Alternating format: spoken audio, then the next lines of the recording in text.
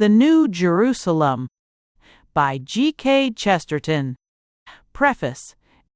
This book is only an uncomfortably large notebook, and it has the disadvantages, whether or no it has the advantages, of notes that were taken on the spot.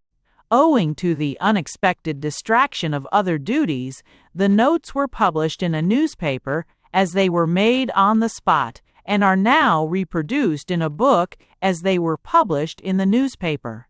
The only exception refers to the last chapter on Zionism, and even there, the book only reverts to the original notebook. A difference of opinion which divided the writer of the book from the politics of the newspaper prevented the complete publication of that chapter in that place.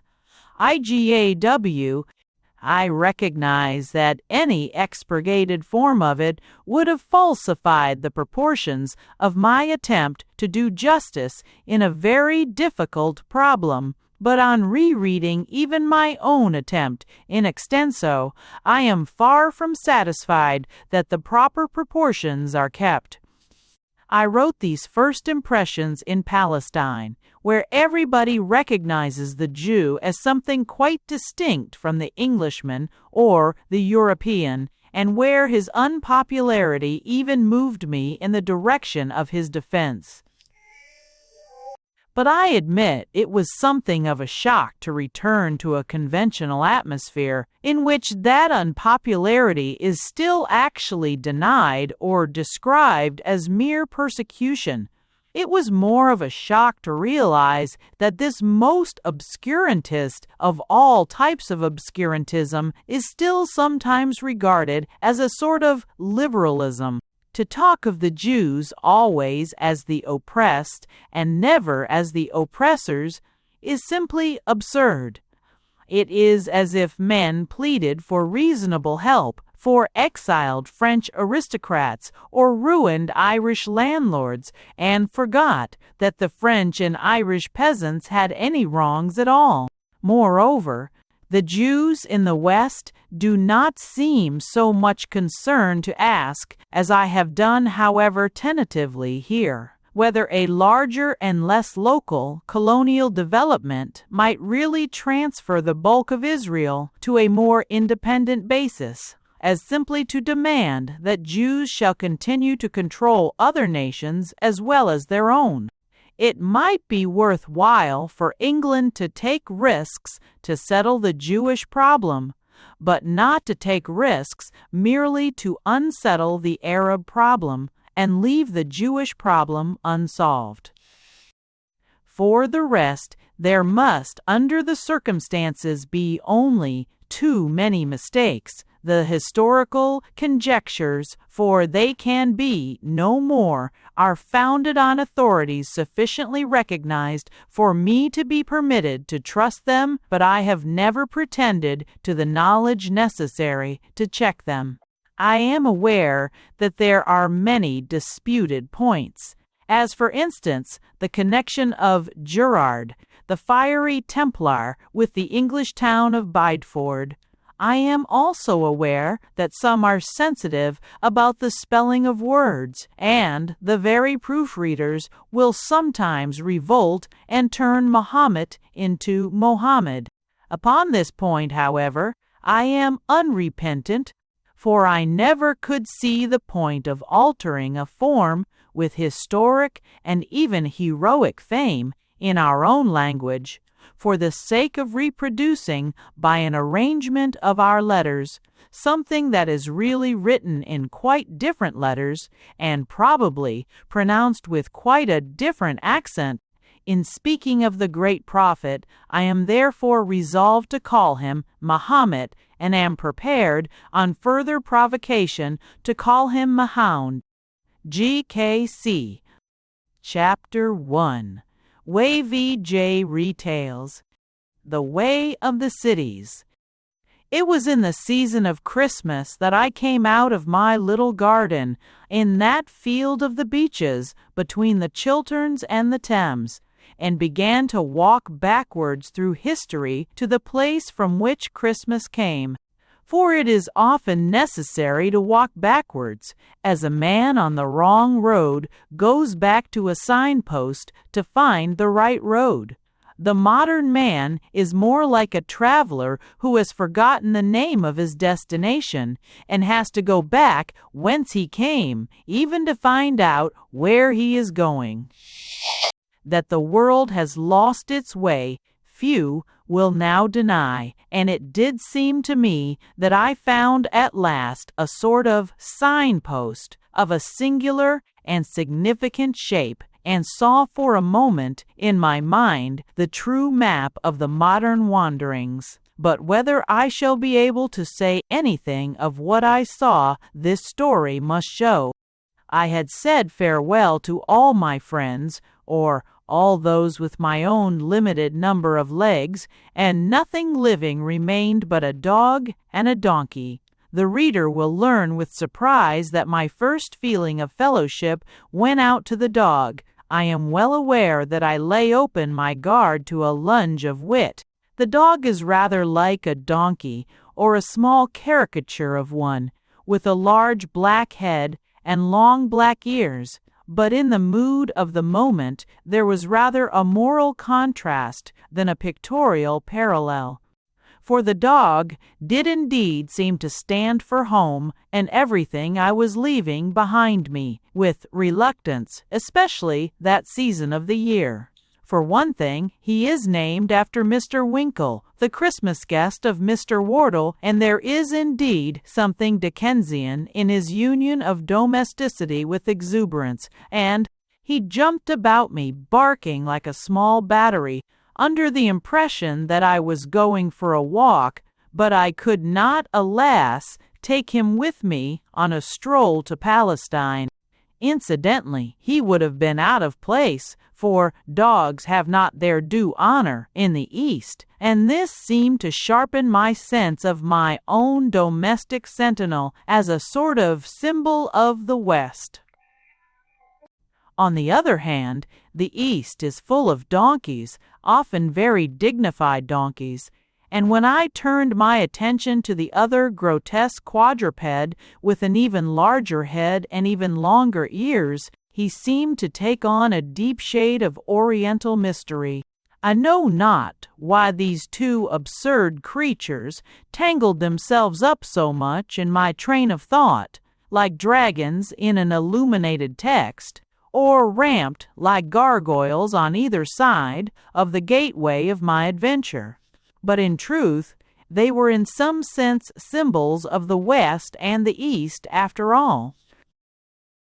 The dog's very lawlessness is but an extravagance of loyalty. He will go mad with joy 3 times on the same day at going out for a walk down the same road.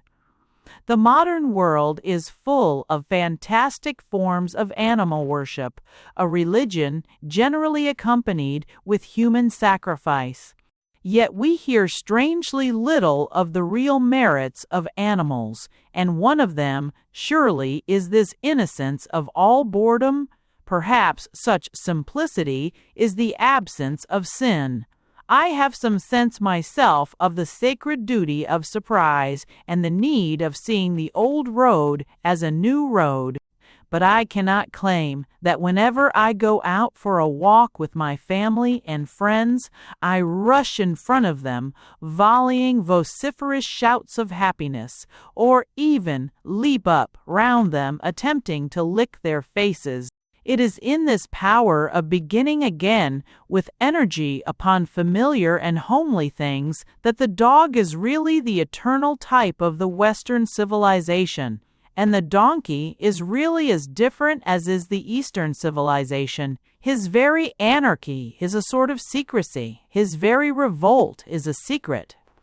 He does not leap up because he wishes to share my walk, but to follow his own way, as lonely as the wild ass of Scripture.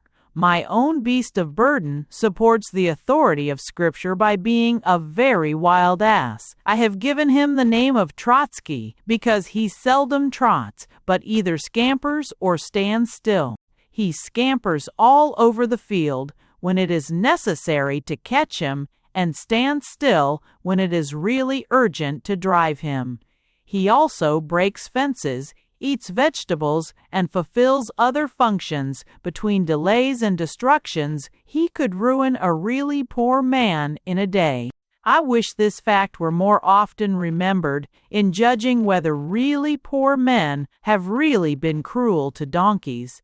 But I assure the reader that I am not cruel to my donkey. The cruelty is all the other way. He kicks the people who try to catch him, and again I am haunted by a dim human parallel.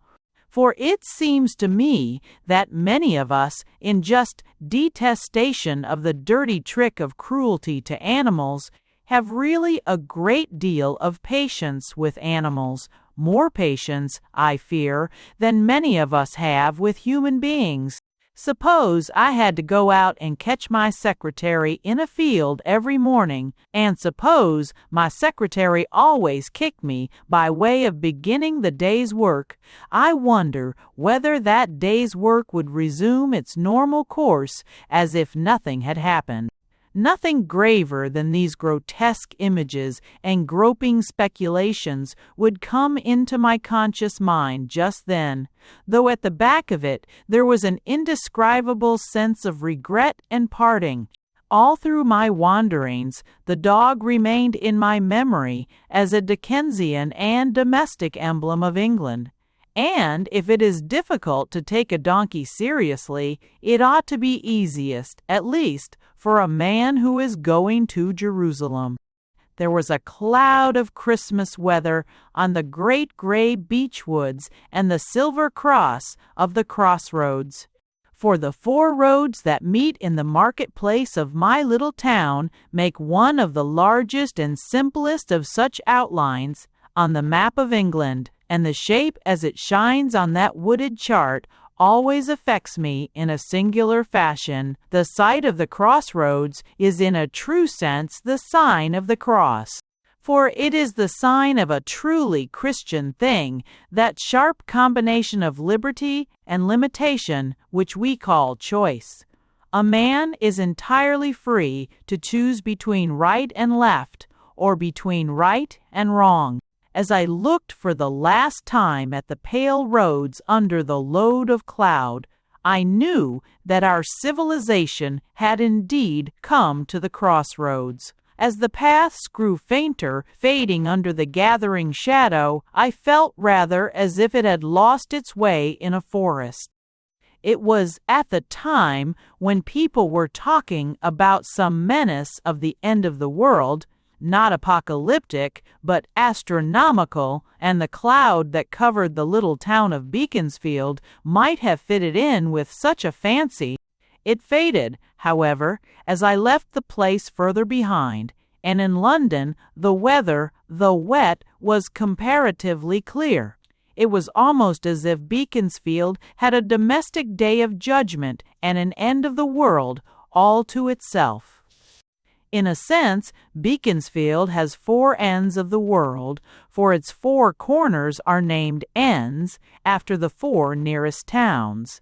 But I was concerned only with the one called London End, and the very name of it was like a vision of some vain thing at once ultimate and infinite. The very title of London End sounds like the other end of nowhere, or, what is worse, of everywhere. It suggests a sort of derisive riddle. Where does London end? As I came up through the vast, vague suburbs, it was this sense of London as a shapeless and endless muddle that chiefly filled my mind.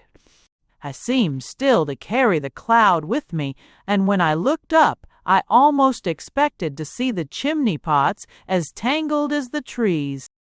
And in truth, if there was now no material fog, there was any amount of mental and moral fog. The whole industrial world symbolized by London had reached a curious complication and confusion not easy to parallel in human history. It is not a question of controversies, but rather of cross purposes. As I went by Charing Cross, my eye caught a poster about labor politics with something about the threat of direct action and a demand for nationalization. And quite apart from the merits of the case, it struck me that after all, the direct action is very indirect, and the thing demanded is many steps away from the thing desired. It is all part of a sort of tangle in which terms and things cut across each other. The employers talk about private enterprise, as if there were anything private about modern enterprise. Its combines are as big as many commonwealths, and things advertised in large letters on the sky cannot plead the shy privileges of privacy. Meanwhile, the labor men talk about the need to nationalize the mines or the land, as if it were not the great difficulty in a plutocracy to nationalize the government, or even to nationalize the nation. The capitalists praise competition while they create monopoly. The socialists urge a strike to turn workmen into soldiers and state officials, which is logically a strike against strikes. I merely mention it as an example of the bewildering inconsistency, and for no controversial purpose. My own sympathies are with the socialists, in so far that there is something to be said for socialism and nothing to be said for capitalism. But the point is that when there is something to be said for one thing, it is now commonly said in support of the opposite thing. Never since the mob called out, "Less bread, more taxes," in the nonsense story, has there been so truly nonsensical a situation as that in which the strikers demand government control and the government denounces its own control as anarchy. The mob howls before the palace gates, "Hateful tyrant, we demand that you assume more despotic powers," and the tyrant thunders from the balcony, "Vile rebels, do you dare to suggest that my powers should be extended?" There seems to be a little misunderstanding somewhere. In truth, everything I saw told me that there was a large misunderstanding everywhere, a misunderstanding amounting to a mess. And as this was the last impression that London left on me, so it was the impression I carried with me about the whole modern problem of Western civilization as a riddle to be read or a knot to be untied. To untie it, it is necessary to get hold of the right end of it, and especially the other end of it. We must begin at the beginning. We must return to our first origins in history, as we must return to our first principles in philosophy. We must consider how we came to be doing what we do, and even saying what we say. As it is, the very terms we use are either meaningless or something more than meaningless, inconsistent even with themselves. This applies, for instance, to the talk of both sides in that labor controversy, which I merely took in passing because it was the current controversy in London when I left. The capitalists say Bolshevism, as one might say Boojum. It is merely a mystical and imaginative word suggesting horror, but it might mean many things, including some just and rational things. On the other hand, there could never be any meaning at all in the phrase, "the dictatorship of the proletariat." It is like saying, "the omnipotence of omnibus conductors." It is fairly obvious that if an omnibus conductor were omnipotent, he would probably prefer to conduct something else besides an omnibus. Whatever its exponents mean, it is clearly something different from what they say, and even this verbal inconsistency, this mere welter of words, is a sign of the common confusion of thought. It is this sort of thing that made London seem like a limbo of lost words and, possibly, of lost wits. And it is here we find the value of what I have called walking backwards through history. It is one of the rare merits of modern mechanical travel that it enables us to compare widely different cities in rapid succession. The stages of my own progress were the chief cities of separate countries, and though more is lost in missing the countries, something is gained in so sharply contrasting the capitals. And again, it was one of the advantages of my own progress that it was a progress backwards, that it happened, as I have said, to retrace the course of history to older and older things, to Paris and to Rome and to Egypt, and almost, as it were, to Eden. And finally, it is one of the advantages of such a return that it did really begin to clarify the confusion of names and notions in modern society. I first became conscious of this when I went out of the Gare de Lyon and walked along a row of cafes until I saw again a distant column crowned with a dancing figure, the freedom that danced over the fall of the Bastille. Here, at least, I thought, is an origin and a standard, such as I missed in the mere muddle of industrial opportunism. The modern industrial world is not in the least democratic, but it is supposed to be democratic, or supposed to be trying to be democratic. The 9th century, the time of the Norse invasions, was not saintly in the sense of being filled with saints. It was filled with pirates and petty tyrants and the first feudal anarchy. But sanctity was the only ideal those barbarians had when they had any at all, and democracy is the only ideal the industrial millions have when they have any at all. Sanctity was the light of the Dark Ages, or if you will, the dream of the Dark Ages, and democracy is the dream of the Dark Age of industrialism. If it be very much of a dream, it is this which prophets promise to achieve, and politicians pretend to achieve, and poets sometimes desire to achieve, and sometimes only desire to desire. In a word, an equal citizenship is quite the reverse of the reality in the modern world, but it is still the ideal in the modern world. At any rate, it has no other ideal.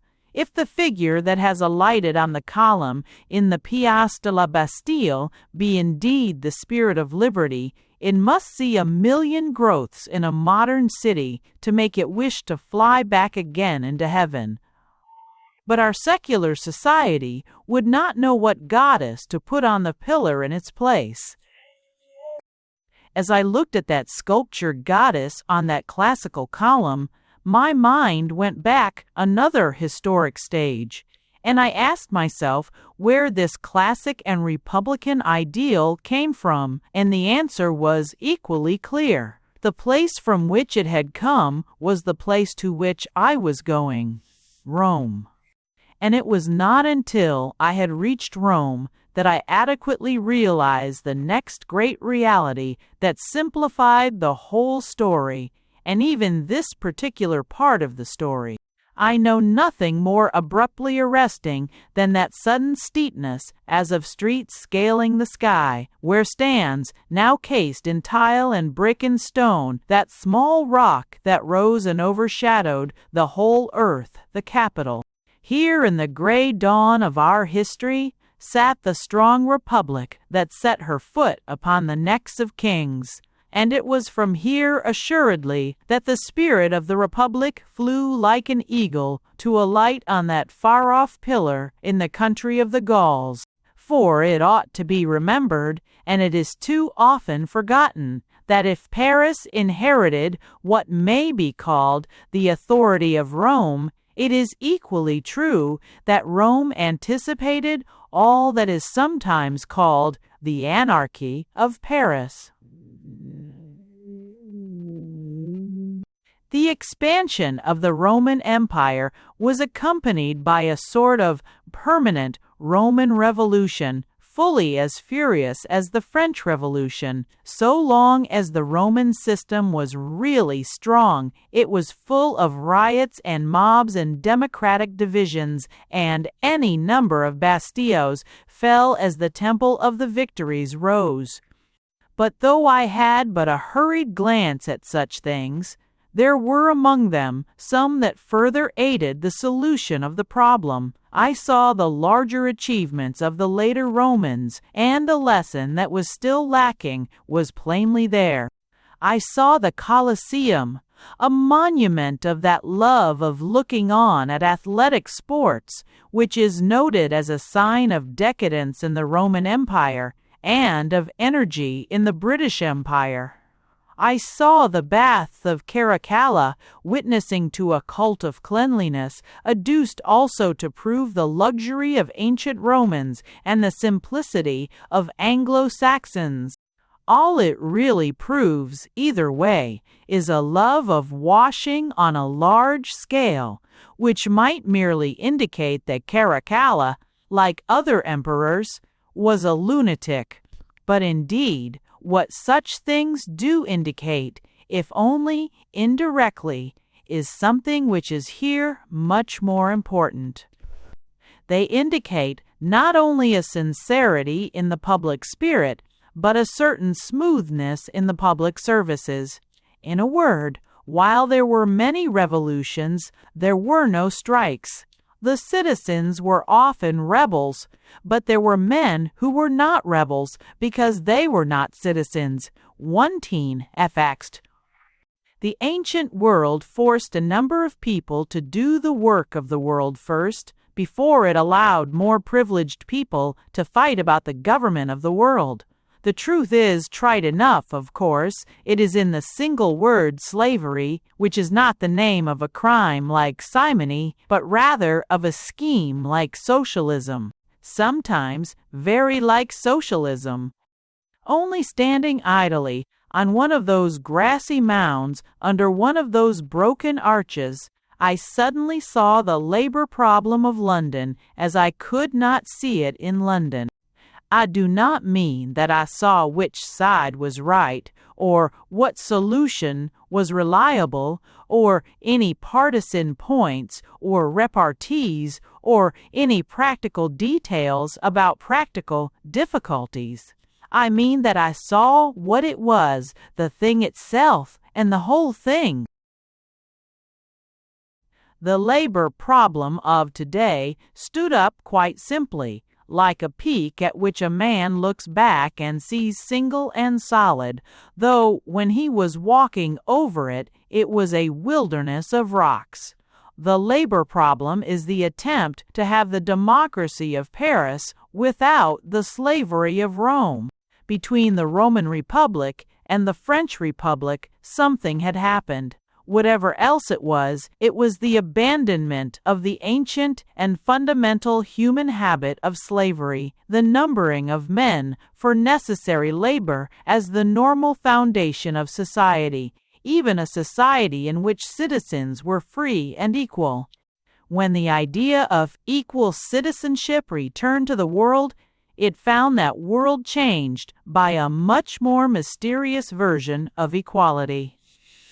So that London, handing on the lamp from Paris as well as Rome, is faced with a new problem touching the old practice of getting the work of the world done somehow. We have now to assume not only that all citizens are equal, but that all men are citizens. Capitalism attempted it by combining political equality with economic inequality. It assumed the rich could always hire the poor. But capitalism seems to me to have collapsed, to be not only a discredited ethic, but a bankrupt business. Whether we shall return to pagan slavery, or to small property, or buy guilds, or otherwise get to work in a new way, is not the question here. The question here was the one I asked myself standing on that green mound beside the yellow river, and the answer to it lay ahead of me, along the road that ran towards the rising sun. What made the difference? What was it that had happened between the rise of the Roman Republic and the rise of the French Republic? Why did the equal citizens of the first take it for granted that there would be slaves? Why did the equal citizens of the second take it for granted that there would not be slaves? How had this immemorial institution disappeared in the interval, so that nobody even dreamed of it or suggested it? How was it that when equality returned, it was no longer the equality of citizens and had to be the equality of men? The answer is that this equality of men is in more senses than one a mystery. It is a mystery which I pondered as I stood in the corridor of the train going south from Rome. It was at daybreak, and, as it happened before anyone else had risen, that I looked out of the long row of windows across a great landscape gray with olives and still dark against the dawn. The dawn itself looked rather like a row of wonderful windows, a line of low casements unshuttered and shining under the eaves of cloud. There was a curious clarity about the sunrise, as if its sun might be made of glass rather than gold. It was the first time I had seen so closely and covering such a landscape the gray convolutions and hoary foliage of the olive, and all those twisted trees went by like a dance of dragons in a dream. The rocking railway train and the vanishing railway line seemed to be going due east, as if disappearing into the sun, and save for the noise of the train, there was no sound in all that gray and silver solitude, not even the sound of a bird. Yet the plantations were mostly marked out in private plots and bore every trace of the care of private owners. It is seldom, I confess, that I so catch the world asleep, nor do I know why my answer should have come to me thus when I was myself only half awake. It is common in such a case to see some new signal or landmark, but in my experience, it is rather the things already grown familiar that suddenly grow strange and significant. 1,000,000 olives must have flashed by before I saw the first olive, the first, so to speak, which really waved the olive branch. For I remembered at last to what land I was going, and I knew the name of the magic which had made all those peasants out of pagan slaves, and has presented to the modern world a new problem of labor and liberty. It was as if I already saw against the clouds of daybreak that mountain which takes its title from the olive, and standing half visible upon it, a figure at which I did not look. Ex oriente look, and I knew what dawn had broken over the ruins of Rome. I have taken but this one text or label out of 100 such, the matter of labor and liberty, and thought it worth while to trace it from one blatant and bewildering yellow poster in the London streets to its high places in history. But it is only one example of the way in which 1,000 things grouped themselves and fell into perspective as I passed farther and farther from them and drew near the central origins of civilization. I do not say that I saw the solution, but I saw the problem. In the litter of journalism and the chatter of politics, it is too much of a puzzle, even to be a problem.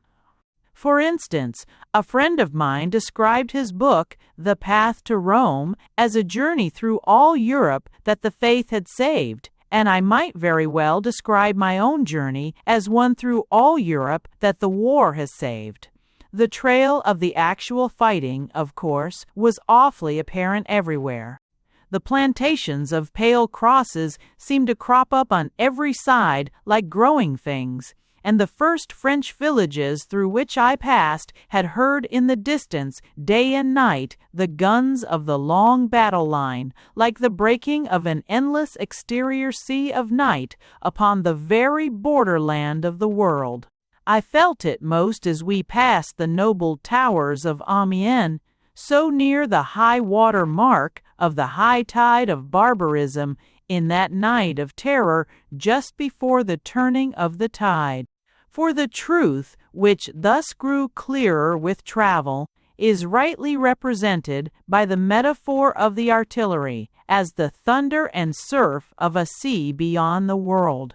Whatever else the war was, it was like the resistance of something as solid as land, and sometimes as patient and inert as land, against something as unstable as water, as weak as water, but also as strong as water is in a cataract or a flood. It was the resistance of form to formlessness. That version or vision of it seemed to clarify itself more and more as I went on. It was the defense of that same ancient enclosure in which stood the broken columns of the Roman Forum and the column in the Paris Square, and of all other such enclosures down to the domestic enclosures of my own dog and donkey. All had the same design, the marking out of a square for the experiment of liberty, of the old civic liberty or the later universal liberty. I knew, to take the domestic metaphor, that the watchdog of the West had again proved too strong for the wild dogs of the Orient, for the foes of such creative limits are chaos and old night, whether they are the northern barbarism that pitted tribal pride and brutal drill against the civic ideal of Paris, or the eastern barbarism that brought brigands out of the wilds of Asia to sit on the throne of Byzantium. And, as in the other case, what I saw was something simpler and larger than all the disputed details about the war and the peace. A man may think it extraordinary, as I do, that the natural dissolution of the artificial German Empire into smaller states should have actually been prevented by its enemies, when it was already accepted in despair by its friends. For we are now trying hard to hold the Prussian system together, having hammered hard for 4 mortal years to burst it asunder. Or he may think exactly the opposite. It makes no difference to the larger fact I have in mind.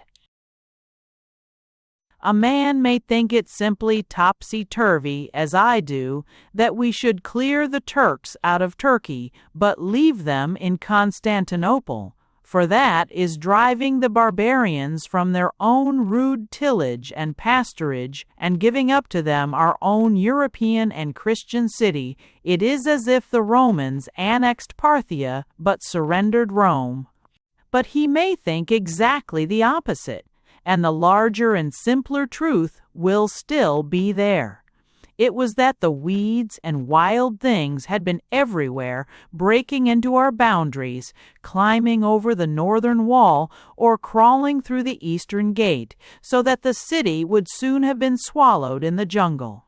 And whether the lines had been redrawn logically or loosely, or particular things cleared with consistency or caprice, a line has been drawn somewhere and a clearance has been made somehow. The ancient plan of our city has been saved, a city at least capable of containing citizens. I felt this in the chance relics of the war itself. I felt it 20 times more in those older relics which even the war had never touched at all. I felt the change as much in the changeless East as in the ever-changing West. I felt it when I crossed another great square in Paris to look at a certain statue, which I had last seen hung with crape and such garlands as we give the dead, but on whose plain pedestal nothing now is left but the single word, Strasbourg.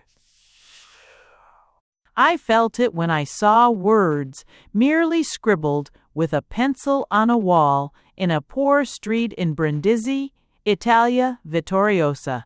But I felt it as much or even more in things infinitely more ancient and remote, in those monuments like mountains that still seem to look down upon all modern things.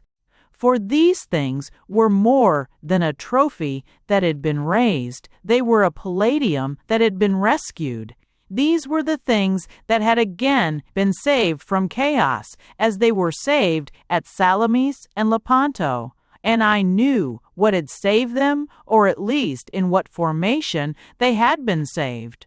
I knew that these scattered splendors of antiquity would hardly have descended to us at all, to be endangered or delivered, if all that pagan world had not crystallized into Christendom. Crossing seas as smooth as pavements, inlaid with turquoise and lapis lazuli, and relieved with marble mountains as clear and famous as marble statues, it was easy to feel all that had been pure and radiant, even in the long evening of paganism. But that did not make me forget what strong stars had comforted the inevitable night. The historical moral was the same, whether these marble outlines were merely the isles seen afar off like sunset clouds by the Hebrew prophets, or were felt indeed as Hellas, the great archipelago of arts and arms praised by the Greek poets. The historic heritage of both descended only to the Greek fathers. In those wild times and places, the thing that preserved both was the only thing that would have permanently preserved either. It was but part of the same story when we passed the hoary hills that held the primeval culture of Crete, and remembered that it may well have been the first home of the Philistines. It mattered the less by now whether the pagans were best represented by Poseidon, the deity, or by Dagon, the demon. I mattered the less what gods had blessed the Greeks in their youth and liberty, for I knew what God had blessed them in their despair. I knew by what sign they had survived the long slavery under Ottoman Orientalism, and upon what name they had called in the darkness when there was no light but the horned moon of Mahound. If the glory of Greece has survived in some sense, I knew why it had ever survived in any sense. Nor did this feeling of our fixed formation fail me when I came to the very gates of Asia and of Africa, when there rose out of the same blue seas the great harbor of Alexandria, where had shone the Pharos like the star of Hellas, and where men had heard from the lips of Hypatia the last words of Plato. I know the Christians tore Hypatia in pieces, but they did not tear Plato in pieces. The wild men that rode behind Omar the Arab would have thought nothing of tearing every page of Plato in pieces, for it is the nature of all this outer nomadic anarchy that it is capable, sooner or later, of tearing anything and everything in pieces.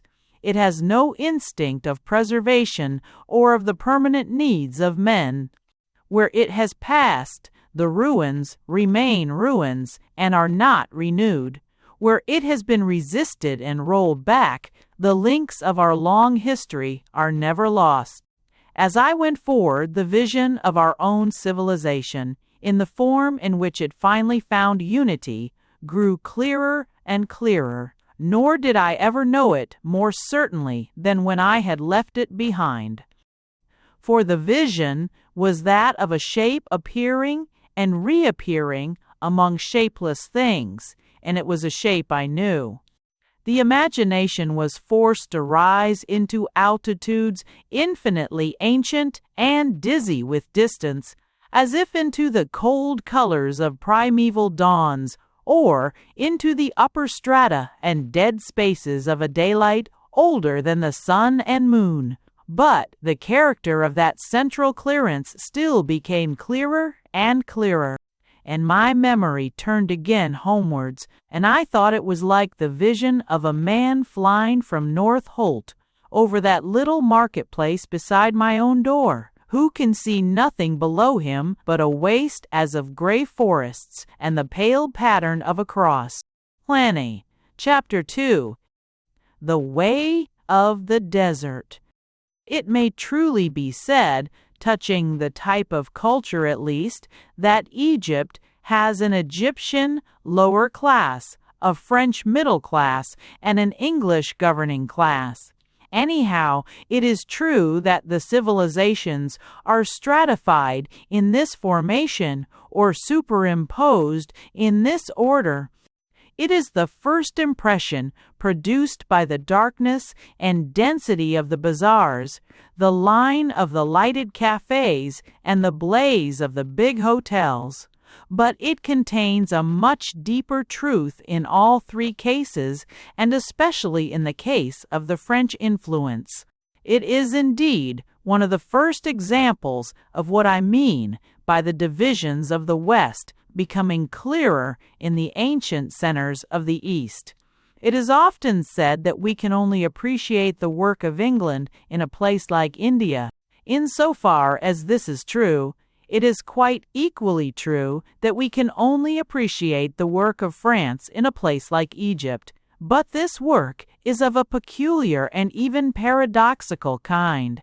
It is too practical to be prominent and so universal that it is unnoticed. The French view of the rights of man is called visionary, but in practice it is very solid and even prosaic.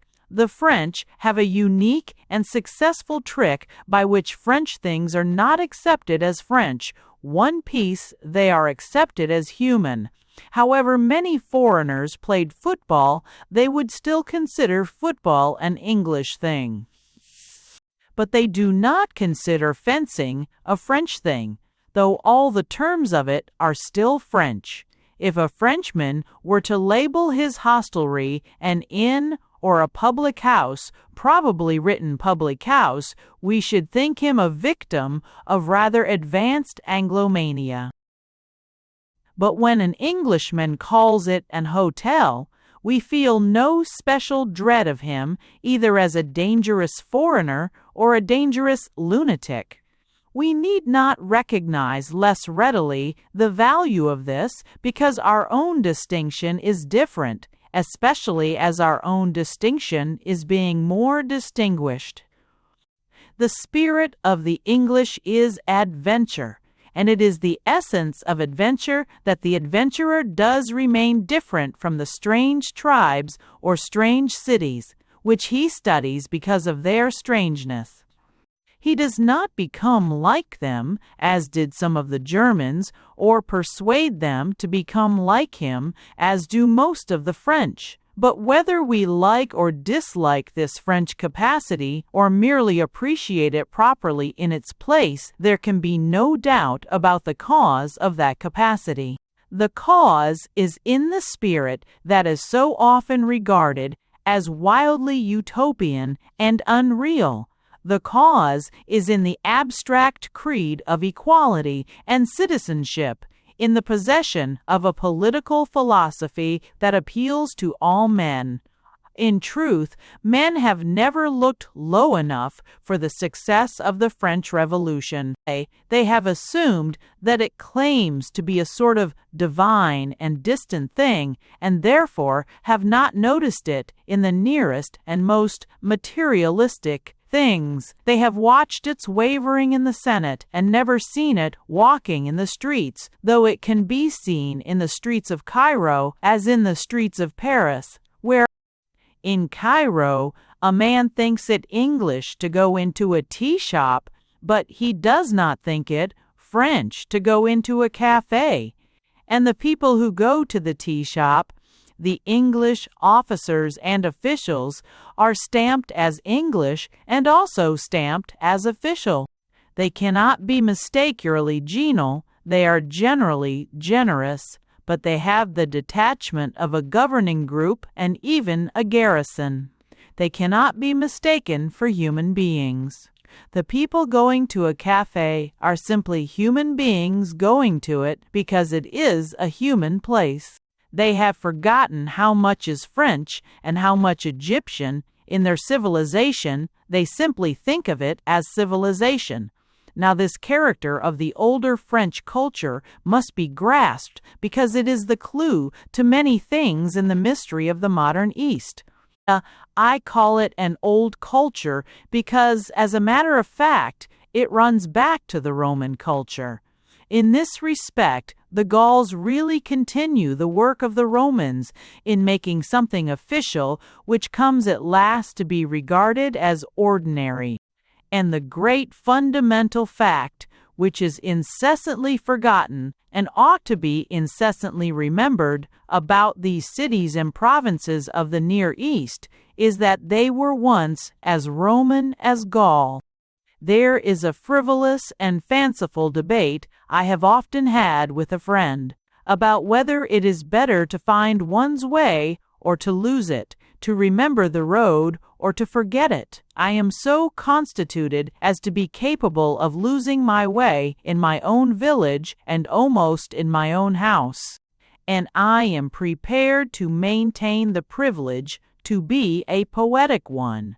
In truth, I am prepared to maintain that both attitudes are valuable and should exist side by side.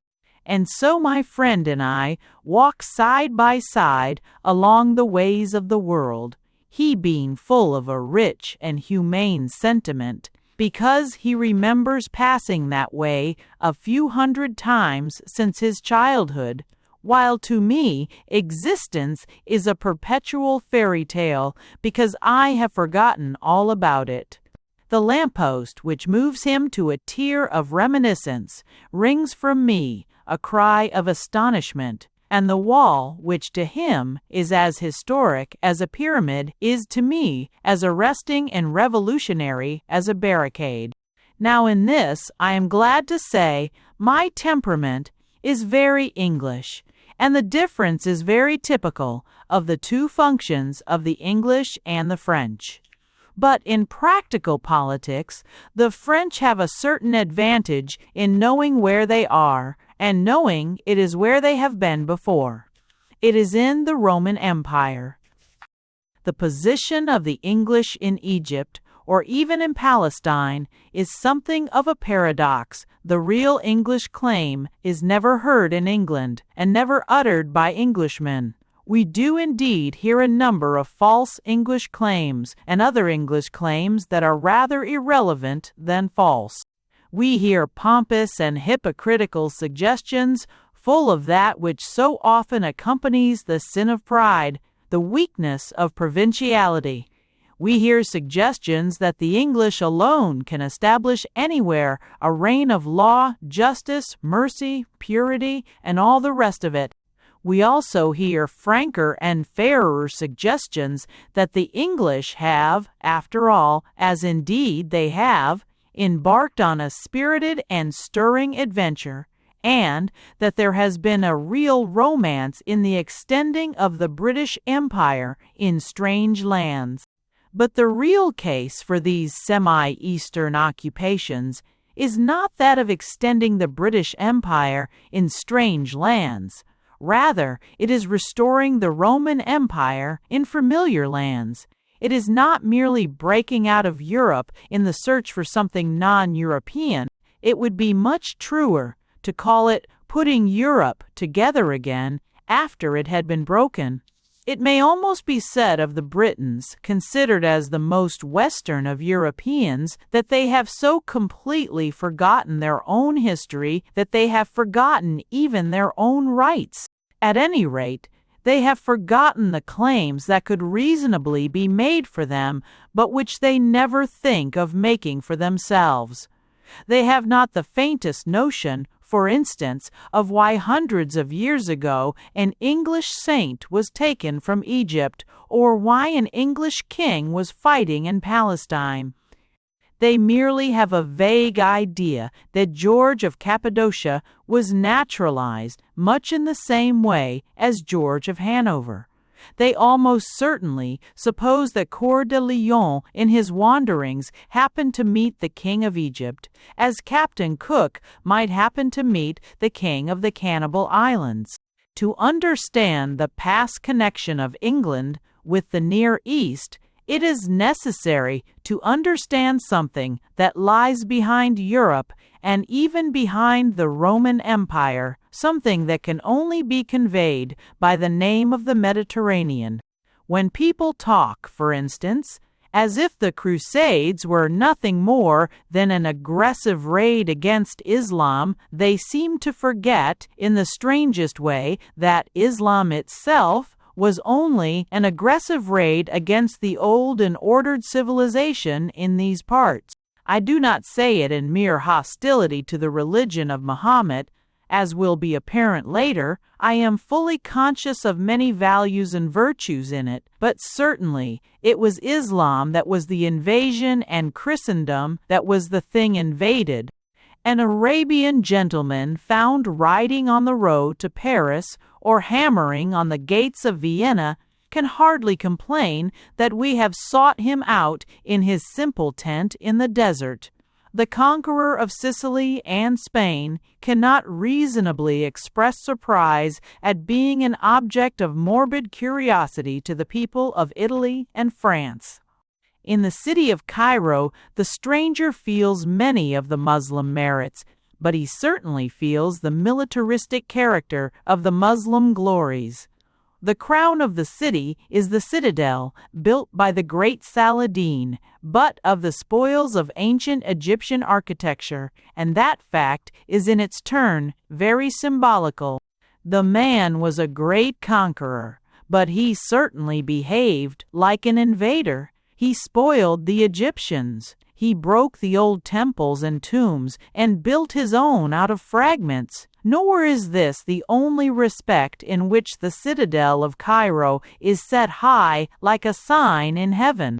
The sign is also significant, because from this superb height the traveler first beholds the desert, out of which the great conquest came. Everyone has heard the great story of the Greeks who cried aloud in triumph when they saw the sea afar off. But it is a stranger experience to see the earth afar off, and few of us, strictly speaking, have ever seen the earth at all. In cultivated countries it is always clad, as it were, in green garments. The first sight of the desert is like the sight of a naked giant in the distance. The image is all the more natural because of the particular formation which it takes, at least as it borders upon the fields of Egypt and as it is seen from the high places of Cairo. Those who have seen the desert only in pictures generally think of it as entirely flat. But this edge of it at least stands up on the horizon as a line of wrinkled and hollow hills like the scalps of bald men, or worse, of bald women. For it is impossible not to think of such repulsive images in spite of real sublimity of the call to the imagination. There is something curiously hostile and inhuman about the first appearance of the motionless surges of that dry and dreadful sea. Afterwards, if the traveler has happened to linger here and there in the outposts of the desert, has seen the British camp at Kantara, or the graceful French garden town of Ismailia, he comes to take the desert as a background, and sometimes a beautiful background, a mirror of mighty reflections and changing colors, almost as strange as the colors of the sea. But when it is first seen abutting, and as it were, advancing, upon the fields and gardens of humanity, then it looks indeed like an enemy or a long line of enemies, like a line of tawny wild beasts, thus halted, with their heads lifted. It is the feeling that such vain and sterile sand can yet make itself into something like a mountain range. And the traveler remembers all the tragedies of the desert when he lifts up his eyes to those accursed hills from whence no help can come.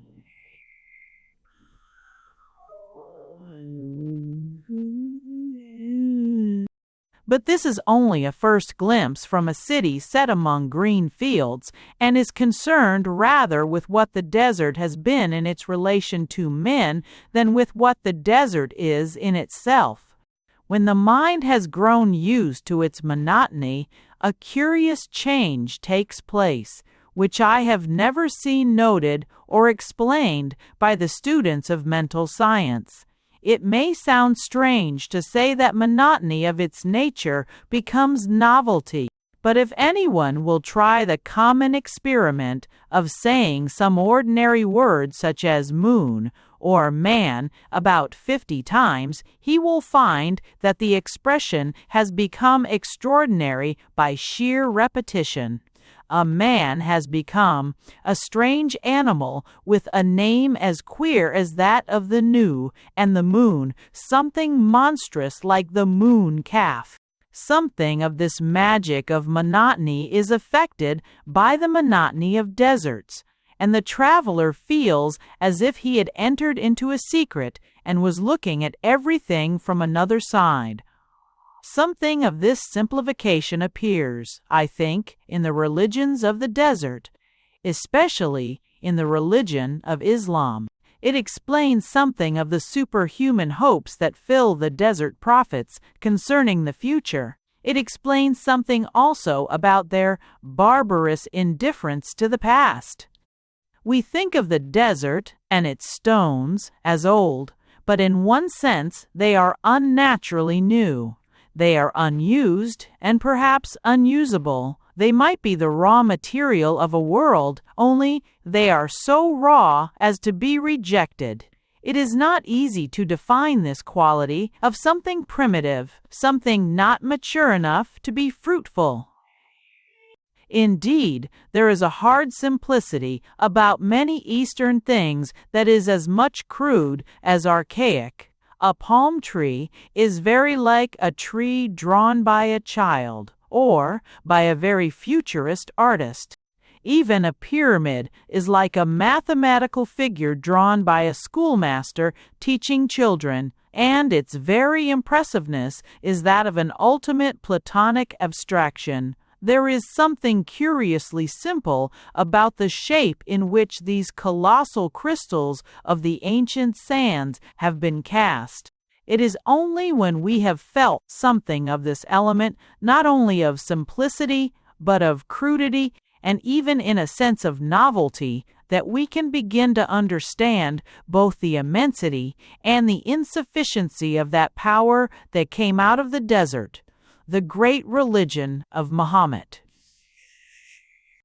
In the red circle of the desert, in the dark and secret place, the prophet discovers the obvious things. I do not say it merely as a sneer, for obvious things are very easily forgotten, and indeed, every high civilization decays by forgetting obvious things.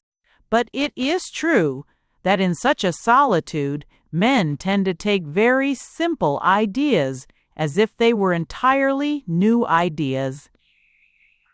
There is a love of concentration which comes from the lack of comparison. The lonely man looking at the lonely palm tree does see the elementary truths about the palm tree, and the elementary truths are very essential. Thus he does see that though the palm tree may be a very simple design, it was not he who designed it. It may look like a tree drawn by a child, but he is not the child who could draw it.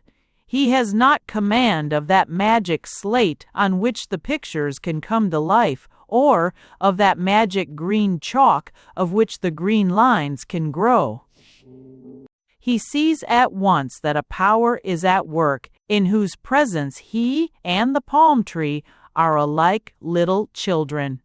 In other words, He is intelligent enough to believe in God, and the Muslim, the man of the desert, is intelligent enough to believe in God. But his belief is lacking in that humane complexity that comes from comparison. The man looking at the palm tree does realize the simple fact that God made it, while the man looking at the lamppost in a large modern city can be persuaded by 100 sophistical circumlocutions that he made it himself. But the man in the desert cannot compare the palm tree with the lamppost, or even with all the other trees which may be better worth looking at than the lamppost. Hence his religion, though true as far as it goes, has not the variety and vitality of the churches that were designed by men walking in the woods and orchards. I speak here of the Muslim type of religion, and not of the Oriental type of ornament, which is much older than the Muslim type of religion. But even the Oriental type of ornament, admirable as it often is to the ornament of a Gothic cathedral what a fossil forest is to a forest full of birds. In short, the man of the desert tends to simplify too much, and to take his first truth for the last truth. And, as it is with religion, so it is with morality. He who believes in the existence of God believes in the equality of man.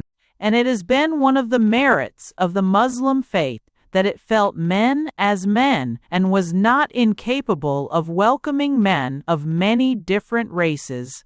But here again, it was so hard and crude that its very equality was like a desert rather than a field. Its very humanity was inhuman.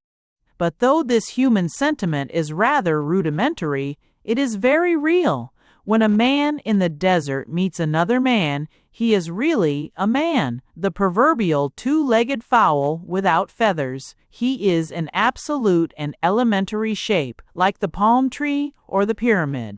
The discoverer does not pause to consider through what gradations he may have been evolved from a camel. When the man is a mere dot in the distance, the other man does not shout at him and ask whether he had a university education, or whether he is quite sure he is purely Teutonic and not Celtic or Iberian. A man is a man, and a man is a very important thing. One thing redeems the Muslim morality which can be set over against a mountain of crimes, a considerable deposit of common sense. And the first fact of common sense is the common bond of men. There is indeed in the Muslim character also a deep and most dangerous potentiality of fanaticism, of the menace of which something may be said later. Fanaticism sounds like the flat contrary of common sense, yet curiously enough they are both sides of the same thing. The fanatic of the desert is dangerous precisely because he does take his faith as a fact, and not even as a truth in our more transcendental sense. When he does take up a mystical idea, he takes it as he takes the man or the palm tree, that is, quite literally.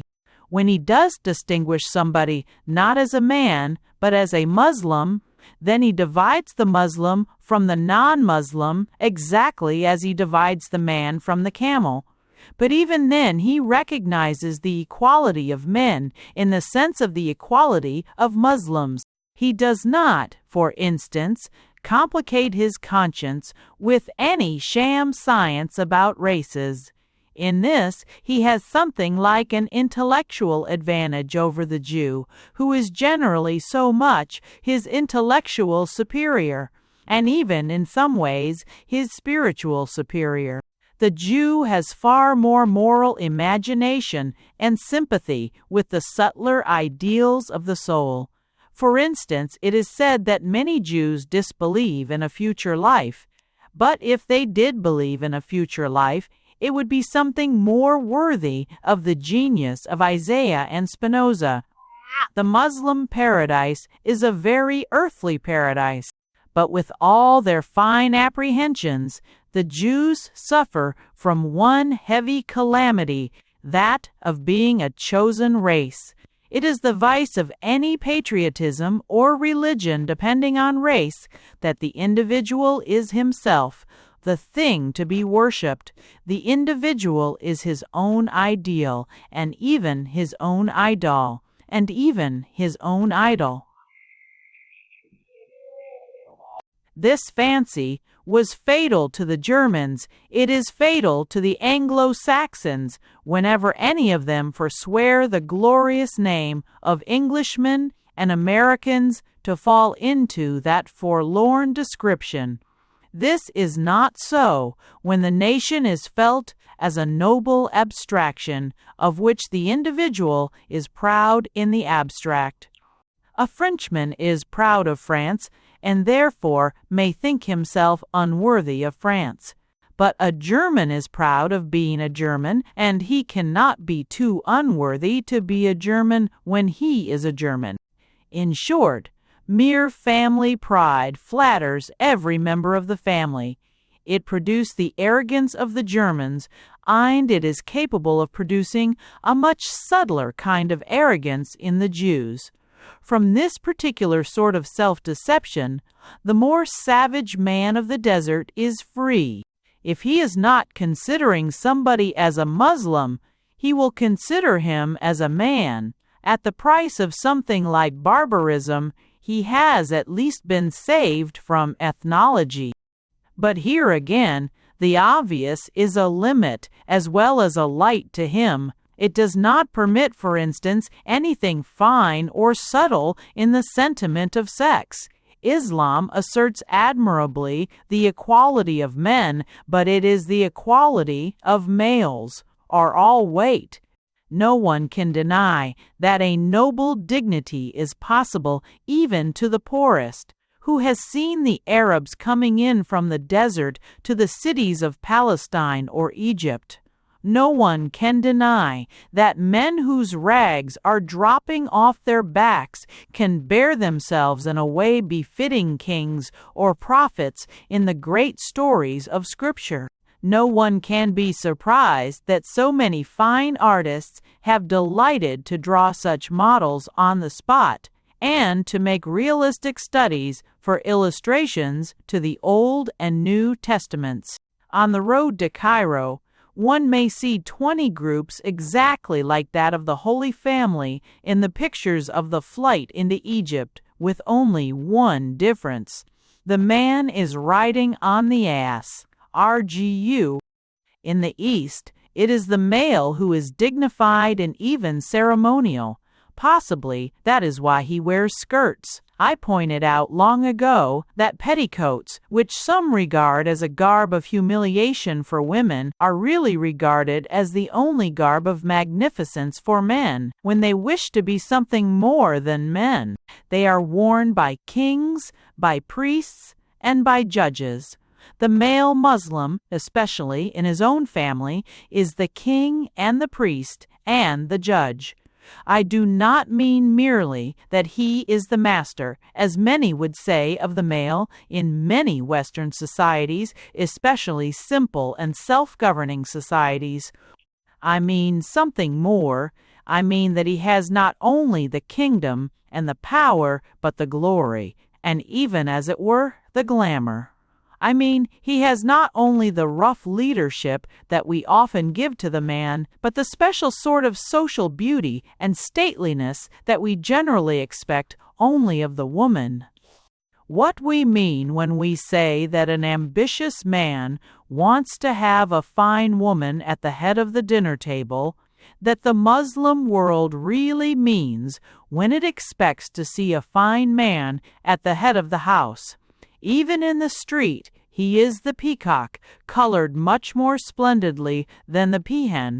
Even when clad in comparatively sober and partly European costume, as outside the cafes of Cairo and the great cities, he exhibits this indefinable character not merely of dignity, but of pomp. It can be traced even in the tarbosh, the minimum of Turkish attire worn by all the commercial classes, the thing more commonly called in England a fez. The fez is not a sort of smoking cap. It is a tower of scarlet, often tall enough to be the headdress of a priest, and it is a hat one cannot take off to a lady. This fact is familiar enough in talk about Muslim and Oriental life generally, but I only repeat it in order to refer it back to the same simplification which is the advantage and disadvantage of the philosophy of the desert. Chivalry is not an obvious idea. It is not as plain as a pikestaff or as a palm tree. It is a delicate balance between the sexes which gives the rarest and most poetic kind of pleasure to those who can strike it. But it is not self-evident to a savage merely because he is also a sane man. It often seems to him as much a part of his own coarse common sense that all the fame and fun should go to the sex that is stronger and less tied, as that all the authority should go to the parents rather than the children. For weakness he can understand, and the Muslim is quite capable of giving royal alms to a cripple or an orphan. But reverence for weakness is to him simply meaningless. It is a mystical idea that is to him no more than a mystery. But the same is true touching what may be called the lighter side of the more civilized sentiment. This hard and literal view of life gives no place for that slight element of a magnanimous sort of play-acting which is run through all our tales of true lovers in the West. Wherever there is chivalry, there is courtesy, and wherever there is courtesy, there is comedy. There is no comedy in the desert. Another quite logical and consistent element in the very logical and consistent creed we call Mahometanism is the element that we call vandalism. Since such few and obvious things alone are vital, and since a half-artistic, half-antiquarian affection is not one of these things and cannot be called obvious, it is largely left out. It is very difficult to say in a few well-chosen words exactly what is now the use of the pyramids. Therefore, Saladin, the great Saracen warrior, simply stripped the pyramids to build a military fortress on the heights of Cairo. It is a little difficult to define exactly what is a man's duty to the Sphinx, and therefore the Mamelukes used it entirely as a target. There was little in them of that double feeling, full of pathos and irony, which divided the hearts of the primitive Christians in presence of the great pagan literature and art. This is not concerned with brutal outbreaks of revenge, which may be found on both sides, or with chivalrous caprices of toleration, which may also be found on both sides. It is concerned with the inmost mentality of the two religions, which must be understood in order to do justice to either. The Muslim mind never tended to that mystical mode of loving yet leaving, with which Augustine cried aloud upon the ancient beauty, or Dante said farewell to Virgil when he left him in the limbo of the pagans. The Muslim traditions, unlike the medieval legends, do not suggest the image of a knight who kissed Venus before he killed her. We see in all the Christian ages this combination, which is not a compromise, but rather a complexity made by two contrary enthusiasms, as when the Dark Ages copied out the pagan poems while denying the pagan legends, or when the popes of the Renaissance imitated the Greek temples while denying the Greek gods. This high inconsistency is inconsistent with Islam. Islam, as I have said, takes everything literally and does not know how to play with anything. and the cause of the contrast is the historical cause of which we must be conscious in all studies of this kind. The Christian Church had from a very early date the idea of reconstructing a whole civilization, and even a complex civilization. It was the attempt to make a new balance which differed from the old balance of the Stoics of Rome, but which could not afford to lose its balance any more than they. It differed because the old system was one of many religions under one government, while the new was one of many governments under one religion. But the idea of variety in unity remained, though it was, in a sense, reversed. A historical instinct made the men of the New Europe try hard to find a place for everything in the system, however much might be denied to the individual. Christians might lose everything, but Christendom, if possible, must not lose anything. The very nature of Islam, even at its best, was quite different from this. Nobody supposed, even subconsciously, that Muhammad meant to restore ancient Babylon as medievalism vaguely sought to restore ancient Rome. Nobody thought that the builders of the Mosque of Omar had looked at the pyramids as the builders of St. Peter's might have looked at the Parthenon. Islam began at the beginning. It was content with the idea that it had a great truth, as indeed it had a colossal truth. It was so huge a truth that it was hard to see it was a half-truth. Islam was a movement. That is why it has ceased to move. For a movement can only be a mood. It may be a very necessary movement arising from a very noble mood, but sooner or later it must find its level in a larger philosophy and be balanced against other things. Islam was a reaction towards simplicity. It was a violent simplification, which turned out to be an oversimplification. Stevenson has somewhere one of his perfectly picked phrases for an empty-minded man, that he has not one thought to rub against another while he waits for a train. The Muslim had one thought, and that a most vital one, the greatness of God which levels all men. But the Muslim had not one thought to rub against another, because he really had not another. It is the friction of two spiritual things, of tradition and invention, or of substance and symbol, from which the mind takes fire.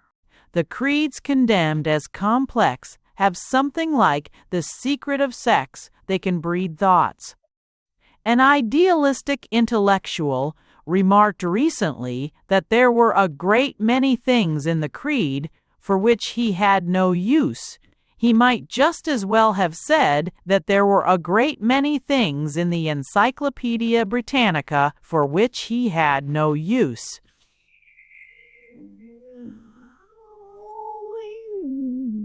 It would probably have occurred to him that the work in question was meant for humanity and not for him, but even in the case of the encyclopedia, it will often be found a stimulating exercise to read two articles on two widely different subjects and note where they touch. In fact, there is really a great deal to be said for the man in A. Pickwick who read first about China and then about metaphysics and combined his information. But, however this may be in the famous case of Chinese metaphysics, it is this which is chiefly lacking in Arabian metaphysics. They suffer, as I have said of the palm tree in the desert, from a lack of the vitality that comes from complexity and of the complexity that comes from comparison. They suffer from having been in a single movement in a single direction, from having begun as a mood and ended rather as a mode, that is, a mere custom or fashion. But any modern Christian thus criticizing the Muslim movement will do well to criticize himself and his world at the same time. For, in truth, Most modern things are mere movements in the same sense as the Muslim movement. They are at best fashions, in which one thing is exaggerated because it has been neglected. They are at worst mere monomanias, in which everything is neglected that one thing may be exaggerated. One thing may be exaggerated. Good or bad, they are alike movements which, in their nature, can only move for a certain distance and then stop. Feminism, for instance, is in its nature a movement, and one that must stop somewhere. But the suffragettes no more established a philosophy of the sexes by their feminism than the Arabs did by their anti-feminism. A woman can find her home on the hustings even less than in the harem, but such movements do not really attempt to find a final home for anybody or anything. Bolshevism is a movement, and in my opinion, a very natural and just movement, considered as a revolt against the crude cruelty of capitalism. But when we find the Bolshevists making a rule that the drama must encourage the proletarian spirit, it is obvious that those who say so are not only maniacs, but, what is more to the point here, are monomaniacs. Imagine having to apply that principle, let us say, to Charlie's aunt. None of these things seek to establish a complete philosophy, such as Aquinas, founded on Aristotle. The only two modern men who attempted it were Comte and Herbert Spencer. Spencer, I think, was too small a man to do it at all, and Comte was a great enough man to show how difficult it is to do it in modern times.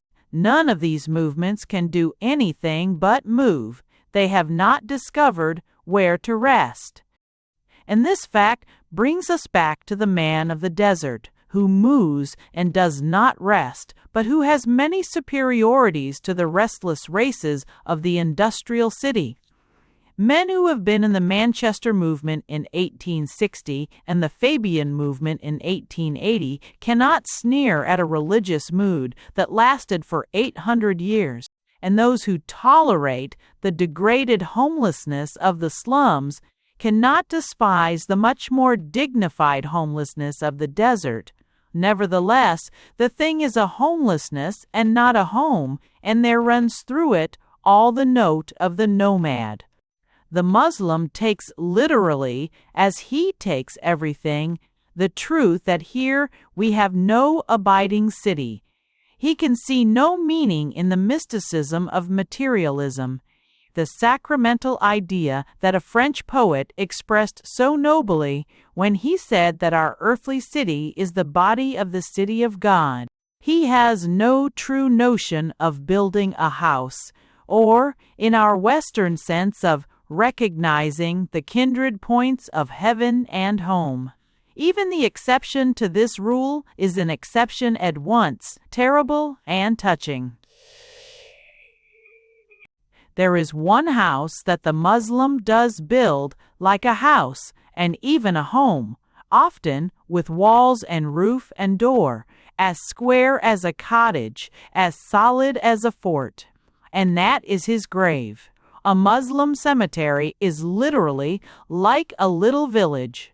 It is a village, as the saying goes, that one would not care to walk through at night.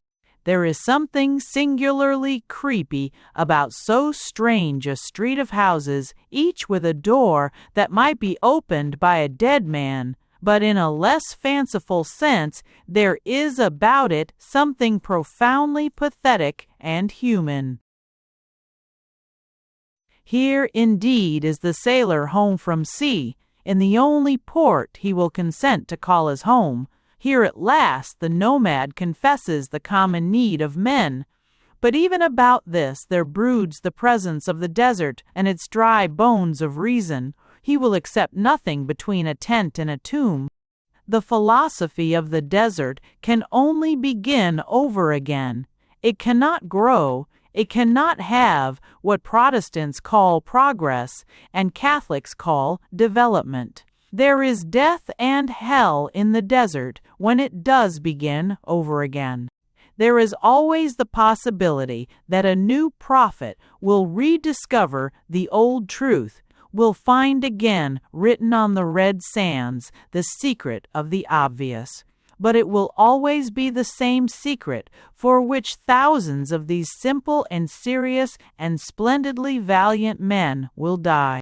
The highest message of Muhammad is a piece of divine tautology. The very cry that God is God is a repetition of words, like the repetitions of wide sands and rolling skies. The very phrase is like an everlasting echo that can never cease to say the same sacred word.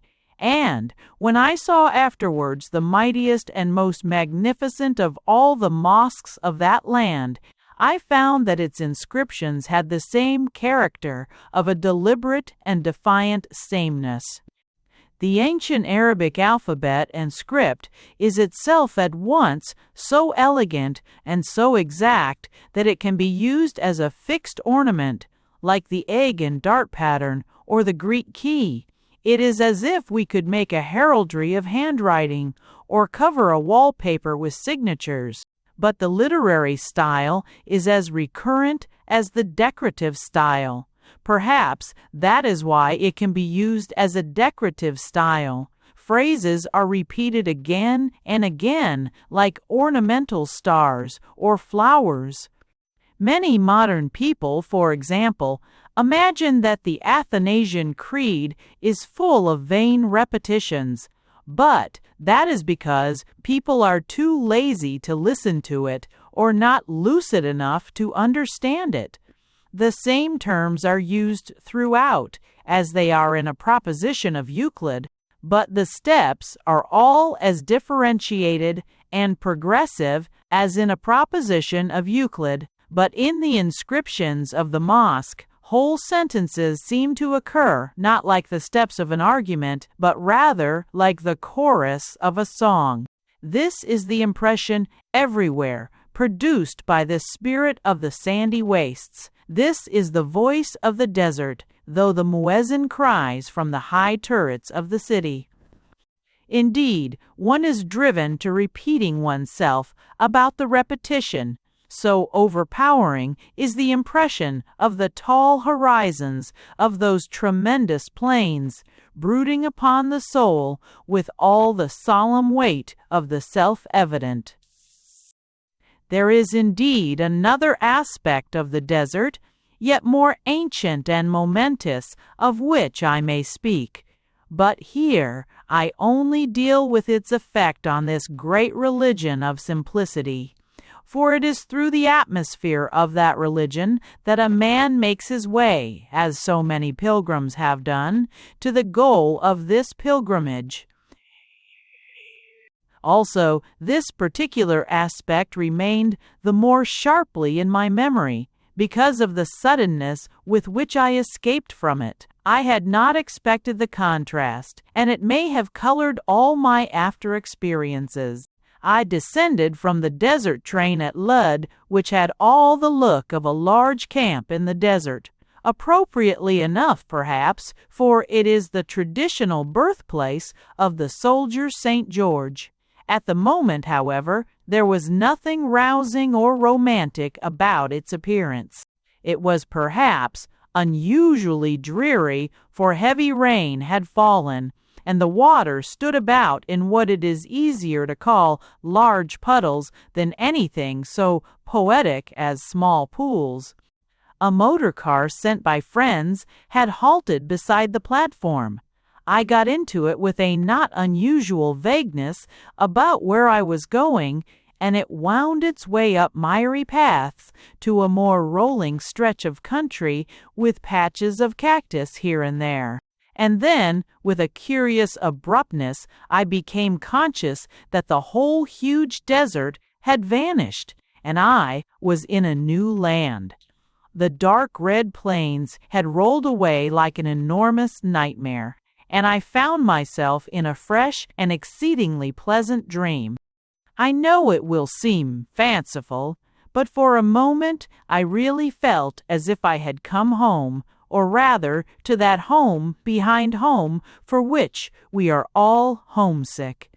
The lost memory of it is the life at once of faith and of fairy tale. Groves glowing with oranges rose behind hedges of grotesque cactus or prickly pear, which really looked like green dragons guarding the golden apples of the Hesperides. On each side of the road were such flowers as I had never seen before under the sun, for indeed they seemed to have the sun in them rather than the sun on them. Clusters and crowds of crimson anemones were of a red not to be symbolized in blood or wine, but rather in the red glass that glows in the window dedicated to a martyr. Only in a wild Eastern tale could one picture a pilgrim or traveler finding such a garden in the desert, and I thought of the oldest tale of all, and the garden from which we came. But there was something in it yet more subtle, which there must be in the impression of any earthly paradise. It is vital to such a dream that things familiar should be mixed with things fantastic, as when an actual dream is filled with the faces of old friends. Sparrows, which seemed to be the same all over the world, were darting hither and thither among the flowers, and I had the fancy that they were the souls of the town, sparrows of London and the smoky cities, and now gone wherever the good sparrows go. And a little way up the road before me, on the hill between the cactus hedges, I saw a gray donkey trotting, and I could almost have sworn that it was the donkey I had left at home. He was trotting on ahead of me, and the outline of his erect and elfish ears was dark against the sky. He was evidently going somewhere with great determination, and I thought I knew to what appropriate place he was going, and that it was my fate to follow him like a moving omen. I lost sight of him later, for I had to complete the journey by train, but the train followed the same direction, which was up steeper and steeper hills. I began to realize more clearly where I was, and to know that the garden in the desert that had bloomed so suddenly about me had borne, for many desert wanderers, the name of the Promised Land.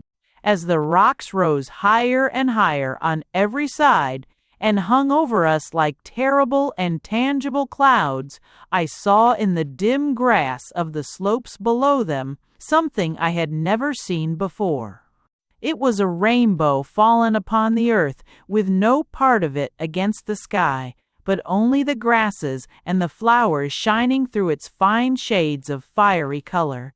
I thought this also was like an omen, and in such a mood of idle mysticism there fell on me another accident which I was content to count for a third.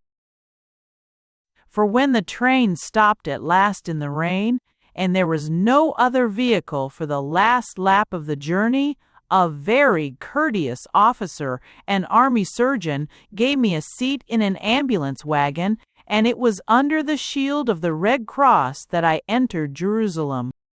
For suddenly, between a post of the wagon and a rack of rainy cloud, I saw it, uplifted and withdrawn under all the arching heavens of its history, alone with its benediction and its blasphemy. The city that is set upon a hill and cannot be hid. Chapter 3. The Gates of the City. The men I met coming from Jerusalem reported all sorts of contradictory impressions, and yet my own impression contradicted them all. Their impressions were doubtless as true as mine, but I describe my own because it is true, and because I think it points to a neglected truth about the real Jerusalem. I need not say I did not expect the real Jerusalem to be the New Jerusalem, a city of charity and peace, any more than a city of chrysolite and pearl. I might more reasonably have expected an austere and ascetic place, oppressed with the weight of its destiny, with no inns except monasteries, and these sealed with the terrible silence of the Trappists, an awful city where men speak by signs in the street. I did not need the numberless jokes about Jerusalem today to warn me against expecting this. Anyhow, I did not expect it, and certainly I did not find it. But neither did I find what I was much more inclined to expect, something at the other extreme. Many reports had led me to look for a truly cosmopolitan town, that is, a truly conquered town. I looked for a place like Cairo, containing indeed old and interesting things, but open on every side to new and vulgar things, full of the touts who seem only created for the tourists, and the tourists who seem only created for the touts. There may be more of this in the place than pleases those who would idealize it, but I fancy there is much less of it than is commonly supposed in the reaction from such an ideal. It does not, like Cairo, offer the exciting experience of 20 guides fighting for one traveler, of young Turks drinking American cocktails as a protest against Christian wine. The town is quite inconvenient enough to make it a decent place for pilgrims, or a stranger might have imagined a place even less western than Cairo, one of those villages of Palestine described in dusty old books of biblical research. He might remember drawings like diagrams representing a well or a wine press, rather a dry well, so to speak, and a wine press very difficult to associate with wine. These hard, colorless outlines never did justice to the color of the East, but even to give it the color of the East would not do justice to Jerusalem. If I had anticipated the Baghdad of all our dreams, a maze of bazaars glowing with gorgeous wares, I should have been wrong again. There is quite enough of this vivid and varied color in Jerusalem, but it is not the first fact that arrests the attention, and certainly not the first that arrested mine. I give my own first impression as a fact for what it is worth and exactly as it came. I did not expect it, and it was some time before I even understood it. As soon as I was walking inside the walls of Jerusalem, I had an overwhelming impression that I was walking in the town of Rye, where it looks across the flat sea meadows towards Winchelsea. As I tried to explain this eccentric sentiment to myself, I was conscious of another which at once completed and contradicted it. It was not only like a memory of Rye, it was mixed with a memory of the Mount St. Michael, which stands among the sands of Normandy on the other side of the narrow seas. The first part of the sensation is that the traveler, as he walks the stony streets between the walls, feels that he is inside a fortress.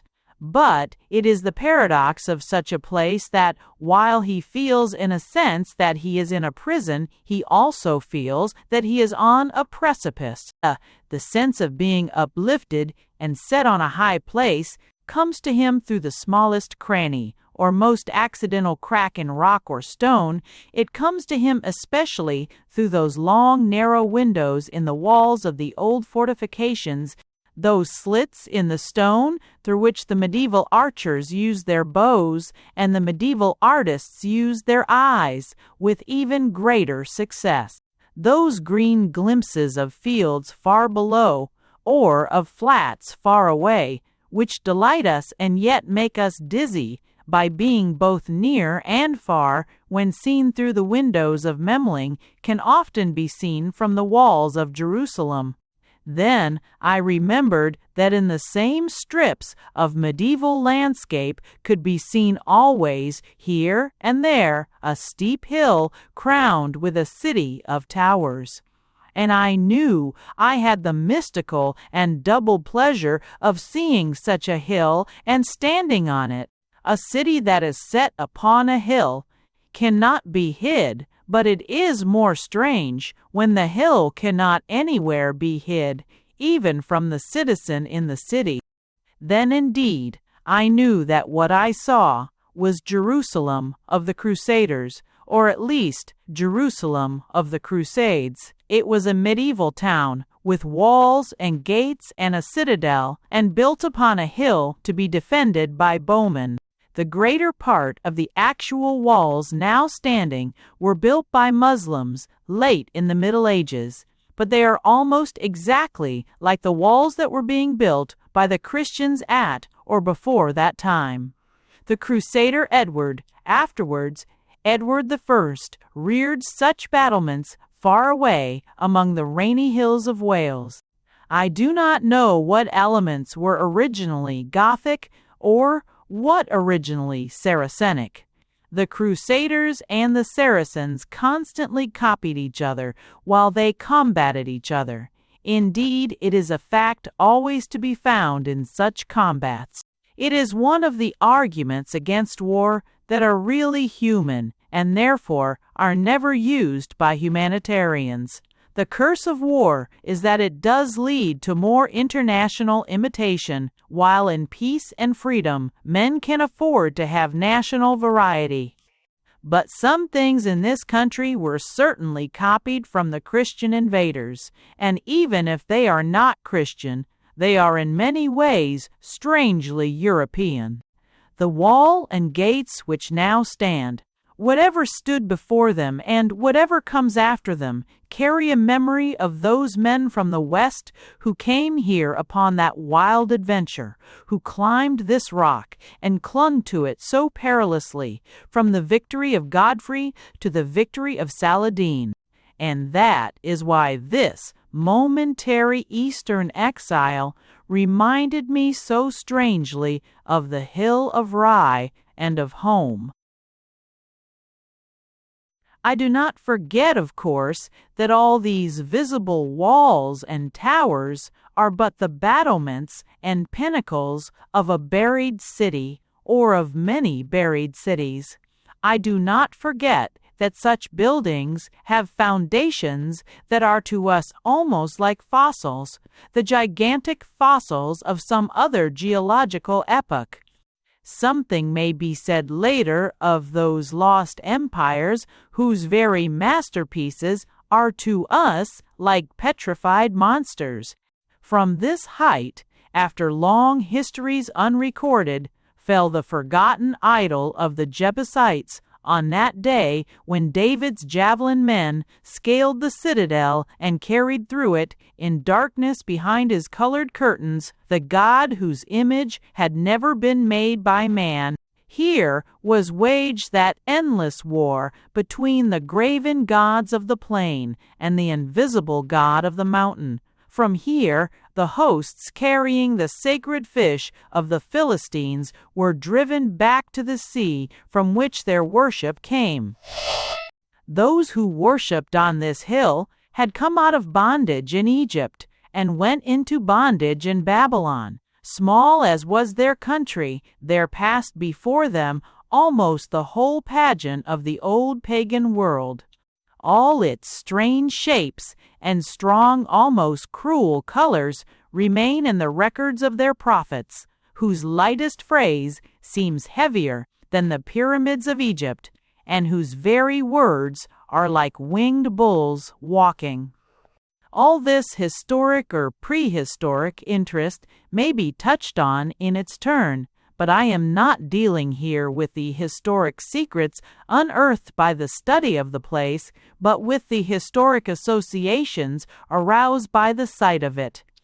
The traveler is in the position of that famous fantastic who tied his horse to a wayside cross in the snow, and afterward saw it dangling from the church spire of what had been a buried city. But here the cross does not stand as it does on the top of a spire, but as it does on the top of an Egyptian obelisk in Rome, where the priests have put a cross on the top of the heathen monument for fear it should walk. I entirely sympathize with their sentiment, and I shall try to suggest later why I think that symbol the logical culmination of heathen as well as Christian things. The traveler in the traveler's tale looked up at last and saw, from the streets far below, the spire and cross dominating a Gothic city.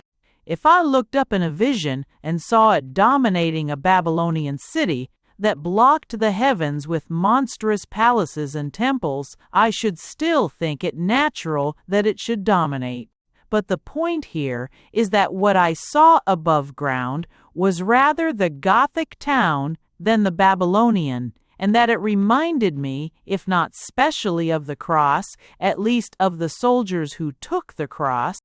Nor do I forget the long centuries that have passed over the place since these medieval walls were built, any more than the far more interesting centuries that passed before they were built.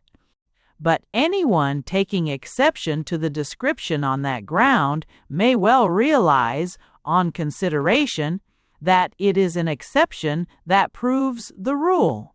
There is something very negative about Turkish rule, and the best and worst of it is in the word neglect. Everything that lived under the vague empire of Constantinople remained in a state of suspended animation, like something frozen rather than decayed, like something sleeping rather than dead. It was a sort of Arabian spell, like that which turned princes and princesses into marble statues in the Arabian Nights secture. All that part of the history of the place is a kind of sleep, and that of a sleeper who hardly knows if he has slept an hour or 100 years. When I first found myself in the Jaffa Gate of Jerusalem, my eye happened to fall on something that might be seen anywhere, but which seemed somehow to have a curious significance there. Most people are conscious of some common object which still strikes them as uncommon, as if it were the first fantastic sketch in the sketchbook of nature. I myself can never overcome the sense of something almost unearthly about grass growing upon human buildings. There is in it a wild and even horrible fancy, as if houses could grow hair. When I saw that green hair on the huge stone blocks of the citadel, though I had seen the same thing on any number of ruins, it came to me like an omen or a vision, a curious vision at once of chaos and of sleep. It is said that the grass will not grow where the Turk sets his foot, but it is the other side of the same truth to say that it would grow anywhere but where it ought to grow, and though in this case it was but an accident and a symbol, it was a very true symbol.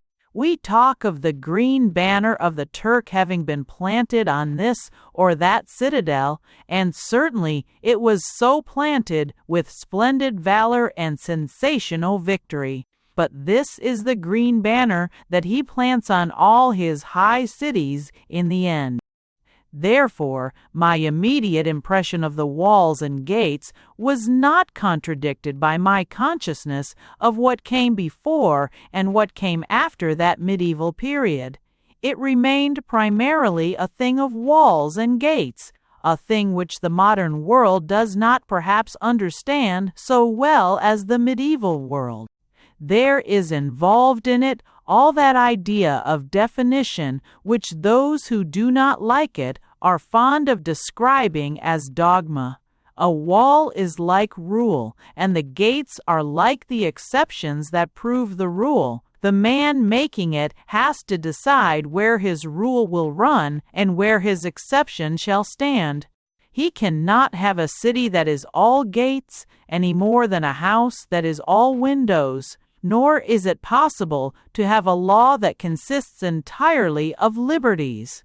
The ancient races and religions that contended for this city agreed with each other in this when they differed about everything else. It was true of practically all of them that when they built a city, they built a citadel. That is, whatever strange thing they may have made, they regarded it as something to be defined and to be defended. And from this standpoint, the holy city was a happy city. It had no suburbs.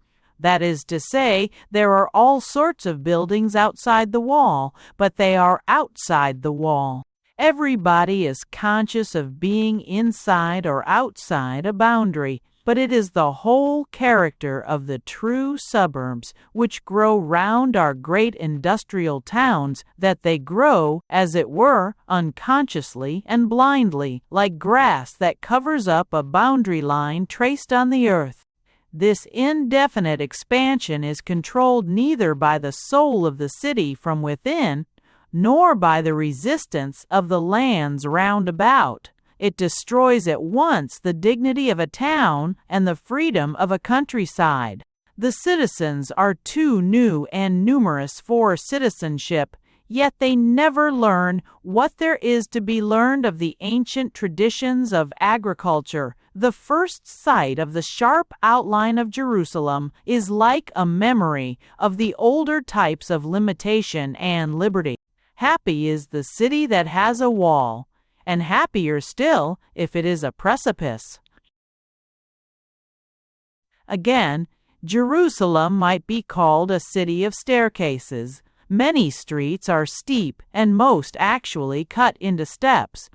It is, I believe, an element in the controversy about the cave at Bethlehem traditionally connected with the Nativity that the skeptics doubt whether any beasts of burden could have entered a stable that has to be reached by such steps. And indeed, to anyone in a modern city like London or Liverpool, it may well appear odd, like a cab horse climbing a ladder.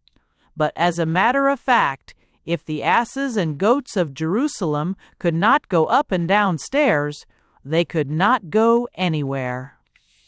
However this may be, I mention the matter here merely as adding another touch to that angular profile which is the impression involved here. The hills round Jerusalem are themselves often hewn out in terraces like a huge stairway. This is mostly for the practical and indeed profitable purpose of vineyards, and serves for a reminder that this ancient seat of civilization has not lost the tradition of the mercy and the glory of the vine. But in outline, such a mountain looks much like the mountain of purgatory that Dante saw in his vision, lifted in terraces like titanic steps up to God. And indeed, this shape also is symbolic as the pointed profile of the holy city. For a creed is like a ladder, while an evolution is only like a slope. A spiritual and social evolution is generally a pretty slippery slope, a miry slope where it is very easy to slide down again. Such is something like the sharp and even abrupt impression produced by this mountain city, and especially by its wall with gates like a house with windows. A gate, like a window, is primarily a picture frame. The pictures that are found within the frame are indeed very various and sometimes very alien. Within this framework are indeed to be found things entirely Asiatic, or entirely Muslim, or even entirely nomadic. But Jerusalem itself is not nomadic. Nothing could be less like a mere camp of tents pitched by Arabs. Nothing could be less like the mere chaos of color in a temporary and tawdry bazaar. The Arabs are there and the colors are there, and they make a glorious picture, but the picture is in a Gothic frame, and is seen, so to speak, through a Gothic window. And the meaning of all this is the meaning of all windows, and especially of Gothic windows. It is that even light itself is most divine within limits, and that even the shining one is most shining when he takes upon himself a shape. Such a system of walls and gates, like many other things thought rude and primitive, is really very rationalistic. It turns the town, as it were, into a plan of itself, and even into a guide to itself. This is especially true, as may be suggested in a moment, regarding the direction of the roads leading out of it. But anyhow, a man must decide which way he will leave the city. He cannot merely drift out of the city, as he drifts out of the modern cities through a litter of slums. And there is no better way to get a preliminary plan of the city than to follow the wall and fix the gates in the memory. Suppose, for instance, that a man begins in the south with the Zion Gate, which bears the ancient name of Jerusalem. This, to begin with, will sharpen the medieval and even the Western impression first, because it is here that he has the strongest sentiment of threading the narrow passages of a great castle, but also because the very name of the gate was given to this southwestern hill by Godfrey and Tancred during the period of the Latin Kingdom. I believe it is one of the problems of the scholars, why the Latin conquerors called this hill the Zion Hill, when the other is obviously the Sacred Hill. Jerusalem is traditionally divided into 4 hills, but for practical purposes into 2, the lower eastern hill where stood the temple and now stands the great mosque, and the western where is the citadel and the Zion Gate to the south of it. I know nothing of such questions, and I attach no importance to the notion that has crossed my own mind, and which I only mention in passing, for I have no doubt there are 100 objections to it. But it is known that Zion or Sion was the old name of the place before it was stormed by David, and even afterwards the Jebusites remained on this western hill, and some compromise seems to have been made with them. Is it conceivable, I wonder, that even in the 12th century there lingered some local memory of what had once been a way of distinguishing Sion of the Jebusites from Salem of the Jews? The Zion Gate, however, is only a starting point here. If we go southeastward from it, we descend a steep and rocky path, from which can be caught the first and finest vision of what stands on the other hill to the east. The great mosque of Omar stands up like a peacock, lustrous with mosaics that are like plumes of blue and green. Scholars, I may say here, object to calling it the Mosque of Omar on the petty and pedantic ground that it is not a mosque and was not built by Omar. But it is my fixed intention to call it the Mosque of Omar, and with ever-renewed pertinacity to continue calling it the Mosque of Omar. I possess a special permit from the Grand Mufti to call it the Mosque of Omar. He is the head of the whole Muslim religion, and if he does not know, who does? He told me in the beautiful French, which matches his beautiful manners, that it really is not so ridiculous after all to call the place the Mosque of Omar, since the great Caliph desired and even designed such a building, though he did not build it. I suppose it is rather as if Solomon's temple had been called David's temple. Omar was a great man, and the mosque was a great work, and the two were telescoped together by the excellent common sense of vulgar tradition. There could not be a better example of that great truth for all travelers, that popular tradition is never so right as when it is wrong, and that pedantry is never so wrong as when it is right. And as for the other objection, that the Dome of the Rock, to give it its other name, is not actually used as a mosque, I answer that Westminster Abbey is not used as an abbey, but modern Englishmen would be much surprised if I were to refer to it as Westminster Church, to say nothing of the many modern Englishmen for whom it would be more suitable to call it Westminster Museum. And for whatever purposes the Muslims may actually use their great and glorious sanctuary, at least they have not allowed it to become the private house of a particular rich man. And that is what we have suffered to happen, if not to Westminster Abbey, at least to Welbeck Abbey.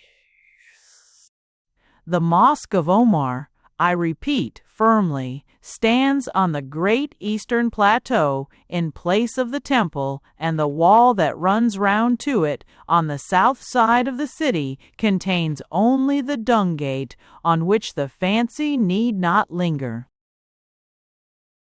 All along outside this wall, the ground falls away into the southern valley, and upon the dreary and stony steep opposite is the place called Akeldama. Wall and valley turn together round the corner of the great temple platform, and confronting the eastern wall, across the ravine, is the mighty wall of the Mount of Olives. On this side there are several gates now blocked up, of which the most famous, the Golden Gate, carries in its very uselessness a testimony to the fallen warriors of the cross. For there is a strange Muslim legend that through this gate, so solemnly sealed up, shall ride the Christian king who shall again rule in Jerusalem. In the middle of the square enclosure rises the great dark Dome of the Rock, and standing near it, a man may see for the first time in the distance another dome. It lies away to the west, but a little to the north, and it is surmounted not by a crescent, but a cross. Many heroes and holy kings have desired to see this thing, and have not seen it. It is very characteristic of the city, with its medieval medley and huddle of houses, that a man may first see the Church of the Holy Sepulchre, which is in the west, by going as far as possible to the east. All the sights are glimpses, and things far can be visible, and things near invisible. The traveler comes on the Muslim dome, round a corner, and he finds the Christian dome, as it were, behind his own back. But if he goes on round the wall to the northeast corner of the court of the temple, he will find the next entrance, the gate of St. Stephen. On the slope outside, by a strange and suitable coincidence, the loose stones which lie on every side of the mountain city seem to be heaped higher, and across the valley, on the skirts of the Mount of Olives, is the great gray olive of Gethsemane. On the northern side the valley turns to an artificial trench, for the ground here is higher, and the next or northern gate bears the name of Herod, though it might well bear the name either of Godfrey or Saladin. For just outside it stands a pine tree, and beside it a rude bulk of stone, where stood these great captains in turn, before they took Jerusalem. Then the wall runs on till it comes to the great Damascus gate, graven, I know not why, with great roses in a style wholly heraldic and occidental, and in no way likely to remind us of the rich roses of Damascus, though their name has passed into our own English tongue and tradition, along with another word for the delicate decoration of the sword. But at the first glance, at any rate, it is hard to believe that the roses on the walls are not the western roses of York or Lancaster, or that the swords which guarded them were not the straight swords of England or of France. Doubtless a deeper and more solemn memory ought to return immediately to the mind where that gate looks down the great highway, as if one could see, hung over it in the sky forever, the cloud concealing the sunburst that broods upon the road to Damascus. But I am here only confessing the facts or fancies of my first impression, and again the fancy that came to me first was not of any such alien or awful things. I did not think of Damask or Damascene or the great Arabian city or even the conversion of St. Paul. I thought of my own little house in Buckinghamshire, and how the edge of the country town where it stands is called Aylesbury End, merely because it is the corner nearest to Aylesbury. That is what I mean by saying that these ancient customs are more rational and even utilitarian than the fashions of modernity. When a street in a new suburb is called Pretoria Avenue, the clerk living there does not set out from his villa with the cheerful hope of finding the road lead him to Pretoria.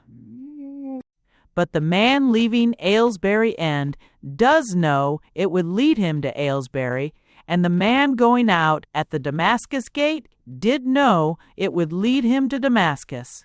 And the same is true of the next and last of the old entrances, the Jaffa Gate in the east. But when I saw that I saw something else as well. I have heard that there is a low doorway at the entrance to a famous shrine which is called the Gate of Humility. But indeed, in this sense, all gates are gates of humility, and especially gates of this kind. Anyone who has ever looked at a landscape under an archway will know what I mean when I say that it sharpens a pleasure with a strange sentiment of privilege. It adds to the grace of distance something that makes it not only a grace but a gift.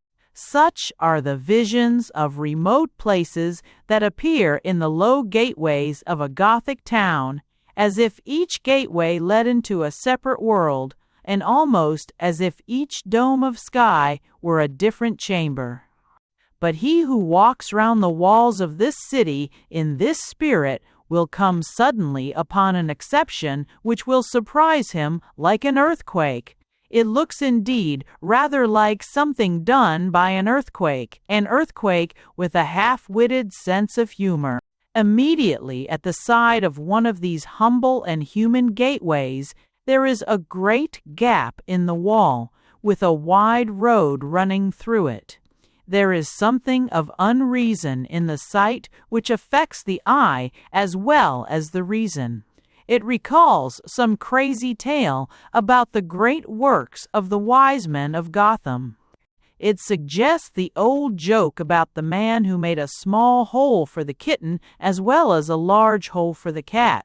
Everybody has read about it by this time, but the immediate impression of it is not merely an effect of reading or even of reasoning. It looks lopsided, like something done by a one-eyed giant, but it was done by the last prince of the great Prussian imperial system in what was probably the proudest moment in all his life of pride. What is true has a way of sounding trite, and what is trite has a way of sounding false. We shall now probably weary the world with calling the Germans barbaric, just as we very recently wearied the world with calling them cultured and progressive and scientific. But the thing is true, though we say it 1,000 times. And anyone who wishes to understand the sense in which it is true has only to contemplate that fantasy and fallacy in stone, a gate with an open road beside it. The quality, I mean, however, is not merely in that particular contrast, as of a front door standing by itself in an open field. It is also in the origin, the occasion, and the whole story of the thing. There is above all this supreme stamp of the barbarian, the sacrifice of the permanent to the temporary. When the walls of the holy city were overthrown for the glory of the German emperor, it was hardly even for that everlasting glory which has been the vision and the temptation of great men. It was for the glory of a single day. It was something rather in the nature of a holiday than anything that could be, even in the most vainglorious sense, a heritage. It did not in the ordinary sense make a monument, or even a trophy. It destroyed a monument to make a procession. We might almost say that it destroyed a trophy to make a triumph. There is the true barbaric touch in this oblivion of what Jerusalem would look like a century after, or a year after, or even the day after. It is this which distinguishes the savage tribe on the march after a victory from the civilized army establishing a government, even if it be a tyranny. Hence the very effect of it, like the effect of the whole Prussian adventure in history, remains something negative and even nihilistic. The Christians made the Church of the Holy Sepulchre, and the Muslims made the Mosque of Omar. But this is what the most scientific culture made at the end of the great century of science. It made an enormous hole. The only positive contribution of the 19th century to the spot is an unnaturally ugly clock at the top of an ornamental tower, or a tower that was meant to be ornamental. It was erected, I believe, to commemorate the reign of Abdul Hamid, and it seems perfectly adapted to its purpose, like one of Sir William Watson's sonnets on the same subject. But this object only adds a touch of triviality to the much more tremendous negative effect of the gap by the gate. That remains a parable as well as a puzzle. Under all the changing skies of day and night, with the shadows that gather tinder, the narrow gate of humility, and beside it, blank as daybreak and abrupt as an abyss, the broad road that has led already to destruction. The gap remains like a gash, a sort of wound in the walls, but it only strengthens by contrast the general sense of their continuity, save this one angle where the 19th century has entered. The vague impression of the 13th or 14th century rather deepens than dies away. It is supported more than many would suppose, even by the figures that appear in the gateways or pass in procession under the walls. The brown Franciscans and the white Dominicans would alone give some color to a memory of the Latin kingdom of Jerusalem, and there are other examples and effects which are less easily imagined in the West. Thus, as I look down the street, I see coming out from under an archway a woman wearing a high white headdress, very like those we have all seen in 100 pictures of tournaments or hunting parties, or the Canterbury Pilgrimage, or the court of Louis C. She is as white as a woman of the North, and it is not, I think, entirely fanciful to trace a certain freedom and dignity in her movement, which is quite different, at least, from the shuffling walk of the shrouded Muslim women. She is a woman of Bethlehem, where a tradition, it is said, still claims as a heroic heritage the blood of the Latin Knights of the Cross. This is, of course, but one aspect of the city, but it is one which may be early noted, yet one which is generally neglected. As I have said, I had expected many things of Jerusalem, but I had not expected this. I had expected to be disappointed with it as a place utterly profaned and fallen below its mission. I had expected to be awed by it. Indeed, I had expected to be frightened of it as a place dedicated and even doomed by its mission. But I had never fancied that it would be possible to be fond of it. as one might be fond of a little walled town among the orchards of Normandy or the hop fields of Kent. And just then there happened a coincidence that was also something like a catastrophe. I was idly watching as it moved down the narrow street to one of the dark doorways, the headdress, like a tower of white drapery belonging to the Christian woman from the place where Christ was born. After she had disappeared into the darkness of the porch, I continued to look vaguely at the porch and thought how easily it might have been a small Gothic gate in some old corner of Rouen, or even Canterbury. In 20 such places in the town, one may see the details that appeal to the same associations, so different and so distant. One may see the pointed niches in the walls, shaped like windows and serving somewhat the purpose of brackets, on which were to stand sacred images possibly removed by the Muslims. One may come upon a small court planted with ornamental trees, with some monument in the center, which makes the precise impression of something in a small French town. There are no Gothic spires, but there are numberless Gothic doors and windows, and he who first strikes the place at this angle, as it were, may well feel the northern element as native and the eastern element as intrusive. While I was thinking all these things, something happened which in that place was almost a portent. It was very cold, and there were curious colors in the sky. There had been chilly rains from time to time, and the whole air seemed to have taken on something sharper than a chill. It was as if a door had been opened in the northern corner of the heavens, letting in something that changed all the face of the earth. Great gray clouds, with halos of lurid pearl and pale green, were coming up from the plains or the sea and spreading over the towers of the city. In the middle of the moving mass of gray vapors was a splash of paler vapor, a wan white cloud whose white seemed somehow more ominous than gloom. It went over the high citadel like a white wild goose flying, and a few white feathers fell.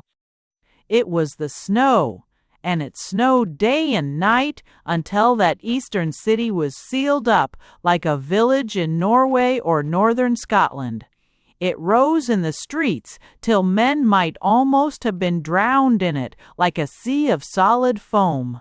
And the people of the place told me there had been no such thing seen in it in all recent records, or perhaps in the records of all its 4,000 years. All this came later, but for me at the moment, looking at the scene in so dreamy a fashion, it seemed merely like a dramatic conclusion to my dream. It was but an accident confirming what was but an aspect, but it confirmed it with a strange and almost supernatural completeness. The white light out of the window in the north lay on all the roofs and turrets of the mountain town, for there is an aspect in which snow looks less like frozen water than like solidified light. As the snow accumulated, there accumulated also everywhere those fantastic effects of frost which seem to fit in with the fantastic qualities of medieval architecture, and which make an icicle seem like the mere extension of a gargoyle. It was the atmosphere that has led so many romancers to make medieval Paris a mere black and white study of night and snow. Something had redrawn in silver all things, from the rude ornament on the old gateways to the wrinkles on the ancient hills of Moab. Fields of white still spotted with green swept down into the valleys between us and the hills, and high above them the holy city lifted her head into the thunder-clouded heavens, wearing a white headdress like a daughter of the Crusaders. Chapter 4. all vary over the philosophy of sight, seeing. Various cultivated critics told me that I should find Jerusalem disappointing, and I fear it will disappoint them that I am not disappointed. Of the city as a city, I shall try to say something elsewhere, but the things which these critics have especially in mind are at once more general and more internal. They concern something tawdry, squalid, or superstitious about the shrines and those who use them. Now the mistake of critics is not that they criticize the world, it is that they never criticize themselves. They compare the alien with the ideal, but they do not at the same time compare themselves with the ideal. Rather, they identify themselves with the ideal. I have met a tourist who had seen the Great Pyramid and who told me that the pyramid looked small. Believe me, the tourist looked much smaller. There is indeed another type of traveler who is not at all small in the moral mental sense, who will confess such disappointments quite honestly as a piece of realism about his own sensations. In that case, he generally suffers from the defect of most realists, that of not being realistic enough. He does not really think out his own impressions thoroughly, or he would generally find they are not so disappointing after all. A humorous soldier told me that he came from Derbyshire and that he did not think much of the pyramid because it was not so tall as the Peak. I pointed out to him that he was really offering the tallest possible tribute to a work of man in comparing it to a mountain, even if he thought it was a rather small mountain. I suggested that it was a rather large tombstone.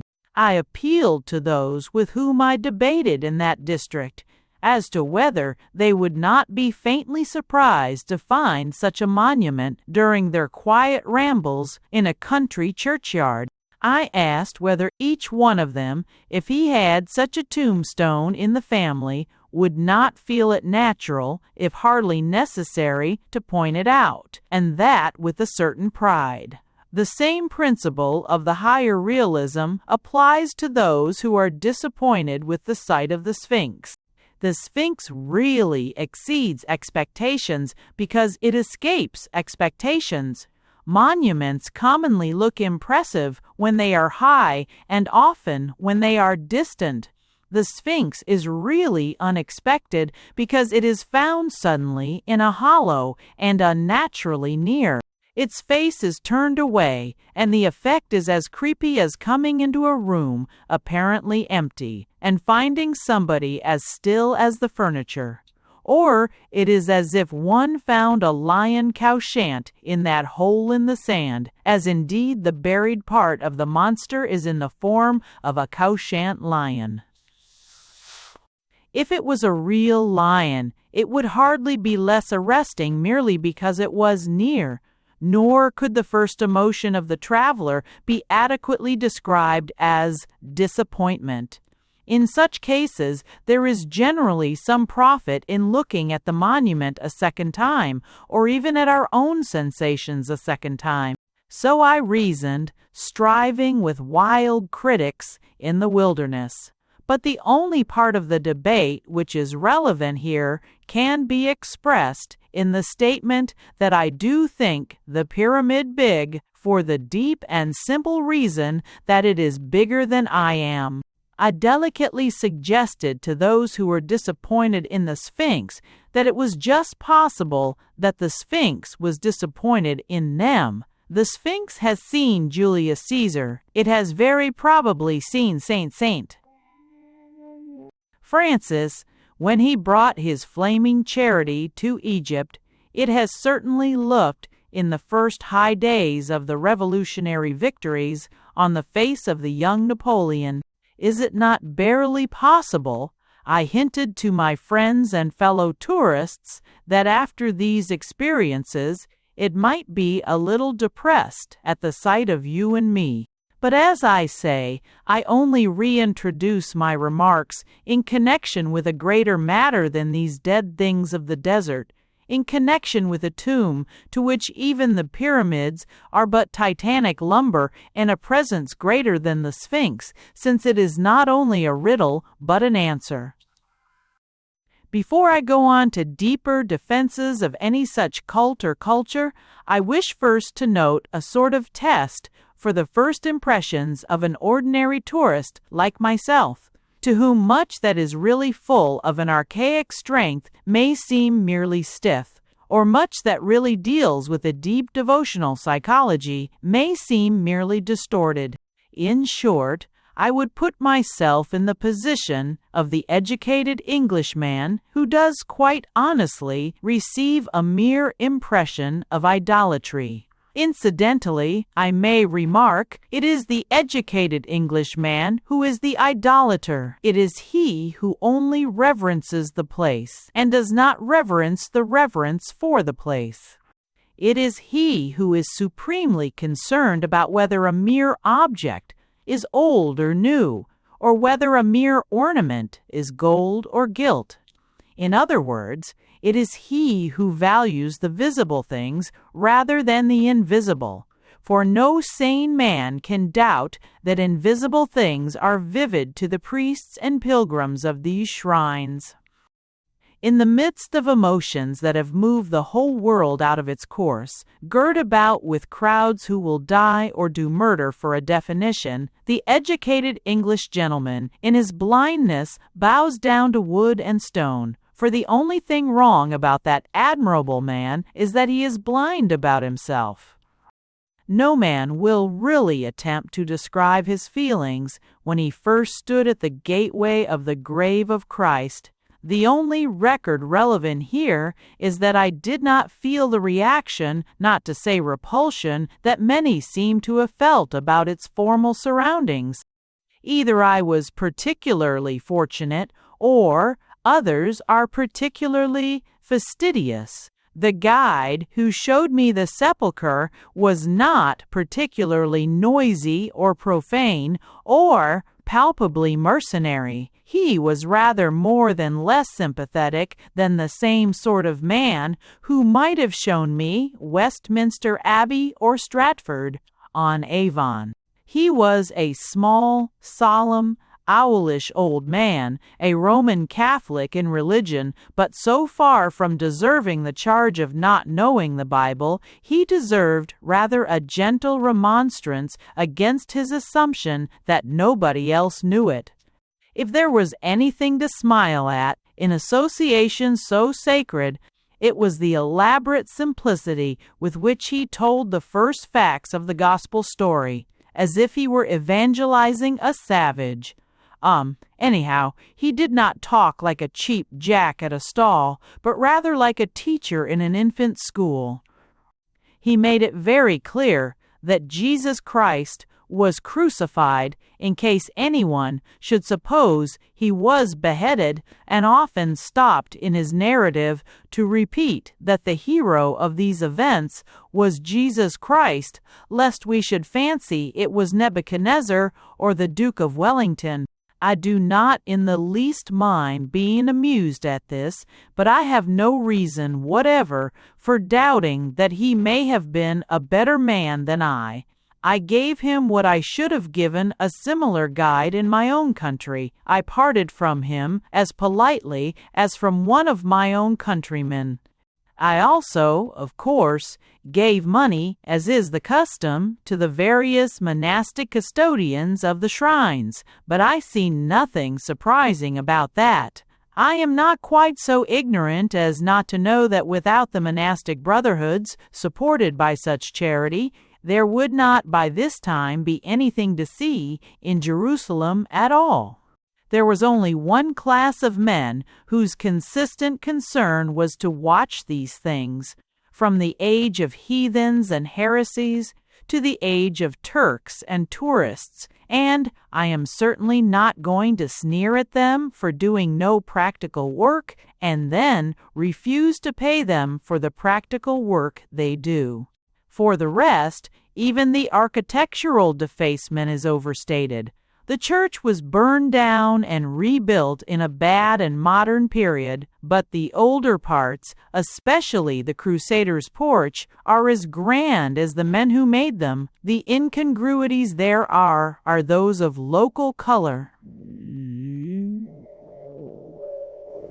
In connection, by the way, with what I said about beasts of burden, I mounted a series of steep staircases to the roof of the convent beside the Holy Sepulchre. When I got to the top, I found myself in the placid presence of 2 camels. It would be curious to meet 2 cows on the roof of a village church. Nevertheless, it is the only moral of the chapter interpolated here, that we can meet things quite as curious in our own country. When the critic says that Jerusalem is disappointing, he generally means that the popular worship there is weak and degraded, and especially that the religious art is gaudy and grotesque. Insofar as there is any kind of truth in this, it is still true that the critic seldom sees the whole truth. What is wrong with the critic is that he does not criticize himself. He does not honestly compare what is weak in this particular world of ideas with what is weak in his own world of ideas. I will take an example from my own experience and in a manner at my own expense. If I have a native heath, it is certainly Kensington High Street, off which stands the house of my childhood. I grew up in that thoroughfare which Mr. Max Beerbohm, with his usual easy exactitude of phrase, has described as dapper, with a leaning to the fine arts. Dapper was never perhaps a descriptive term for myself, but it is quite true that I owe a certain taste for the arts to the sort of people among whom I was brought up. It is also true that such a taste, in various forms and degrees, was fairly common in the world, which may be symbolized as Kensington High Street. And whether or no it is a tribute, it is certainly a truth that most people with an artistic turn in Kensington High Street would have been very much shocked in their sense of propriety if they had seen the popular shrines of Jerusalem, the sham gold, the garish colors, the fantastic tales, and the feverish tumult. But what I want such people to do, and what they never do, is to turn this truth round. I want them to imagine, not a Kensington aesthete walking down David Street to the Holy Sepulchre, but a Greek monk or a Russian pilgrim walking down Kensington High Street to Kensington Gardens. I will not insist here on all the 100 plagues of plutocracy that would really surprise such a Christian peasant, especially that curse of an irreligious society unknown in religious societies, Muslim as well as Christian, the detestable denial of all dignity to the poor. I am not speaking now of moral, but of artistic things, of the concrete arts and crafts used in popular worship. Well, my imaginary pilgrim would walk past Kensington Gardens till his sight was blasted by a prodigy. He would either fall on his knees as before a shrine, or cover his face as from a sacrilege. Well, cover his face as from a sacrilege. He would have seen the Albert Memorial. There is nothing so conspicuous in Jerusalem. There is nothing so gilded and gaudy in Jerusalem. Above all, there is nothing in Jerusalem that is on so large a scale and at the same time in so gay and glittering a style. My simple Eastern Christian would almost certainly be driven to cry aloud. To what superhuman God was this enormous temple erected? I hope it is Christ, but I fear it is Antichrist. Such, he would think, might well be the great and golden image of the Prince of the world, set up in this great open space to receive the heathen prayers and heathen sacrifices of a lost humanity. I fancy he would feel a desire to be at home again amid the humble shrines of Zion.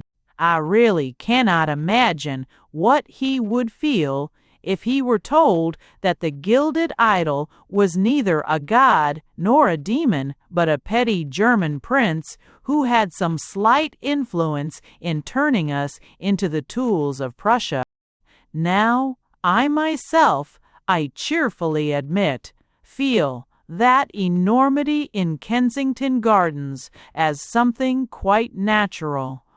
I feel it so because I have been brought up, so to speak, under its shadow, and stared at the graven images of Raphael and Shakespeare almost before I knew their names, and long before I saw anything funny in their figures being carved, on a smaller scale, under the feet of Prince Albert. I even took a certain childish pleasure in the gilding of the canopy and spire, as if in the golden palace of what was, to Peter Pan and all children, something of a fairy garden. So do the Christians of Jerusalem take pleasure, and possibly a childish pleasure, in the gilding of a better palace, besides a nobler garden, ornamented with a somewhat worthier aim. But the point is that the people of Kensington, whatever they might think about the Holy Sepulchre, do not think anything at all about the Albert Memorial. They are quite unconscious of how strange a thing it is, and that simply because they are used to it. The religious groups in Jerusalem are also accustomed to their colored background, and they are surely none the worse if they still feel rather more of the meaning of the colors. It may be said that they retain their childish illusion about their Albert Memorial. I confess I cannot manage to regard Palestine as a place where a special curse was laid on those who can become like little children, and I never could understand why such critics who agree that the kingdom of heaven is for children should forbid it to be the only sort of kingdom that children would really like, a kingdom with real crowns of gold or even of tinsel. But that is another question which I shall discuss in another place. The point is for the moment that such people would be quite as much surprised at the place of tinsel in our lives as we are at its place in theirs. If we are critical of the petty things they do to glorify great things, they would find quite as much to criticize, as in Kensington Gardens, in the great things we do to glorify petty things. And if we wonder at the way in which they seem to gild the lily, they would wonder quite as much at the way we gild the weed. There are countless other examples, of course, of this principle of self-criticism as the necessary condition of all criticism. It applies quite as much, for instance, to the other great complaint which my Kensington friend would make after the complaint about paltry ornament, the complaint about what is commonly called baksheesh. Here again there is really something to complain of, though much of the fault is not due to Jerusalem, but rather to London and New York. The worst superstition of Jerusalem, like the worst profligacy of Paris, is a thing so much invented for Anglo-Saxons that it might be called an Anglo-Saxon institution. But here again, the critic could only really judge fairly if he realized with what abuses at home he ought really to compare this particular abuse abroad.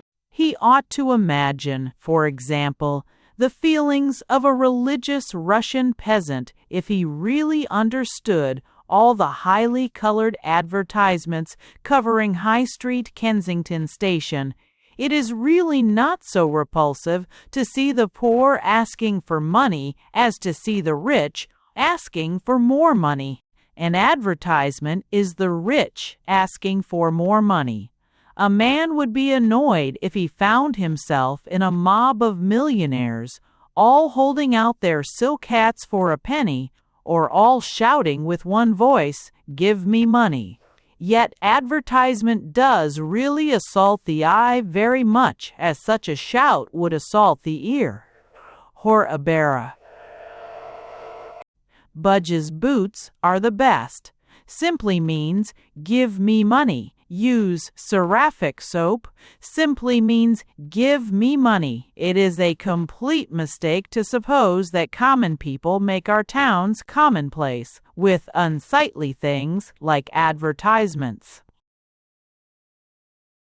Most of those whose wares are thus placarded everywhere are very wealthy gentlemen with coronets and country seats, men who are probably very particular about the artistic adornment of their own homes. They disfigure their towns in order to decorate their houses. To see such men crowding and clamoring for more wealth would really be a more unworthy sight than a scramble of poor guides. Yet this is what would be conveyed by all the glare of gaudy advertisement to anybody who saw and understood it for the first time. Yet for us who are familiar with it, all that gaudy advertisement fades into a background, just as the gaudy Oriental patterns fade into a background for those Oriental priests and pilgrims. Just as the innocent Kensington gentleman is wholly unaware that his black-top hat is relieved against a background or encircled as by a halo of a yellow hoarding about mustard, so is the poor guide sometimes unaware that his small doings are dark against the fainter and more fading gold in which are traced only the humbler halos of the 12 apostles. But all these misunderstandings are merely convenient illustrations and introductions leading up to the great fact of the main misunderstanding. It is a misunderstanding of the whole history and philosophy of the position, that is, the whole of the story and the whole moral of the story. The critic of the Christianity of Jerusalem emphatically manages to miss the point. The lesson he ought to learn from it is one which the Western and modern man needs most and does not even know that he needs. It is the lesson of constancy. These people may decorate their temples with gold or with tinsel, but their tinsel has lasted longer than our gold. They may build things as costly and ugly as the Albert Memorial, but the thing remains a memorial, a thing of immortal memory. They do not build it for a passing fashion and then forget it, or try hard to forget it. They may paint a picture of a saint as gaudy as any advertisement of a soap, but one saint does not drive out another saint, as one soap drives out another soap. They do not forget their recent idolatries, as the educated English are now trying to forget their very recent idolatry of everything German. These Christian bodies have been in Jerusalem for at least 1,500 years.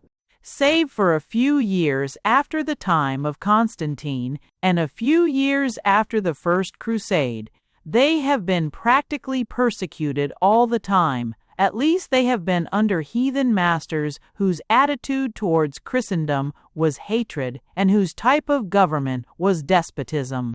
No man living in the West can form the faintest conception of what it must have been to live in the very heart of the East through the long and seemingly everlasting epoch of Muslim power.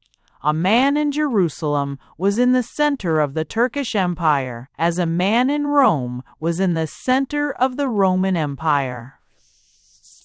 The imperial power of Islam stretched away to the sunrise and the sunset, westward to the mountains of Spain, and eastward towards the wall of China. It must have seemed as if the whole earth belonged to Mahomet, to those who in this rocky city renewed their hopeless witness to Christ.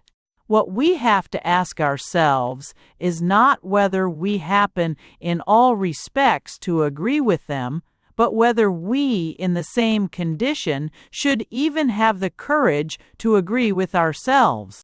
It is not a question of how much of their religion is superstition, but of how much of our religion is convention, how much is custom, and how much a compromise, even with custom, how much a thing made facile by the security of our own society or the success of our own state. These are powerful supports, and the enlightened Englishman from a cathedral town or a suburban chapel walks these wild eastern places with a certain sense of assurance and stability. Even after centuries of Turkish supremacy, such a man feels he would not have descended to such a credulity. He would not be fighting for the holy fire or wrangling with beggars in the holy sepulchre.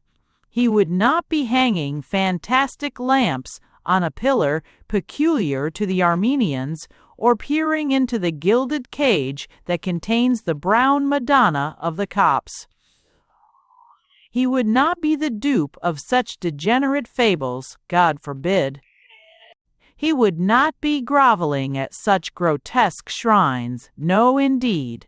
He would be many hundred yards away, decorously bowing towards a more distant city, where, above the only formal and official open place in Jerusalem, the mighty mosaics of the Mosque of Omar proclaim across the valleys the victory and the glory of Mahomet. That is the real lesson that the enlightened traveler should learn, the lesson about himself. That is the test that should really be put to those who say that the Christianity of Jerusalem is degraded. After 1,000 years of Turkish tyranny, the religion of a London fashionable preacher would not be degraded. It would be destroyed. It would not be there at all, to be jeered at by every prosperous tourist out of a train de luxe. It is worthwhile to pause upon the point, for nothing has been so wholly missed in our modern religious ideals as the ideal of tenacity. Fashion is called progress.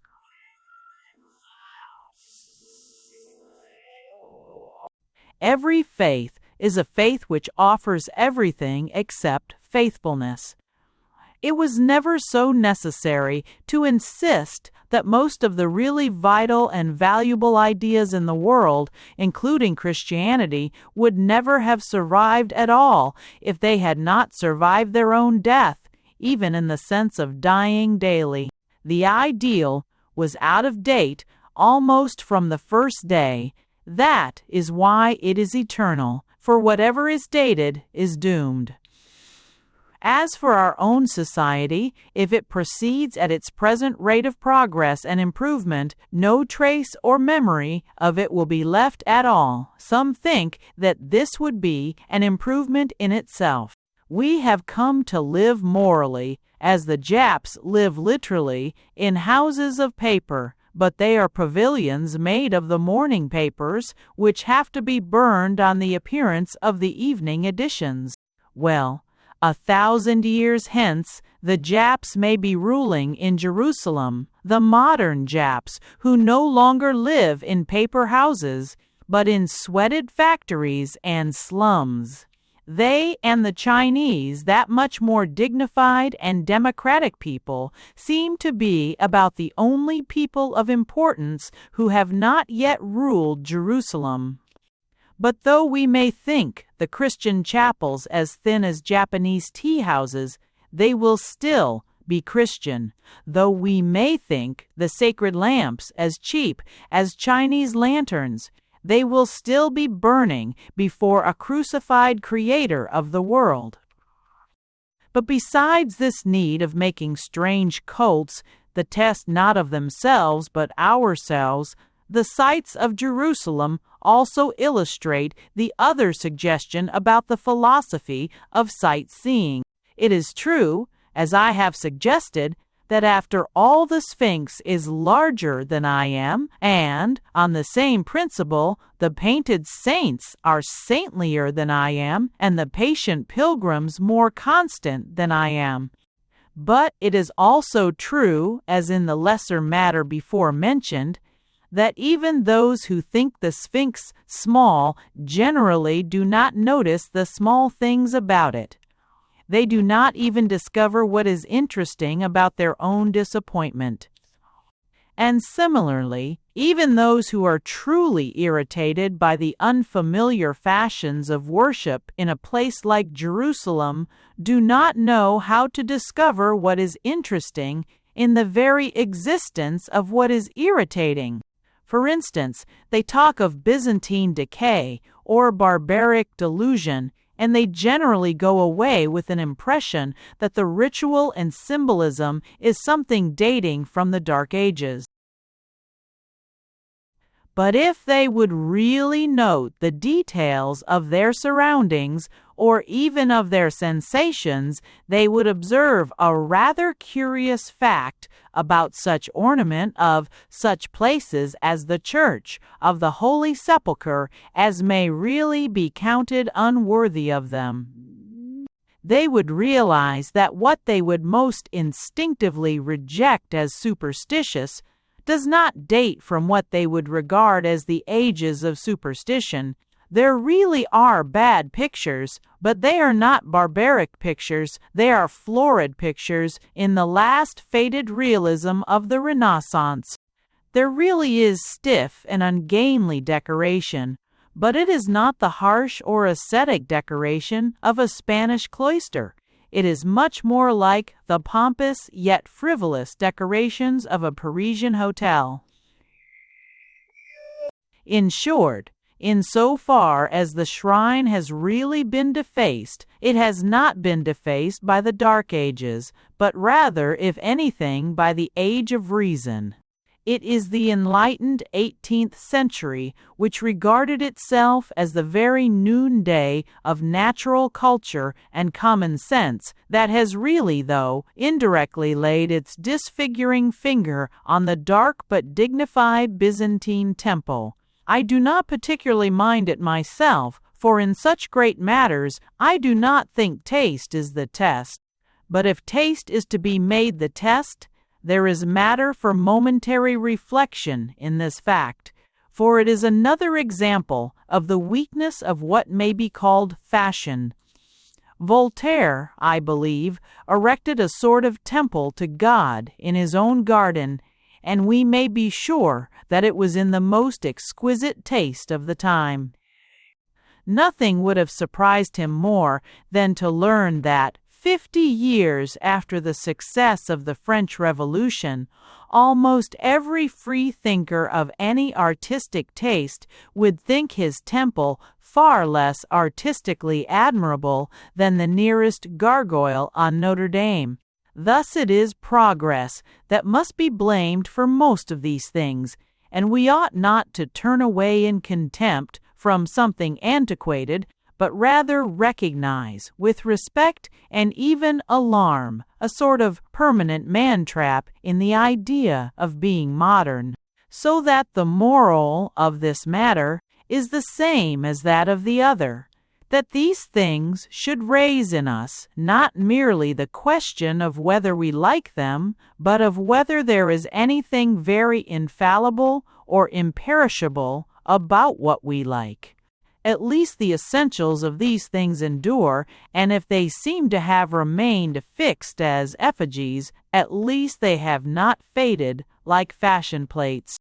It has seemed worthwhile to insert here this note on the philosophy of sightseeing, however dilatory or disproportionate it may seem. For I am particularly and positively convinced that unless these things can somehow or other be seen in the right historical perspective and philosophical proportion, they are not worth seeing at all. And let me say in conclusion that I can not only respect the sincerity, but understand the sentiments of a man who says they are not worth seeing at all. Sightseeing is a far more difficult and disputable matter than many seem to suppose, and a man refusing it altogether might be a man of sense and even a man of imagination. It was the great Wordsworth who refused to revisit Yarrow. It was only the small Wordsworth who revisited it after all. I remember the first great sight in my own entrance to the Near East, when I looked by accident out of the train going to Cairo, and saw far away across the luminous flats of faint triangular shape the pyramids.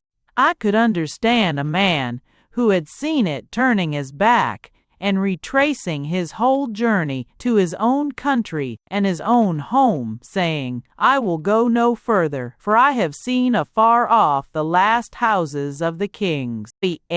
I can understand a man who had only seen in the distance Jerusalem, sitting on the hill, going no further and keeping that vision forever. It would, of course, be said that it was absurd to come at all, and to see so little, to which I answer that, in that sense, it is absurd to come at all.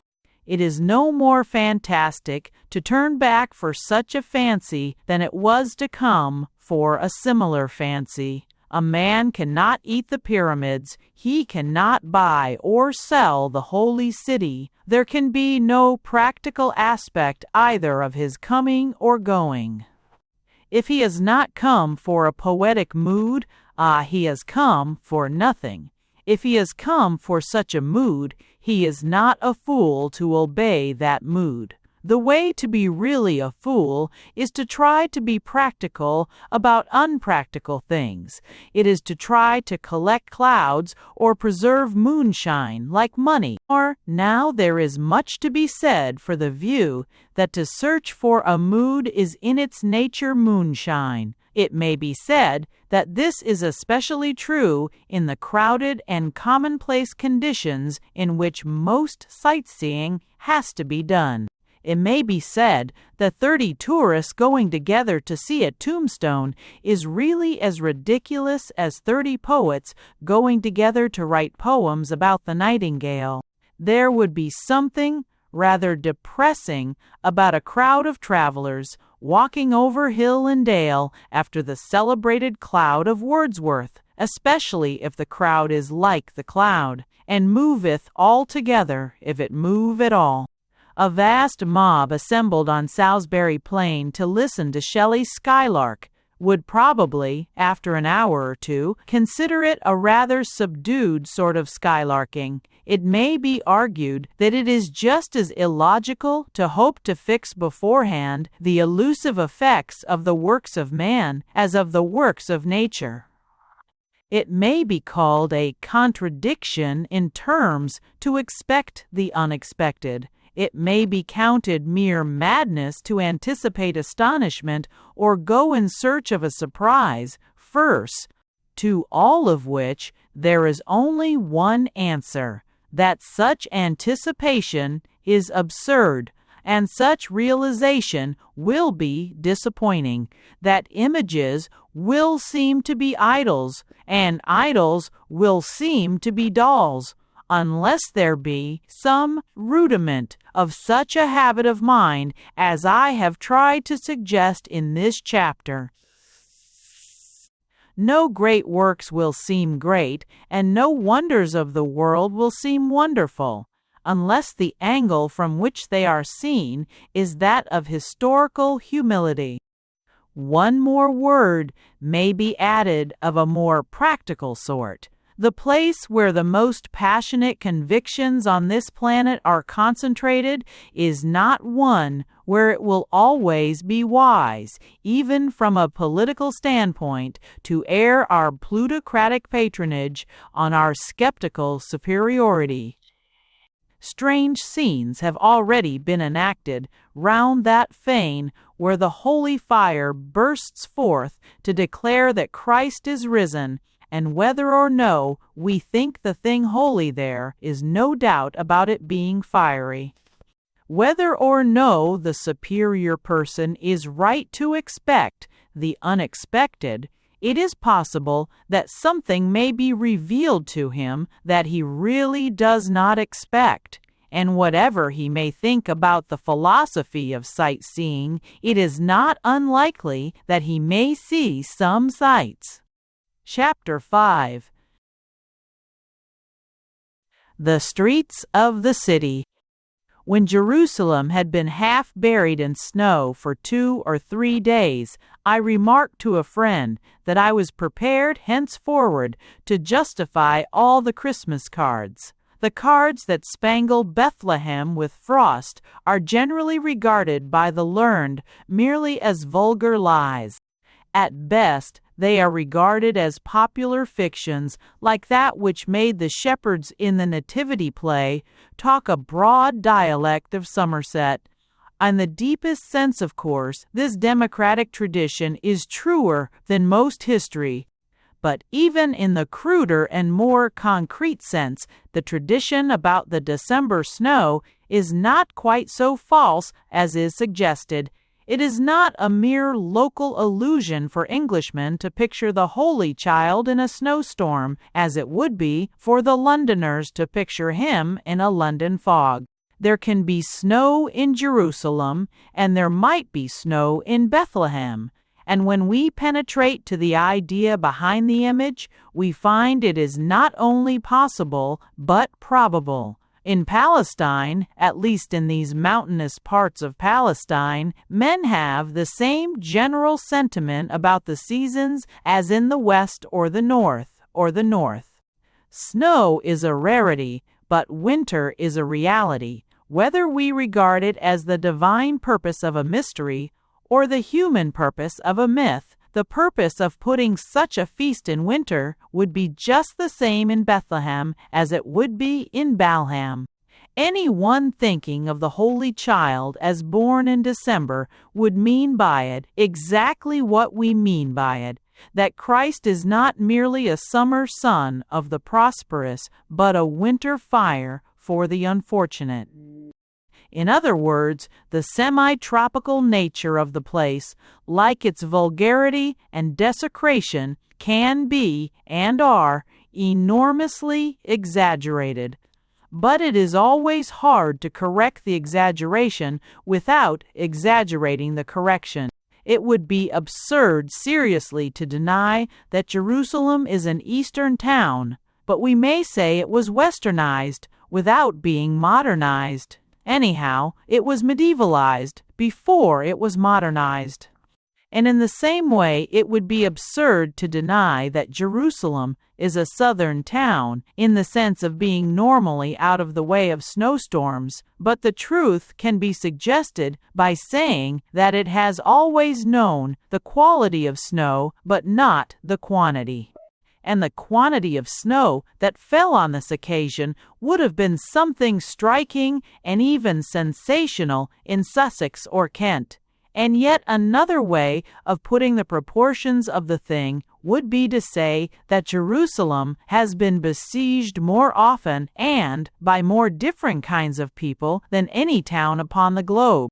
That it has been besieged by Jews and Assyrians, Egyptians and Babylonians, Greeks and Romans, Persians and Saracens, Frenchmen and Englishmen, but perhaps never before, in all its agony of ages, has it ever really been besieged by winter.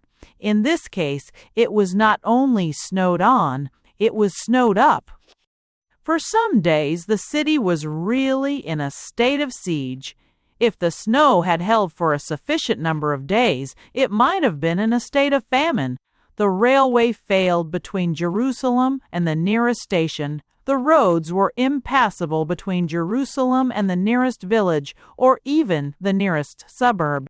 In some places the snow drifted deep enough to bury a man, and in some places, alas, it did actually bury little children, poor little Arabs whose bodies were stiff where they had fallen. Many mules were overwhelmed as if by floods, and countless trees struck down as if by lightning. even when the snow began at last to melt it, only threatened to turn the besieged fortress into a sort of island. A river that men could not ford flowed between Jerusalem and the Mount of Olives. Even a man walking about the ordinary streets could easily step up to his knees or up to his waist. Snow stood about like a new system of natural barricades reared in some new type of revolution. I have already remarked that what struck me most about the city was the city wall, but now a new white wall stood all round the city, and one that neither friend nor foe could pass. But a state of siege, whatever its inconveniences, is exceedingly convenient for a critic and observer of the town. It concentrated all that impression of being something compact and what, with less tragic attendant circumstances, one might call cozy. It fixed the whole picture in a frame even more absolute than the city wall, and it turned the eyes of all spectators inwards. Above all, by its very abnormality, it accentuated the normal divisions and differences of the place, and made it more possible to distinguish and describe them like dramatis personae. The parts they played in the crisis of the snow were very like the parts they played in the general crisis of the state, and the very cut and color of the figures, turban and tarbosh, khaki and burnous and gabardine, seemed to stand out more sharply against that blank background of white. The first fact, of course, was a fact of contrast. When I said that the city struck me in its historic aspect as being at least as much a memory of the Crusaders as of the Saracens, I did not, of course, mean to deny the incidental contrast between this southern civilization and the civilization of Europe, especially Northern Europe. The immediate difference was obvious enough. When the gold and the gaudy vegetation of so comparatively Asiatic a city were struck by this strange blast out of the north. It was a queer spectacle to see a great green palm bowed down under a white load of snow, and it was a stranger and sadder spectacle to see the people accustomed to live under such palm trees bowed down under such unearthly storms. Yet the very manner in which they bore it is perhaps the first fact to be noted among all the facts that make up the puzzling problem of Jerusalem. Odd as it may sound, you can see that the true Orientals are not familiar with snow by the very fact that they accept it. They accept it as we should accept being swallowed by an earthquake, because we do not know the answer to an earthquake. The men from the desert do not know the answer to the snow. It seems to them unanswerable. But Christians fight with snow in a double sense. They fight with snow as they fight with snowballs. A Muslim left to himself would no more play with a snowball than make a toy of a thunderbolt. And this is really a type of the true problem that was raised by the very presence of the English soldier in the street, even if he was only shoveling away the snow. It would be far from a bad thing, I fancy, if the rights and wrongs of these Bible countries could occasionally be translated into Bible language. And I suggest this here, not in the least because it is a religious language, but merely because it is a simple language. It may be a good thing, and in many ways it certainly is a good thing, that the races native to the Near East, to Egypt or Arabia, should come in contact with Western culture.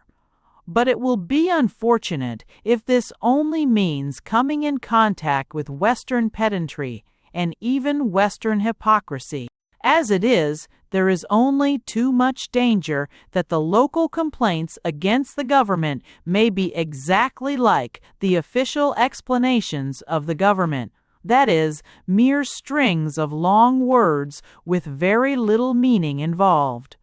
In short, if people are to learn to talk English, it will be a refreshing finishing touch to their culture if they learn to talk plain English. Of this, it would be hard to find a better working model than what may be called scriptural English.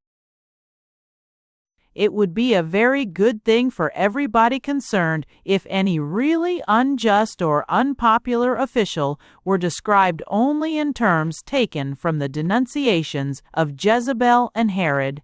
It would especially be a good thing for the official. If it were true, it would be appropriate, and if it were untrue, it would be absurd. When people are really oppressed, their condition can generally be described in very plain terms, connected with very plain things, with bread, with land, with taxes, and children and churches. If imperialists and capitalists do thus oppress them, as they most certainly often do, then the condition of those more powerful persons can also be described in few and simple words, such as crime and sin and death and hell. But when complaints are made, as they are sometimes in Palestine and still more in Egypt, in the elaborate and long-winded style of a leading article, the sympathetic European is apt to remember how very little confidence he has ever felt in his own leading articles. If an Arab comes to me and says, "The stranger from across the sea has taxed me and taken the corn sheaves from the field of my fathers," I do really feel that he towers over me and my perishing industrial civilization with a terrible appeal to eternal things. I feel he is a figure more enduring than a statue, like the figure of Naboth or of Nathan. But when that simple son of the desert opens his mouth and says, "Oh, the self-determination of proletarian class-conscious solidarity, as it functions for international reconstruction," and so on, why then I must confess to the weakness of feeling my sympathies instantly and strangely chilled. I merely feel inclined to tell him that I can talk that sort of pidgin English better than he can. If he modeled himself on the great rebels and revolutionists of the Bible, it would at least be a considerable improvement in his literary style. But as a matter of fact, something much more solid is involved than literary style. There is a logic and justice in the distinction, even in the world of ideas, arty, that most people with much more education than the Arab, and therefore much less excuse than the Arab, entirely ignore that distinction, is merely a result of their ignoring ideas and being satisfied with long words. They like democracy because it is a long word, with that is the only thing they do like about it. People are entitled to self-government, that is, to such government as is self-made. They are not necessarily entitled to a special and elaborate machinery that somebody else has made.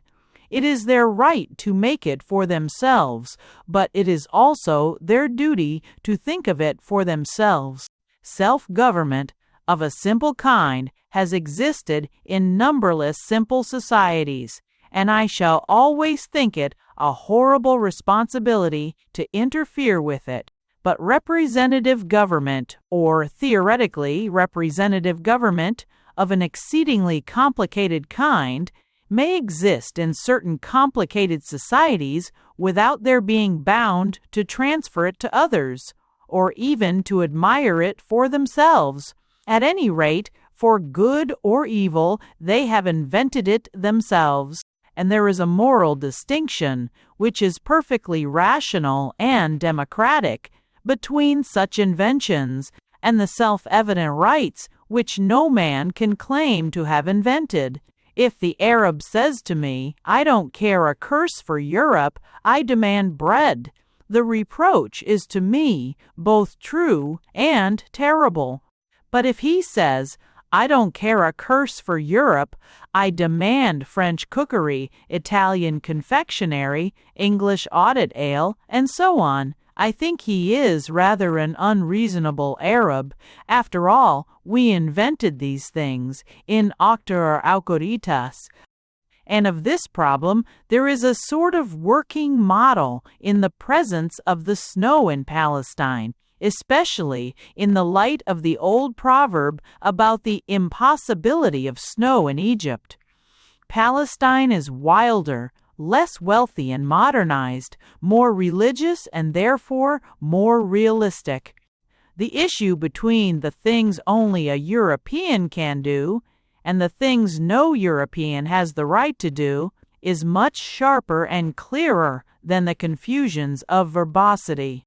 On the one hand, the things the English can do are more real things, like clearing away the snow, for the very reason that the English are not here, so to speak, building on a French pavement, but on the bare rocks of the eastern wilds. The contact with Islam and Israel is more simple and direct.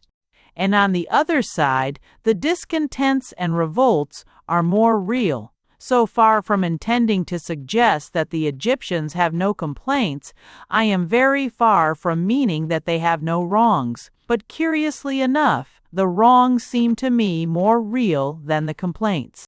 The real case against our Egyptian adventure was stated long ago by Randolph Churchill, when he denounced a bondholders' war.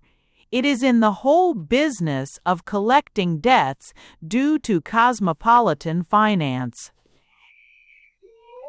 But a stranger in Egypt hears little denunciation of cosmopolitan finance and a great deal of drivel in the way of cosmopolitan idealism.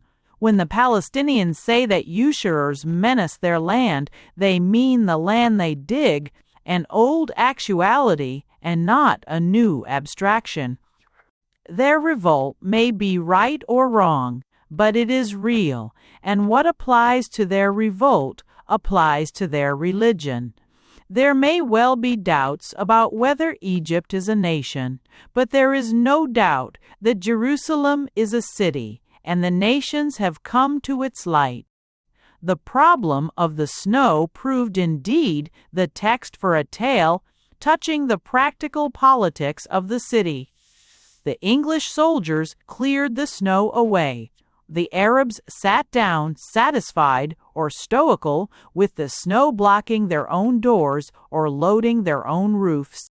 But the Jews, as the story went, were at length persuaded to clear away the snow in front of them, and then demanded a handsome salary for having recovered the use of their own front doors.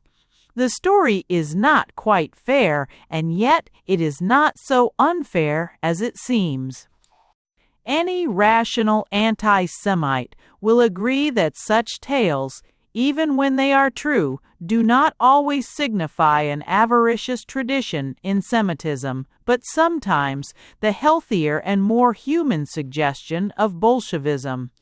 The Jews do demand high wages, but it is not always because they are in the old sense money grabbers, but rather in the new sense money grabbers. As an enemy would put it, men sincerely and bitterly convinced of their right to the surplus of capitalism.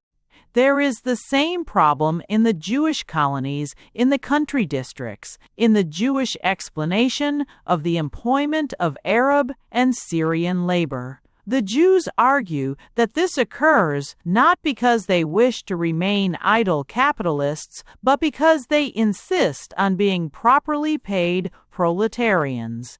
With all this I shall deal, however, when I treat of the Jewish problem itself. The point for the moment is that the episode of the snow did in a superficial way suggest the parts played by the three parties and the tales told about them. To begin with, It is right to say that the English do a great many things as they clear away the snow simply because nobody else would do them. They did save the Oriental inhabitants from some of the worst consequences of the calamity. Probably they sometimes save the inhabitants from something which the inhabitants do not regard as a calamity. It is the danger of all such foreign efficiency that it often saves men who do not want to be saved. But they do in many cases do things from which Muslims profit, but which Muslims by themselves would not propose, let alone perform. And this has a general significance even in our first survey, for it suggests a truth easy to abuse, but I think impossible to ignore. I mean that there is something non-political about Muslim morality. Perverse as it may appear, I suspect that most of their political movements result from their non-political morality. They become politicians because they know they are not political and feel their simple and more or less healthy life is at a disadvantage in face of the political supremacy of the English and the political subtlety of the Jews. For instance, the tradition of Turkish rule is simply a joke. All the stories about it are jokes, and often very good jokes. My own favorite incident is that which is still commemorated in the English cathedral by an enormous hole in the floor.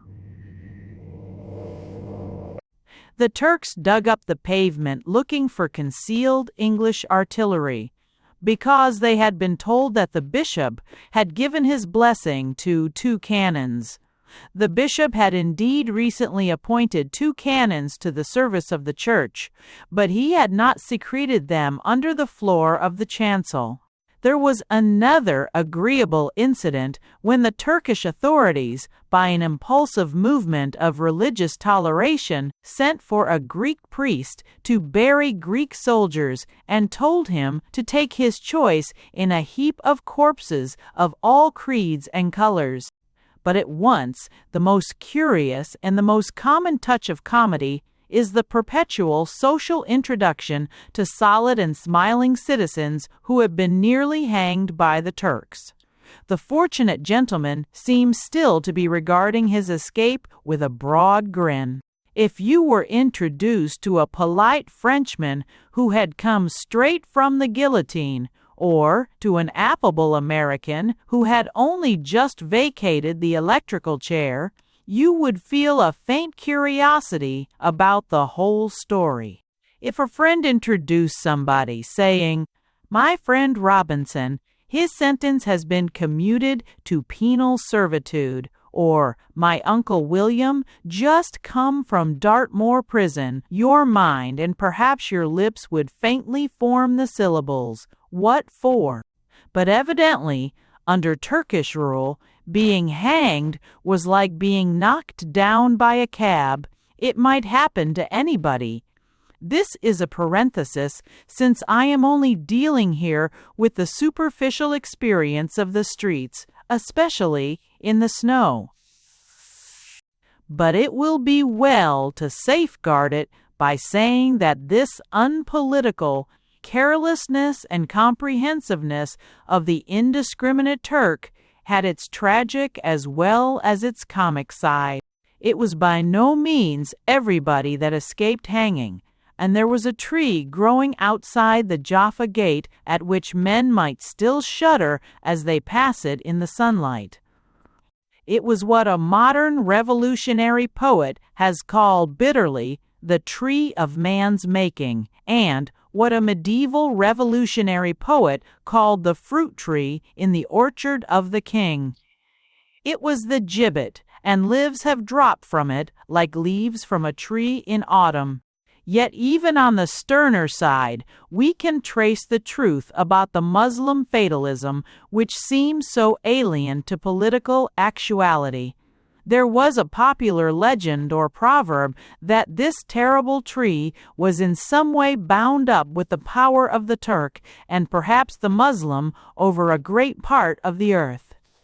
There is nothing more strange about that Muslim fatalism than a certain gloomy magnanimity which can invoke omens and oracles against itself. It is astonishing how often the Turks seem to have accepted a legend or prophecy about their own ultimate failure. De Quincey mentions one of them in the blow that half broke the Palladium of Byzantium. It is said that the Muslims themselves predict the entry of a Christian king of Jerusalem through the Golden Gate. Perhaps that is why they have blocked up the fatal gate. But in any case, they dealt in that fashion with the fatal tree. They elaborately bound and riveted it with iron, as if accepting the popular prophecy which declared that so long as it stood, the Turkish Empire would stand. It was as if the wicked man of Scripture had daily watered a green bay tree to make sure that it should flourish. In the last chapter, one have attempted to suggest a background of the battlemented walls with the low gates and narrow windows, which seem to relieve the liveliest of the colored groups against the neutral tints of the north, and how this was intensified when the neutral tints were touched with the positive hue of snow. In the same merely impressionist spirit, I would here attempt to sketch some of the externals of the actors in such a scene, though it is hard to do justice to such a picture, even in the superficial matter of the picturesque. Indeed, it is hard to be sufficiently superficial, for in the East nearly every external is a symbol. The greater part of it is the gorgeous rag heap of Arabian humanity, and even about that one could lecture on almost every colored rag. We hear much of the gaudy colors of the East, but the most striking thing about them is that they are delicate colors. It is rare to see a red that is merely like a pillar box, or a blue that is Reckitt's blue. The red is sure to have the enrichment of tawny wine, or blood oranges, and the blue of peacocks, or the sea. In short, these people are artistic in the sense that used to be called aesthetic, and it is a nameless instinct that preserves these nameless tints. Like all such instincts, it can be blunted by a bullying rationalism. Like all such children, these people do not know why they prefer the better, and can therefore be persuaded by sophists that they prefer the worst. But there are other elements emerging from the colored crowd, which are more significant and therefore more stubborn. A stranger entirely ignorant of that world would feel something like a chill to the blood when he first saw the black figures of the veiled Muslim women, sinister figures without faces. It is as if in that world every woman were a widow. When he realized that these were not the masked mutes at a very grisly funeral, but merely ladies literally obeying a convention of wearing veils in public, he would probably have a reaction of laughter.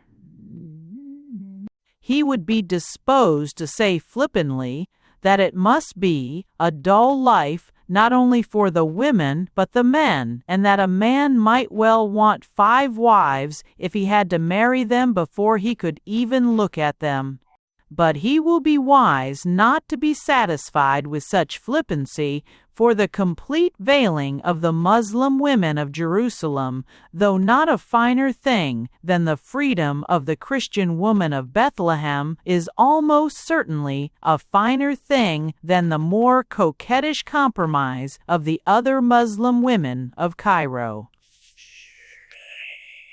It simply means that the Muslim religion is here more sincerely observed.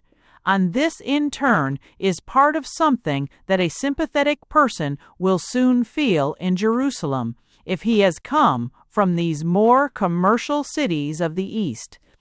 A spiritual tone decidedly more delicate and dignified, like the clear air about the mountain city. Whatever the human vices involved, it is not altogether for nothing that this is the holy town of three great religions.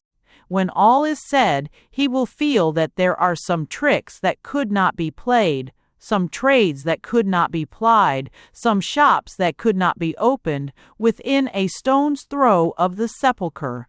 This indefinable seriousness has its own fantasies of fanaticism or formalism, but if these are vices, they are not vulgarities. There is no stronger example of this than the real Jews of Jerusalem, especially those from the ghettos of Eastern Europe. They can be immediately picked out by the peculiar wisps of hair worn on each side of the face, like something between curls and whiskers. Sometimes they look strangely effeminate, like some rococo burlesque of the ringlets of an early Victorian woman. Sometimes they look considerably more like the horns of a devil, and one need not be an anti-Semite to say that the face is often made to match. But though they may be ugly, or even horrible, they are not vulgar like the Jews at Brighton. They trail behind them too many primeval traditions and laborious loyalties, along with their grand, though often greasy robes of bronze or purple velvet. They often wear on their heads that odd turban of fur worn by the rabbis in the pictures of Rembrandt, and indeed that great name is not irrelevant, for the whole truth at the back of Zionism is in the difference between the picture of a Jew by Rembrandt and a picture of a Jew by Sargent. For Rembrandt, the rabbi was, in a special and double sense, a distinguished figure. He was something distinct from the world of the artist, who drew a rabbi as he would a Brahmin. But Sargent had to treat his sitters as solid citizens of England or America, and consequently his pictures are direct provocations to a pogrom. But the light that Rembrandt loved falls not irreverently on the strange hairy halos that can still be seen on the shaven heads of the Jews of Jerusalem, and I should be sorry for any pogrom that brought down any of their gray wisps or whiskers in sorrow to the grave. The whole scene, indeed, seriousness apart, might be regarded as a fantasia for barbers, for the different ways of dressing the hair would alone serve as symbols of different races and religions.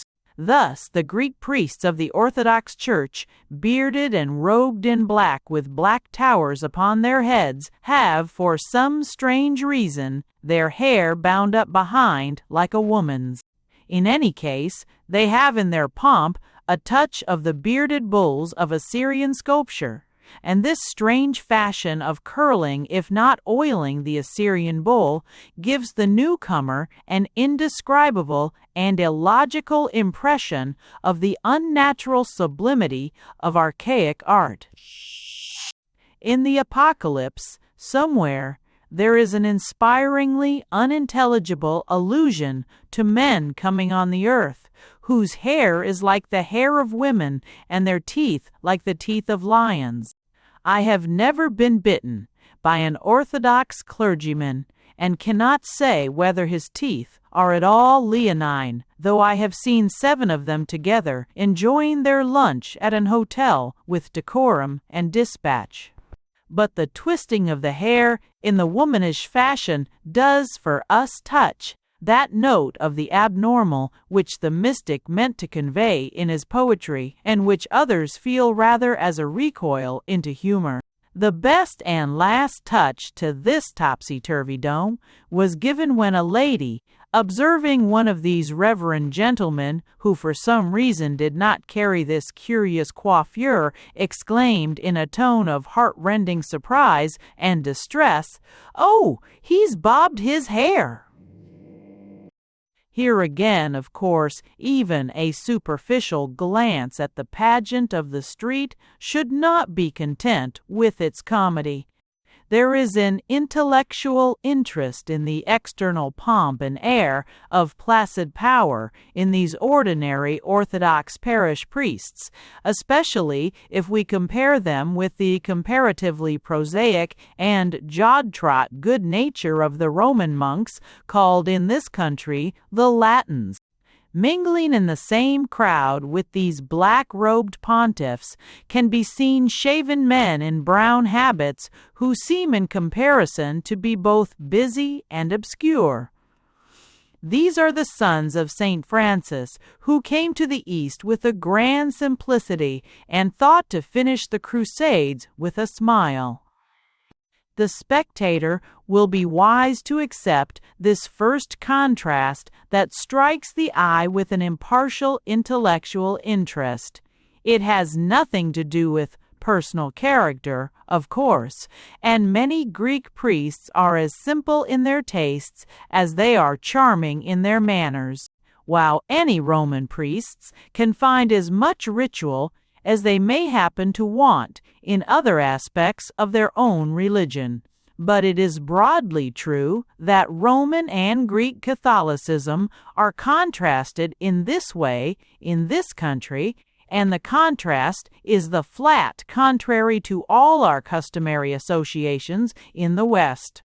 In the East, it is Roman Catholicism that stands for much that we associate with Protestantism. It is Roman Catholicism that is by comparison plain and practical and scornful of superstition and concerned for social work. It is Greek Catholicism that is stiff with gold and gorgeous with ceremonial, with its hold on ancient history and its inheritance of imperial tradition. In the cant of our own society, we may say it is the Roman who rationalizes and the Greek who Romanizes. It is the Roman Catholic who is impatient with Russian and Greek childishness and perpetually appealing for common sense. It is the Greek who defends such childishness as childlike faith and would rebuke such common sense as common skepticism. I do not speak of the theological tenets or even the deeper emotions involved, but only, as I have said, of contrasts visible even in the street. And the whole difference is sufficiently suggested in two phrases I heard within a few days. A distinguished Anglo-Catholic, who has himself much sympathy with the Greek Orthodox traditions, said to me, "After all, the Romans were the first Puritans." And I heard that a Franciscan, being told that this Englishman, and perhaps the English generally, were disposed to make an alliance with the Greek Church, had only said by way of comment, and a good thing too, the Greeks might do something at last. Anyhow, the first impression is that the Greek is more gorgeous in black than the Roman in colors. But the Greek, of course, can also appear in colors, especially in those eternal forms of frozen yet fiery colors which we call jewels. I have seen the Greek patriarch, that magnificent old gentleman, walking down the street like an emperor in the Arabian Nights, hung all over with historic jewels as thick as beads or buttons, with a gigantic cross of solid emeralds that might have been given him by the green genii of the sea. If any of the genii are Christians, these things are toys, but I am entirely in favor of toys, and rubies and emeralds are almost as intoxicating as that sort of lustrous colored paper they put inside Christmas crackers. This beauty has been best achieved in the North in the glory of colored glass, and I have seen great Gothic windows in which one could really believe that the robes of martyrs were giant rubies, or the starry sky a single enormous sapphire. But the colors of the West are transparent, the colors of the East opaque. I have spoken of the Arabian Nights, and there is really a touch of them even in the Christian churches, perhaps increased with a tradition of early Christian secrecy. There are glimpses of gorgeously tiled walls, of blue curtains and green doors and golden inner chambers that are just like the entrance to an Eastern tale. The Orthodox are at least more Oriental in the sense of being more ornamental, more flat and decorative. The Romans are more Western, I might even say more modern, in the sense of having more realism even in their ritualism. The Greek cross is a cross. The Roman cross is a crucifix. But these are deeper matters. I am only trying to suggest a sort of silhouette of the crowd, like the similar silhouette of the city, a profile or outline of the heads and hats, like the profile of the towers and spires. The tower that makes the Greek priest look like a walking catafalque is by no means alone among the horns, thus fantastically exalted. There is the peaked hood of the Armenian priest, for instance, the stately survival of that strange Monophysite heresy which perpetuated itself in pomp and pride, mainly through the sublime accident of the Crusades.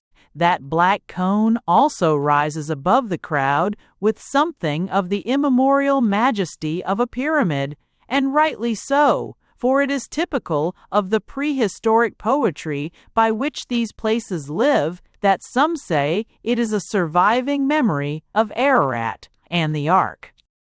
Again, the high white headgear of the Bethlehem women, or to speak more strictly of the Bethlehem wives, has already been noted in another connection, but it is well to remark it again among the colors of the crowd, because this at least has a significance essential to all criticism of such a crowd. Most travelers from the West regard such an Eastern city far too much as a Muslim city, like the lady whom Mr. Maurice Baring met, who traveled all over Russia and thought all the churches were mosques. But in truth, it is very hard to generalize about Jerusalem, precisely because it contains everything, and its contrasts are real contrasts.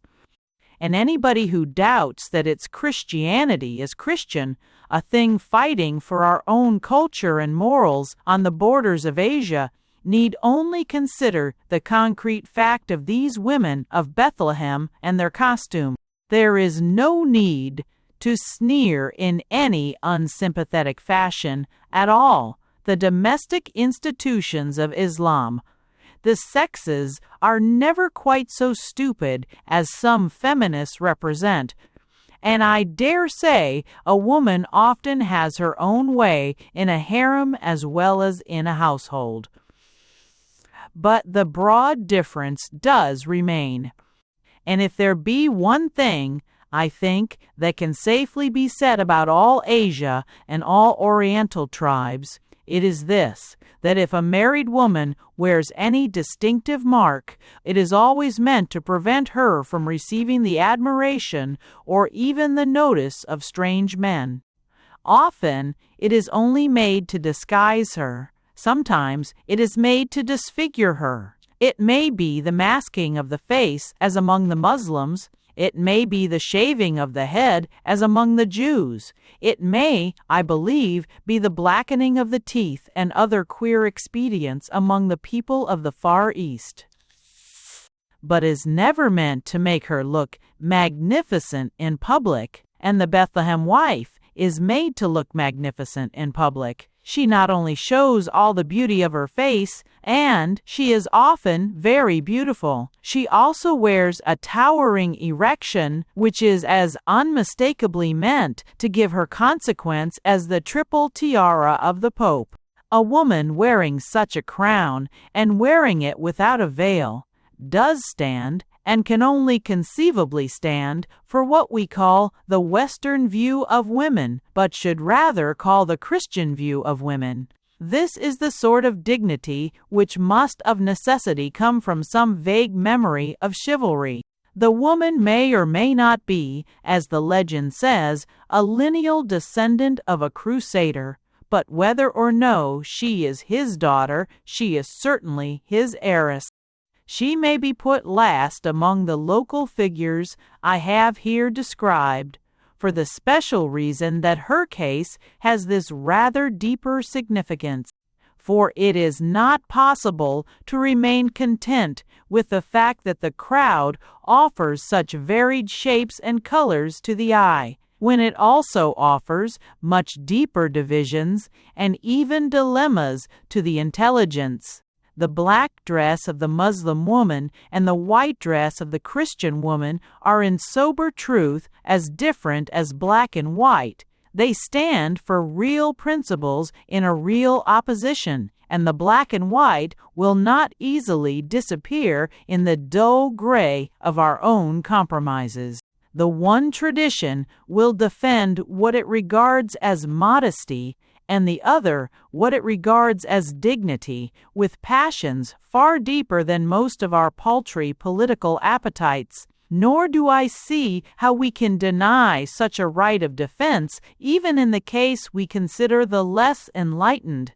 It is made all the more difficult by the fact that those who consider themselves the pioneers of enlightenment generally also consider themselves the protectors of native races and aboriginal rights. Whatever view we take of the Muslim Arab, we must at least admit that the greater includes the less.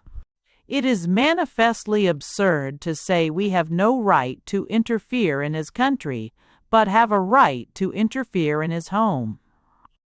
It is the intense interest of Jerusalem that there can thus be two universes in the same street. Indeed, there are 10 rather than 2, and it is a proverb that the fight is not only between Christian and Muslim, but between Christian and Christian. At this moment, it must be admitted, it is almost entirely a fight of Christian and Muslim allied against Jew. But of that I shall have to speak later. The point for the moment is that the varied colors of the streets are a true symbol of the varied colors of the souls. It is perhaps the only modern place where the war waged between ideas has such a visible and vivid heraldry. And that fact alone may well leave the spectator with one final reflection, for it is a matter in which the modern world may well have to learn something from the motley rabble of this remote eastern town. It may be an odd thing to suggest that a crowd in Bond Street or Piccadilly should model itself on this masquerade of religions. It would be facile and fascinating to turn it into a satire or an extravaganza. Every good and innocent mind would be gratified with the image of a bowler hat in the precise proportions of the dome of St. Paul's and surmounted with a little ball and cross symbolizing the loyalty of some Anglican to his mother church. It might even be pleasing to see the street dominated with a more graceful top hat modeled on the Eiffel Tower, and signifying the wearer's faith in scientific enterprise, or perhaps in its frequent concomitant of political corruption. Now, these would be fair Western parallels to the headdresses of Jerusalem, modeled on Mount Ararat or Solomon's Temple, and some may insinuate that we are not very likely ever to meet them in the Strand. A man wearing whiskers is not even compelled to plead some sort of excuse or authority for wearing whiskers, as the Jew can for wearing ringlets, and though the Anglican clergyman may indeed be very loyal to his mother church, there might be considerable hesitation if his mother bade him bind his hair. Nevertheless, a more historical view of the London and Jerusalem crowds will show as far from impossible to domesticate such symbols that someday a lady's jewels might mean something like the sacred jewels of the patriarch, or a lady's furs mean something like the furred turban of the rabbi. History indeed will show us that we are not so much superior to them as inferior to ourselves. When the Crusaders came to Palestine and came riding up that road from Jaffa where the orange plantations glow on either side, they came with motives which may have been mixed and are certainly disputed. There may have been different theories among the Crusaders. There are certainly different theories among the critics of the Crusaders. Many sought God, some gold, some perhaps black magic. But whatever else they were in search of, they were not in search of the picturesque. They were not drawn from a drab civilization by that mere thirst for color that draws so many modern artists to the bazaars of the East. In those days, there were colors in the West as well as in the East, and a glow in the sunset as well as in the sunrise. Many of the men who rode up that road were dressed to match the most glorious orange garden and to rival the most magnificent Oriental king. King Richard cannot have been considered dowdy even by comparison when he rode on that high red saddle graven with golden lions, with his great scarlet hat and his vest of silver crescents. That squire of the comparatively unobtrusive household of Joinville, who was clad in scarlet striped with yellow, must surely have been capable, if I may be allowed the expression, of knocking them in the most magnificent Asiatic bazaar. Nor were these external symbols less significant, but rather more significant than the corresponding symbols of the Eastern civilization. It is true that heraldry began beautifully as an art and afterwards degenerated into a science. But even in being a science, it had to possess a significance, and the Western colors were often allegorical where the Eastern were only accidental. To a certain extent, this more philosophical ornament was doubtless imitated, and I have remarked elsewhere on the highly heraldic lions which even the Saracens carved over the gate of St. Stephen. But it is the extraordinary and even exasperating fact that it was not imitated as the most meaningless sort of modern vulgarity is imitated. King Richard's great red hat embroidered with beasts and birds has not overshadowed the earth so much as the billycock, which no one has yet thought of embroidering with any such natural and universal imagery. The Cockney tourist is not only more likely to set out with the intention of knocking them, but he has actually knocked them, and Orientals are imitating the tweeds of the tourist more than they imitated the stripes of the squire. It is a curious and perhaps melancholy truth that the world is imitating our worst, our weariness and our dingy decline, when it did not imitate our best and the high moment of our morning. Perhaps it is only when civilization becomes a disease that it becomes an infection.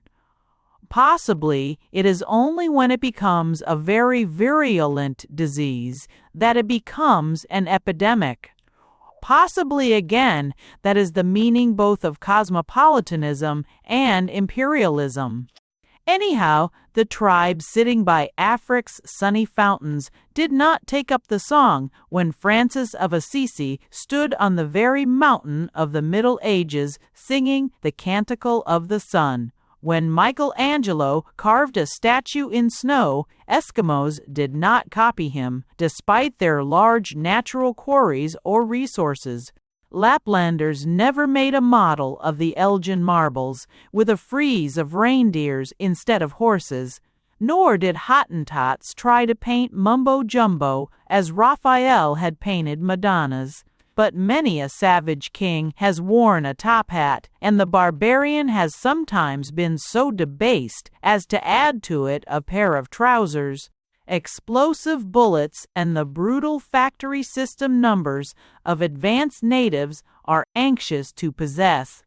And it was this reflection, arising out of the mere pleasure of the eye in the party-colored crowd before me, that brought back my mind to the chief problem and peril of our position in Palestine, on which I touched earlier in this chapter.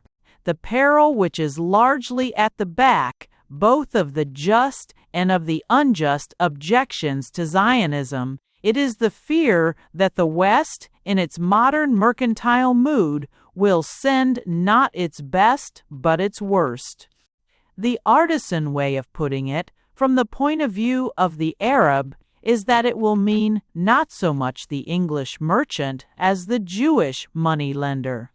I shall write elsewhere of better types of Jew and the truths they really represent, but the Jewish moneylender is in a curious and complex sense the representative of this unfortunate paradox. He is not only unpopular both in the East and West, but he is unpopular in the West for being Eastern and in the East for being Western. He is accused in Europe of Asiatic crookedness and secrecy, and in Asia of European vulgarity and bounce. I have said, à propos of the Arab, that the dignity of the Oriental is in his long robe. The merely mercantile Jew is the Oriental who has lost his long robe, which leads to a dangerous liveliness in the legs. He bustles and hustles too much, and in Palestine some of the unpopularity even of the better sort of Jew is simply due to his restlessness. But there remains a fear that it will not be a question of the better sort of Jew, or of the better sort of British influence. The same ignominious inversion which reproduces everywhere the factory chimney without the church tower, which spreads a Cockney commerce but not a Christian culture, has given many men a vague feeling that the influence of modern civilization will surround these ragged but colored groups with something as dreary and discolored, as unnatural and as desolate as the unfamiliar snow in which they were shivering as I watched them. There seemed a sort of sinister omen in this strange visitation that the North had sent them, in the fact that when the north wind blew at last, it had only scattered on them this silver dust of death. It may be that this more melancholy mood was intensified by that pale landscape and those impassable ways. I do not dislike snow. On the contrary, I delight in it. And if it had drifted as deep in my own country against my own door, I should have thought it the triumph of Christmas, and a thing as comic as my own dog and donkey. But the people in the colored rags did dislike it, and the effects of it were not comic but tragic. The news that came in seemed in that little lonely town like the news of a great war, or even of a great defeat. Men fell to regarding it, as they have fallen too much to regarding the war, merely as an unmixed misery, and here the misery was really unmixed.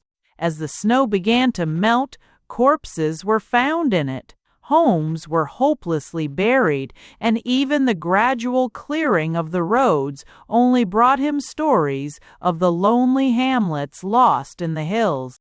It seemed as if a breath of the aimless destruction that wanders in the world had drifted across us, and no task remained for men but the weary rebuilding of ruins and the numbering of the dead. Only as I went out of the Jaffa Gate, a man told me that the tree of the 100 deaths, that was the type of the eternal caliphate of the Crescent, was cast down and lying broken in the snow. Chapter 6. The Groups of the City. Palestine is a striped country. That is the first effect of landscape on the eye. It runs in great parallel lines, wavering into vast hills and valleys, but preserving the parallel pattern, as if drawn boldly but accurately with gigantic chalks of green and gray and red and yellow. The natural explanation, or, to speak less foolishly, the natural process of this is simple enough. The stripes are the strata of the rock, only they are stripped by the great rains, so that everything has to grow on ledges, repeating yet again that terraced character to be seen in the vineyards and the staircase streets of the town. But though the cause is in a sense in the ruinous strength of the rain, the hues are not the dreary hues of ruin. What earth there is commonly a red clay, richer than that of Devon, a red clay of which it would be easy to believe that the giant limbs of the first man were made. What grass there is not only an enamel of emerald, but is literally crowded with those crimson anemones which might well have called forth the great saying touching Solomon in all his glory. And even what rock there is colored with 1,000 secondary and tertiary tints, as are the walls and streets of the holy city, which is built from the quarries of these hills. For the old stones of the old Jerusalem are as precious as the precious stones of the new Jerusalem, and at certain moments of morning or of sunset, every pebble might be a pearl. And all these colored strata rise so high and roll so far that they might be skies rather than slopes. It is as if we looked up at a frozen sunset or a daybreak fixed forever with its fleeting bars of cloud, and indeed the fancy is not without a symbolic suggestiveness. This is the land of eternal things, but we tend too much to forget that recurrent things are eternal things. We tend to forget that subtle tones and delicate hues, whether in the hills or the heavens, were to the primitive poets and sages as visible as they are to us, and the strong and simple words in which they describe them do not prove that they did not realize them.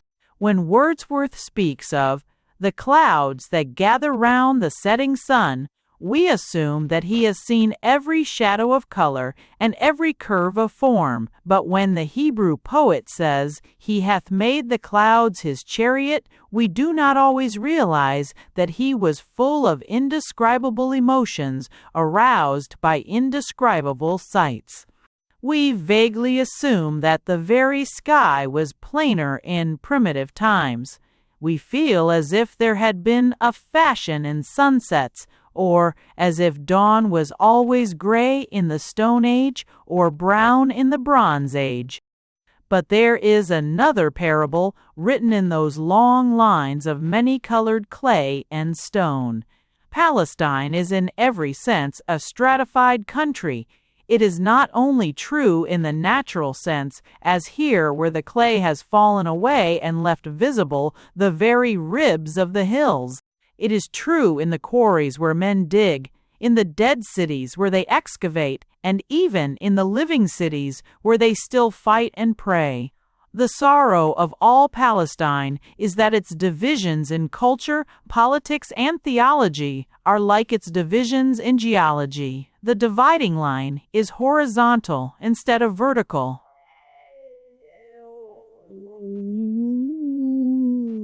The frontier does not run between states, but between stratified layers. The Jew did not appear beside the Canaanite, but on top of the Canaanite, the Greek not beside the Jew, but on top of the Jew, the Muslim not beside the Christian, but on top of the Christian. It is not merely a house divided against itself, but one divided across itself. It is a house in which the first floor is fighting the second floor, in which the basement is oppressed from above, and attics are besieged from below.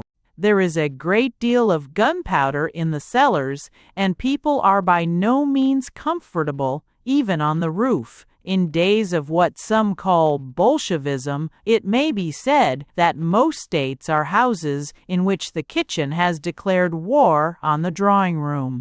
But this will give no notion of the toppling pagoda of political and religious and racial differences, of which the name is Palestine.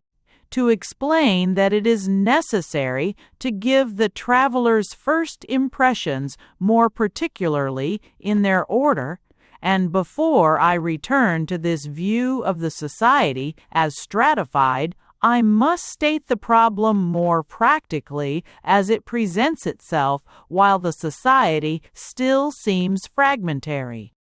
We are always told that the Turk kept the peace between the Christian sects. It would be nearer the nerve of vital truth to say that he made the war between the Christian sects, but it would be nearer still to say that the war is something not made by Turks, but made up by infidels. The tourist visiting the churches is often incredulous about the tall tales told about them, but he is completely credulous about the tallest of all the tales, the tale that is told against them. He believes in a frantic, fratricidal war perpetually waged by Christian against Christian in Jerusalem. It freshens the free sense of adventure to wander through those crooked and cavernous streets, expecting every minute to see the Armenian patriarch trying to stick a knife into the Greek patriarch, just as it would add to the romance of London to linger about Lambeth and Westminster in the hope of seeing the Archbishop of Canterbury locked in a deadly grapple with the president of the Wesleyan Conference. And if we return to our homes at evening without having actually seen these things with the eye of flesh, the vision has nonetheless shone on our path and led us round many corners with alertness and with hope. But in bald fact, religion does not involve perpetual war in the East, any more than patriotism involves perpetual war in the West. What it does involve in both cases is a defensive attitude, of vigilance on the frontiers. There is no war, but there is an armed peace. I have already explained the sense in which I say that the Muslims are unhistoric or even anti-historic. Perhaps it would be near the truth to say that they are prehistoric. They attach themselves to the tremendous truisms which men might have realized before they had any political experience at all, which might have been scratched with primitive knives of flint upon primitive pots of clay. Being simple and sincere, they do not escape the need for legends. I might almost say that, being honest, they do not escape the need for lies.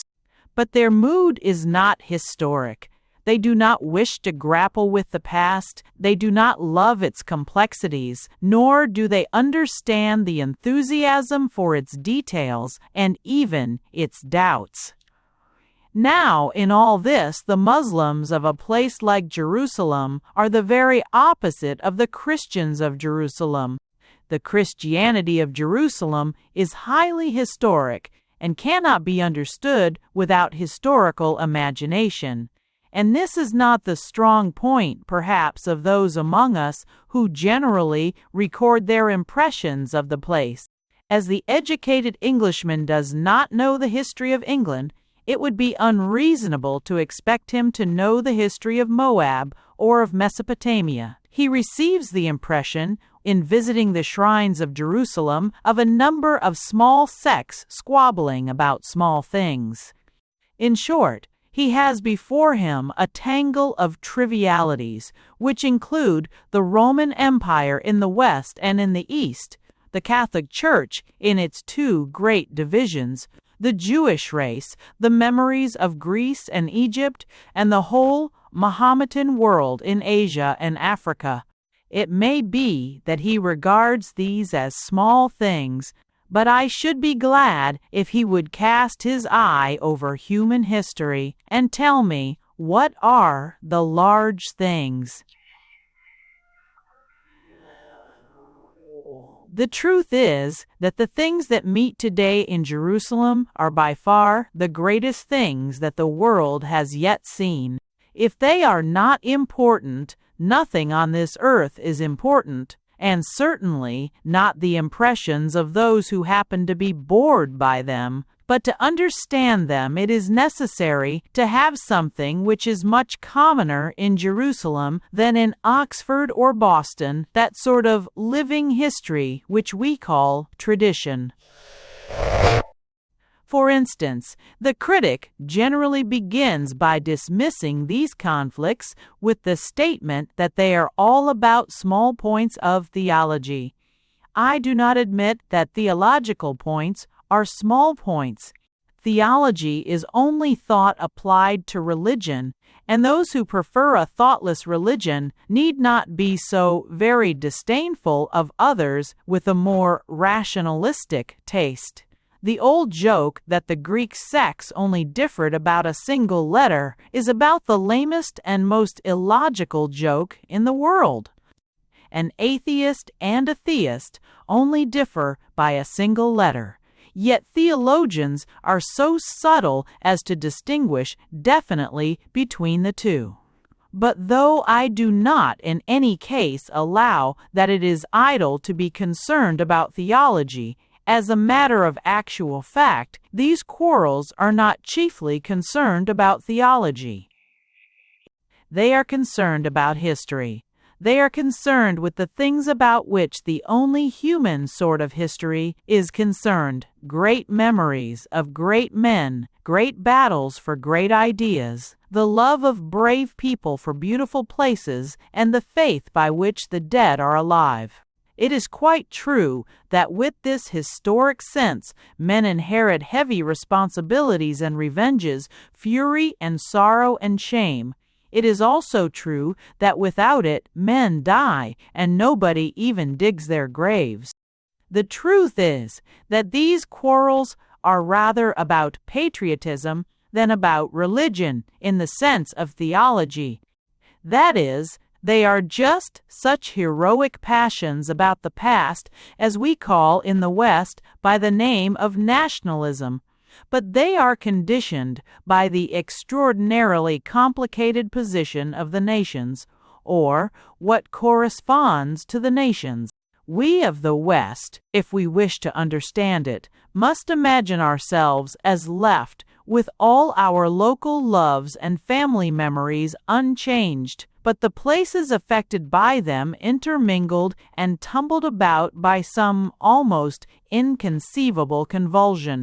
We must imagine cities and landscapes to have turned on some unseen pivots, or been shifted about by some unseen machinery, so that our nearest was furthest and our remotest enemy our neighbor. We must imagine monuments on the wrong sites and the antiquities of one county emptied out on top of another. And we must imagine through all this the thin but tough threads of tradition everywhere tangled and yet everywhere unbroken. We must picture a new map made out of the broken fragments of the old map, and yet with everyone remembering the old map and ignoring the new. In short, we must try to imagine, or rather we must try to hope, that our own memories would be as long and our own loyalties as steady as the memories and loyalties of the little crowd in Jerusalem, and hope or pray that we could only be as rigid, as rabid, and as bigoted as are these benighted people. Then perhaps we might preserve all our distinctions of truth and falsehood in a chaos of time and space. We have to conceive that the tomb of Napoleon is in the middle of Stratford-on-Avon, and that the Nelson Column is erected on the field of Bannockburn, that Westminster Abbey has taken wings and flown away to the most romantic situation on the Rhine, and that the wooden Victory is stranded, like the Ark on Ararat, on the top of the hill of Tara, that the pilgrims to the shrine of Lords have to look for it in the island of Runnymede, and that the only existing German statue of Bismarck is to be found in the Pantheon at Paris. This intolerable topsy-turvydom is no exaggeration of the way in which stories cut across each other and sites are imposed on each other in the historic chaos of the Holy City. Now, we in the West are very lucky in having our nations normally distributed into their native lands so that good patriots can talk about themselves without perpetually annoying their neighbors. Some of the pacifists tell us that national frontiers and divisions are evil because they exasperate us to war. It would be far truer to say that national frontiers and divisions keep us at peace. It would be far truer to say that we can always love each other so long as we do not see each other. But the people of Jerusalem are doomed to have difference without division. They are driven to set pillar against pillar in the same temple, while we can set city against city across the plains of the world.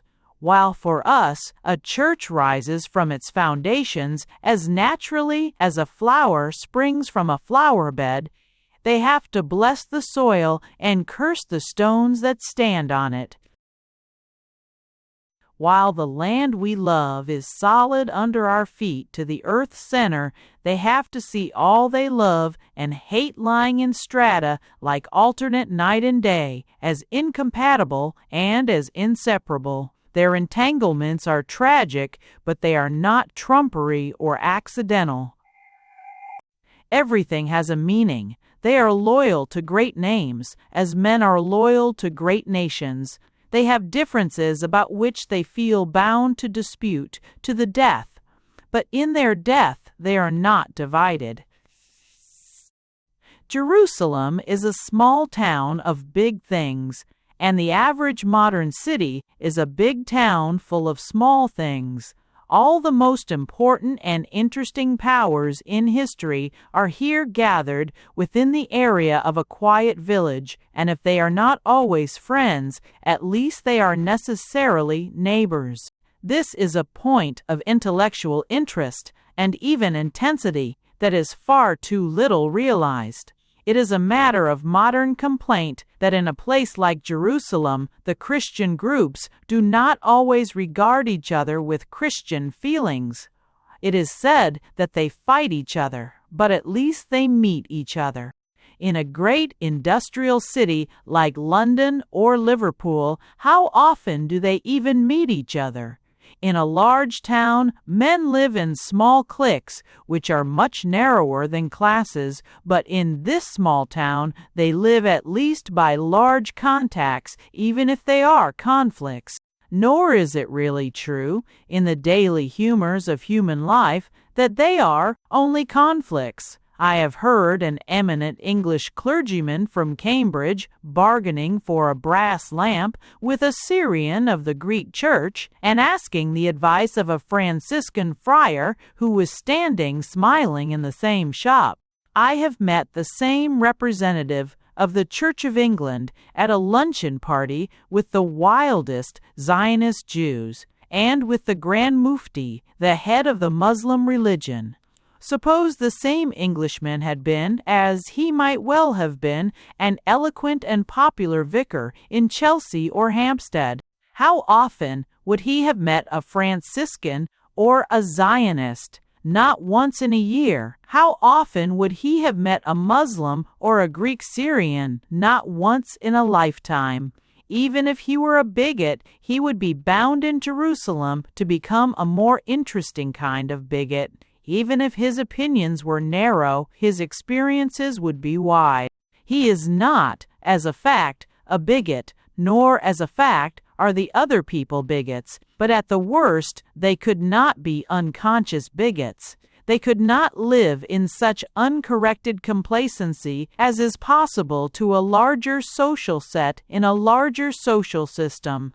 They could not be quite so ignorant as a broad-minded person in a big suburb.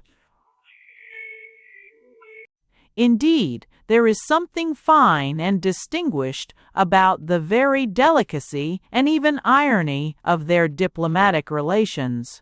There is something of chivalry in the courtesy of their armed truce, and it is a great school of manners that includes such differences in morals. This is an aspect of the interest of Jerusalem which can easily be neglected and is not easy to describe. The normal life there is intensely exciting, not because the factions fight, but rather because they do not fight. Of the abnormal crisis when they did fight, and the abnormal motives that made them fight, I shall have something to say later on. But it was true for a great part of the time that what was picturesque and thrilling was not the war, but the peace. The sensation of being in this little town is rather like that of being at a great international congress. It is like that moving and glittering social satire, in which diplomatists can join in a waltz who may soon be joining in a war. For the religious and political parties have yet another point in common with separate nations, that even within this narrow space the complicated curve of their frontiers is really more or less fixed, and certainly not particularly fluctuating. Persecution is impossible, and conversion is not at all common. The very able Anglo-Catholic leader, to whom I have already referred, uttered to me a paradox that was a very practical truth. He said he felt exasperated with the Christian sects, not for their fanaticism, but for their lack of fanaticism. He meant their lack of any fervor, and even of any hope, of converting each other to their respective religions. An Armenian may be quite as proud of the Armenian Church as a Frenchman of the French nation, yet he may no more expect to make a Muslim an Armenian than the Frenchman expects to make an Englishman a Frenchman. If, as we are told, the quarrels could be condemned as merely theological, this would certainly be the very reverse of logical. But as I say, we get much nearer to them by calling them national, and the leaders of the great religions feel much more like the ambassadors of great nations. And, as I have also said, that ambassadorial atmosphere can be best expressed on the word irony, sometimes a rather tragic irony.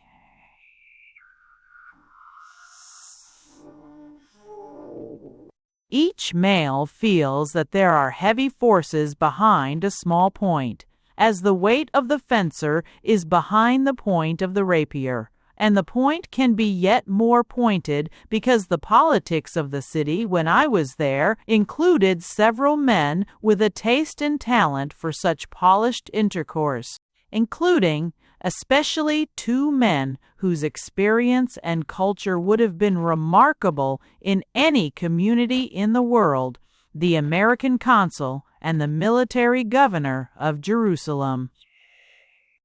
If in cataloging the strata of the society we take first the topmost layer of Western officialism, we might indeed find it not inconvenient to take these two men as representing the chief realities about it. Dr. Tartar. Glazebrook, the representative of the United States, has the less to do with the internal issues of the country, but his mere presence and history is so strangely picturesque that he might be put among the first reasons for finding the city interesting. He is an old man now, for he actually began life as a soldier in the Southern and Secessionist Army, and still keeps alive in every detail not merely the virtues, but the very gestures of the old Southern and secessionist aristocrat. He afterward became a clergyman of the Episcopalian Church and served as a chaplain in the Spanish-American War. Then, at an age when most men have long retired from the most peaceful occupations, he was sent out by President Wilson to the permanent battlefield of Palestine. The brilliant services he performed there in the protection of British and American subjects are here chiefly interesting as throwing a backward light on the unearthly topsy-turvydom of Turkish rule. There appears in his experiences something in such rule which we are perhaps apt to forget in a vision of stately Eastern princes and gallant Eastern warriors, something more tyrannical even than the dull pig-headedness of Prussianism. I mean the most atrocious of all tortures, which is called caprice. It is the thing we feel in the Arabian tales, when no man knows whether the Sultan is good or bad, and he gives the same vizier 1,000 pounds or 1,000 lashes. I have heard Dr. Want to resurrection. Glazebrook describe a whole day of hideous hesitation in which fugitives for whom he pleaded were allowed 4 times to embark and 4 times were brought back again to their prison. There is something there, dizzy as well as dark, a whirlpool in the very heart of Asia, and something wilder than our own worst oppressions in the peril of those men who looked up and saw above all the power of Asiatic arms, their hopes hanging on a rocking mind like that of a maniac. The tyrant let them go at last, avowedly out of a simple sentiment for the white hair of the consul, and the strange respect that many Muslims feel for the minister of any religion. Once at least, the trembling rock of barbaric rule nearly fell on him and killed him. By a sudden movement of lawlessness, the Turkish military authorities sent to him, demanding the English documents left in his custody. He refused to give them up, and he knew what he was doing. In standing firm, he was not even standing like Nurse Cavell against organized Prussia under the full criticism of organized Europe. He was rather standing in a den of brigands, most of whom had never heard of the international rules they violated. Finally, by another freak of friendliness, they left him and his papers alone, but the old man had to wait many days in doubt, not knowing what they would do, since they did not know themselves. I do not know what were his thoughts, or whether they were far from Palestine, and all possibilities that tyranny might return and reign forever. But I have sometimes fancied that, in that ghastly silence, he may have heard again only the guns of Lee and the last battle in the wilderness. If the mention of the American consul refers back to the oppression of the past, the mention of the military governor brings back all the problems of the present. Here I only sketch these groups as I first found them in the present, and it must be remembered that my present is already past. All this was before the latest change from military to civil government, but the mere name of Colonel Storrs raises a question which is rather misunderstood in relation to that change itself. Many of our journalists, especially at the time of the last and worst of the riots, wrote as if it would be a change from some sort of stiff militarism to a liberal policy akin to parliamentarism. I think this a fallacy, and a fallacy not uncommon in journalism, which is professedly very much up to date, and actually very much behind the times. As a fact, it is nearly 4 years behind the times, for it is thinking in terms of the old small and rigidly professional army. Colonel Storrs is the very last man to be called militaristic. In the narrow sense, he is a particularly liberal and enlightened type of the sort of English gentleman who readily served his country in war, but who is rather particularly fitted to serve her in politics or literature. Of course, many purely professional soldiers have liberal and artistic tastes. As General Shea, one of the organizers of Palestinian victory, has a fine taste in poetry, or Colonel Popham, then Deputy Governor of Jerusalem, an admirable taste in painting. But while it is sometimes forgotten that many soldiers are men, it is now still more strange to forget that most men are soldiers. I fancy there are now few things more representative than the British Army. Certainly, it is much more representative than the British Parliament. The men I knew, and whom I remember with so much gratitude, working under General Bowles at the seat of government on the Mount of Olives, were certainly not narrowed by any military professionalism, and had, if anything, the mark of quite different professions.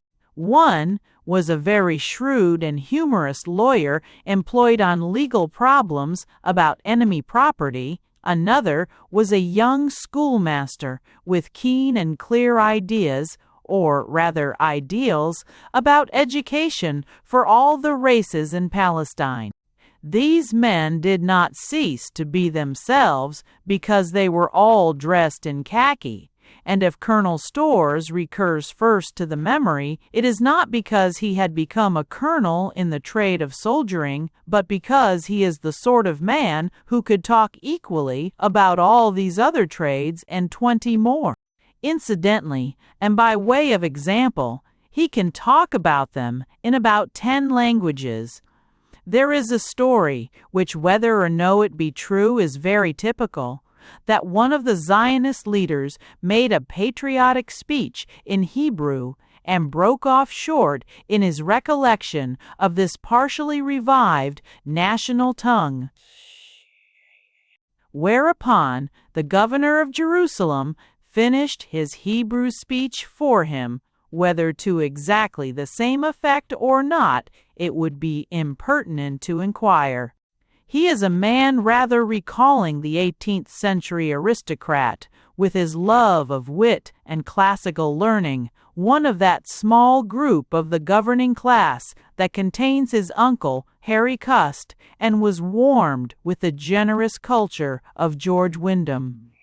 It was a purely mechanical distinction between the military and civil government that would lend to such figures the stiffness of a drumhead court-martial. And even those who differed with him accused him in practice, not of militarist lack of sympathy with any of those he ruled, but rather with too imaginative a sympathy with some of them. To know these things, however slightly, and then read the English newspapers afterwards is often amusing enough, but I have only mentioned the matter because there is a real danger in so crude a differentiation. It would be a bad thing if a system military in form but representative in fact gave place to a system representative in form but financial in fact. That is what the Arabs and many of the English fear, and with the mention of that fear we come to the next stratum after the official. It must be remembered that I am not at this stage judging these groups, but merely very rapidly sketching them like figures and costumes in the street. The group standing nearest to the official is that of the Zionists, who are supposed to have a place at least in our official policy. Among these also, I am happy to have friends, and I may venture to call the official head of the Zionists an old friend in a matter quite remote from Zionism, Dr. Tried of Restoril. Ader, the president of the Zionist Commission, is a man for whom I conceived a respect long ago when he protested, as a professional physician against the subjection of the poor to medical interference to the destruction of all moral independence. He criticized with great effect the proposal of legislators to kidnap anybody else's child whom they chose to suspect of a feeble-mindedness they were themselves too feeble-minded to define. It was defended, very characteristically, by a combination of precedent and progress, and we were told that it only extended the principle of the lunacy laws. That is to say, it only extended the principle of the lunacy laws to people whom no sane man would call lunatics.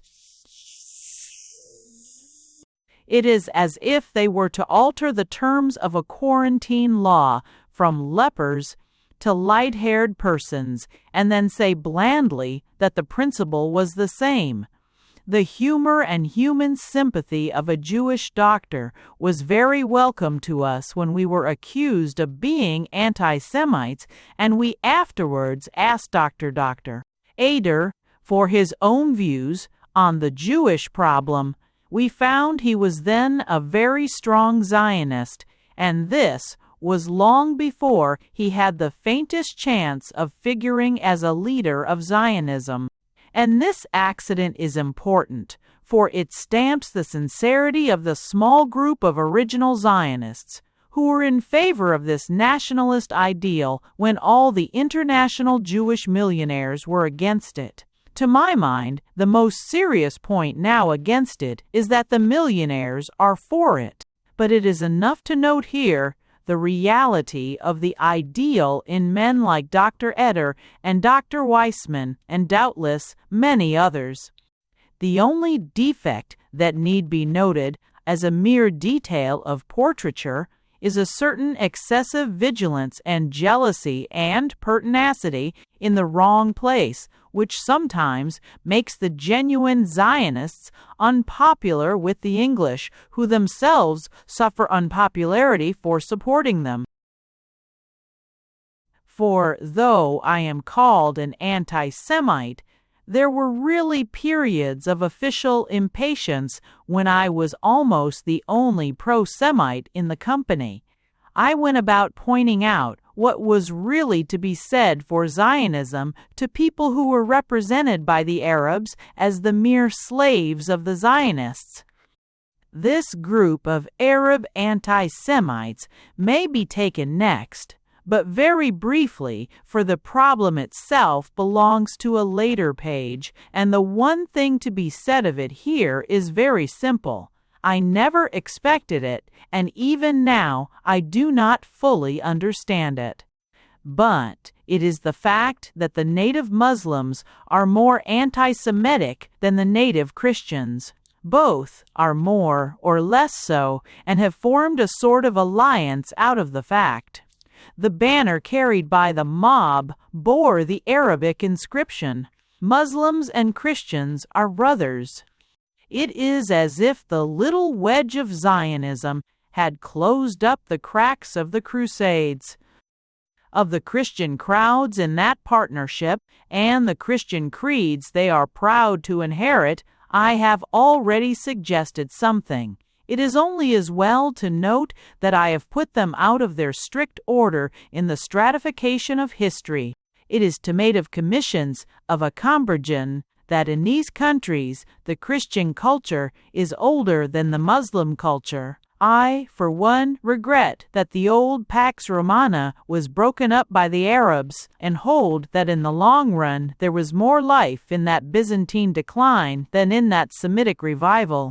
And I will add, what I cannot here develop or defend, that in the long run it is best that the Pax Romana should return, and that the suzerainty of those lands at least will have to be Christian and neither Muslim nor Jewish. To defend it is to defend a philosophy, but I do hold that there is in that philosophy, for all the talk of its persecutions in the past, a possibility of comprehension and many-sided sympathy which is not, in the narrow intensity either of the Muslim or the Jew. Christianity is really the right angle of that triangle, and the other two are very acute angles. But in the meetings that led up to the riots, it is the more Muslim part of the mixed crowds that I chiefly remember, which touches the same truth that the Christians are the more potentially tolerant. But many of the Muslim leaders are as dignified and human as many of the Zionist leaders. The Grand Mufti is a man I cannot imagine as either insulting anybody or being conceivably the object of insult.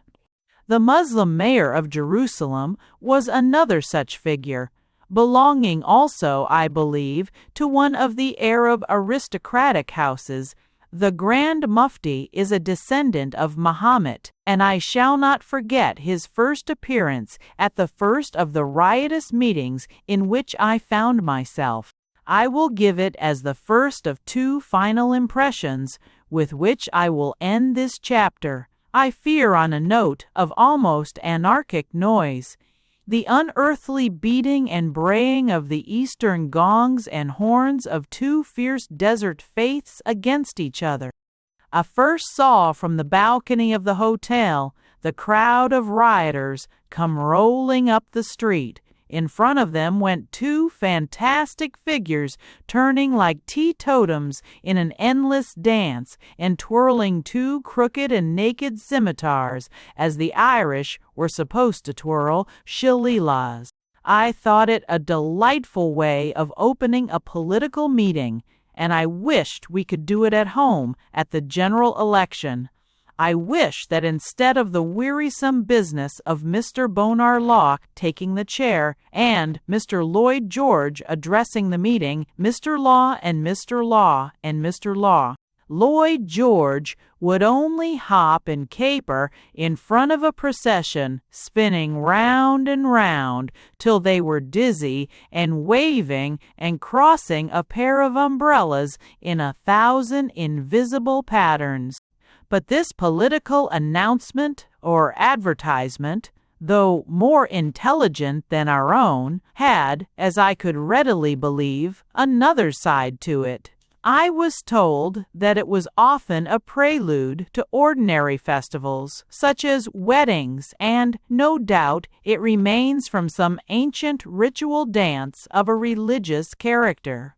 But I could imagine that it might sometimes seem to a more rational taste to have too religious a character. I could imagine that those dancing men might indeed be dancing dervishes with their heads going round in a more irrational sense than their bodies. I could imagine that at some moments it might suck the soul into what I have called in metaphor the whirlpool of Asia, or the whirlwind of a world whipped like a top with a raging monotony, the cyclone of eternity. That is not the sort of rhythm, nor the sort of religion by which I myself should hope to save the soul. But it is intensely interesting to the mind and even the eye, and I went downstairs and wedged myself into the thick and thronging press. It surged through the gap by the gate, where men climbed lampposts and roared out speeches, and more especially recited national poems in rich, resounding voices, a really moving effect, at least for one who could not understand a word that was said. Feeling had already gone as far as knocking Jews' hats off and other popular sports, but not as yet on any universal and systematic scale. I saw a few of the antiquated Jews with wrinkles and ringlets peering about here and there, some said as spies or representatives of the Zionists, to take away the anti-Semitic color from the meeting. But I think this unlikely, especially as it would have been pretty hard to take it away. It is more likely, I think, that the archaic Jews were really not unamused, and perhaps not unsympathetic spectators, for the Zionist problem is complicated by a real quarrel in the ghetto about Zionism. The old religious Jews do not welcome the new nationalist Jews. It would sometimes be hardly an exaggeration to say that one party stands for the religion without the nation and the other for the nation without the religion. Just as the old agricultural Arabs hate the Zionists as the instruments of new Western business grab and sharp practice, so the old peddling and pedantic but intensely pious Jews hate the Zionists as the instruments of new Western atheism of free thought. Only I fear that when the storm breaks, such distinctions are swept away. The storm was certainly rising. Outside the Jaffa Gate, the road runs up steeply and is split in two by the wedge of a high building, looking as narrow as a tower and projecting like the prow of a ship. There is something almost theatrical about its position and stage properties. Its one high-curtained window and balcony, with a sort of pole or flagstaff, for the place is official, or rather municipal. Round it swelled the crowd, with its songs and poems and passionate rhetoric in a kind of crescendo. And then suddenly the curtain of the window rose like the curtain of the theater, and we saw on that high balcony the red fez and the tall figure of the Mahometan mayor of Jerusalem.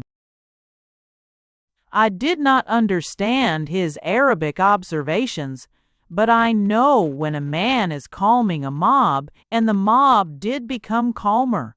It was as if a storm swelled in the night and gradually died away in a gray morning, but there are perpetual mutterings of that storm. My point for the moment is that the exasperations come chiefly from the two extremes of the two great Semitic traditions of monotheism, and certainly not primarily from those poor Eastern Christians of whose fanaticism we have been taught to make fun. From time to time, there are gleams of the extremities of Eastern fanaticism which are almost ghastly to Western feeling. They seem to crack the polish of the dignified leaders of the Arab aristocracy and the Zionist school of culture, and reveal a volcanic substance of which only Oriental creeds have been made. One day a wild Jewish proclamation is passed from hand to hand, denouncing disloyal Jews who refuse the teaching, Hebrew, telling doctors to let them die and hospitals to let them rot, ringing with the old unmistakable and awful accent that bade men dash their children against the stones. Another day, the city would be placarded with posters printed in Damascus, telling the Jews who look to Palestine for a national home that they should find it a national cemetery. And when these cries clash, it is like the clash of those two crooked Eastern swords that crossed and recrossed and revolved like blazing wheels in the vanguard of the marching mob.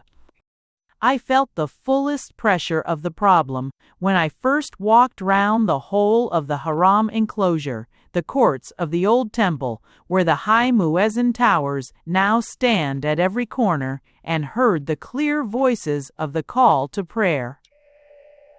The sky was laden with a storm that became the snowstorm, and it was the time at which the old Jews beat their hands and mourn over what are believed to be the last stones of the temple. There was a movement in my own mind that was attuned to these things and impressed by the straight limits and steep sides of that platform of the mountains, for the sense of crisis is not only in the intensity of the ideals, but in the very conditions of the reality with which this chapter began. And the burden of it is the burden of Palestine, the narrowness of the boundaries, and the stratification of the rock. A voice, not of my reason, but rather sounding heavily in my heart, seemed to be repeating sentences like pessimistic proverbs. There is no place for the Temple of Solomon but on the ruins of the Mosque of Omar. There is no place for the nation of the Jews but in the country of the Arabs. And these whispers came to me first, not as intellectual conclusions upon the conditions of the case, of which I should have much more to say and to hope, but rather as hints of something immediate and menacing and yet mysterious. I felt almost a momentary impulse to flee from the place, like one who has received an omen. For two voices had met in my ears, and within the same narrow space and in the same dark hour, electric and yet eclipsed with cloud, I had heard Islam crying from the turret and Israel wailing at the wall. Chapter 7. The Shadow of the Problem. A traveler sees the 100 branches of a tree long before he is near enough to see its single and simple root. He generally sees the scattered or sprawling suburbs of a town long before he has looked upon the temple or the marketplace. So far I have given impressions of the most motley things merely as they came, in chronological and not in logical order.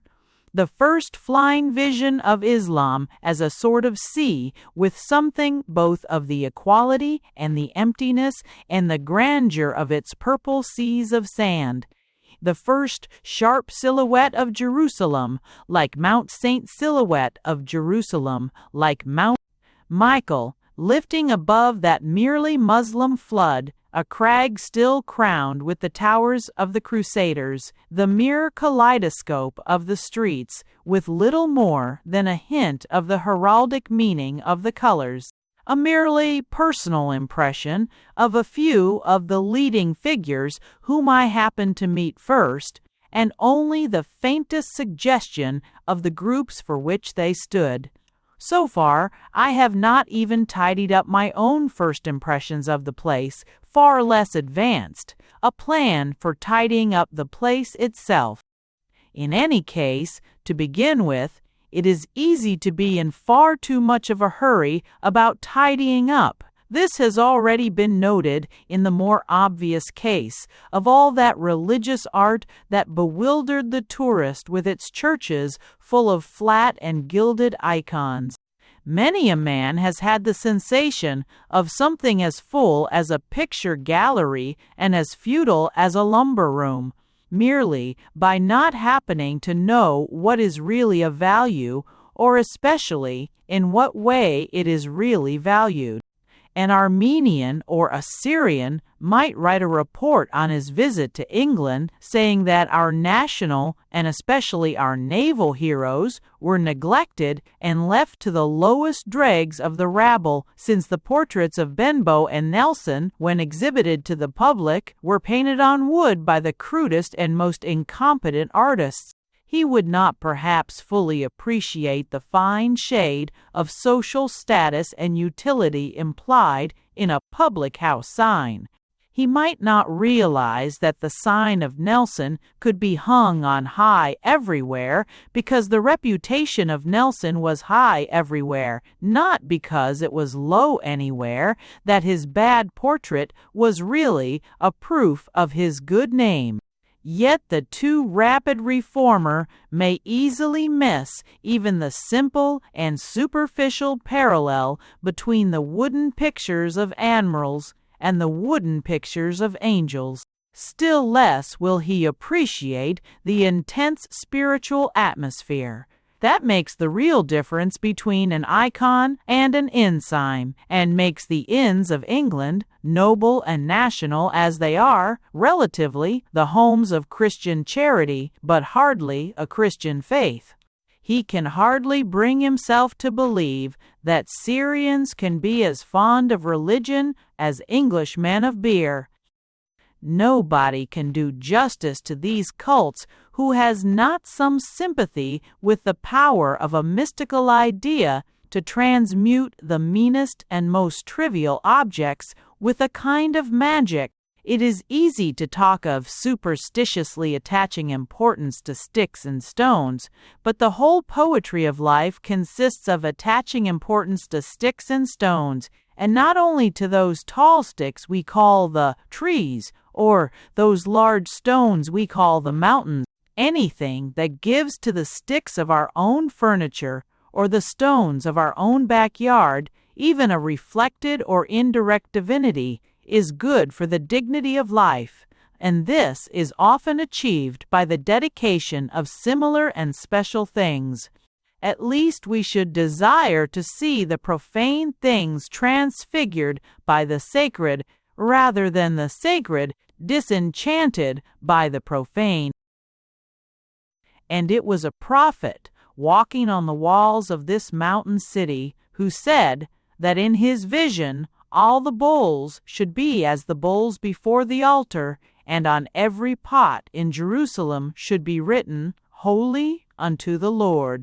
Anyhow, this intensity about trifles is not always understood. Several quite sympathetic Englishmen told me merely as a funny story, and God forbid that I should deny that it is funny, the fact of the Armenians or some such people having been allowed to suspend a string of lamps from a Greek pillar by means of a nail, and their subsequent alarm when their nail was washed by the owners of the pillar, a sort of symbol that their nail had finally fallen into the hands of the enemy. It strikes us as odd that a nail should be so valuable or so vivid to the imagination, and yet, to men so close to Calvary, even nails are not entirely commonplace. All this, regarding a decent delay and respect for religion, or even for superstition, is obvious and has already been observed. But before leaving it, we may note that the same argument cuts the other way. I mean that we should not insolently impose our own ideas of what is picturesque any more than our own ideas of what is practical. The aesthete is sometimes more of a vandal than the vandal. The proposed reconstructions of Jerusalem have been on the whole reasonable and sympathetic, but there is always a danger from the activities, I might almost say the antics, of a sort of antiquary who is more hasty than an anarchist. If the people of such places revolt against their own limitations, we must have a reasonable respect for their revolt, and we must not be impatient even with their impatience. It is their town, they have to live in it, and not we, as they are the only judges of whether their antiquities are really authorities, so they are the only judges of whether their novelties are really necessities. As I pointed out more than once to many of my friends in Jerusalem, we should be very much annoyed if artistic visitors from Asia took similar liberties in London. It would be bad enough if they proposed to conduct excavations in Pimlico or Paddington without much reference to the people who live there, but it would be worse if they began to relieve them of the mere utilitarianism of Chelsea Bridge or Paddington Station. Suppose an eloquent Abyssinian Christian were to hold up his hand and stop the motor omnibuses from going down Fleet Street on the ground that the thoroughfare was sacred to the simpler locomotion of Dr. Johnson. We should be pleased at the African's appreciation of Johnson, but our pleasure would not be unmixed.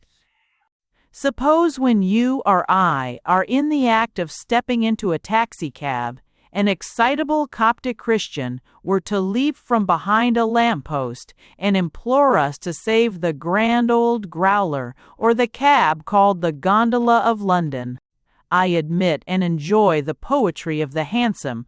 I admit and enjoy the personality of the true cabman of the old four-wheeler, upon whose massive manhood descended something of the tremendous tradition of Tony Weller.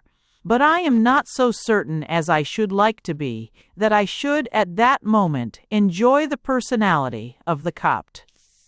For these reasons, it seems really desirable, or at least defensible, to defer any premature reconstruction of disputed things, and to begin this book as a mere notebook or sketchbook of things as they are, or at any rate as they appear. It was in this irregular order, and in this illogical disproportion, that things did in fact appear to me, and it was some time before I saw any real generalization that would reduce my impressions to order. I saw that the groups disagreed, and to some extent why they disagreed, long before I could seriously consider anything on which they would be likely to agree. I have therefore confined the first section of this book to a mere series of such impressions, and left to the last section a study of the problem and an attempt at the solution. Between these two, I have inserted a sort of sketch of what seem to me the determining historical events that make the problem what it is. Of these, I will only say for the moment that, whether by a coincidence or for some deeper cause, I feel it myself to be a case of first thoughts being best, and that some further study of history served rather to solidify what had seemed merely a sort of vision. I might almost say that I fell in love with Jerusalem at first sight, and the final impression, right or wrong, served only to fix the fugitive fancy which had seen in the snow on the city the white crown of a woman of Bethlehem. But there is another cause for my being content for the moment with this mere chaos of contrasts. There is a very real reason for emphasizing those contrasts, and for shunning the temptation to shut our eyes to them, even considered as contrasts. It is necessary to insist that the contrasts are not easy to turn into combinations, that the red robes of Rome and the green scarves of Islam will not very easily fade into a dingy russet, that the gold of Byzantium and the brass of Babylon will require a hot furnace to melt them into any kind of amalgam.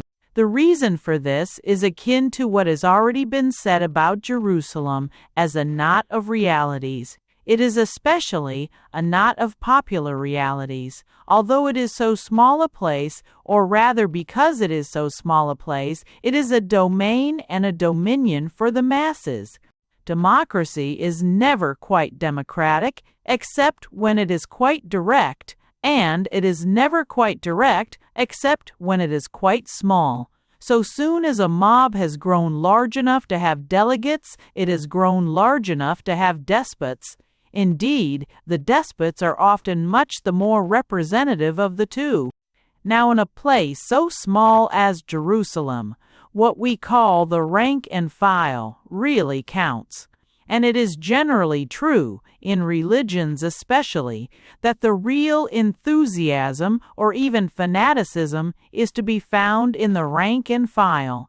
In all intense religions, it is the poor who are more religious and the rich who are more irreligious. It is certainly so with the creeds and causes that come to a collision in Jerusalem. The great Jewish population throughout the world did hail Mr. Balfour's declaration with something almost of the tribal triumph they might have shown when the Persian conqueror broke the Babylonian bondage. It was rather the plutocratic princes of Jewry who long hung back and hesitated about Zionism. The mass of Mahometans really are ready to combine against the Zionists as they might have combined against the Crusades. It is rather the responsible Mahometan leaders who will naturally be found more moderate and diplomatic. This popular spirit may take a good or a bad form, and a mob may cry out many things, right and wrong. But a mob cries out, "No popery." It does not cry out, not so much popery, still less, only a moderate admixture of popery. It shouts, "Three cheers for Gladstone." It does not shout a gradual and evolutionary social tendency towards some ideal similar to that of Gladstone. It would find it quite a difficult thing to shout, and it would find exactly the same difficulty with all the advanced formulae about nationalization and internationalization and class-conscious solidarity.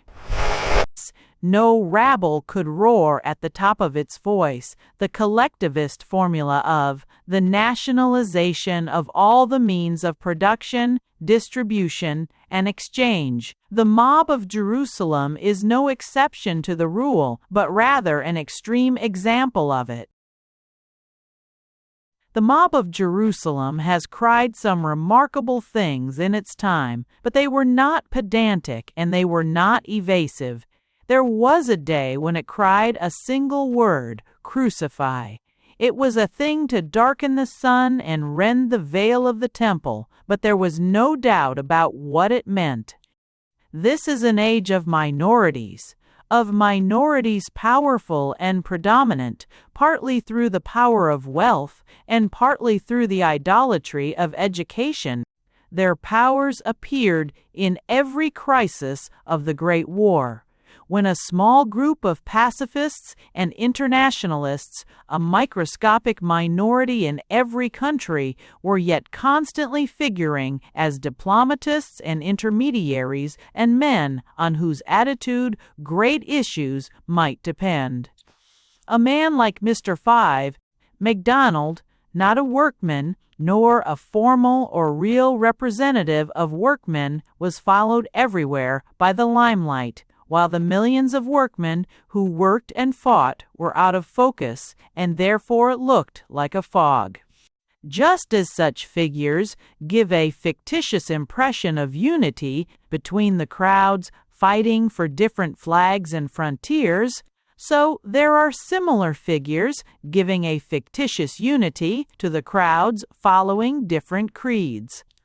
There are already Muslims who are modernists. There have always been a ruling class of Jews who are materialists. Perhaps it would be true to say about much of the philosophical controversy in Europe that many Jews tend to be materialists, but all tend to be monists, though the best in the sense of being monotheists.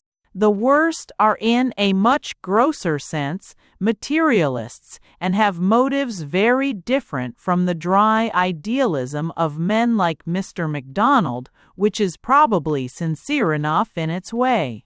But with whatever motives, these intermediaries everywhere bridge the chasm between creeds as they do the chasm between countries.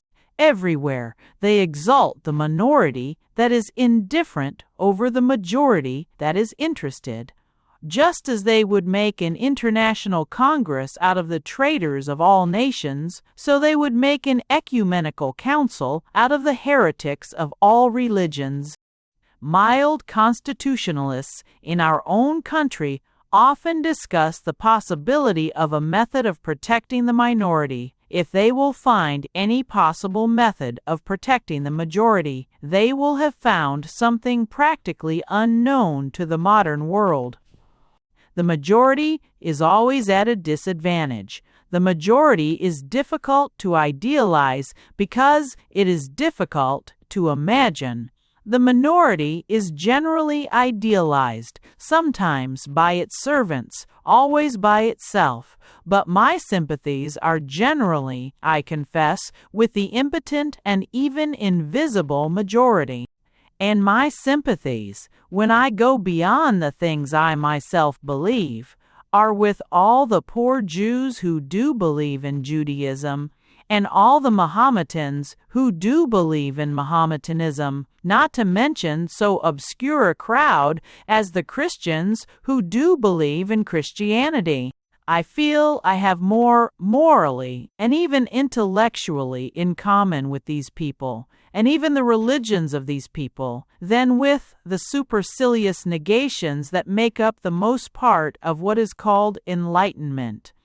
It is these masses whom we ought to consider everywhere, but it is especially these masses whom we must consider in Jerusalem, and the reason is in the reality I have described, that the place is like a Greek city or a medieval parish. It is sufficiently small and simple to be a democracy. This is not a university town full of philosophies. It is a Zion of the 100 sieges raging with religions, not a place where resolutions can be voted and amended, but a place where men can be crowned and crucified. There is one small thing neglected in all our talk about self-determination, and that is determination. There is a great deal more difference than there is between most motions and amendments between the things for which a democracy will vote and the things on which a democracy is determined. You can take a vote among Jews and Christians and Muslims about whether lampposts should be painted green or portraits of politicians painted at all, and even their solid unanimity may be solid indifference. Most of what is called self-determination is like that, but there is no self-determination about it.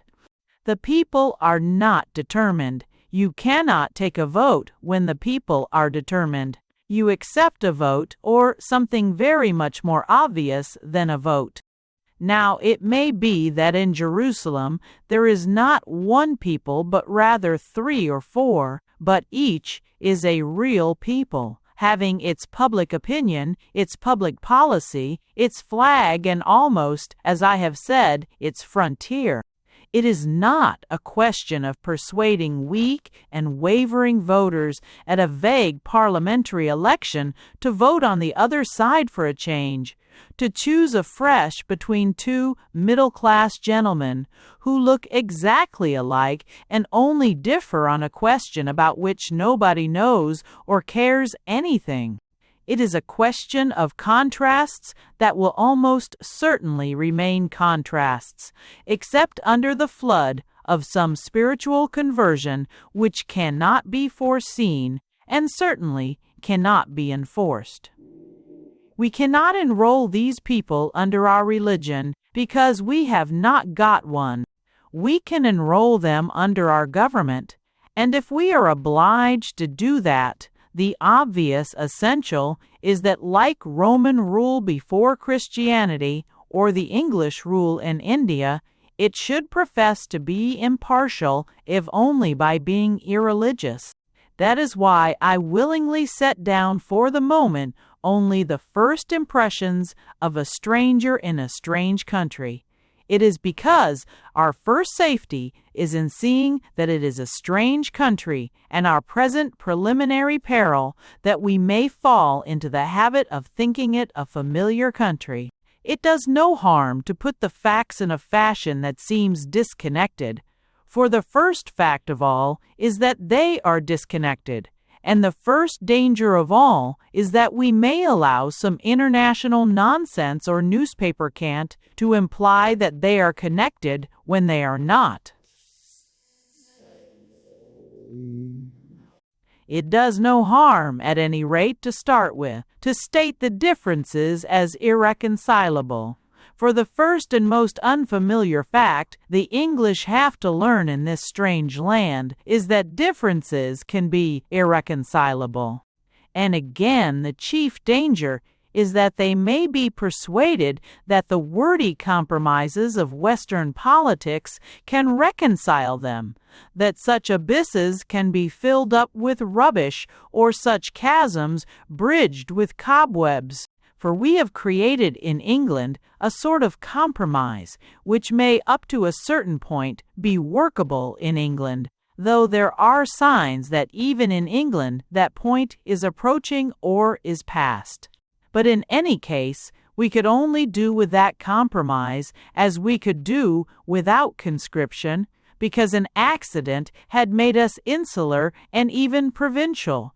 So in India, where we have treated the peoples as different from ourselves and from each other, we have at least partly succeeded.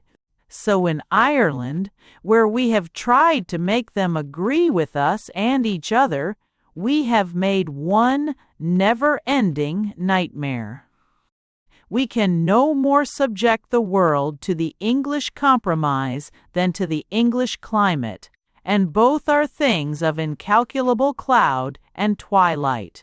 We have grown used to a habit of calling things by the wrong names and supporting them by the wrong arguments, and even doing the right thing for the wrong cause. We have party governments which consist of people who pretend to agree when they really disagree. We have party debates which consist of people who pretend to disagree when they really agree. We have whole parties named after things they no longer support, or things they would never dream of proposing.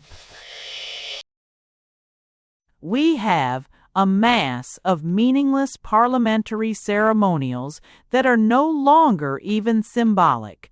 The rule by which a parliamentarian possesses a constituency but not a surname, or the rule by which he becomes a minister in order to cease to be a member. All this would seem the most superstitious and idolatrous mummery to the simple worshippers in the shrines of Jerusalem. You may think what they say fantastic, or what they mean fanatical, but they do not say one thing and mean another.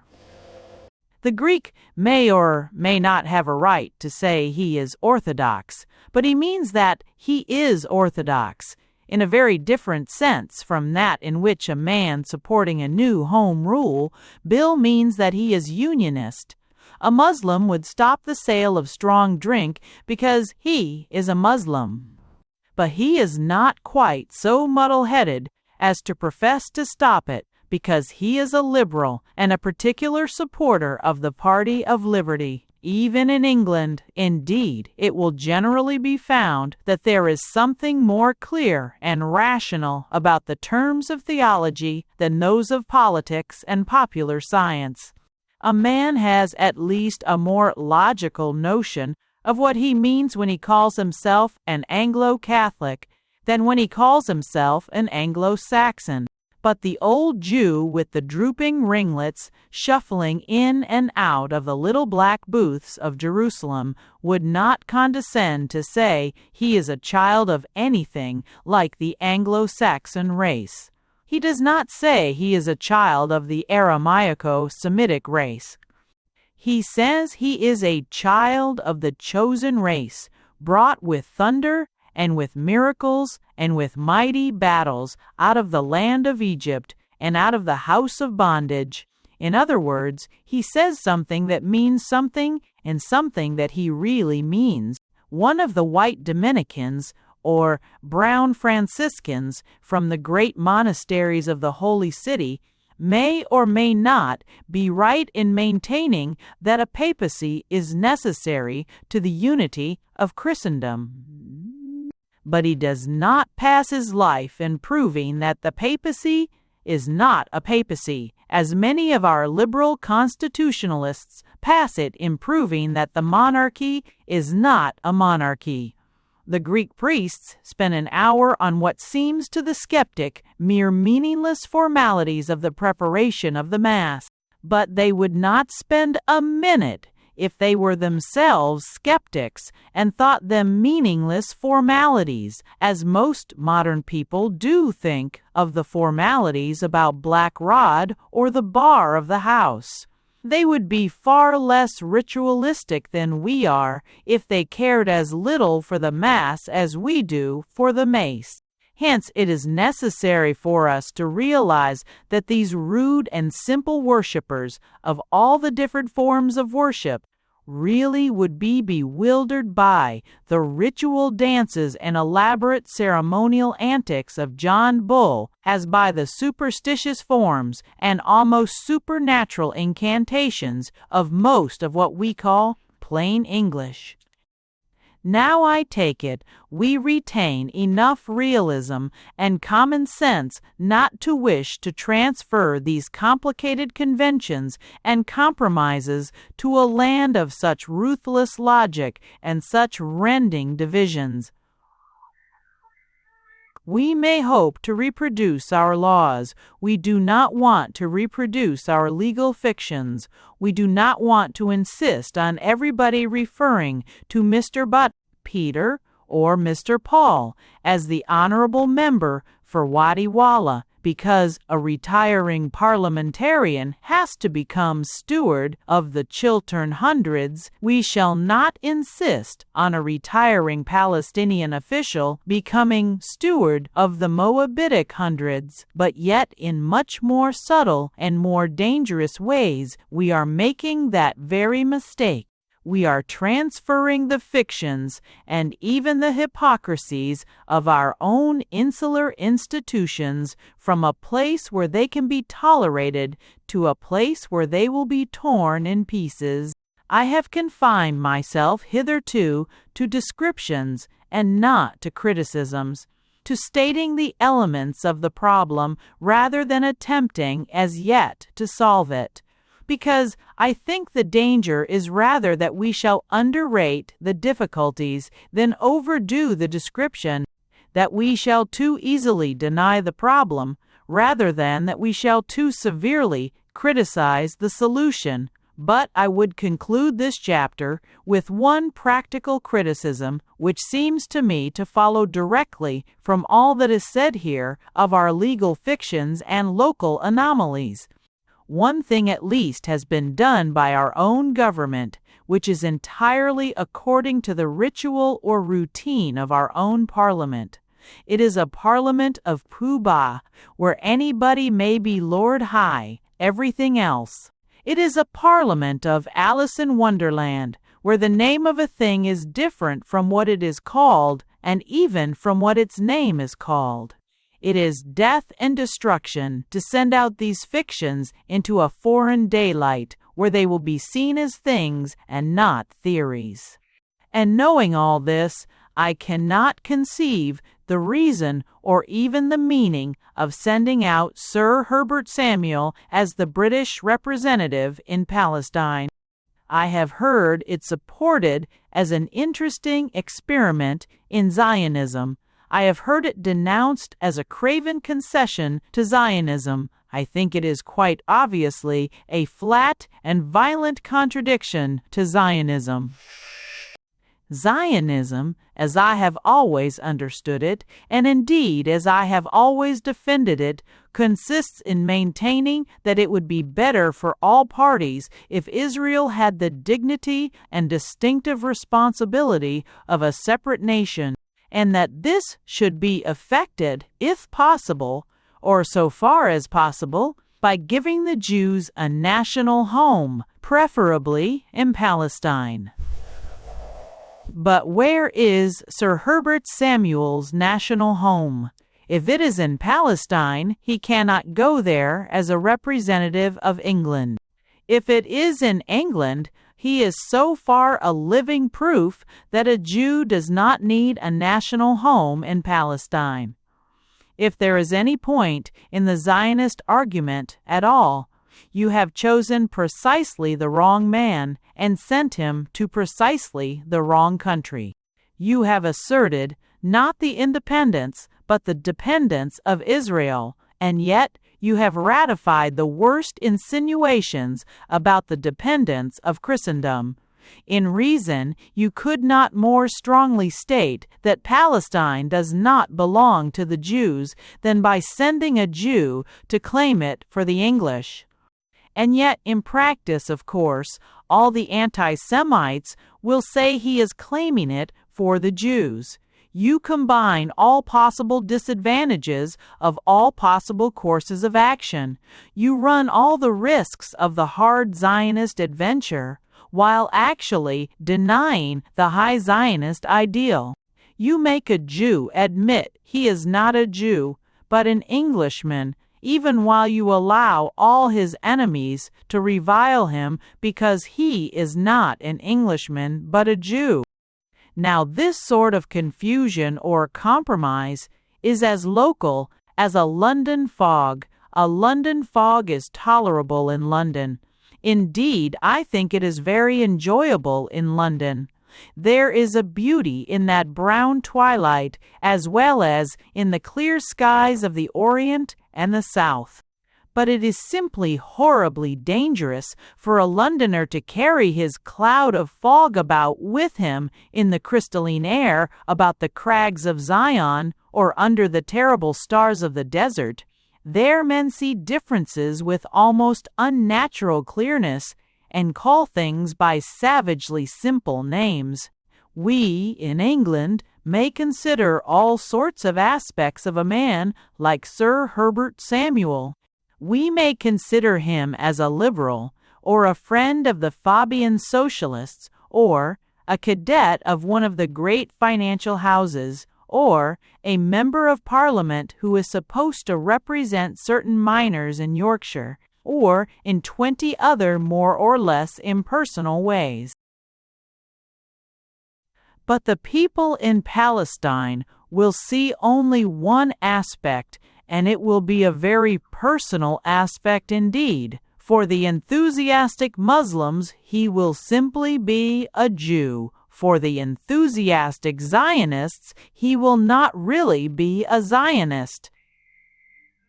For them, he will always be the type of Jew who would be willing to remain in London and who is ready to represent Westminster.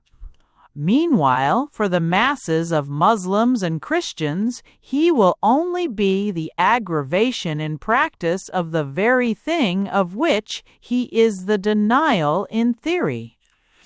He will not mean that Palestine is not surrendered to the Jews, but only that England is. Now, I have nothing as yet to do with the truth of that suggestion. I merely give it as an example of the violent and unexpected reactions we shall produce if we thrust our own unrealities amid the red-hot realities of the Near East. It is like pushing a snowman into a furnace. I have no objection to a snowman as a part of our own Christmas festivities. Indeed, as has already been suggested, I think such festivities a great glory of English life. But I have seen the snow melting in the steep places about Jerusalem, and I know what a cataract it could feed.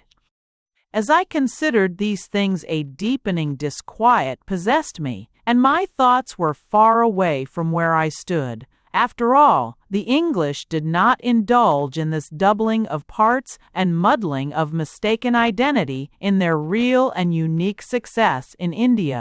They may have been wrong or right, but they were realistic about Muslims and Hindus. They did not say Muslims were Hindus, or send a highly intelligent Hindu from Oxford to rule Muslims as an Englishman.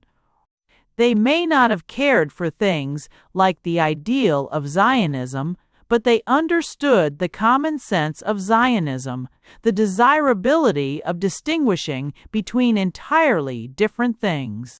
But I remembered that of late their tact had often failed them even in their chief success in India, and that every hour brought worse and wilder news of their failure in Ireland. I remembered that in the early Victorian time, against the advice only of the wisest and subtlest of the early Victorians, we had tied ourselves to the triumphant progress of industrial capitalism, and that progress had now come to a crisis and what might well be a crash.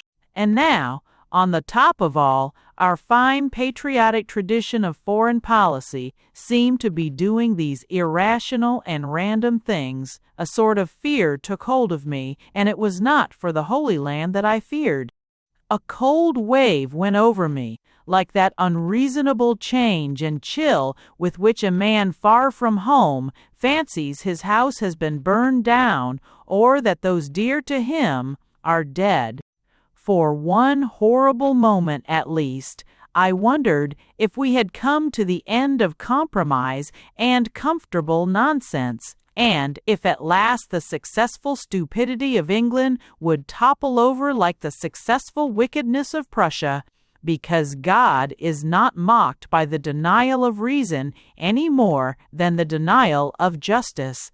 And I fancied the very crowds of Jerusalem retorted on me words spoken to them long ago, that a great voice crying of old along the Via Dolorosa was rolled back on me like thunder from the mountains, and that all those alien faces are turned against us today, bidding us weep not for them, who have faith and clarity and a purpose, but weep for ourselves and for our children.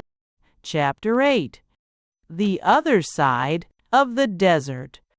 There was a story in Jerusalem, so true or so well told that I can see the actors in it like figures in colored costumes on a lighted stage. It occurred during the last days of Turkish occupation, while the English advance was still halted before Gaza and heroically enduring the slow death of desert warfare. There were German and Austrian elements present in the garrison with the Turks, though the three allies seemed to have held strangely aloof from each other. In the Austrian group, there was an Austrian lady who had some dignity or other, like Lord Lundy's grandmother. She was very beautiful, very fashionable, somewhat frivolous, but with fits of Catholic devotion. She had some very valuable Christian virtues, such as indiscriminate charity for the poor and indiscriminate loathing for the Prussians. She was a nurse. She was also a nuisance. One day she was driving just outside the Jaffa Gate when she saw one of those figures which make the holy city seem like the eternal crisis of an epic. Such a man will enter the gate in the most ghastly rags, as if he were going to be crowned king in the city, with his head lifted as if he saw apocalyptic stars in heaven, and a gesture at which the towers might fall. This man was ragged beyond all that moving rag heap. He was as gaunt as a gallows tree, and the thing he was uttering with arms held up to heaven was evidently a curse. The lady sent an inquiry by her German servant, whom also I can see in a vision, with his face of wood and his air of still trailing all the heraldic trappings of the Holy Roman Empire. This ambassador soon returned in state and said, "Your serene high sublimity, or whatever it is, he says he is cursing the English." Her pity and patriotism were alike moved, and she again sent the plenipotentiary to discover why he cursed the English, or what tale of wrong or ruin at English hands lay behind the large gestures of his despair. A second time the wooden intermediary returned and said, "Your ecstatic excellency," or whatever be the correct form, "he says he is cursing the English because they don't come." There are a great many morals to this story, besides the general truth to which it testifies, that the Turkish rule was not popular even with Muslims, and that the German war was not particularly popular even with Turks. When all deductions are made for the patriot as a partisan, and his way of picking up only what pleases him, it remains true that the English attack was very widely regarded rather as a rescue than an aggression.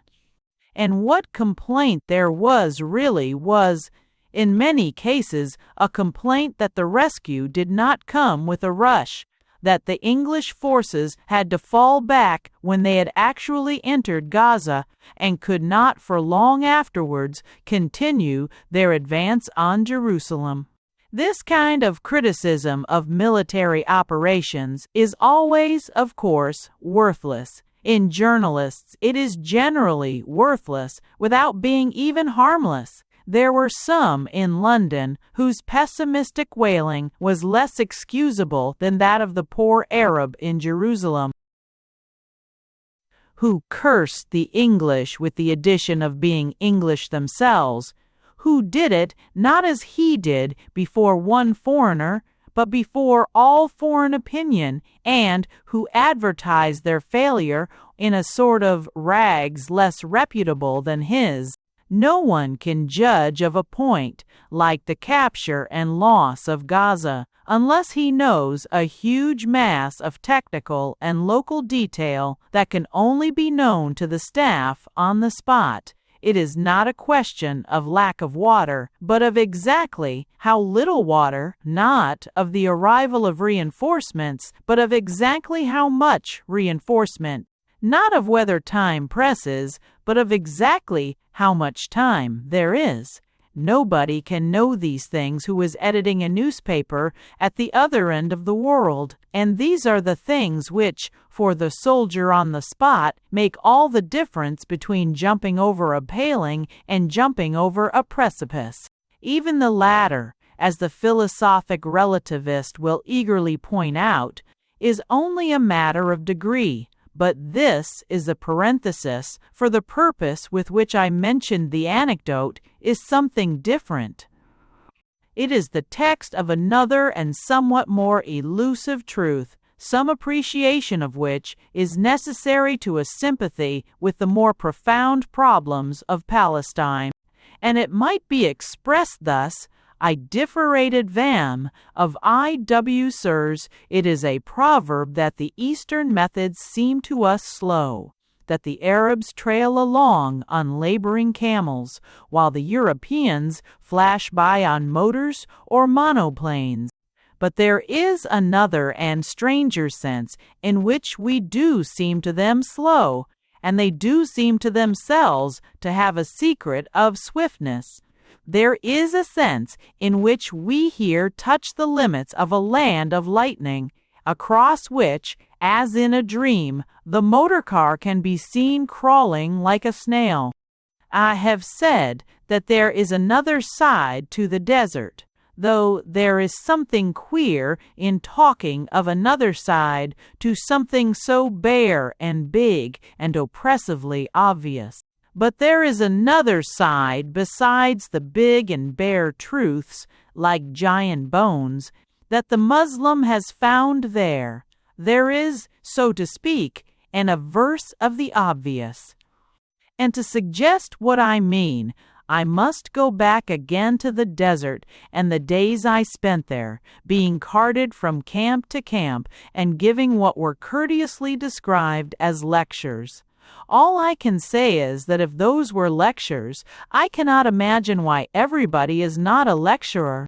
Perhaps the secret is already out, and multitudes of men in evening dress are already dotted about the desert, wandering in search of an audience. Anyhow, in my own wanderings, I found myself in the high, narrow house of the base commandant at Kantara, the only house in the whole circle of the horizon, and from the wooden balustrade and veranda running round the top of it could be seen 9 miles of tents.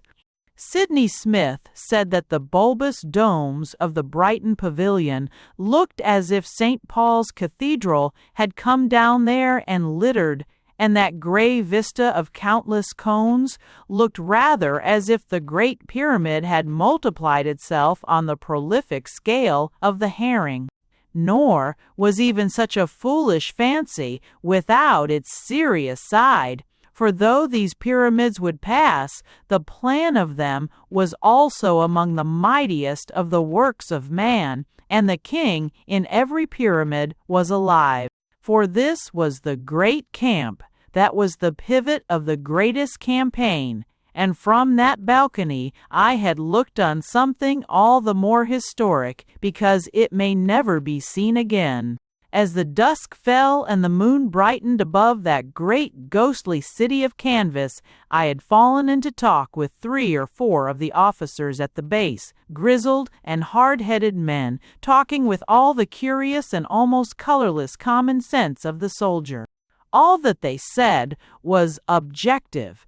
One felt that everything they mentioned was really a thing and not merely a thought, a thing like a post or a palm tree. I think there is something in this of a sympathy between the English and the Muslims which may have helped us in India and elsewhere, for they mentioned many Muslim proverbs and traditions, lightly enough, but not contemptuously, and in particular another of the proverbial prophecies about the term of Turkish power.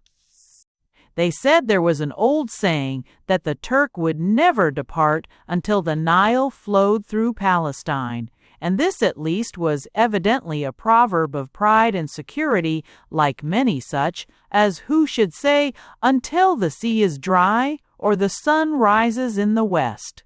And one of them smiled and made a small gesture as of attention, and in the silence of that moonlit scene we heard the clanking of a pump.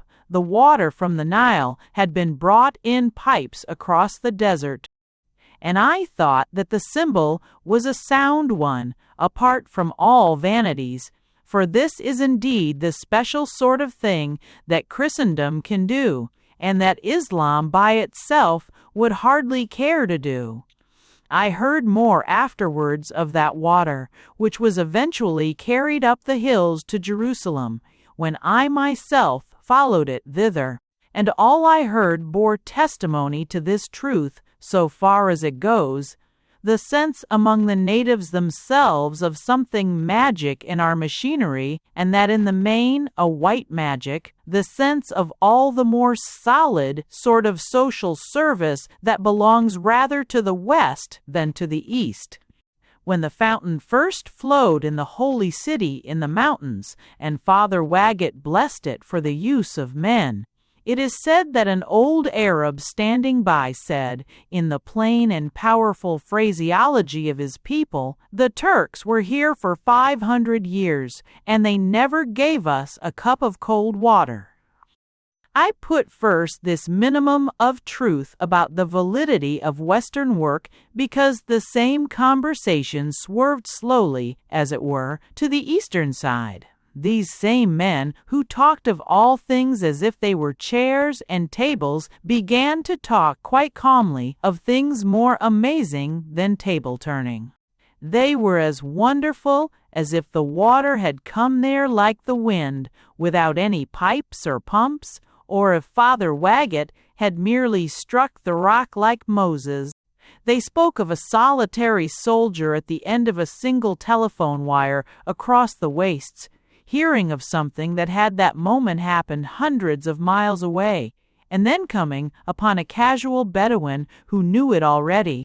They spoke of the whole tribes moving and on the march, upon news that could only come a little later by the swiftest wires of the white man. They offered no explanation of these things. They simply knew they were there, like the palm trees and the moon. They did not say it was telepathy. They lived much too close to realities for that. That word, which will instantly leap to the lips of too many of my readers, strikes me as merely an evidence of two of our great modern improvements: the love of long words and the loss of common sense. It may have been telepathy, whatever that is, but a man must be almost stunned with stupidity if he is satisfied to say telepathy as if he were saying telegraphy. If everybody is satisfied about how it is done, why does not everybody do it? Why does not a cultivated clergyman in Cornwall make a casual remark to an old friend of his at the University of Aberdeen? Why does not a harassed commercial traveler in Barcelona settle a question by merely thinking about his business partner in Berlin?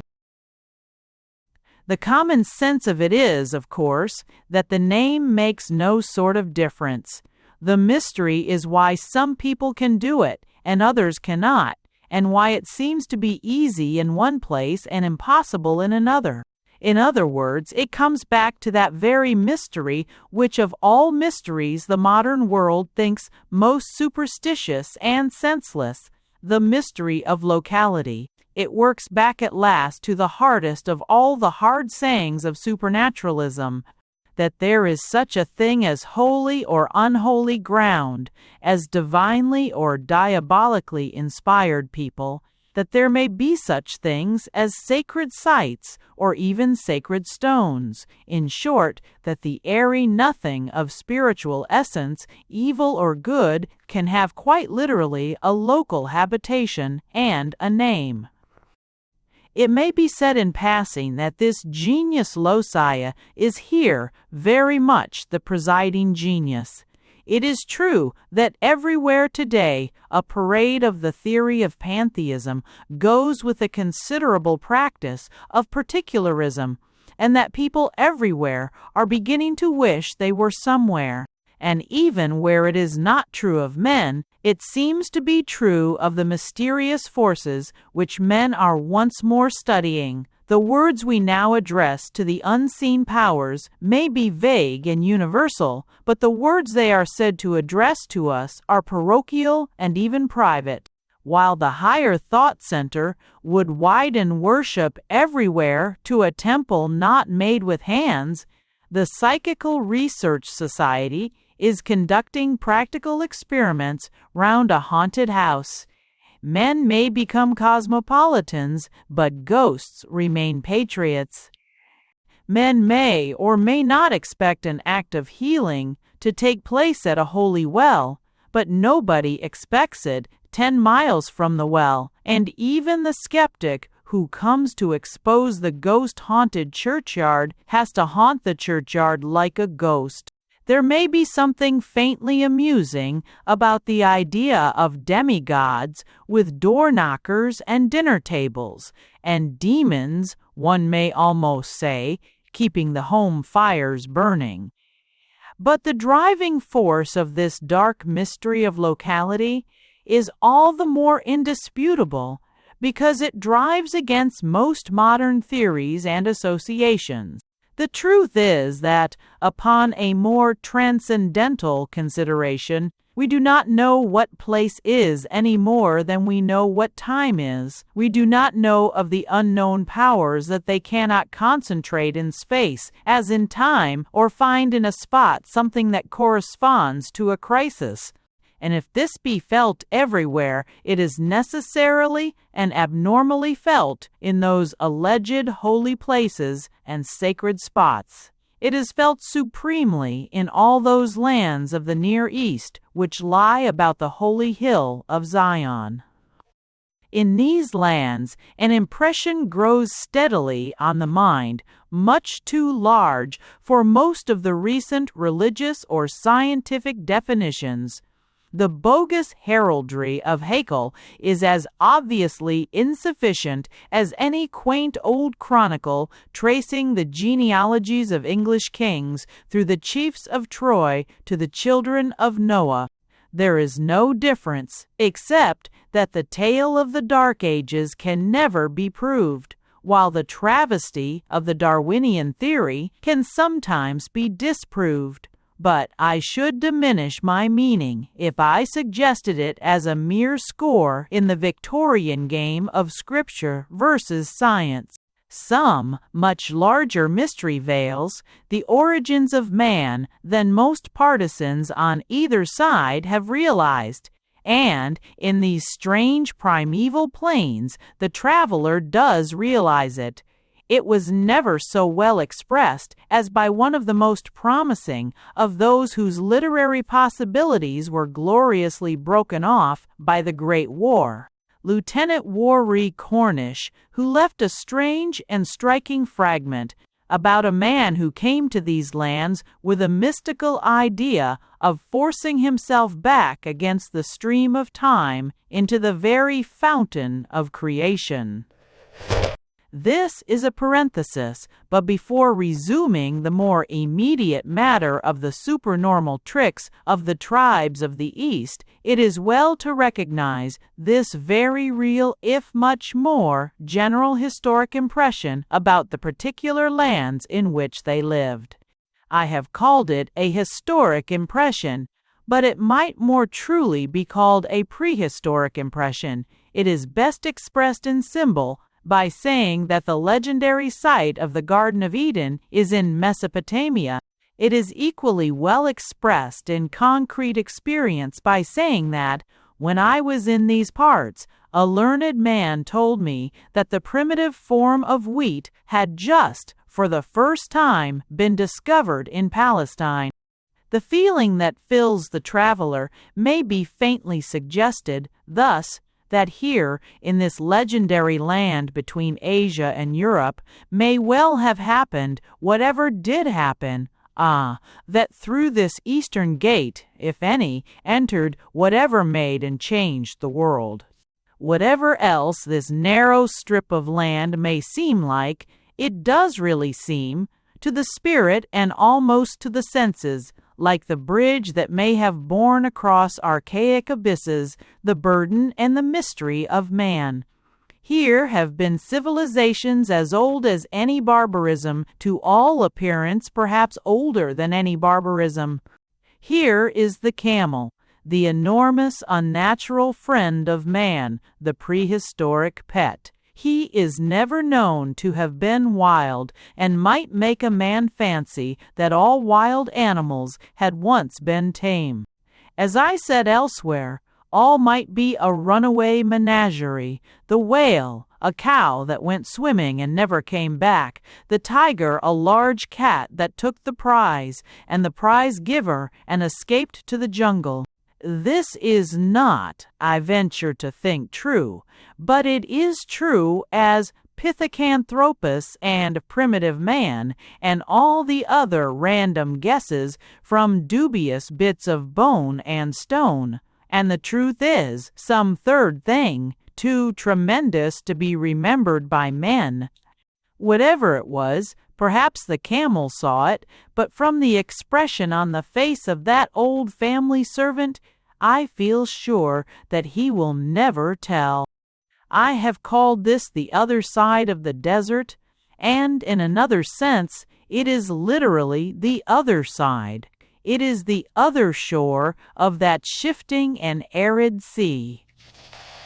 Looking at it from the west and considering mainly the case of the Muslim, we feel the desert is but a barren borderland of Christendom, but seen from the other side, it is the barrier between us and a heathendom far more mysterious and even monstrous than anything Muslim can be.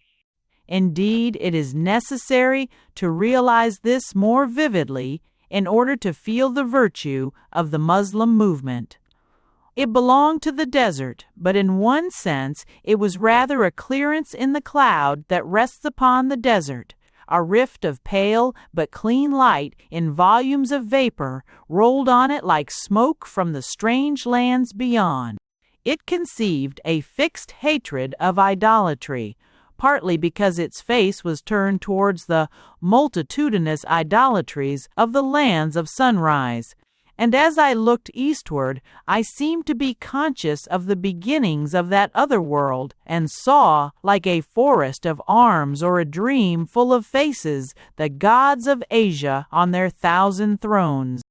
It is not a mere romance that calls it a land of magic, or even of black magic.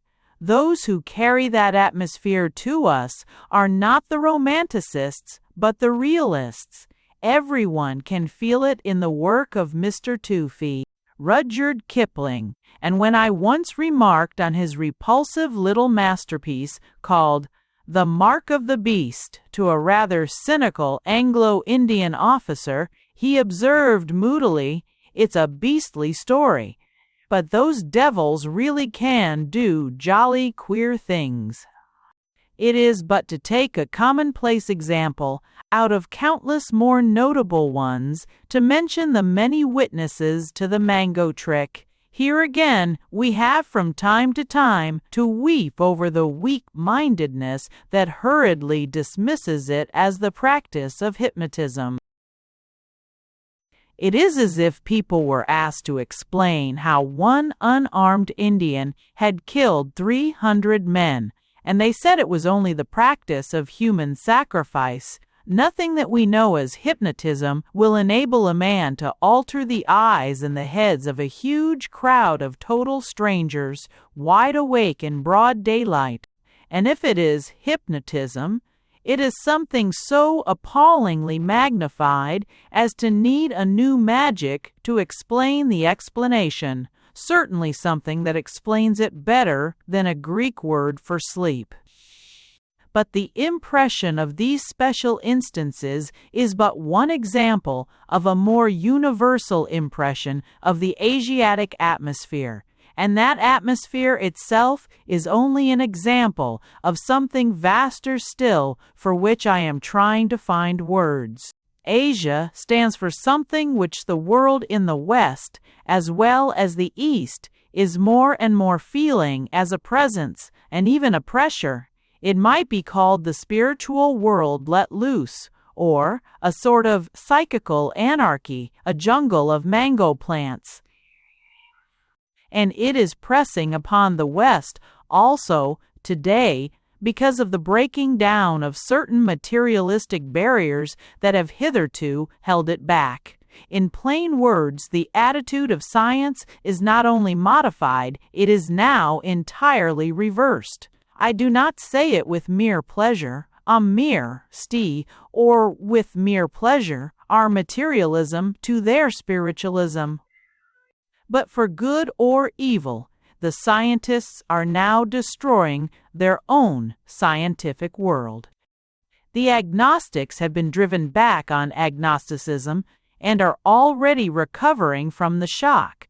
They find themselves in a really unknown world under really unknown gods, a world which is more mystical or at least more mysterious. For in the Victorian age, the agnostics were not really agnostics.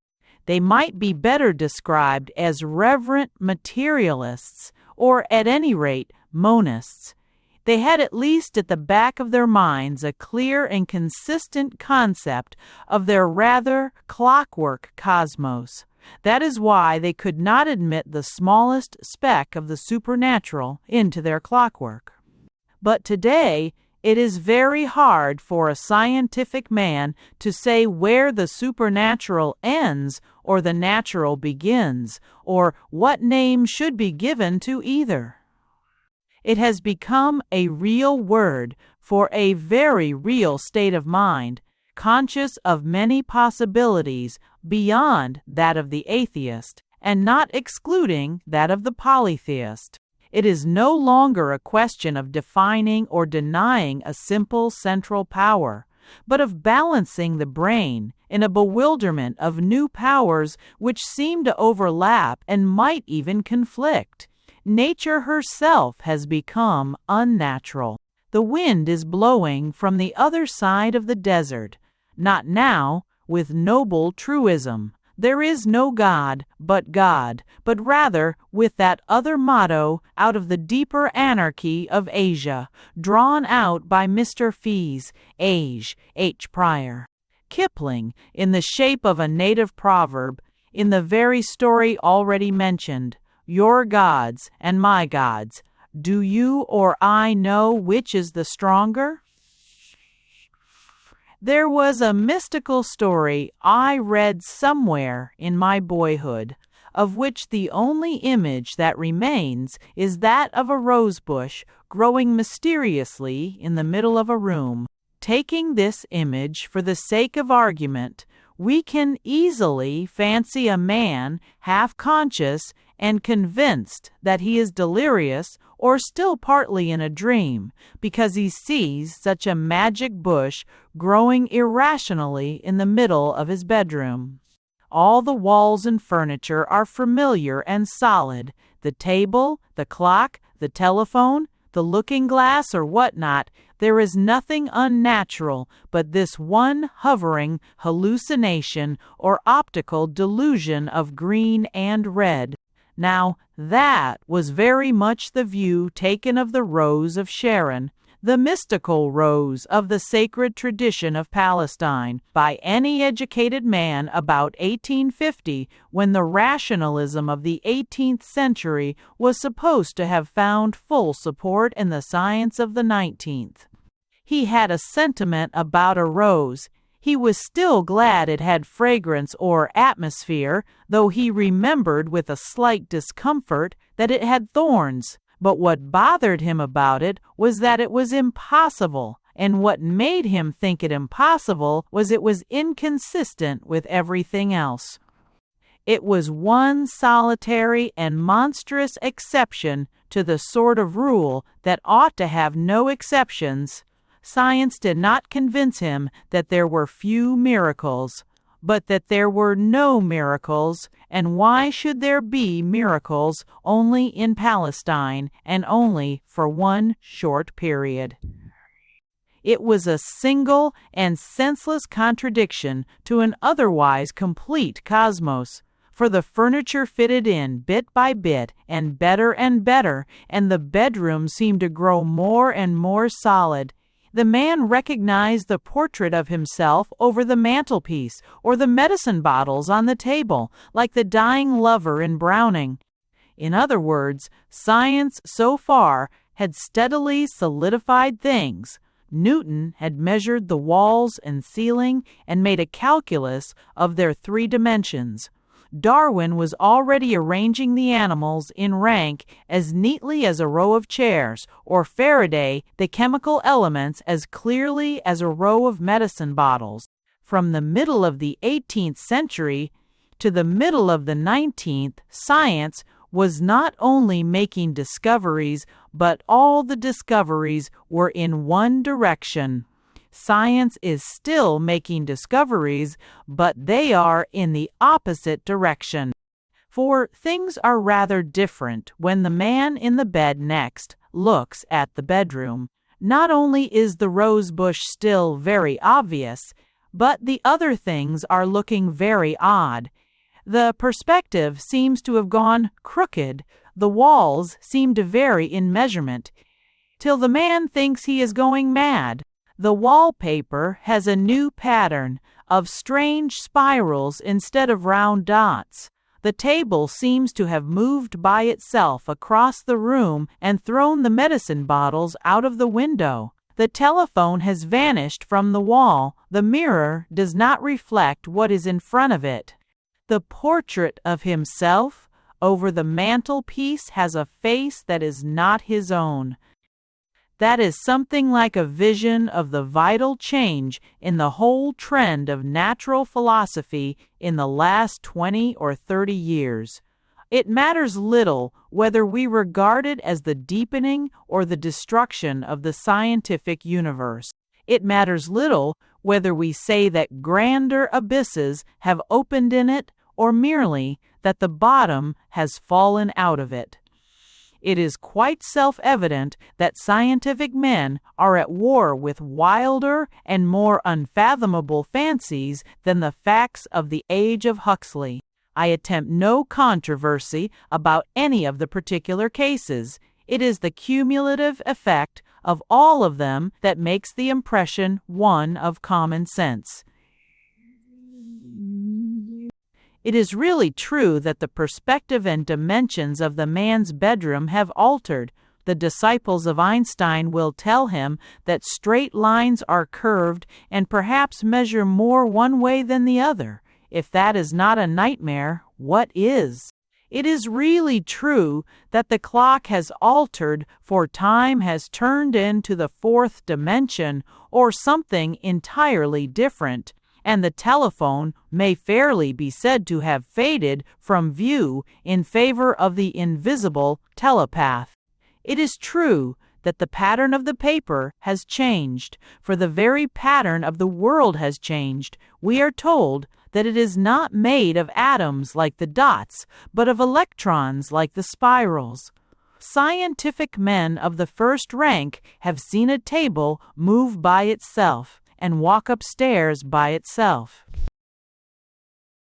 It does not matter here whether it was done by the spirits. It is enough that few still pretend that is entirely done by the spiritualists. I am not dealing with doctrines, but with doubts, with the mere fact that all these things have grown deeper and more bewildering. Some people really are throwing their medicine bottles out of the window, and some of them, at least, are working purely psychological cures of a sort that would once have been called miraculous healing. I do not say we know how far this could go. It is my whole point that we do not know, that we are in contact with numbers of new things of which we know uncommonly little. But the vital point is not that science deals with what we do not know, but that science is destroying what we thought we did know. Nearly all the latest discoveries have been destructive, not of the old dogmas of religion, but rather of the recent dogmas of science. The conservation of energy could not itself be entirely conserved. The atom was smashed to atoms and dancing to the tune of Professor Einstein. Even the law of gravity is behaving with lamentable levity. And when the man looks at the portrait of himself, he really does not see himself. He sees his other self, which some say is the opposite of his ordinary self, his subconscious self, or his subliminal self, said to rage and rule in his dreams, or a suppressed self which hates him though it is hidden from him, or the alter ego of a dual personality. It is not to my present purpose to discuss the merit of these speculations, or whether they be medicinal or morbid. My purpose is served in pointing out the plain historical fact that if you had talked to a utilitarian and rationalist of Bentham's time who told men to follow enlightened self-interest, he would have been considerably bewildered if you had replied brightly and briskly, "And to which self do you refer? The subconscious, the conscious, the latently criminal or suppressed, or others that we fortunately have in stock?" When the man looks at his own portrait in his own bedroom, it does really melt into the face of a stranger, or flicker into the face of a fiend.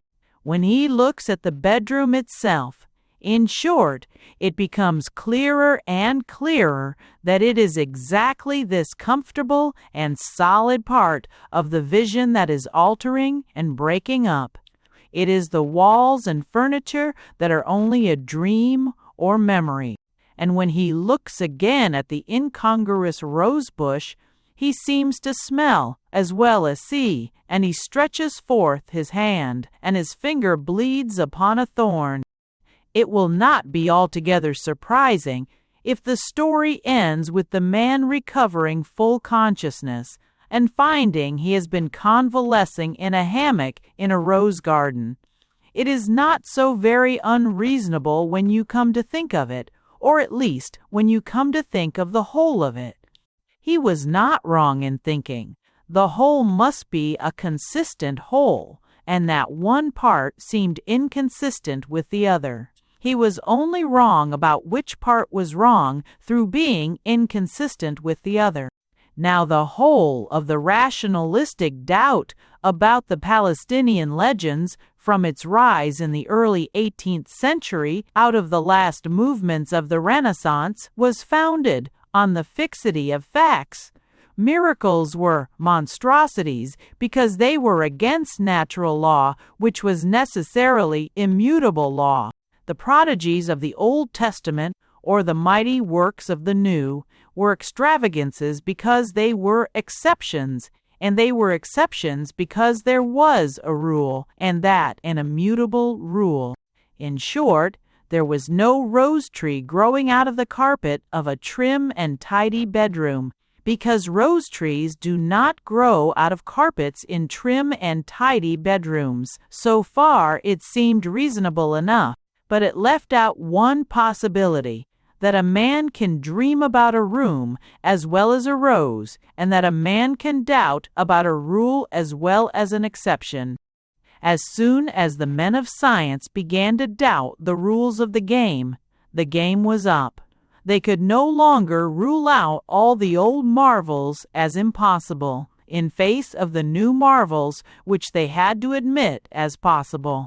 They were themselves dealing now with a number of unknown quantities. What is the power of mind over matter? When is matter an illusion of mind? What is identity? What is identity? What is individuality? Is there a limit to logic in the last extremes of mathematics? They knew by 100 hints that their non-miraculous world was no longer watertight, that floods were coming in from somewhere in which they were already out of their depth and down among very fantastical deep-sea fishes. They could hardly feel certain, even about the fish that swallowed Jonah, when they had no test, except the very true one, that there are more fish in the sea than ever came out of it. Logically, they would find it quite as hard to draw the line at the miraculous draught of fishes. I do not mean that they, or even I, need here depend on those particular stories. I mean that the difficulty now is to draw a line, and a new line, after the obliteration of an old and much more obvious line.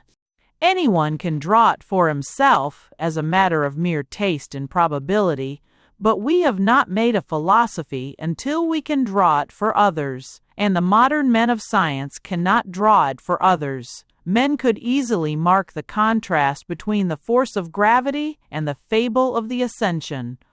They cannot all be made to see any such contrast between the levitation that is now discussed as a possibility and the ascension which is still derided as a miracle. I do not even say that there is not a great difference between them. I say that science is now plunged too deep in new doubts and possibilities to have authority to define the difference. I say the more it knows of what seems to have happened, or what is said to have happened, in many modern drawing rooms, the less it knows what did or did not happen on that lofty and legendary hill, where a spire rises over Jerusalem and can be seen beyond Jordan. But with that part of the Palestinian story which is told in the New Testament, I am not directly concerned till the next chapter, and the matter here is a more general one.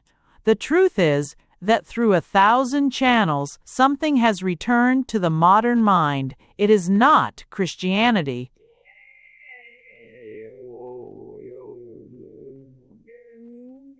On the contrary, it would be truer to say that it is paganism. In reality, it is in a very special sense paganism because it is polytheism. The word will startle many people, but not the people who know the modern world best.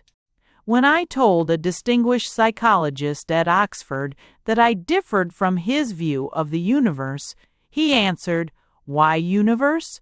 Why should it not be a multiverse?" The essence of polytheism is the worship of gods who are not God.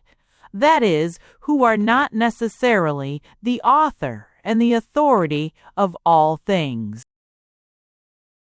Men are feeling more and more that there are many spiritual forces in the universe, and the wisest men feel that some are to be trusted more than others. There will be a tendency, I think, to take a favorite force, or in other words, a familiar spirit. Mr. H.G.G. Wells, who is, if anybody is, a genius among moderns and a modern among geniuses, really did this very thing. He selected a god who was really more like a daemon. He called his book God, the invisible king. But the curious point was that he specially insisted that his God differed from other people's God in the very fact that he was not a king. He was very particular in explaining that his deity did not rule in any almighty or infinite sense, but merely influenced, like any wandering spirit. Nor was he particularly invisible, if there can be said to be any degrees in invisibility. Mr. Wells's invisible God was really like Mr. Wells's invisible man. You almost felt he might appear at any moment, at any rate to his one devoted worshipper, and that, as if in old Greece, a glad cry might ring through the woods of Essex, the voice of Mr. Wells crying, "We have seen, he hath seen us, a visible God."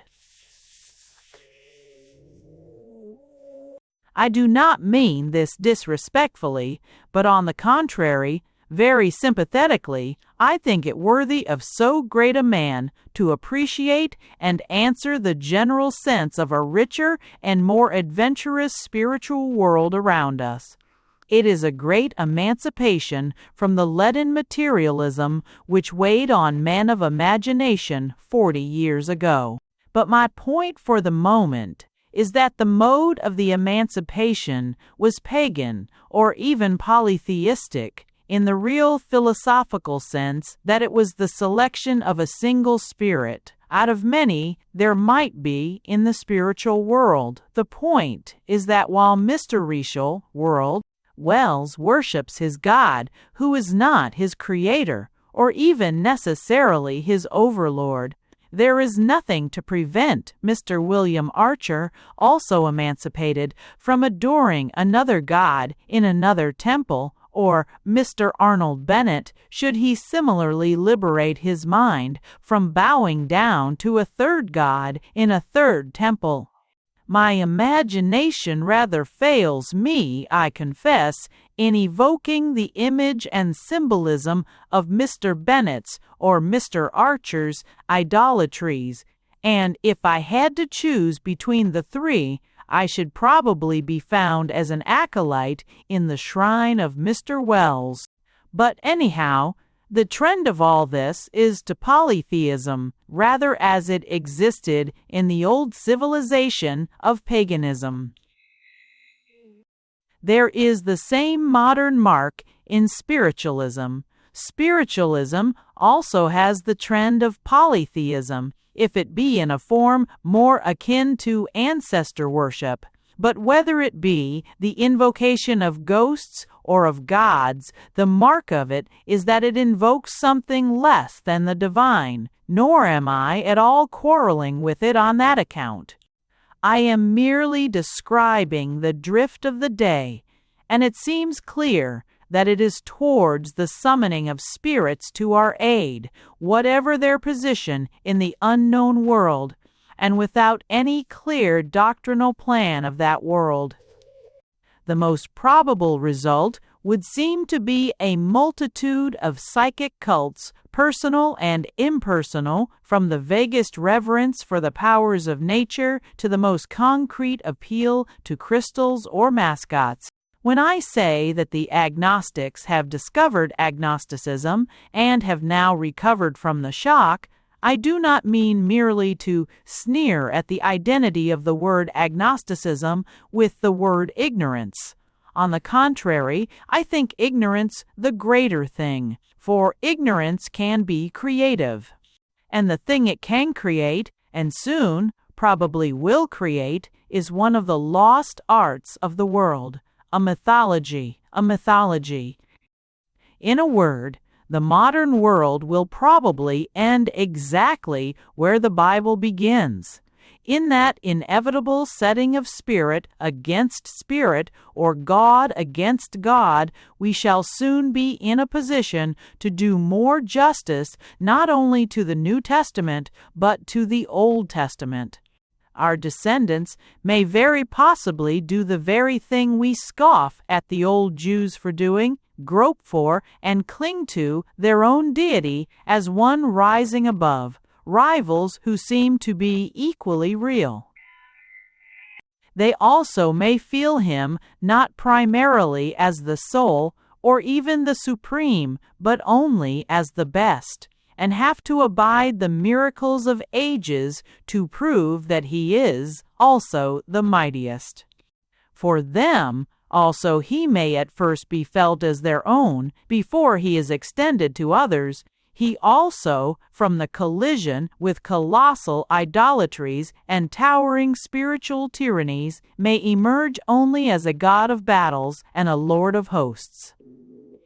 Here between the dark wastes and the clouded mountain was fought out what must seem even to the indifferent, a wrestle of giants driving the world out of its course, Jehovah of the mountains casting down Baal of the desert and Dagon of the sea. Here wandered and endured that strange and terrible and tenacious people who held high above all their virtues and their vices one indestructible idea, that they were but the tools in that tremendous hand.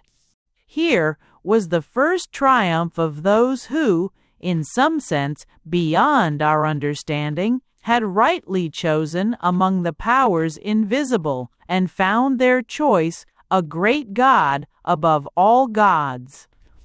So the future may suffer not from the loss but the multiplicity of faith, and its fate be far more like the cloudy and mythological war in the desert than like the dry radiance of theism or monism. I have said nothing here of my own faith, or of that name on which I am well persuaded the world will be most wise to call. But I do believe that the tradition founded in that far tribal battle, in that far eastern land, did indeed justify itself by leading up to a lasting truth, and that it will once again be justified of all its children. What has survived through an age of atheism as the most indestructible would survive through an age of polytheism as the most indispensable. If among many gods it could not presently be proved to be the strongest, some would still know it was the best.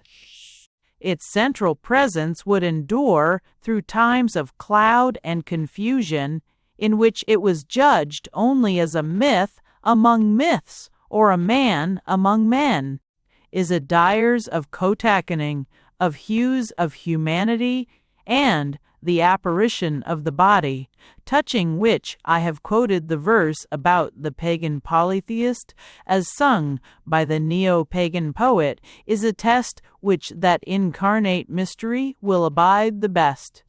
And however much or little our spiritual inquirers may lift the veil from their invisible kings, they will not find a vision more vivid than a man walking unveiled upon the mountains, seen of men, and seeing of visible God. Chapter 9. C. The Battle with the Dragon. Lydda, or Lud, has already been noted as the legendary birthplace of St. George, and as the camp on the edge of the desert from which, as it happened, I caught the first glimpse of the colored fields of Palestine that looked like the fields of paradise. Being an encampment of soldiers, it seems an appropriate place for St. George, and indeed it may be said that all that red and empty land has resounded with his name like a shield of copper or of bronze. The name was not even confined to the cries of the Christians, a curious, imaginative hospitality in the Muslim mind, a certain innocent and imitative enthusiasm made the Muslims also half accept a sort of Christian mythology and make an abstract hero of St. George. It is said that Coeur de Lion, on these very sands, first invoked the soldier saint to bless the English battle line and blazon his cross on the English banners. But the name occurs not only in the stories of the victory of Richard, but in the enemy stories that led up to the great victory of Saladin. In that obscure and violent quarrel which let loose the disaster of Hatton, when the Grand Master of the Templars, Gerard the Englishman from Bideford in Devon, drove with demented heroism his few lances against a host, there fell among those radiant fanatics one Christian warrior, who had made with his single sword such a circle of the slain that the victorious Moslems treated even his dead body as something supernatural, and bore it away with them with honor, saying it was the body of St. George. But if the purpose of the camp be appropriate to the story of St. George, the position of the camp might be considered appropriate to the more fantastic story of St. George and the Dragon. The symbolic struggle between man and monster might very well take place somewhere where the green culture of the fields meets the red desolation of the desert. As a matter of fact, I dare say legend locates the duel itself somewhere else, but I am only making use of the legend as a legend, or even as a convenient figure of speech. I would only use it here to make a kind of picture which may clarify a kind of paradox, very vital to our present attitude towards all Palestinian traditions, including those that are more sacred even than St. George. This paradox has already been touched on in the last chapter about polytheistic spirits or superstitions such as surrounded the Old Testament, but it is yet more true of the criticisms and apologetics surrounding the New Testament. And the paradox is this, that we never find our own religion so right as when we find we are wrong about it. I mean that we are finally convinced not by the sort of evidence we are looking for, but by the sort of evidence we are not looking for. We are convinced when we come on a ratification that is almost as abrupt as a refutation. That is the point about the wireless telegraphy or wordless telepathy of the Bedouins. A supernatural trick in a dingy tribe wandering in dry places is not the sort of supernaturalism we should expect to find. It is only the sort that we do find. These rocks of the desert, like the bones of a buried giant, do not seem to stick out where they ought to, but they stick out, and we fall over them. Whatever we think of St. George, most people would see a mere fairy tale in St. George and the Dragon. I dare say they are right, and I only use it here as a figure for the sake of argument. But suppose, for the sake of argument, that a man has come to the conclusion that there probably was such a person as St. George. George, in spite of all the nonsense about dragons and the chimera with wings and claws that has somehow interwreathed itself with his image, perhaps he is a little biased by patriotism or other ethical aims and thinks the saint a good social ideal. Perhaps he knows that early Christianity, so far from being a religion of pacifists, was largely a religion of soldiers. Anyhow, he thinks St. George himself a quite sufficiently solid and historical figure, and has little doubt that records or traces can be found of him. Now the point is this. Suppose that man goes to the land of the legendary combat and finds comparatively few or faint traces of the personality of St. George. But suppose he does find, on that very field of combat, the bones of a gigantic monster unlike every other creature except the legendary dragon. Or suppose he only finds ancient Eastern sculptures and hieroglyphics representing maidens being sacrificed to such a monster, and making it quite clear that even within historic times one of those sacrificed was a princess.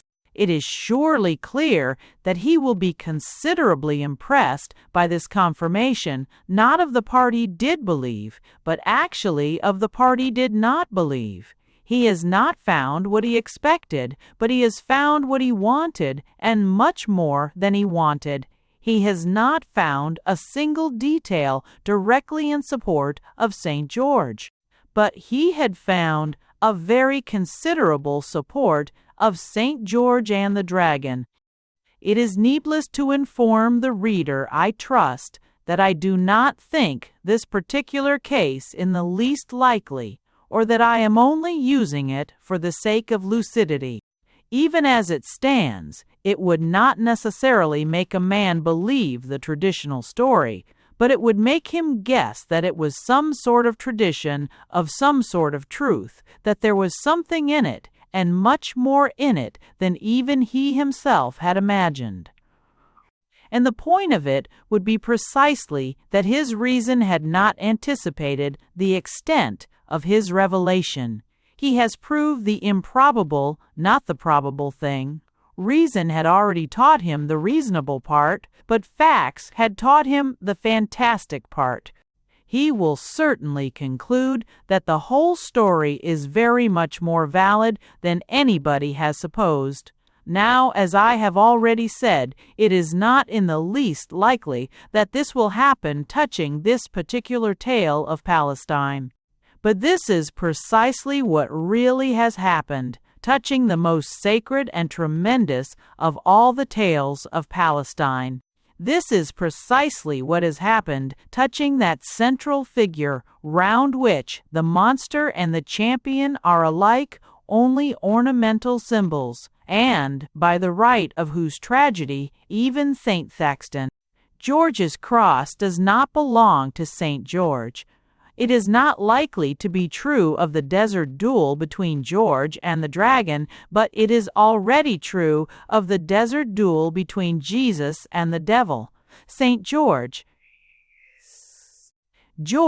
is but a servant, and the dragon is but a symbol, but it is precisely about the central reality, the mystery of Christ and his mastery of the powers of darkness, that this very paradox has proved itself a fact. Going down from Jerusalem to Jericho, I was more than once moved by a flippant and possibly profane memory of the swine that rushed down a steep place into the sea. I do not insist on the personal parallel, for whatever my points of resemblance to a pig, I am not a flying pig, a pig with wings of speed and precipitancy, and if I am possessed of a devil, it is not the blue devil of suicide. But the phrase came back into my mind because going down to the Dead Sea does really involve rushing down a steep place. Indeed, it gives a strange impression that the whole of Palestine is one single steep place. It is as if all other countries lay flat under the sky, but this one country had been tilted sideways. This gigantic gesture of geography or geology, this sweep as of a universal landslide, is the sort of thing that is never conveyed by any maps or books or even pictures. All the pictures of Palestine I have seen are descriptive details, groups of costume or corners of architecture. At most views of famous places, they cannot give the bottomless vision of this long descent. We went in a little rocking Ford car down steep and jagged roads among ribbed and columned cliffs, but the roads below soon failed us altogether, and the car had to tumble like a tank over rocky banks and into empty riverbeds long before it came to the sinister and discolored landscapes of the Dead Sea. And the distance looks far enough on the map, and seems long enough in the motor journey to make a man feel he has come to another part of the world.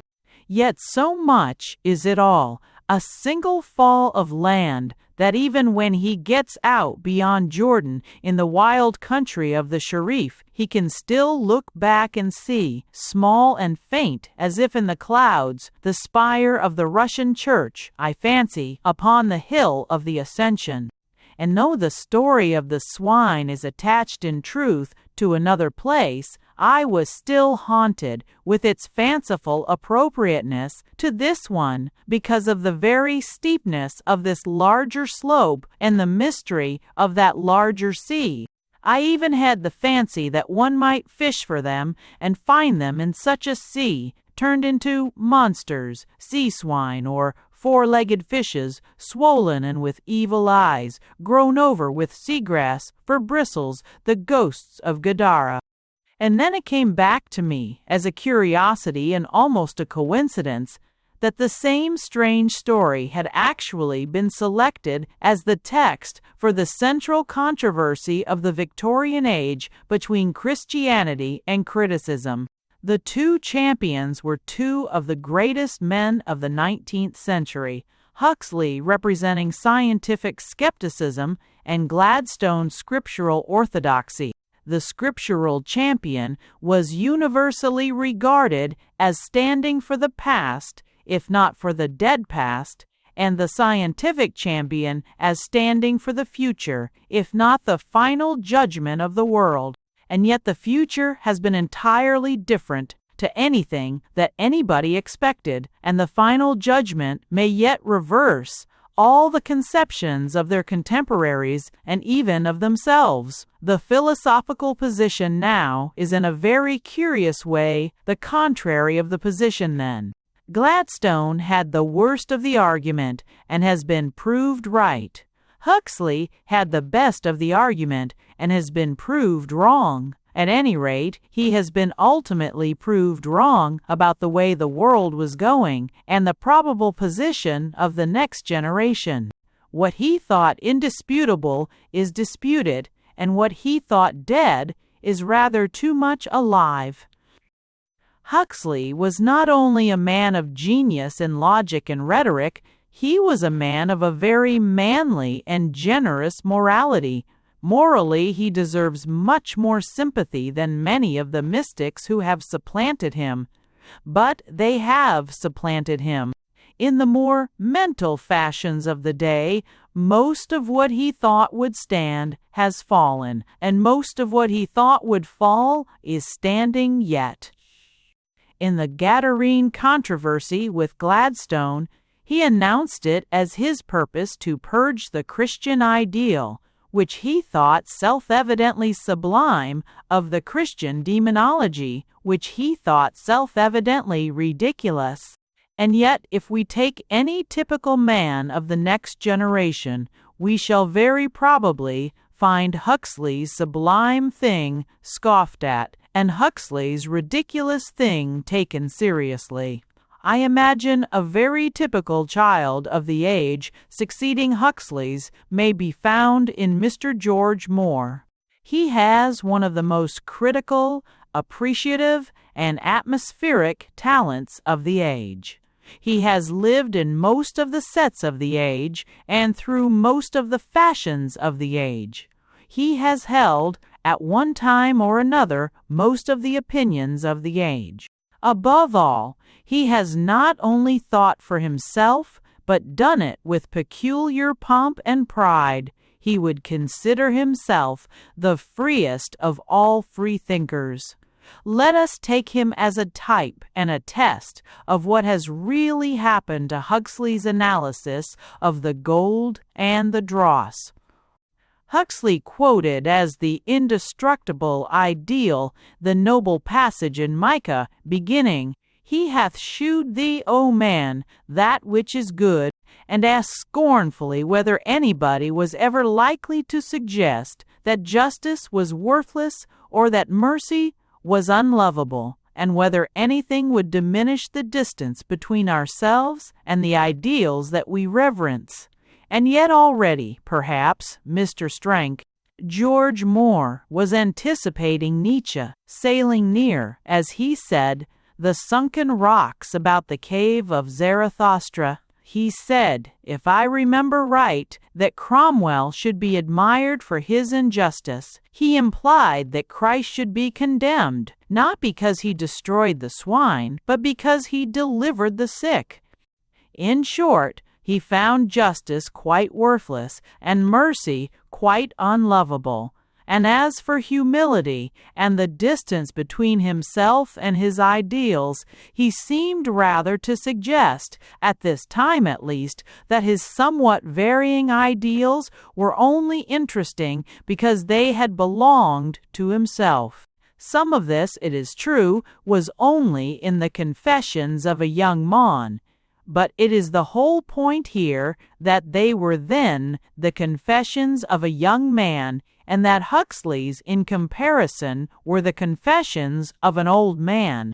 The trend of the new time, in very varying degrees, was tending to undermine not merely the Christian demonology, not merely the Christian theology, not merely the Christian religion, but definitely the Christian ethical ideal, which had seemed to the great agnostic as secure as the stars. But while the world was mocking the morality he had assumed, it was bringing back the mysticism he had mocked. The next phase of Mr. George Moore himself, whom I have taken as a type of the time, was the serious and sympathetic consideration of Irish mysticism as embodied in Mr. W. B. Yeats. I have myself heard Mr. W. B. Yeats, once Barglou Yeats, about that time, tell a story to illustrate how concrete and even comic is the reality of the supernatural, saying that he knew a farmer whom the fairies had dragged out of bed and beaten. Now suppose Mr. Yeats had told Mr. Moore, then moving in this glamorous atmosphere, another story of the same sort. Suppose he had said that the farmer's pigs had fallen under the displeasure of some magician of the sort he celebrates, who had conjured bad fairies into the quadrupeds so that they went in a wild dance down to the village pond. Would Mr. Moore have thought that story any more incredible than the other? Would he have thought it worse than 1,000 other things that a modern mystic may lawfully believe? Would he have risen to his feet and told Mr. Yeats that all was over between them? Not a bit of it. He would at least have listened with a serious, nay, a solemn face. He would think it a grim little grotesque of rustic diablerie, a quaint tale of goblins, neither less nor more improbable than hundreds of psychic fantasies or farces for which there is really a good deal of evidence. He would be ready to entertain the idea if he found it anywhere except in the New Testament. As for the more vulgar and universal fashions that have followed after the Celtic movement, they have left such trifles far behind. And they have been directed not by imaginative artists like Mr. Yeats or even Mr. Moore, but by solid scientific students like Sir William Crookes and Sir Arthur Conan Doyle. I find it easier to imagine an evil spirit agitating the legs of a pig than a good spirit agitating the legs of a table. But I will not here enter into the argument, since I am only trying to describe the atmosphere. Whatever has happened in more recent years, what Huxley expected has certainly not happened. There has been a revolt against Christian morality, and where there has not been a return of Christian mysticism, it has been a return of the mysticism without the Christianity. Mysticism itself has returned, with all its moons and twilights, its talismans and spells. Mysticism itself has returned, and brought with it 7 devils worse than itself. But the scientific coincidence is even more strict and close. It affects not only the general question of miracles, but the particular question of possession. This is the very last element in the Christian story that would ever have been selected by the enlightened Christian apologist. Gladstone would defend it, but he would not go out of his way to dwell on it. It is an excellent working model of what I mean by finding an unexpected support and finding it in an unexpected quarter. It is not theological, but psychological study that has brought us back into this dark underworld of the soul, where even identity seems to dissolve or divide, and men are not even themselves.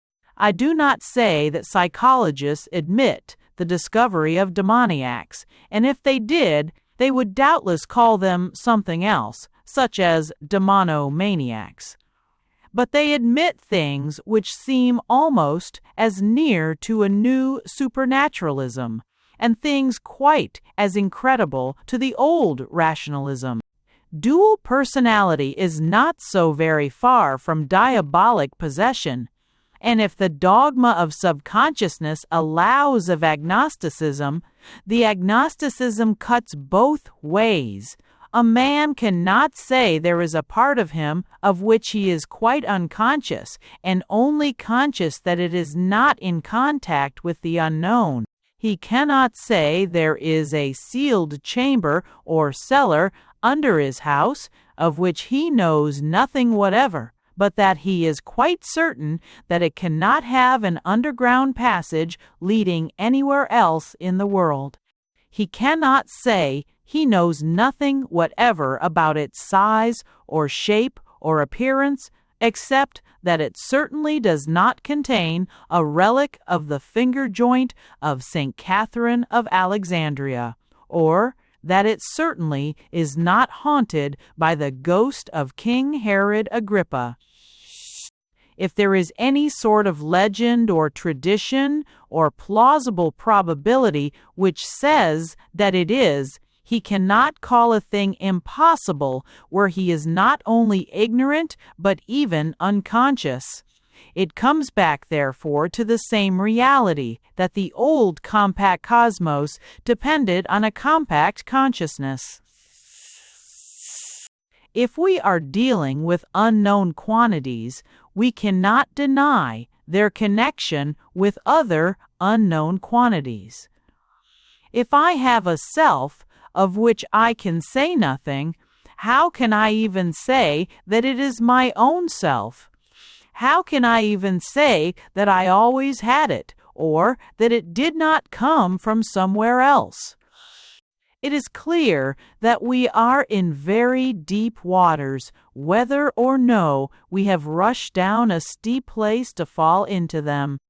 It will be noted that what we really lack here is not the supernatural, but only the healthy supernatural. It is not the miracle, but only the miracle of healing. I warmly sympathize with those who think most of this rather morbid and nearer the diabolic than the divine. But to call a thing diabolic is hardly an argument against the existence of diabolism. It is still more clearly the case when we go outside the sphere of science into its penumbra in literature and conversation. There is a mass of fiction and fashionable talk, of which it may truly be said that what we miss in it is not demons, but the power to cast them out. It combines the occult with the obscene, the sensuality of materialism with the insanity of spiritualism.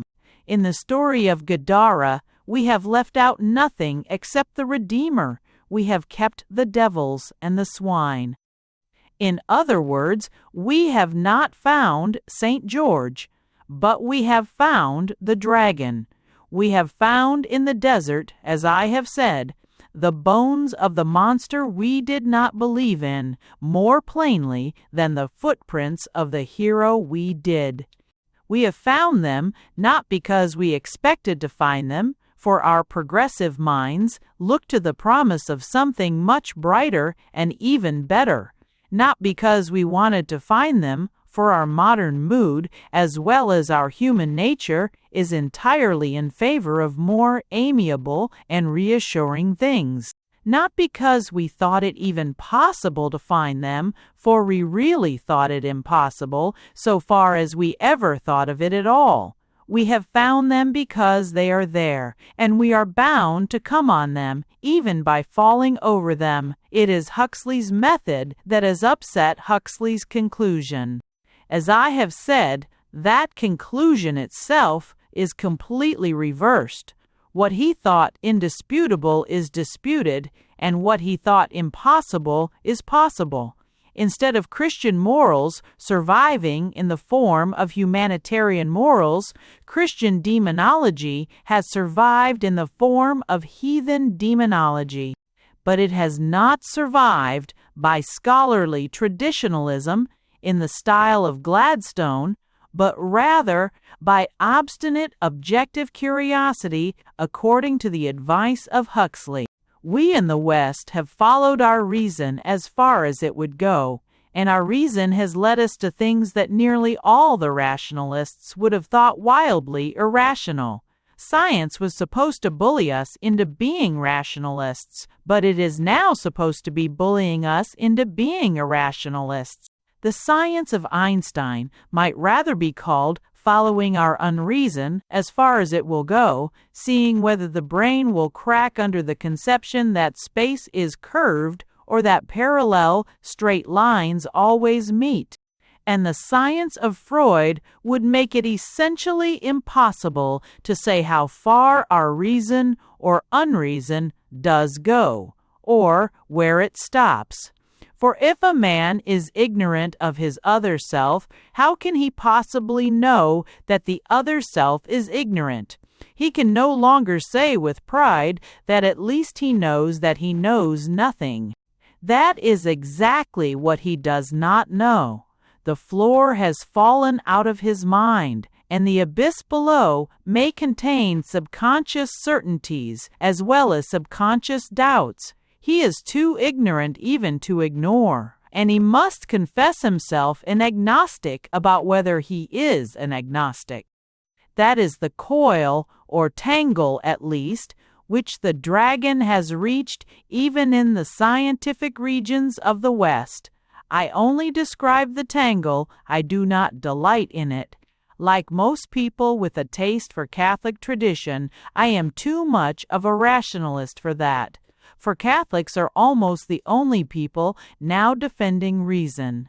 But I am not talking of the true relations of reason and mystery, but of the historical fact that mystery has invaded the peculiar realms of reason, especially the European realms of the motor and the telephone. When we have a man like Mystery Signed, I.G. William Archer lecturing mystically on dreams and psychoanalysis and saying it is clear that God did not make man a reasonable creature. Those acquainted with the traditions and distinguished record of that dry and capable Scot will consider the fact a prodigy. I confess it never occurred to me that Mr. Vicino. Archer was of such stuff as dreams are made of, and if he is becoming a mystic in his old age, I use the phrase in a mystical and merely relative sense, we may take it that the occult Oriental flood is rising fast and reaching places that are not only high but dry. But the change is much more apparent to a man who has chanced to stray into those Orient hills where those occult streams have always risen, and especially in this land that lies between Asia, where the occult is almost the obvious, and Europe, where it is always returning with a fresher and younger vigor. The truth becomes strangely luminous in this wilderness between two worlds, where the rocks stand out stark like the very bones of the dragon. as I went down that sloping wall or shoulder of the world, from the holy city on the mountain to the buried cities of the plain, I seemed to see more and more clearly all this Western evolution of Eastern mystery, and how, on this one high place, as on a pivot, the whole purpose of mankind had swerved. I took up again the train of thought which I had trailed through the desert, as described in the last chapter, about the gods of Asia and of the ancient dispensation, and I found it led me along these hills to a sort of vista or vision of the new dispensation and of Christendom. Considered objectively, and from the outside, the story is something such as has already been loosely outlined. The emergence in this immemorial and mysterious land of what was undoubtedly, when thus considered, one tribe among many tribes worshiping one God among many gods. But it is quite as much an evident external fact that the God has become God. Still stated objectively, the story is that the tribe having this religion produced a new prophet, claiming to be more than a prophet. The old religion killed the new prophet, but the new prophet killed the old religion. He died to destroy it, and it died in destroying him. Now it may be reaffirmed equally realistically that there was nothing normal about the case or its consequences. The things that took part in that tragedy have never been the same since, and have never been like anything else in the world. The church is not like other religions. Its very crimes were unique. The Jews are not like other races. They remain as unique to everybody else as they are to themselves. The Roman Empire did not pass like other empires. It did not perish like Babylon and Assyria. It went through a most extraordinary remorse, amounting to madness, and resuscitation into sanity, which is equally strange in history, whether it seems as ghastly as a galvanized corpse or as glorious as a god risen from the dead. The very land and city are not like other lands and cities. The concentration and conflict in Jerusalem today, whether we regard them as a reconquest by Christendom or a conspiracy of Jews or a part of the lingering quarrel with Muslims, are alike the effect of forces gathered and loosened in that one mysterious moment in the history of the city. They equally proclaim the paradox of its insignificance and its importance. But above all, the prophet was not and is not like other prophets, and the proof of it is to be found not primarily among those who believe in him, but among those who do not. He is not dead, even where he is denied. What is the use of a modern man saying that Christ is only a thing like Attis or Mithras, when the next moment he is reproaching Christianity for not following Christ? He does not suddenly lose his temper and talk about our most unmithraic conduct, as he does, very justly as a rule, about our most unchristian conduct. We do not find a group of ardent young agnostics in the middle of a great war, tried as traitors for their extravagant interpretation of remarks attributed to Attis. It is improbable that Tolstoy wrote a book to prove that all modern ills could be cured by literal obedience to all the orders of Adonis. We do not find wild Bolshevists calling themselves Mithraic socialists, as many of them call themselves Christian socialists, leaving orthodoxy and even sanity entirely on one side. The very heresies and insanities of our time prove that after nearly 2,000 years, the issue is still living, and the name is quite literally one to conjure with. Let the critics try to conjure with any of the other names. In the real centers of modern inquiry and mental activity, They will not move even a mystic with the name of Mithras as they will move a materialist with the name of Jesus. There are men who deny God and accept Christ. But this lingering yet living power in the legend, even for those to whom it is little more than a legend, has another relevancy to the particular point here. Jesus of Nazareth, merely humanly considered, has thus become a hero of humanitarianism.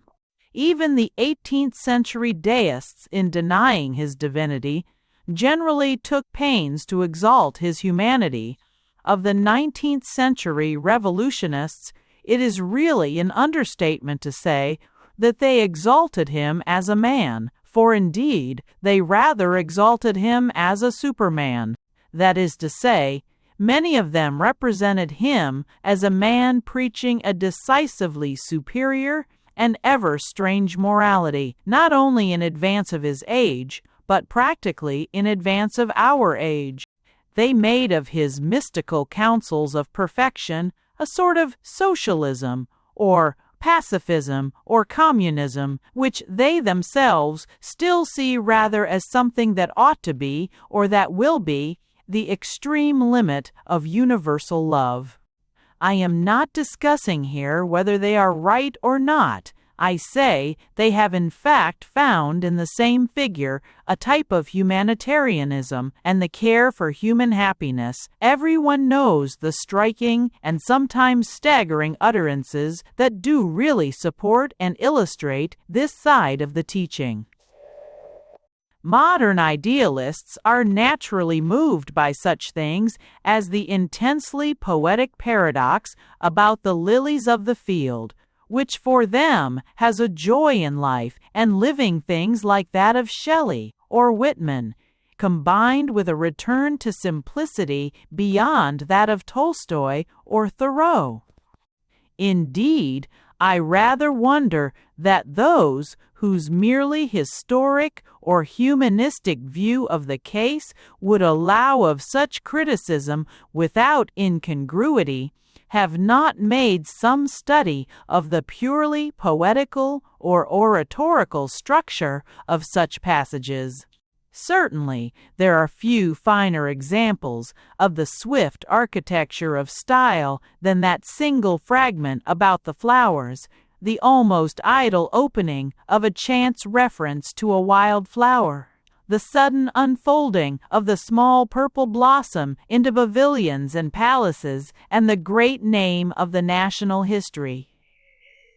And then with a turn of the hand, like a gesture of scorn, the change to the grass that today is, and tomorrow is cast into the oven. Then follows, as so often in the Gospels, the how much more, which is like a celestial flight of stairs, a ladder of imaginative logic.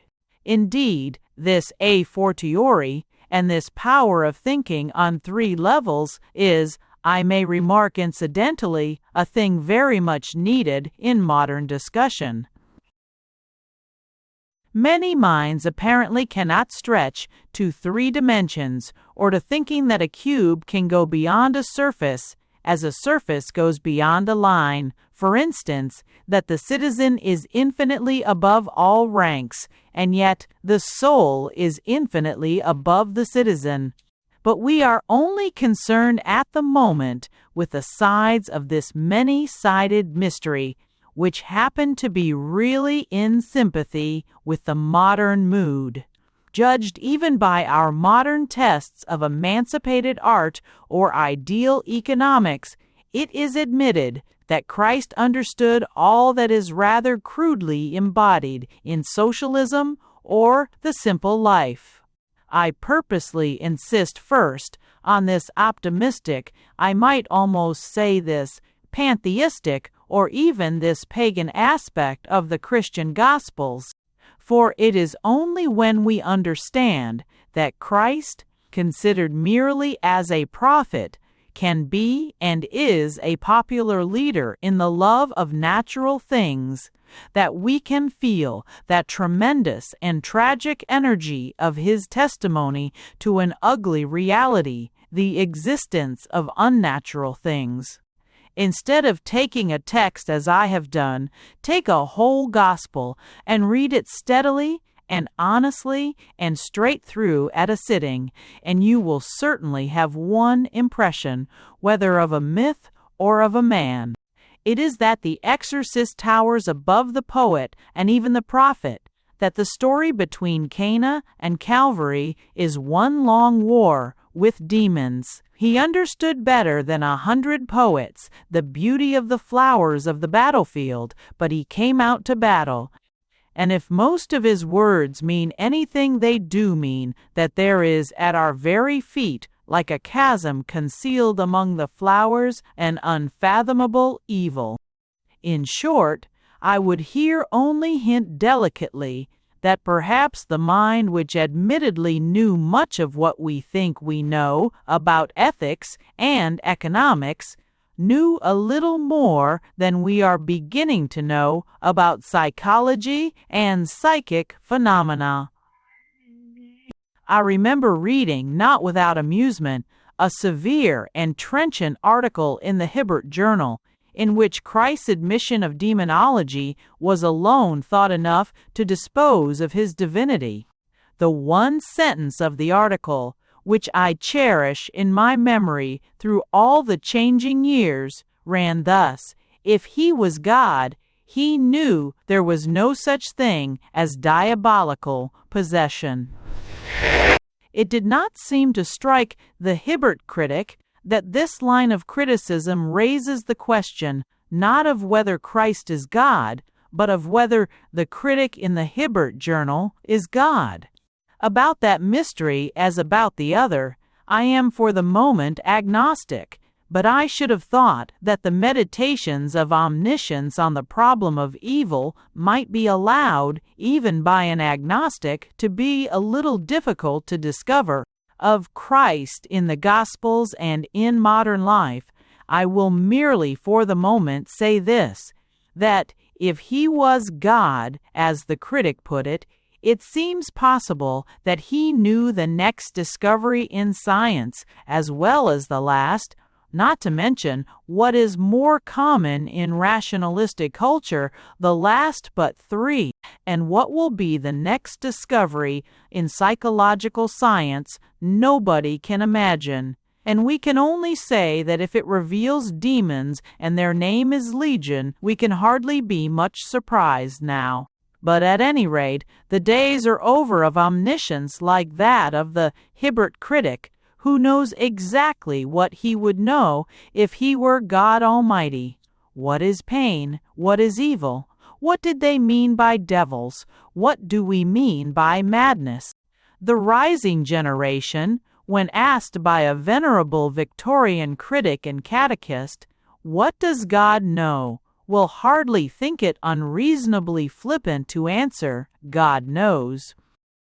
There was something already suggested about the steep scenery through which I went as I thought about these things, a sense of silent catastrophe and fundamental cleavage in the deep division of the cliffs and crags. They were all the more profoundly moving, because my sense of them was almost as subconscious as the subconsciousness about which I was reflecting. I had fallen again into the old habit of forgetting where I was going and seeing things with one eye off, in a blind abstraction. I awoke from a sort of trance of absent-mindedness in a landscape that might well awaken anybody. It might awaken a man sleeping, but he would think he was still in a nightmare. It might wake the dead, but they would probably think they were in hell. Halfway down the slope, the hills had taken on a certain pallor, which had about it something primitive, as if the colors were not yet created. There was only a kind of cold and wan blue in the level skies, which contrasted with wild skyline. Perhaps we are accustomed to the contrary condition of the clouds moving and mutable and the hills solid and serene. But anyhow, there seems something of the making of a new world about the quiet of the skies and the cold convulsion of the landscape. But if it was between chaos and creation, it was creation by God, or at least by the gods, something with an aim in its anarchy. It was very different in the final stage of the descent, where my mind woke up from its meditations. One can only say that the whole landscape was like a leper. It was of a wasting white and silver and gray, with mere dots of decadent vegetation like the green spots of a plague. In shape, it not only rose into horns and crests like waves or clouds, but I believe it actually alters like waves or clouds, visibly, but with a loathsome slowness. The swamp is alive. And I found again a certain advantage in forgetfulness, for I saw all this incredible country before I even remembered its name, or the ancient tradition about its nature. Then even the green plague spots failed, and everything seemed to fall away into a universal blank under the staring sun as I came, in the great spaces of the circle of a lifeless sea, into the silence of Sodom and Gomorrah. For these are the foundations of a fallen world, and a sea below the seas on which men sail. Seas move like clouds, and fishes float like birds above the level of the sunken land. And it is here that tradition has laid the tragedy of the mighty perversion of the imagination of man, the monstrous birth and death of abominable things. I say such things in no mood of spiritual pride. Such things are hideous, not because they are distant, but because they are near to us. In all our brains, certainly in mine, were buried things as bad as any buried under that bitter sea, and if he did not come to do battle with them, even in the darkness of the brain of man, I know not why he came. Certainly, it was not only to talk about flowers or to talk about socialism. The more truly we can see life as a fairy tale, the more clearly the tale resolves itself into war with the dragon who is wasting fairyland. I will not enter on the theology behind the symbol, but I am sure it was of this that all the symbols were symbolic. I remember distinguished men among the liberal theologians who found it more difficult to believe in one devil than in many. They admitted in the New Testament an attestation to evil spirits, but not to a general enemy of mankind. As some are said to want the drama of Hamlet without the Prince of Denmark, they would have the drama of hell without the Prince of Darkness. I say nothing of these things, save that the language of the gospel seems to me to go much more singly to a single issue. The voice that is heard there has such authority as speaks to an army, and the highest note of it is victory rather than peace. When the apostles were first sent forth with their faces to the four corners of the earth, and turned again to acclaim their Master, he did not say in that hour of triumph, "All are aspects of one harmonious whole," or "The universe evolves through progress to perfection," or "All things find their end in nirvana," or "The dewdrop slips into the shining sea." He looked up and said, "I saw Satan fall like lightning from heaven." Then I looked up and saw in the long jagged lines of road and rock and cleft something of the swiftness of such a thunderbolt. What I saw seemed not so much a scene as an act, as when abruptly Michael barred the passage of the Lord of Pride.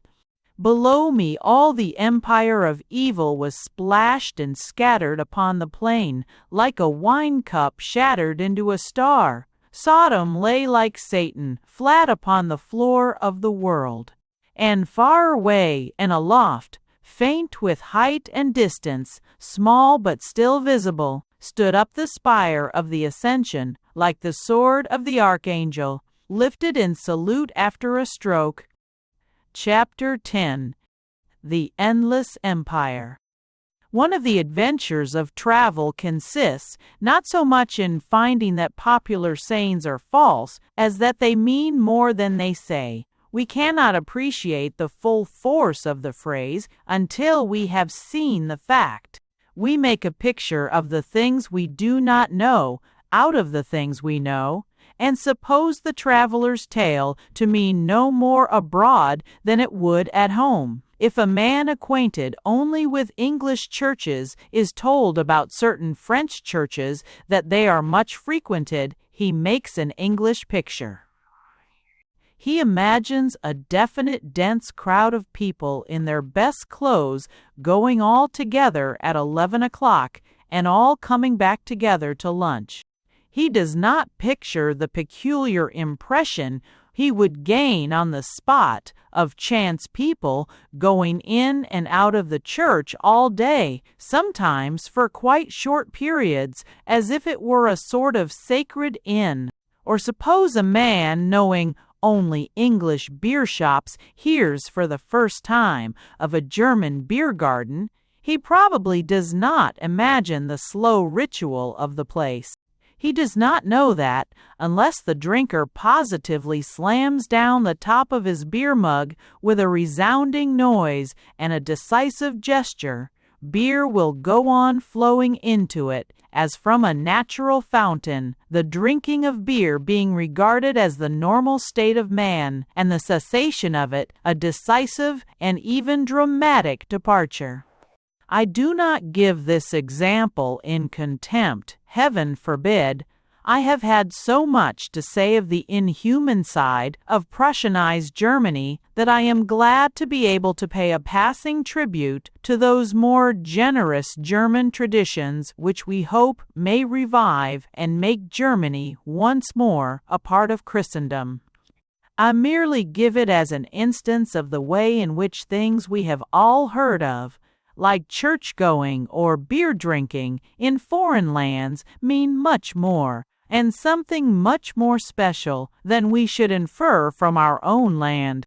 Now this is true of a phrase we have all heard of deserted cities or temples in the Near East. The Bedouins camp in the ruins. When I have read 100 times that Arabs camp in some deserted town or temple near the Nile or the Euphrates, I always thought of gypsies near some place like Stonehenge. They would make their own rude shelter near the stones, perhaps sheltering behind them to light a fire, and, for the rest, generations of gypsies might camp there without making much difference.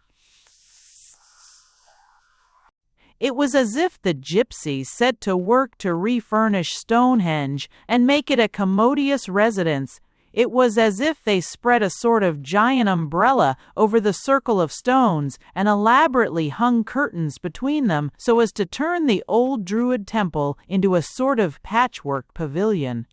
In one sense, there is much more vandalism, and in another sense, much more practicality. But it is a practicality that always stops short of the true creative independence of going off and building a house of their own. That is the attitude of the Arab, and it runs through all his history. Noble as is his masterpiece of the Mosque of Omar, there is something about it of that patchwork pavilion. It was based on Christian work. It was built with fragments. It was content with things that fastidious architects call fictions or even shams.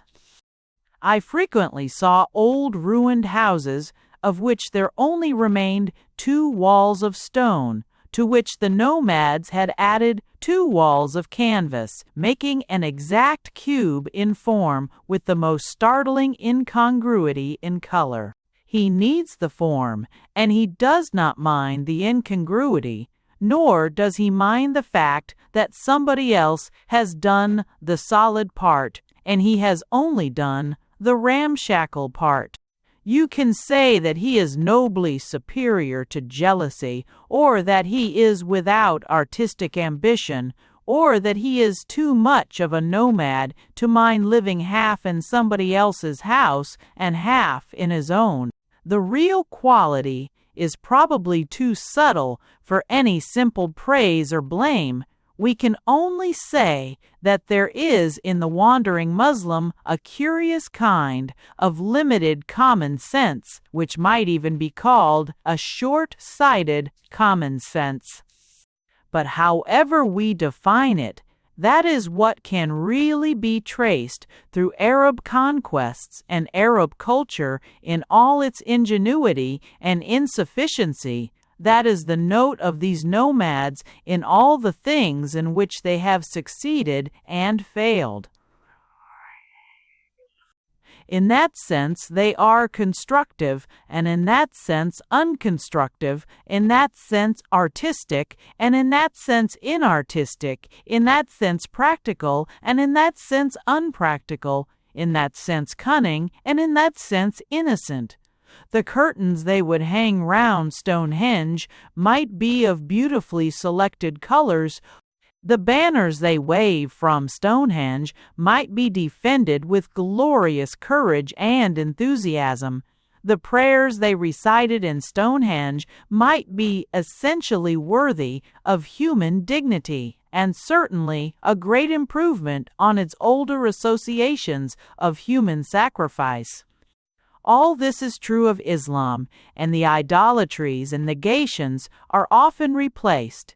But they would not have built Stonehenge. They would scarcely, so to speak, have troubled to lift a stone of Stonehenge. They would not have built Stonehenge, how much less Salisbury or Glastonbury or Lincoln. That is the element about the Arab influence which makes it, after its ages of supremacy and in a sense of success, remain in a subtle manner superficial. When a man first sees the eastern deserts, he sees this influence as I first described it, very present and powerful, almost omnipresent and omnipotent. But I fancy that to me and to others it is partly striking only because it is strange. Islam is so different to Christendom that to see it at all is at first like entering a new world. But, in my own case at any rate, as the strange colors became more customary, and especially as I saw more of the established seats of history, the cities and the framework of the different states, I became conscious of something else. It was something underneath, undestroyed, and even, in a sense, unaltered. It was something neither Muslim nor modern, not merely Oriental, and yet very different from the new Occidental nations from which I came. For a long time I could not put a name to this historical atmosphere. Then one day, standing in one of the Greek churches, one of those houses of gold full of hard, highly colored pictures, I fancied it came to me. It was the Empire, and certainly not the raid of Asiatic bandits we call the Turkish Empire. The thing which had caught my eye in that colored interior was the carving of a two-headed eagle in such a position as to make it almost as symbolic as a cross. Everyone has heard, of course, of the situation which this might well suggest. The suggestion that the Russian Church was far too much of an established church, and the White Tsar encroached upon the White Christ. But as a fact, the eagle I saw was not borrowed from the Russian Empire. It would be truer to say that the empire was borrowed from the eagle. The double eagle is the ancient emblem of the double empire of Rome and of Byzantium, the one head looking to the west and the other to the east, as if it spread its wings from the sunrise to the sunset. Unless I am mistaken, it was only associated with Russia as late as Peter the Great, though it had been the badge of Austria as the representative of the Holy Roman Empire. And what I felt brooding over that shrine and that landscape was something older not only than Turkey or Russia, but than Austria itself. I began to understand a sort of evening light that lies over Palestine and Syria, a sense of smooth ruts of custom such as are said to give a dignity to the civilization of China. I even understood a sort of sleepiness about the splendid and handsome Orthodox priests moving fully robed about the streets. They were not aristocrats but officials, still moving with the mighty routine of some far-off official system, insofar as the eagle was an emblem not of such imperial peace but of distant imperial wars. It was of wars that we in the West have hardly heard of. It was the emblem of official ovations. When Heraclius rode homewards from the rout of Ispahan, with the captives dragged behind him and the eagles in the van, that is the rigid reality that still underlay the light mastery of the Arab rider. That is what a man sees in the patchwork pavilion when he grows used to the colored canvas and looks at the walls of stone. This also was far too great a thing for facile praise or blame. A vast bureaucracy, busy and yet intensely dignified, the most civilized thing ruling many other civilizations. It was an endless end of the world, forever repeating its rich finality. And I myself was still walking in that long evening of the earth, and Caesar my lord was at Byzantium. But it is necessary to remember next that this empire was not always at its evening. Byzantium was not always Byzantine, nor was the seat of that power always in the city of Constantine, which was primarily a mere outpost of the city of Caesar. We must remember Rome as well as Byzantium, as indeed nobody would remember Byzantium if it were not for Rome. The more I saw of 100 little things, the more my mind revolved round that original idea which may be called the Mediterranean, and the fact that it became two empires but remained one civilization, just as it has become two churches but remained one religion. In this little world, there is a story attached to every word, and never more than when it is the wrong word. For instance, we may say that in certain cases the word Roman actually means Greek. The Greek patriarch is sometimes called the Roman patriarch, while the real Roman patriarch, who actually comes from Rome, is only called the Latin patriarch, as if he came from any little town in Latium. The truth behind this confusion is the truth about 500 very vital years, which are concealed even from cultivated Englishmen by two vague falsehoods: the notion that the Roman Empire was merely decadent, and the notion that the Middle Ages were merely dark. As a fact, even the Dark Ages were not merely dark. And even the Byzantine Empire was not merely Byzantine. It seems a little unfair that we should take the very title of decay from that Christian city, for surely it was yet more stiff and sterile when it had become a Muslim city. I am not so exacting as to ask anyone to popularize such a word as Constantinopolitan, but it would surely be a better word for stiffness and sterility to call it Stamboolish. But for the Muslims and other men of the Near East, what counted about Byzantium was that it still inherited the huge weight of the name of Rome.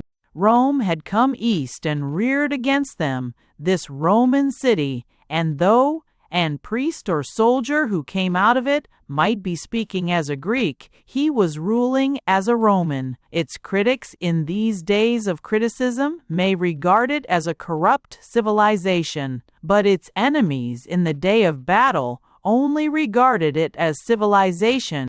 Saladin, the greatest of the Saracens, did not call Greek bishops degenerate dreamers or dingy outcasts. He called them, with a sounder historical instinct, the monks of the imperial race. The survival of the word merely means that even when the imperial city fell behind them, they did not surrender their claim to defy all Asia in the name of the Christian emperor. That is but one example out of 20. But that is why, in this distant place to this day, the Greeks who are separated from the See of Rome sometimes bear the strange name of the Romans. Now that civilization is our civilization, and we never had any other. We have not inherited a Teutonic culture any more than a Druid culture. Not half so much.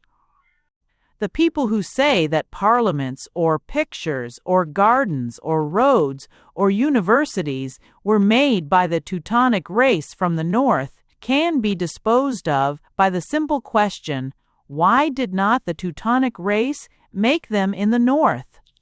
Why was not the Parthenon originally built in the neighborhood of Potsdam, or did 10 Hansa towns compete to be the birthplace of Homer? Perhaps they do by this time, but their local illusion is no longer largely shared. Anyhow, it seems strange that the roads of the Romans should be due to the inspiration of the Teutons, and that parliaments should begin in Spain because they came from Germany. If I looked about in these parts for a local emblem like that of the eagle, I might very well find it in the lion. The lion is common enough, of course, in Christian art, both hagiological and heraldic. Besides the cavern of Bethlehem, of which I shall speak presently, is the cavern of St. Jerome, where he lived with that real or legendary lion who was drawn by the delicate humor of Carpaccio and 100 other religious painters. That it should appear in Christian art is natural. That it should appear in Muslim art is much more singular, seeing that Muslims are in theory forbidden so to carve images of living things. Some say the Persian Moslems are less particular, but whatever the explanation, 2 lions of highly heraldic appearance are carved over that Saracen gate which Christians call the Gate of St. Town and Fidio. Stephen and the best judges seem to agree that, like so much of the Saracenic shell of Zion, they were partly at least copied from the shields and crests of the Crusaders. And the lions graven over the gate of St. Stephen might well be the text for a whole book on the subject, for if they indicate, however indirectly, the presence of the Latins of the 12th century, they also indicate the earlier sources from which the Latin life had itself been drawn. The 2 lions are pacing, passant as the heralds would say, in 2 opposite directions, almost as if prowling to and fro. And this also might well be symbolic as well as heraldic. For if the Crusaders brought the lion southward, in spite of the conventional fancy of Muslim decoration, it was only because the Romans had previously brought the lion northward to the cold seas and the savage forests. The image of the lion came from north to south, only because the idea of the lion had long ago come from south to north. The Christian had a symbolic lion he had never seen, and the Muslim had a real lion that he refused to draw. For we could deduce from the case of this single creature the fact that all our civilization came from the Mediterranean and the folly of pretending that it came from the North Sea.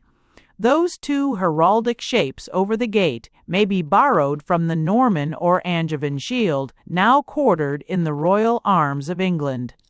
They may have been copied, directly or indirectly, from that great Angevin king of England, whose title credited him with the heart of a lion.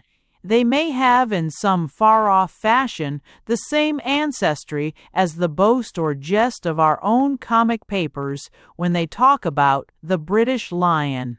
But why are there lions, though of French or feudal origin, on the flag of England?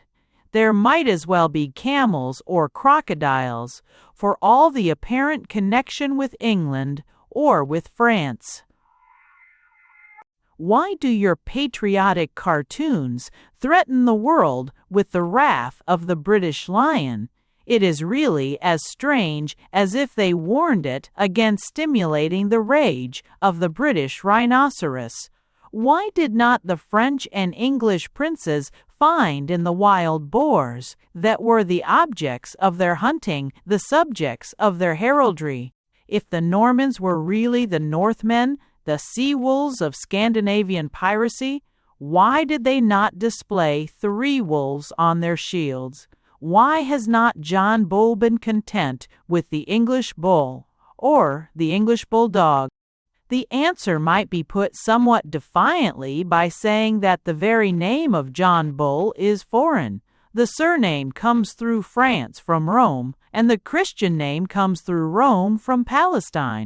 If there had really been any justification for the Teutonic generalization, we should expect the surname to be Ox and not Bull, and we should expect the hero standing as godfather to be Odin or Siegfried, and not the prophet who lived on locusts in the wilderness of Palestine, or the mystic who mused with his burning eyes on the blue seas around Patmos.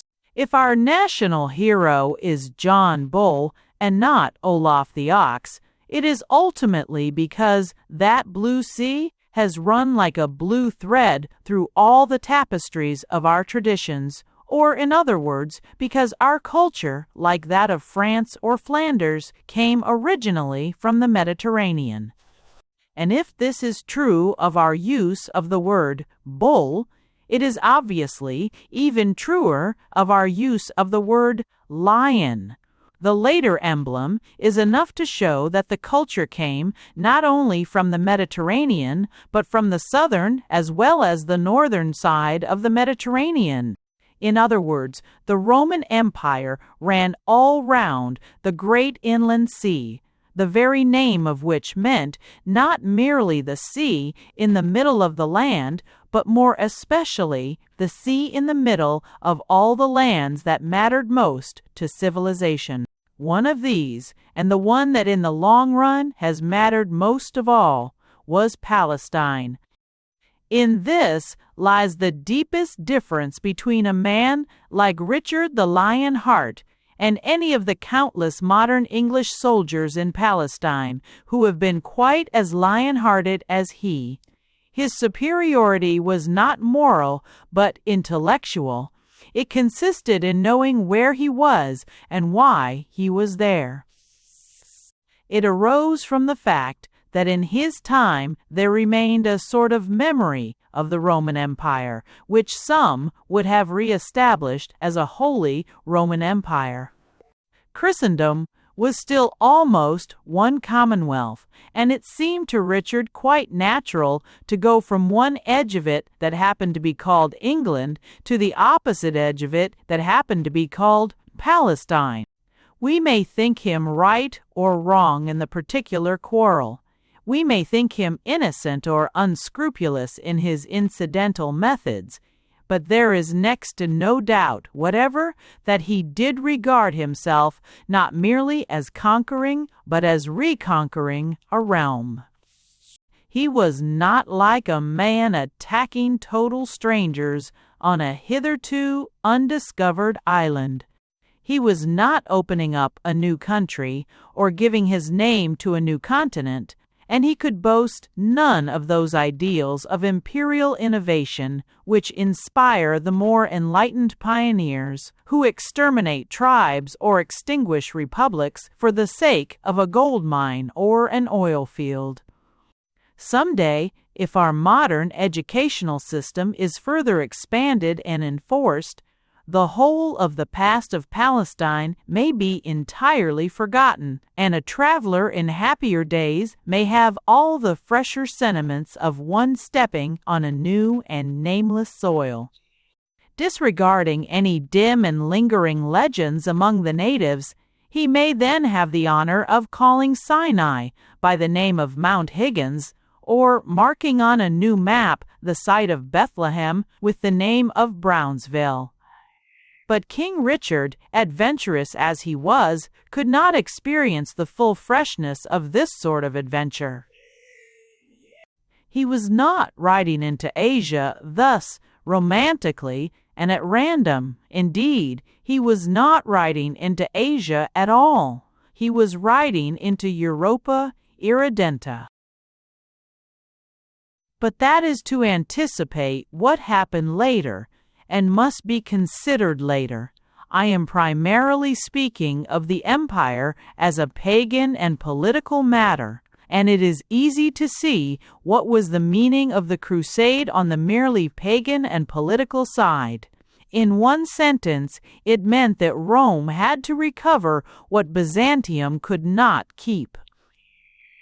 But something further had happened, as affecting Rome, than anything that could be understood by a man standing, as I have imagined myself standing, in the official area of Byzantium. When I have said that the Byzantine civilization seemed still to be reigning, I meant a curious impression that in these eastern provinces, though the empire had been more defeated, it has been less disturbed. There is a greater clarity in that ancient air, and fewer clouds of real revolution and novelty have come between them and their ancient sun. This may seem an enigma and a paradox, seeing that here a foreign religion has successfully fought and ruled, but indeed the enigma is also the explanation. In the East, the continuity of culture has only been interrupted by negative things that Islam has done. In the West, it has been interrupted by positive things that Christendom itself has done. In the West, the past of Christendom has its perspective blocked up by its own creations. In the East, it is a true perspective of interminable corridors with round Byzantine arches and proud Byzantine pillars. That, I incline to fancy, is the real difference that a man come from the west of Europe feels in the east of Europe. It is a gap or a void. It is the absence of the grotesque energy of Gothic, the absence of the experiments of parliament and popular representation, the absence of medieval chivalry, the absence of modern nationality. In the East, the civilization lived on, or, if you will, lingered on. In the West, it died and was reborn. But for a long time, it should be remembered, it must have seemed to the East merely that it died.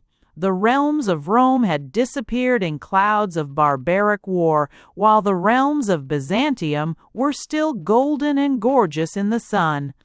The men of the East did not realize that their splendor was stiffening and growing sterile, and even the early successes of Islam may not have revealed to them that their rule was not only stiff but brittle. It was something else that was destined to reveal it. The Crusades meant many things, but in this matter They meant one thing, which was like a word carried to them on the great west wind, and the word was like that in an old Irish song, "The West is awake." They heard in the distance the cries of unknown crowds, and felt the earth shaking with the march of mobs, and behind them came the trampling of horses, and the noise of harness and of horns of war, new kings calling out commands, and hosts of young men, full of hope, crying out in the old Roman tongue, Id Deus Vult. Rome was risen from the dead. Almost any traveler could select out of the countless things that he has looked at, the few things that he has seen, I mean the things that come to him with a curious clearness, so that he actually sees them to be what he knows them to be. I might almost say that he can believe in them, although he has seen them. There can be no rule about this realization. It seems to come in the most random fashion, and the man to whom it comes can only speak for himself without any attempt at a critical comparison with others. In this sense, I may say that the Church of the Nativity at Bethlehem contains something impossible to describe, yet driving me beyond expression to a desperate attempt at description. The church is entered through a door so small that it might fairly be called a hole, in which many have seen, and I think truly, a symbol of some idea of humility. It is also said that the wall was pierced in this way to prevent the appearance of a camel during divine service, but even that explanation would only repeat the same suggestion through the parable of the needle's eye. Personally, I should guess that, insofar as the purpose was practical, it was meant to keep out much more dangerous animals than camels, as, for instance, Turks. For the whole church has clearly been turned into a fortress. Windows are bricked up and walls thickened in some or all of its 1,000 years of religious war. In the blank spaces above the little doorway hung in old times that strange mosaic of the Magi which once saved the holy place from destruction in the strange interlude between the decline of Rome and the rise of Mahomet. For when the Persians who had destroyed Jerusalem rode out in triumph to the village of Bethlehem, they looked up and saw above the door a picture in colored stone, a picture of themselves. They were following a strange star and worshiping an unknown child. For a Christian artist, following some ancient Eastern tradition containing an eternal truth, had drawn the 3 wise men with the long robes and high headdresses of Persia. The worshippers of the sun had come westward for the worship of the star. But whether that part of the church were bare and bald as it is now, or colored with the gold and purple images of the Persians, the inside of the church would always be, by comparison, abruptly dark.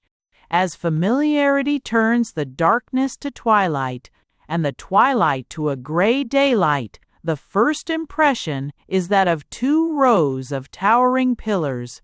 They are of a dark red stone, having much of the appearance of a dark red marble, and they are crowned with the acanthus in the manner of the Corinthian school. They were carved and set up at the command of Constantine, and beyond them, at the other end of the church, beside the altar, is the dark stairway that descends under the canopies of rock to the stable where Christ was born. Of all the things I have seen, the most convincing and, as it were, crushing were these red columns of Constantine.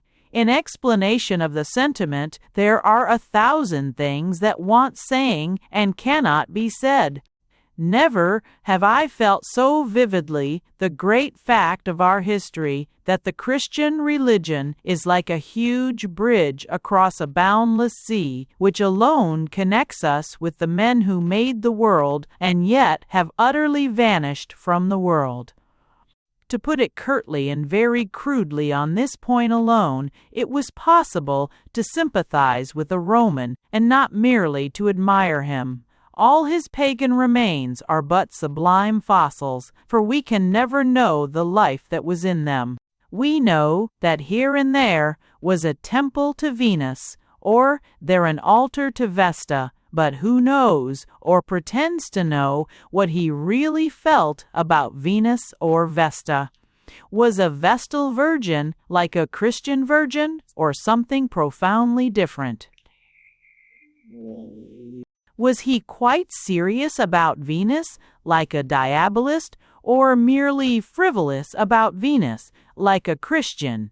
If the spirit was different from ours, we cannot hope to understand it. And if the spirit was like ours, the spirit was expressed in images that no longer express it. But it is here that he and I meet and salute the same images in the end. In any case, I can never recapture in words the waves of sympathy with strange things that went through me in that twilight of the tall pillars, like giants robed in purple, standing still and looking down into that dark hole in the ground. Here halted that imperial civilization when it had marched in triumph through the whole world. Here in the evening of its days, it came trailing in all its panoply in the pathway of the three kings. For it came following not only a falling but a fallen star, and one that dived before them into a birthplace darker than a grave. And the Lord of the laurels, clad in his somber crimson, looked down into that darkness, and then looked up and saw that all the stars in his own sky were dead. They were deities no longer, but only a brilliant dust scattered down the vain void of Lucretius. The stars were as stale as they were strong. They would never die, for they had never lived. They were cursed with an incurable immortality that was but the extension of mortality. They were chained in the chains of causation and unchangeable as the dead. There are not many men in the modern world who do not know that mood, though it was not discovered by the moderns. It was the final and seemingly fixed mood of nearly all the ancients. Only above the black hole of Bethlehem they had seen a star wandering like a lost spark, and it had done what the eternal suns and planets could not do. It had disappeared. There are some who resent the presence of such purple beside the plain stable of the Nativity, but it seems strange that they always rebuke it as if it were a blind vulgarity, like the red plush of a parvenu, a mere insensibility to a mere incongruity, for in fact the insensibility is in the critics and not the artists. It is an insensibility not to an accidental incongruity, but to an artistic contrast. Indeed, it is an insensibility of a somewhat tiresome kind, which can often be noticed in those skeptics who make a science of folklore. The mark of them is that they fail to see the importance of finding the upshot or climax of a tale, even when it is a fairy tale. Since the old devotional doctors and designers were never tired of insisting on the sufferings of the holy poor to the point of squalor, and simultaneously insisting on the sumptuousness of the subject kings to the point of swagger, it would really seem not entirely improbable that they may have been conscious of the contrast themselves. I confess this is an insensibility, not to say stupidity, in the skeptics and simplifiers, which I find very fatiguing. I do not mind a man not believing a story, but I confess I am bored, stiff, if I may be allowed the expression, by a man who can tell a story without seeing the point of the story, considered as a story, or even considered as a lie, and a man who sees the rags and the royal purple as a clumsy inconsistency is merely missing the meaning of a deliberate design. He is like a man who should hear the story of King Cophetua and the beggar maid, and say doubtfully that it was hard to recognize it as really a mariage de convenance, a phrase which, I may remark in parenthesis, but not without passion, is not the French for a marriage of convenience any more than hors d'oeuvre is the French for out of work, but may be more rightly rendered in English as a suitable match. But nobody thought the match of the king and the beggar maid conventionally a suitable match, and nobody would ever have thought the story worth telling if it had been. It is like saying that Diogenes, remaining in his tub after the offer of Alexander, must have been unaware of the opportunities of Greek architecture, or like saying that Nebuchadnezzar eating grass is clearly inconsistent with court etiquette or not to be found in any fashionable cookery book. I do not mind the learned skeptic saying it is a legend or a lie, but I weep for him when he cannot see the gist of it, I might even say the joke of it. I do not object to his rejecting the story as a tall story, but I find it deplorable when he cannot see the point, or end, or upshot of the tall story, the very pinnacle or spire of that sublime tower. This dull type of doubt clouds the consideration of many sacred things, as it does that of the shrine of Bethlehem. It is applied to the divine reality of Bethlehem itself, as when skeptics still sneer at the littleness, the localism, the provincial particularity and obscurity of that divine origin, as if Christians could be confounded and silenced by a contrast which Christians in 10,000 hymns, songs, and sermons have incessantly shouted and proclaimed. In this capital case, of course, the same principle holds. A man may think the tale is incredible, but it would never have been told at all if it had not been incongruous. But this particular case of the lesser contrast, that between the imperial pomp and the rustic poverty of the carpenter and the shepherds, is alone enough to illustrate the strange artistic fallacy involved. If it be the point that an emperor came to worship a carpenter, it is as artistically necessary to make the emperor imperial as to make the carpenter humble. If we wish to make plain to plain people that before this shrine kings are no better than shepherds, it is as necessary that the kings should have crowns as that the shepherds should have crooks. And if modern intellectuals do not know it, it is because nobody has really been mad enough even to try to make modern intellectualism popular. Now, this conception of pomp as a popular thing, this conception of a concession to common human nature in color and symbol, has a considerable bearing on many misunderstandings about the original enthusiasm that spread from the cave of Bethlehem over the whole Roman Empire. It is a curious fact that the moderns have mostly rebuked historic Christianity, not for being narrow, but for being broad. They have rebuked it because it did prove itself the desire of all nations, because it did satisfy the cravings of many creeds, because it did prove itself to idolaters as something as magic as their idols, or did prove itself to patriots something as lovable as their native land. In many other matters indeed, besides this popular art, we may find examples of the same illogical prejudice.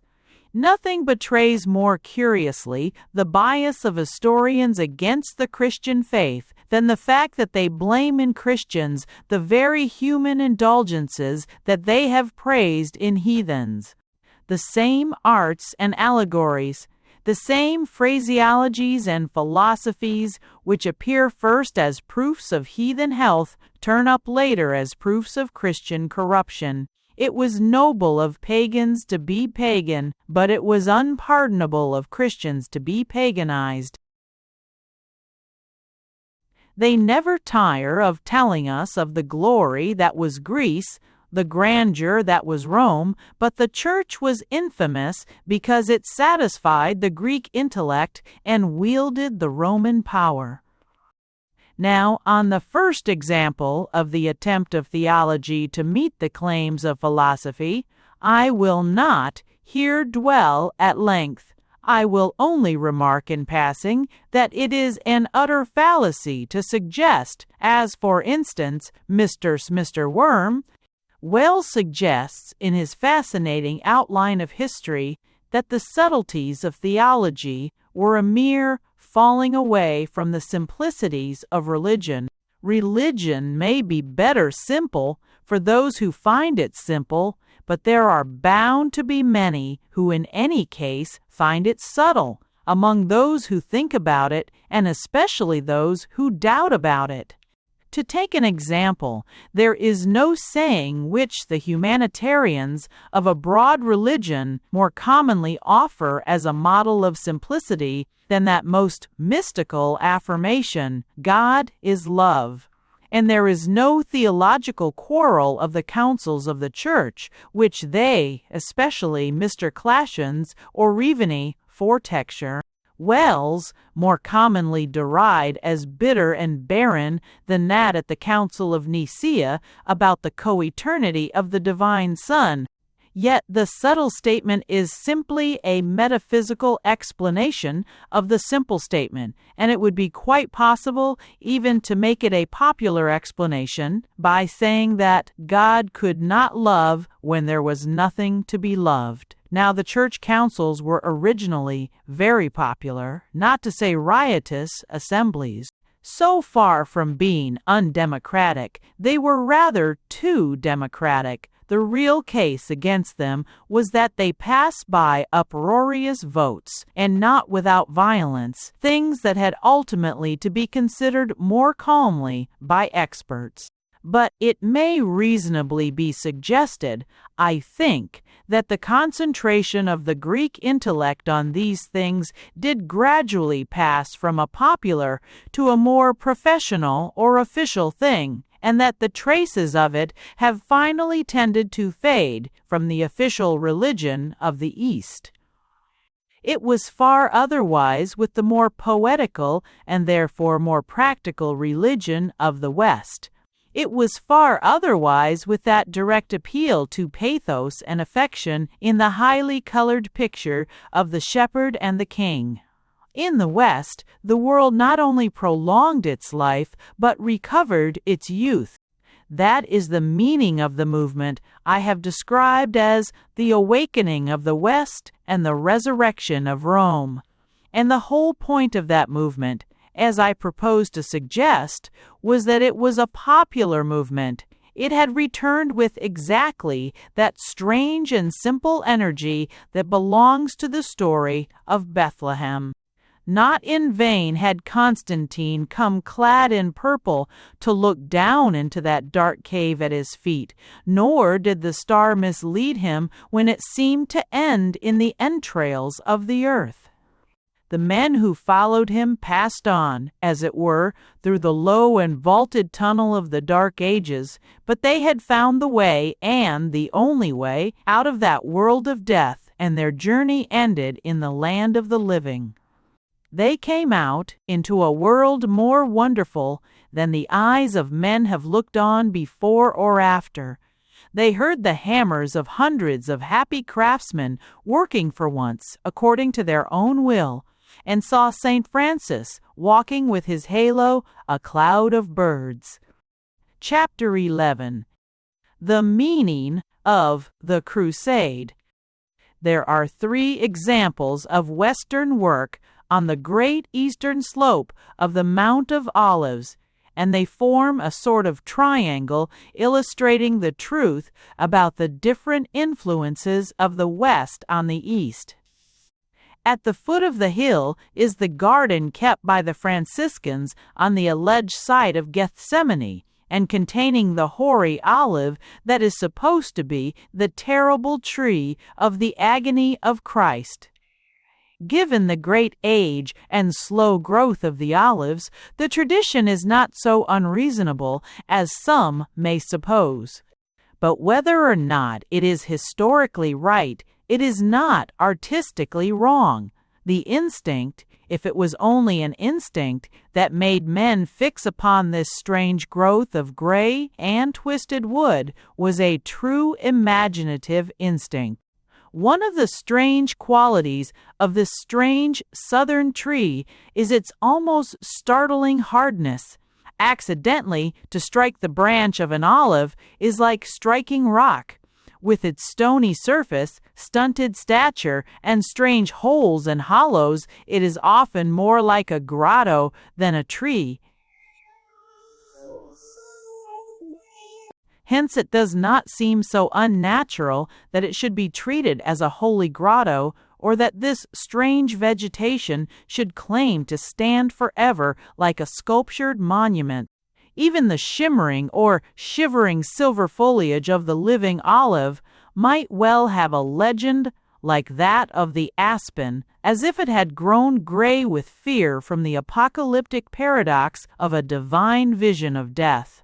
A child from one of the villages said to me in broken English that it was the place where God said his prayers. I, for one, could not ask for a finer or more defiant statement of all that separates the Christian from the Muslim or the Jew, e credo quia impossible.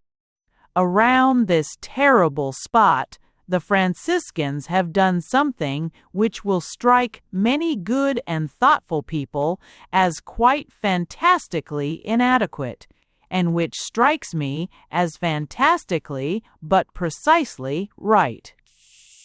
They have laid out the garden simply as a garden, in a way that is completely natural, because it is completely artificial. They have made flower beds in the shape of stars and moons and colored them with flowers like those in the backyard of a cottage. The combination of these bright patterns in the sunshine with the awful shadow in the center is certainly an incongruity in the sense of a contrast, but it is a poetical contrast, like that of birds building in a temple or flowers growing on a tomb.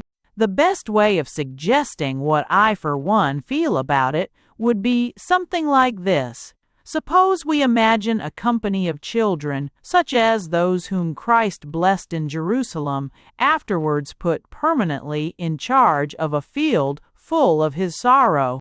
It is probable that, if they could do anything with it, they would do something like this. They might cut it up into quaint shapes and dot it with red daisies or yellow marigolds. I really do not know that there is anything better that grown-up people could do, since anything that the greatest of them could do must look quite as small. Shall I? The gnat that dances in thy ray, dare to be reverent? The Franciscans have not dared to be reverent. They have only dared to be cheerful. It may be too awful an adventure of the imagination to imagine Christ in that garden, but there is not the smallest difficulty about imagining St. Francis there, and that is something to say of an institution which is 800 years old. Immediately above this little garden, overshadowing and almost overhanging it, is a gorgeous gilded building with golden domes and minarets glittering in the sun and filling a splendid situation with almost shameless splendor. The Russian church built over the upper part of the garden belonging to the Orthodox Greeks. Here again, Many Western travelers will be troubled, and will think that golden building much too like a fairy palace in a pantomime. But here again I shall differ from them, though perhaps less strongly. It may be that the pleasure is childish rather than childlike, but I can imagine a child clapping his hands at the mere sight of those great domes like bubbles of gold against the blue sky. It is a little like Aladdin's palace, but it has a place in art as Aladdin has a place in literature, especially since it is Oriental literature. Those wise missionaries in China who were not afraid to depict the 12 apostles in the costume of Chinamen might have built such a church in a land of glittering mosques. And, as it is said that the Russian has in him something of the child and something of the Oriental, such a style may be quite sincere and have even a certain simplicity in its splendor. It is genuine of its kind. It was built for those who like it, and those who do not like it can look at something else. This sort of thing may be called tawdry, but it is not what I call meretricious. What I call really meretricious can be found yet higher on the hill, towering to the sky and dominating all the valleys. The nature of the difference, I think, is worth noting.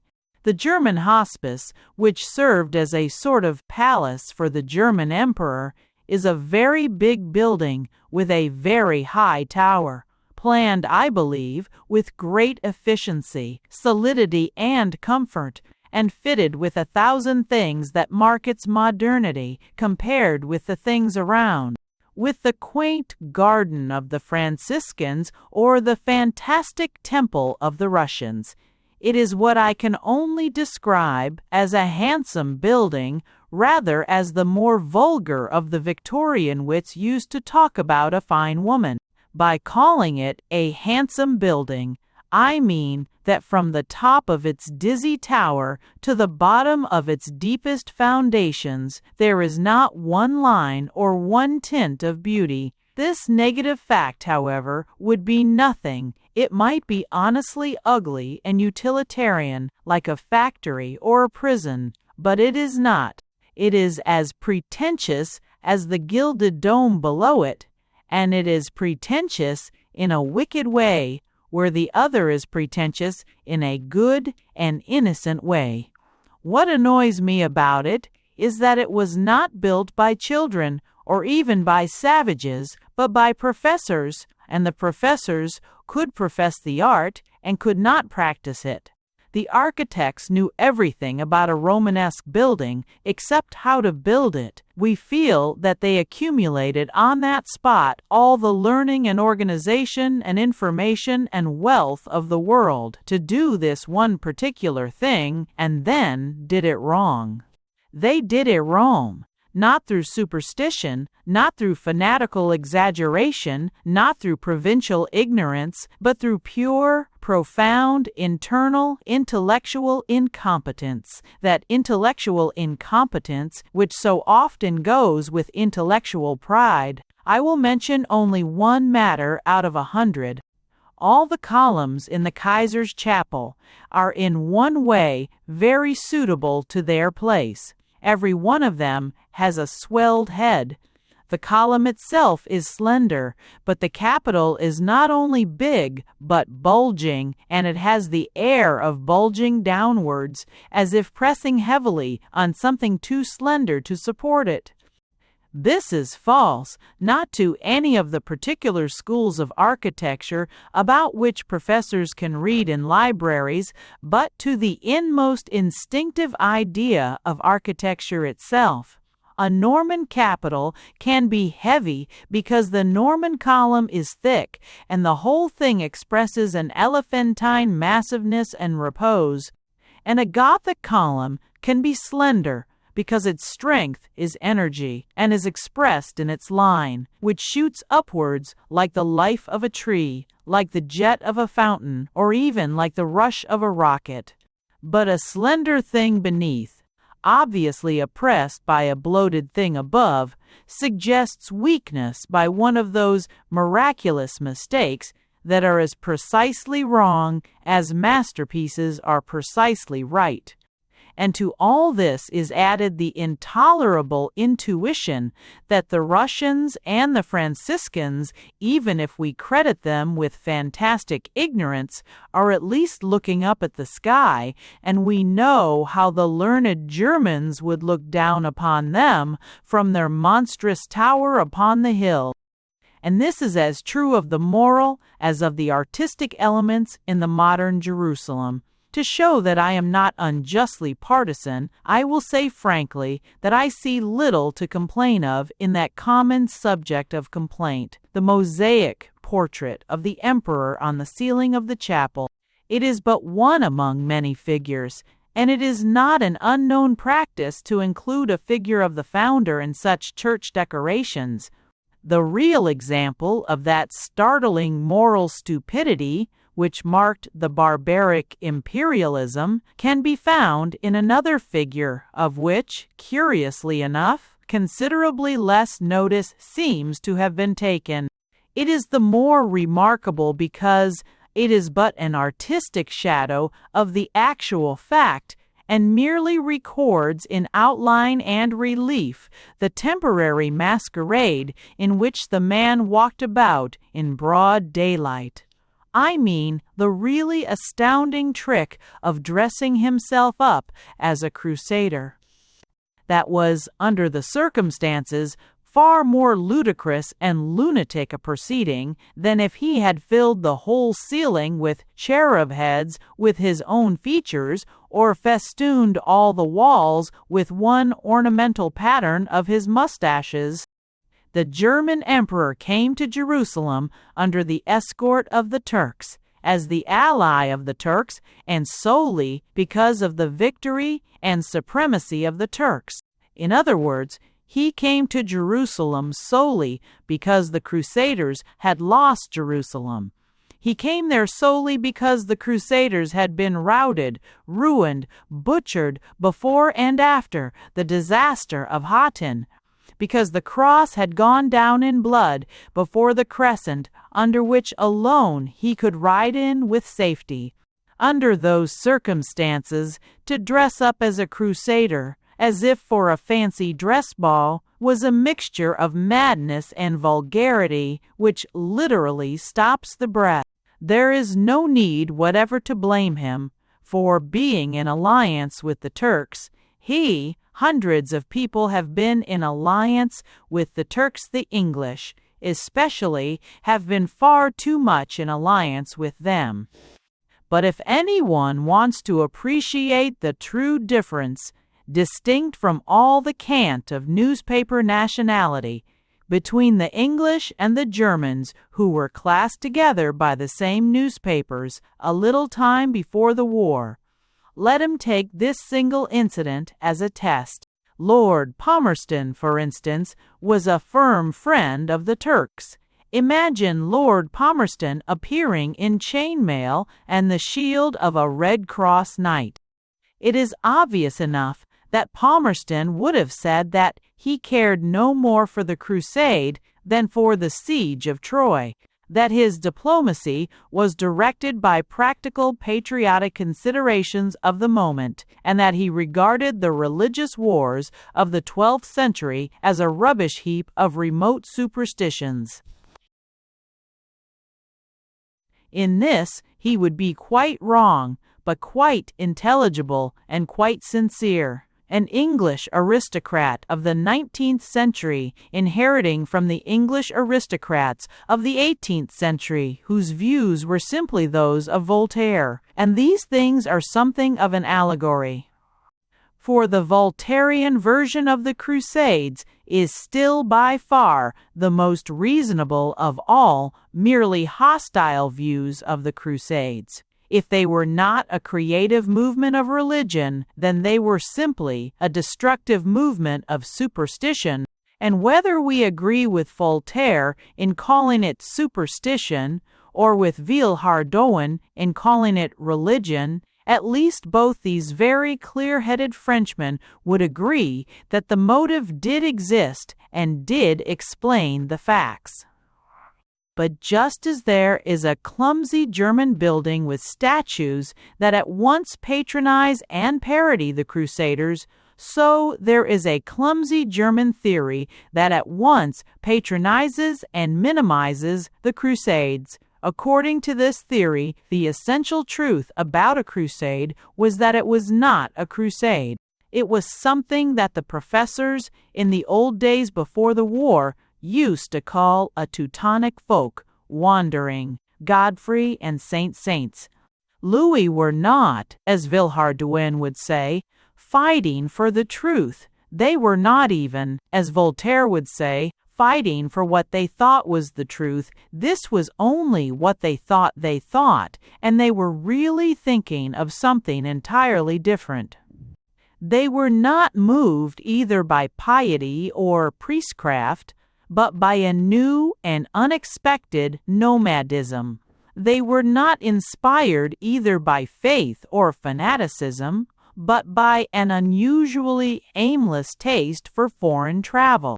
This theory, that the war of the two great religions could be explained by wanderlust, was current about 20 years ago among the historical professors of Germany, and with many of their other views was often accepted by the historical professors of England.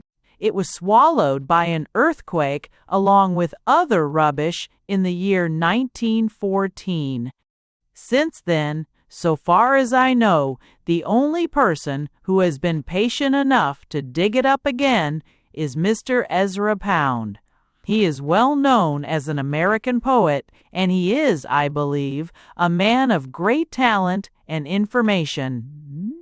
His attempt to recover the old Teutonic theory of the folk wandering of Peter the Hermit was expressed, however, in prose, in an article in the New Ages. I have no reason to doubt that he was to be counted among the most loyal of our allies, but he is evidently one of those who, quite without being pro-German, still manage to be German.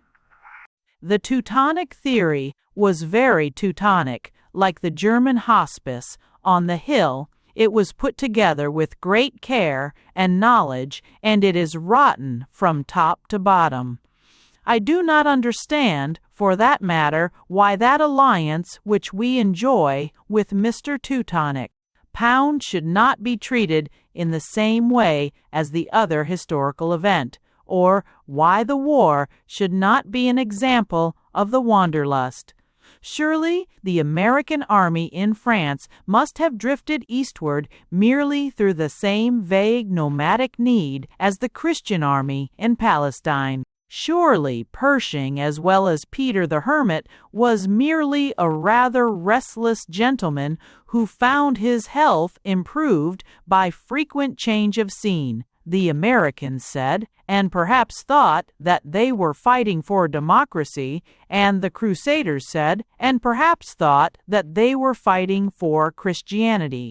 But as we know what the Crusaders meant better than they did themselves, I cannot quite understand why we do not enjoy the same valuable omniscience about the Americans. Indeed, I do not see why we should not enjoy it, for it would be very enjoyable about any individual American. Surely, it was this vague vagabond spirit that moved Mr. Pound, not only to come to England, but in a fashion to come to Fleet Street. A dim tribal tendency, vast and invisible as the wind, carried him and his article like an autumn leaf to alight on the New Age doorstep, or a blind aboriginal impulse, wholly without rational motive, led him one day to put on his hat and go out with his article in an envelope and put it in a pillar box. It is vain to correct by cold logic the power of such primitive appetites. Nature herself was behind the seemingly random thoughtlessness of the deed. And now that it is irrevocably done, he can look back on it and trace the large lines of an awful law of averages, wherein it is ruled by a ruthless necessity that a certain number of such Americans should write a certain number of such articles as the leaves fall or the flowers return. In plain words, this sort of theory is a blasphemy against the intellectual dignity of man. It is a blunder as well as a blasphemy, for it goes miles out of its way to find a bestial explanation when there is obviously a human explanation. It is as if a man told me that a dim survival of the instincts of a quadruped was the reason of my sitting on a chair with 4 legs. I answer that I do it because I foresee that there may be grave disadvantages in sitting on a chair with 1 leg. Or it is as if I were told that I liked to swim in the sea solely because some early forms of amphibian life came out of the sea onto the shore. I answer that I know why I swim in the sea, and it is because the divine gift of reason tells me that it would be unsatisfactory to swim on the land. In short, this sort of vague evolutionary theorizing simply amounts to finding an unconvincing explanation of something that needs no explanation. And the case is really quite as simple with great political and religious movements by which man has from time to time changed the world in this or that respect in which he happened to think it would be the better for a change. The Crusade was a religious movement, but it was also a perfectly rational movement. One might almost say a rationalist movement. I could quite understand Mr. Pound saying that such a campaign for a creed was immoral, and indeed it often has been, and now perhaps generally is, quite horribly immoral. But when he implies that it is irrational, he has selected exactly the thing which it is not. It is not enlightenment, on the contrary. It is ignorance and insularity which causes most of us to miss this fact, but it certainly is the fact that religious war is in itself much more rational than patriotic war. I, for one, have often defended and even encouraged patriotic war, and should always be ready to defend and encourage patriotic passion. But it cannot be denied that there is more of mere passion, of mere preference and prejudice, in short, of mere personal accident, in fighting another nation than in fighting another faith. The Crusader is in every sense more rational than the modern conscript or professional soldier. He is more rational in his object, which is the intelligent and intelligible object of conversion, where the modern militarist has an object much more confused by momentary vanity and one-sided satisfaction. The Crusader wished to make Jerusalem a Christian town, but the Englishman does not wish to make Berlin an English town. He has only a healthy hatred of it as a Prussian town. The Muslim wished to make the Christian a Muslim, but even the Prussian did not wish to make the Frenchman a Prussian.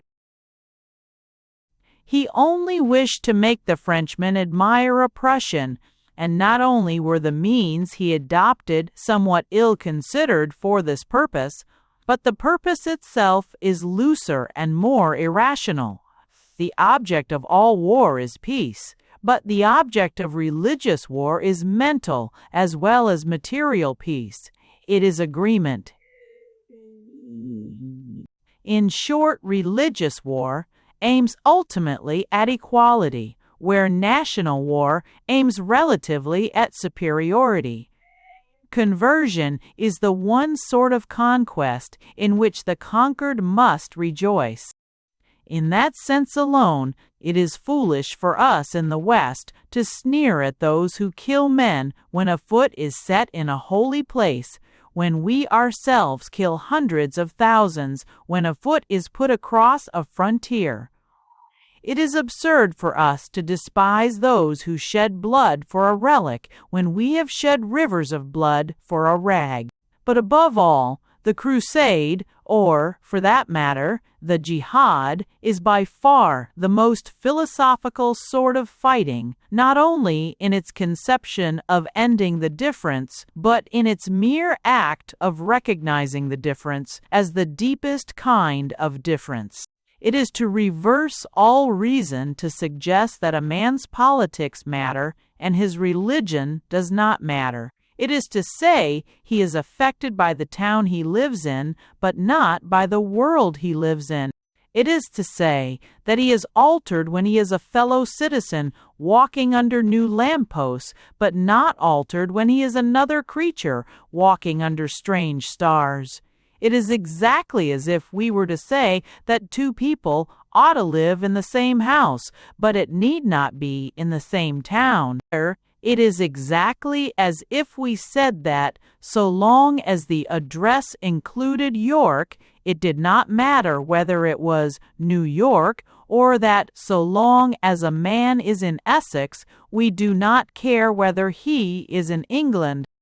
Christendom would have been entirely justified in the abstract in being alarmed or suspicious at the mere rise of a great power that was not Christian.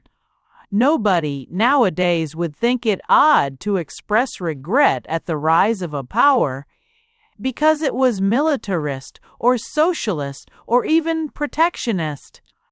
But it is far more natural to be conscious of a difference, not about the order of battle, but the battle of life, not about our definable enjoyment of possessions, but about our much more doubtful possession of enjoyment, not about the fiscal divisions between us and foreigners, but about the spiritual divisions, even between us and friends. These are the things that differ profoundly with differing views of the ultimate nature of the universe. For the things of our country are often distant, but the things of our cosmos are always near. We can shut our doors upon the wheeled traffic of our native town, but in our own inmost chamber we hear the sound that never ceases, that wheel which Dante and a popular proverb have dared to christen as the love that makes the world go round. For this is the great paradox of life, that there are not only wheels within wheels, but the larger wheels within the smaller. When a whole community rests on one conception of life and death and the origin of things, it is quite entitled to watch the rise of another community founded on another conception as the rise of something certain to be different and likely to be hostile. Indeed, as I have pointed out touching certain political theories, we already admit this truth in its small and questionable examples. We only deny the large and obvious examples. Christendom might quite reasonably have been alarmed if it had not been attacked, but as a matter of history, it had been attacked. The Crusader would have been quite justified in suspecting the Moslem, even if the Moslem had merely been a new stranger. But as a matter of history, he was already an old enemy. The critic of the Crusade talks as if it had sought out some inoffensive tribe or temple in the interior of Tibet, which was never discovered until it was invaded. They seem entirely to forget that long before the Crusaders had dreamed of riding to Jerusalem, the Muslims had almost ridden into Paris. They seem to forget that if the Crusaders nearly conquered Palestine, it was but a return upon the Muslims who had nearly conquered Europe. There was no need for them to argue by an appeal to reason, as I have argued above, that a religious division must make a difference. It had already made a difference. The difference stared them in the face in the startling transformation of Roman Barbary and of Roman Spain.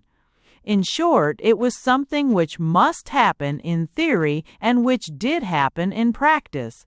All expectations suggested that it would be so, and all experience said it was so. Having thought it out theoretically and experienced it practically, they proceeded to deal with it equally practically.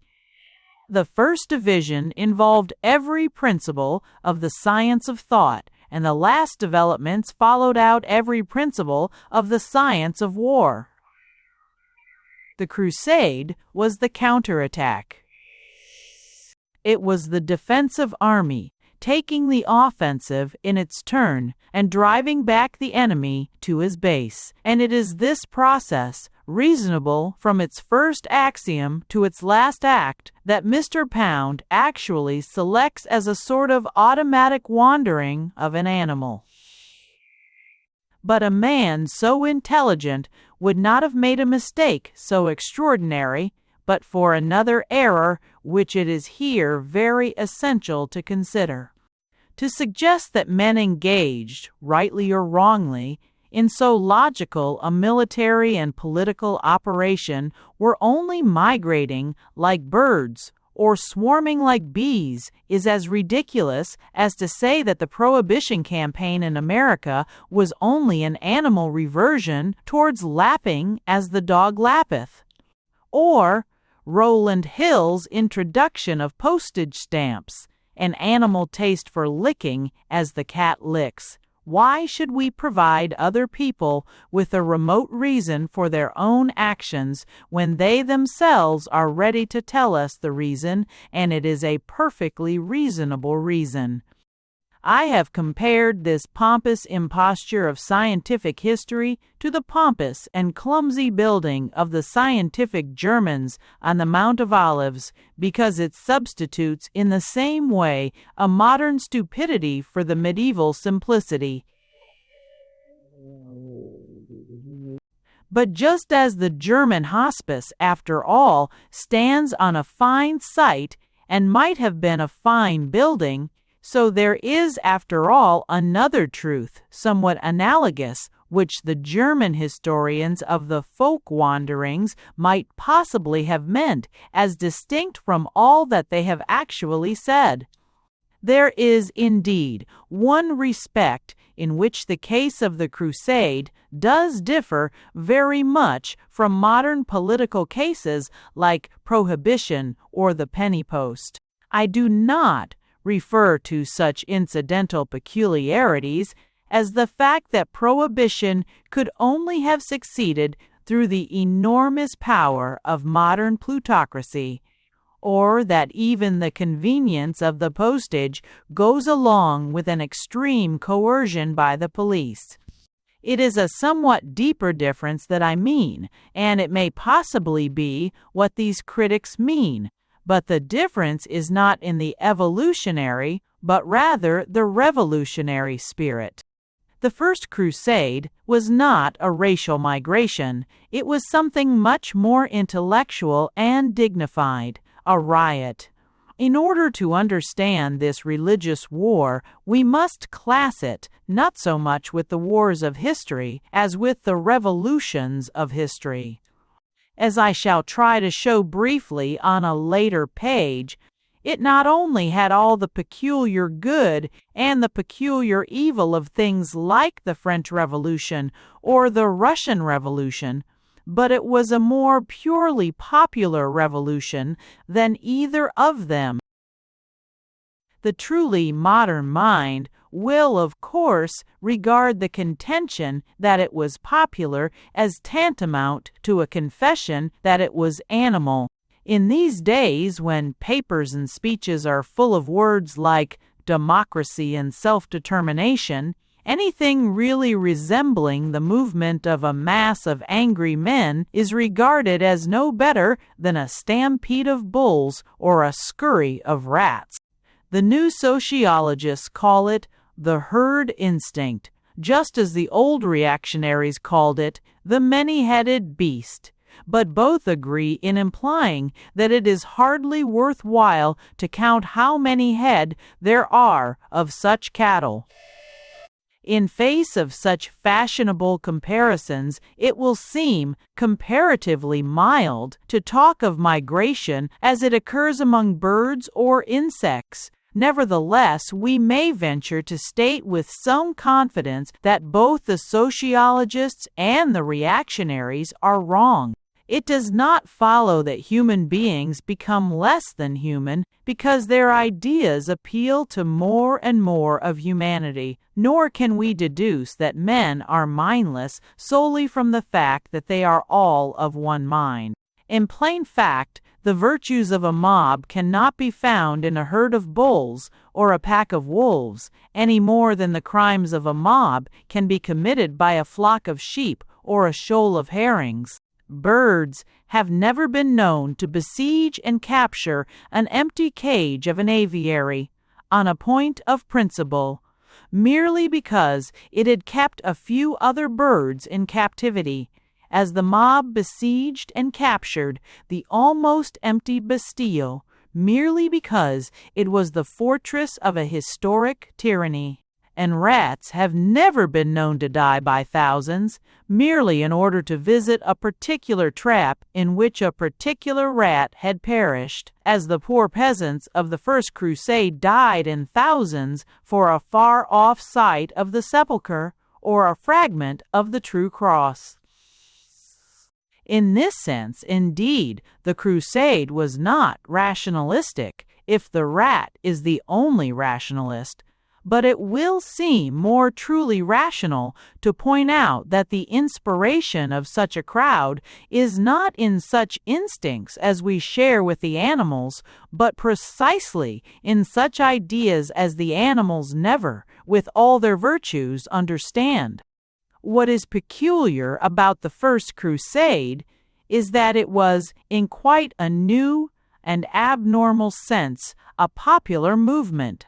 I might almost say it was the only popular movement there ever was in the world, for it was not a thing which the populace followed, it was actually a thing which the populace led.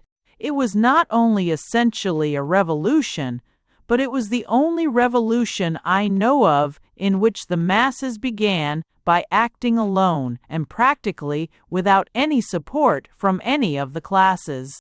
When they had acted, the classes came in, and it is perfectly true, and indeed only natural, that the masses alone failed where the two together succeeded. But it was the uneducated who educated the educated. The case of the Crusade is emphatically not a case in which certain ideas were first suggested by a few philosophers and then preached by demagogues to the democracy. This was to a great extent true of the French Revolution. It was probably yet more true of the Russian Revolution. And we need not here pause upon the fine shade of difference that Rousseau was right and Karl Marx was wrong. In the First Crusade, it was the ordinary man who was right or wrong. He came out in a fury at the insult to his own little images or private prayers, as if he had come out to fight with his own domestic poker or private carving knife. He was not armed with new weapons of wit and logic served round from the arsenal of an academy. There was any amount of wit and logic in the academies of the Middle Ages, but the typical leader of the Crusade was not Abelard or Aquinas, but Peter the Hermit, who can hardly be called even a popular leader, but rather a popular flag. And it was his army, or rather his enormous rabble, that first marched across the world to die for the deliverance of Jerusalem. Historians say that in that huge host of thousands there were only 9 knights. To anyone who knows even a little of medieval war, the fact seems astounding. It is indeed a long exploded fallacy to regard medievalism as identical with feudalism. There were countless democratic institutions, such as the guilds, sometimes as many as 20 guilds in one small town. But it is really true that the military organization of the Middle Ages was almost entirely feudal. Indeed, we might rather say that feudalism was the name of their military organization. That so vast a military mass should have attempted to move it all, with only 9 of the natural military leaders, seems to me a prodigy of popular initiative.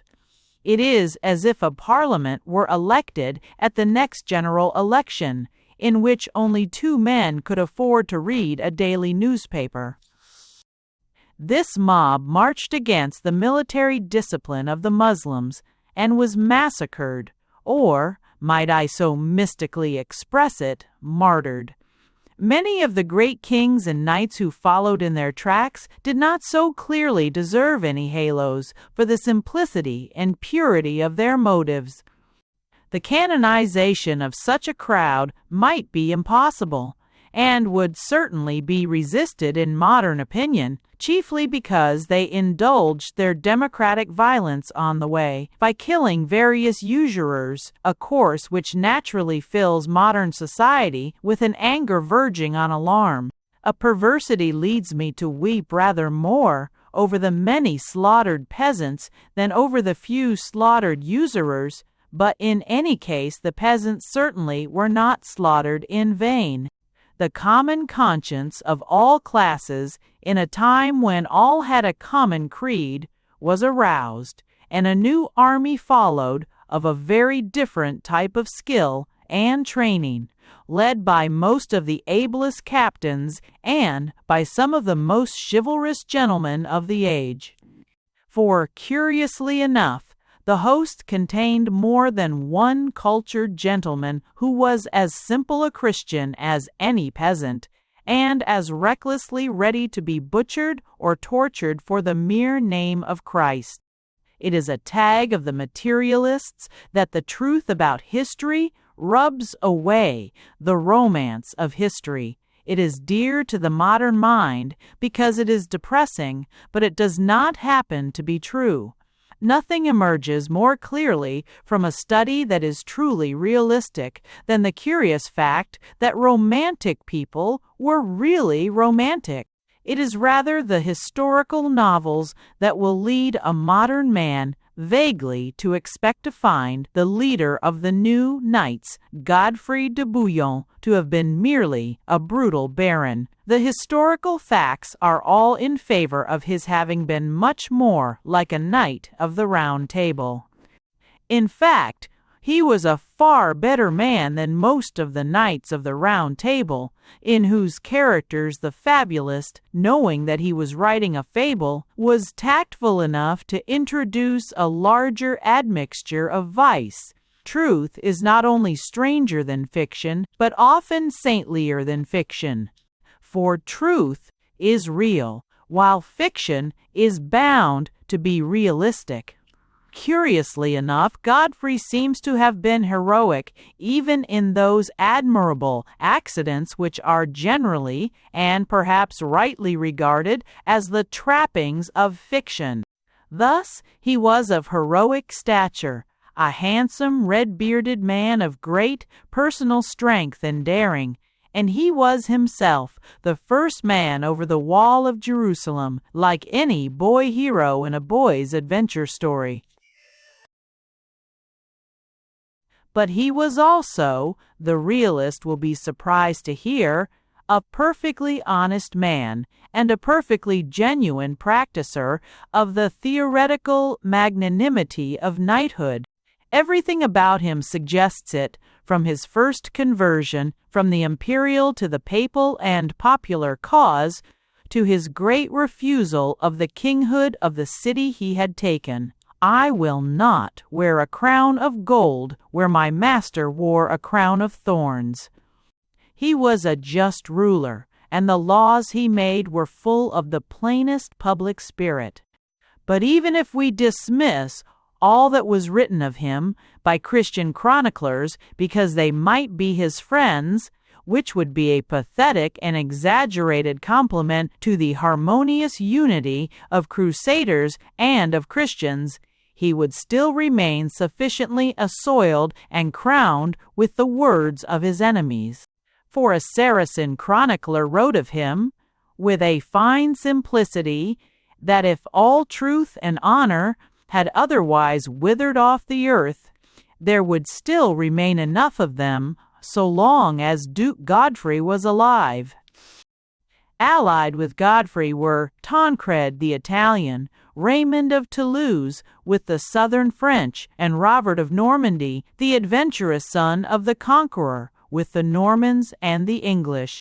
But it would be an error, I think, and one tending to make the whole subsequent story a thing not so much misunderstood as unintelligible, to suppose that the whole crusading movement had been suddenly and unnaturally stiffened with the highest chivalric discipline. Unless I am much mistaken, a great mass of that army was still very much of a mob. It is probable a priori, since the great popular movement was still profoundly popular. It is supported by 1,000 things in the story of the campaign. The extraordinary emotionalism that made throngs of men weep and wail together, the importance of the demagogue, Peter the Hermit, in spite of his unmilitary character, and the wide differences between the designs of the leaders and the actions of the rank and file. It was a crowd of rude and simple men that cast themselves on the sacred dust at the first sight of the little mountain town which they had tramped for 2,000 miles to see. Tancred saw it first from the slope by the village of Bethlehem, which had opened its gates willingly to his 100 Italian knights. For Bethlehem, then, as now, was an island of Christendom in the Sea of Islam. Meanwhile, Godfrey came up the road from Jaffa, and crossing the mountain ridge, saw also, with his living eyes, his vision of the world's desire. But the poorest men about him probably felt the same as he. All ranks knelt together in the dust, and the whole story is one wave of numberless and nameless men. It was a mob that had risen like a man for the faith. It was a mob that had truly been tortured like a man for the faith.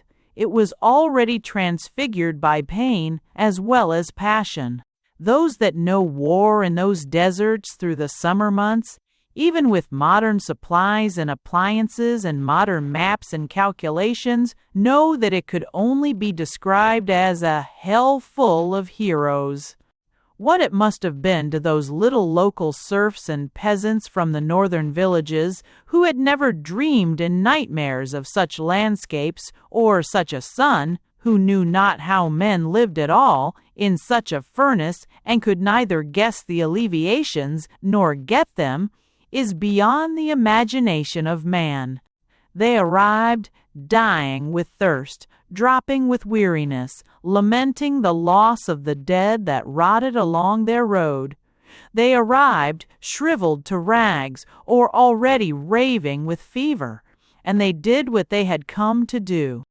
Above all, it is clear that they had the vices as well as the virtues of a mob. The shocking massacre in which they indulged in the sudden relaxation of success is quite obviously a massacre by a mob. It is all the more profoundly revolutionary because it must have been for the most part a French mob. It was of the same order as the massacre of September, and it is but a part of the same truth that the First Crusade was as revolutionary as the French Revolution. It was of the same order as the massacre of St. Trashen. Bartholomew, which was also a piece of purely popular fanaticism, directed against what was also regarded as an anti-national aristocracy.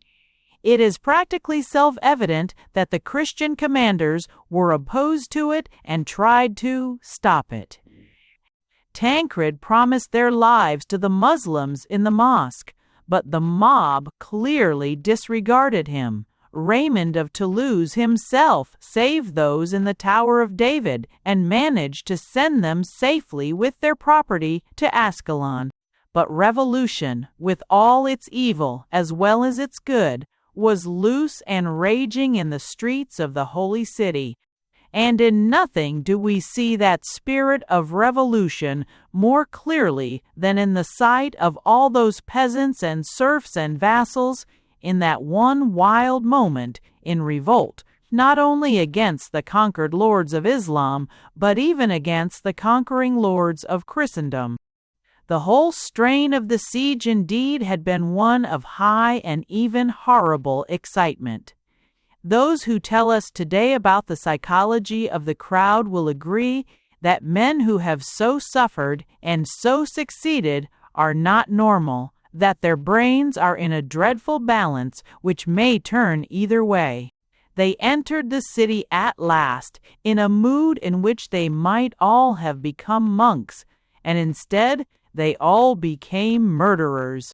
A brilliant general who played a decisive part in our own recent Palestinian campaign told me with a sort of grim humor that he hardly wondered at the story, for he himself had entered Jerusalem in a sort of fury of disappointment. We went through such a hell to get there, and now it's spoilt for all of us.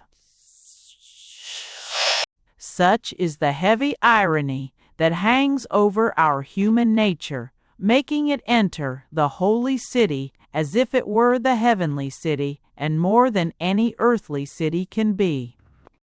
But the struggle which led to the scaling of Jerusalem in the First Crusade was something much wilder and more incalculable than anything that can be conceived in modern war.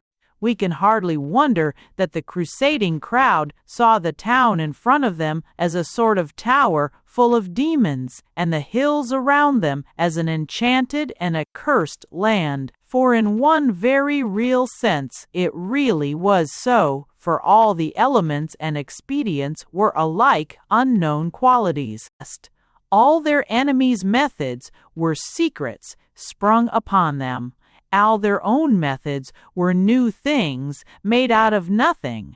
They wondered alike what would be done on the other side and what could be done on their own side. Every movement against them was a stab out of the darkness, and every movement they made was a leap in the dark. First, on the one side, we have Tancred trying to take the whole fortified city by climbing up a single slender ladder, as if a man tried to lasso the peak of a mountain. Then we have the flinging from the turrets of a strange and frightful fiery rain, as if water itself had caught fire. It was afterwards known as the Greek fire, and was probably petroleum, but to those who had never seen or felt it before, it may well have seemed the flaming oil of witchcraft. Then Godfrey and the wiser of the warriors set about to build wooden siege towers, and found they had next to no wood to build them. There was scarcely anything in that rocky waste but the dwarf trees of olive. A poetic fantasy woven about that war in after ages described them as hindered even in their wood-cutting by the demons of that weird place. And indeed the fancy had an essential truth, for the very nature of the land fought against them, and each of those dwarf trees, hard and hollow and twisted, may well have seemed like a grinning goblin. It is said that they found timbers by accident in a cavern. They tore down the beams from ruined houses. At last, they got into touch with some craftsmen from Genoa who went to work more successfully, skinning the cattle, who had died in heaps, and covering the timbers. They built 3 high towers on rollers, and men and beasts dragged them heavily against the high towers of the city.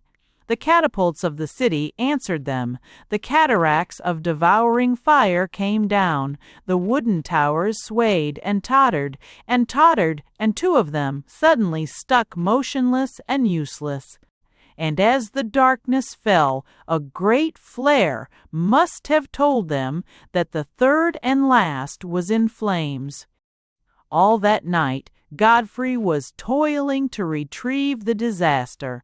He took down the whole tower from where it stood and raised it again on the high ground to the north of the city, which is now marked by the pine tree that grows outside Herod's gate. And all the time he toiled, it was said, sinister sorcerers sat upon the battlements, working unknown marvels for the undoing of the labor of man. If the great knight had a touch of such symbolism on his own side, he might have seen in his own strife with the solid timber something of the craft that had surrounded the birth of his creed and the sacred trade of the carpenter. And indeed, the very pattern of all carpentry is cruciform, and there is something more than an accident in the allegory. The transverse position of the timber does indeed involve many of those mathematical that are analogous to moral truths, and almost every structural shape has the shadow of the mystic rood, as the three dimensions have a shadow of the Trinity.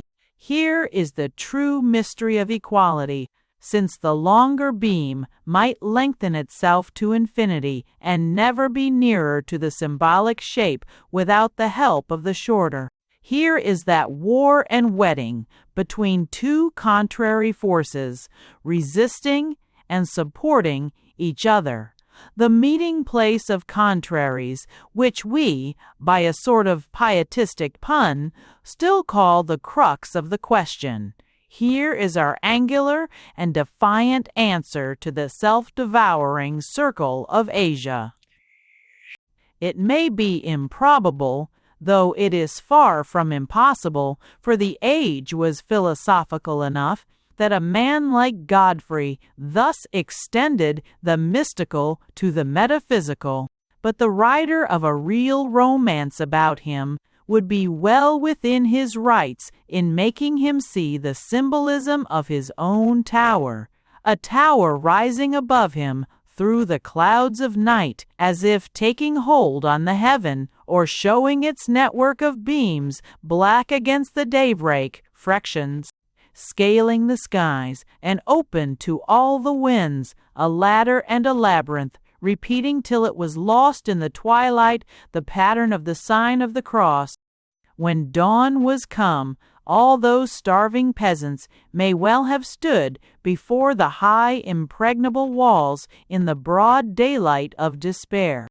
Even their nightmares during the night of unearthly necromancers looking down at them from the battlements and with signs and spells paralyzing all their potential toils, may well have been a sort of pessimistic consolation, anticipating and accounting for failure.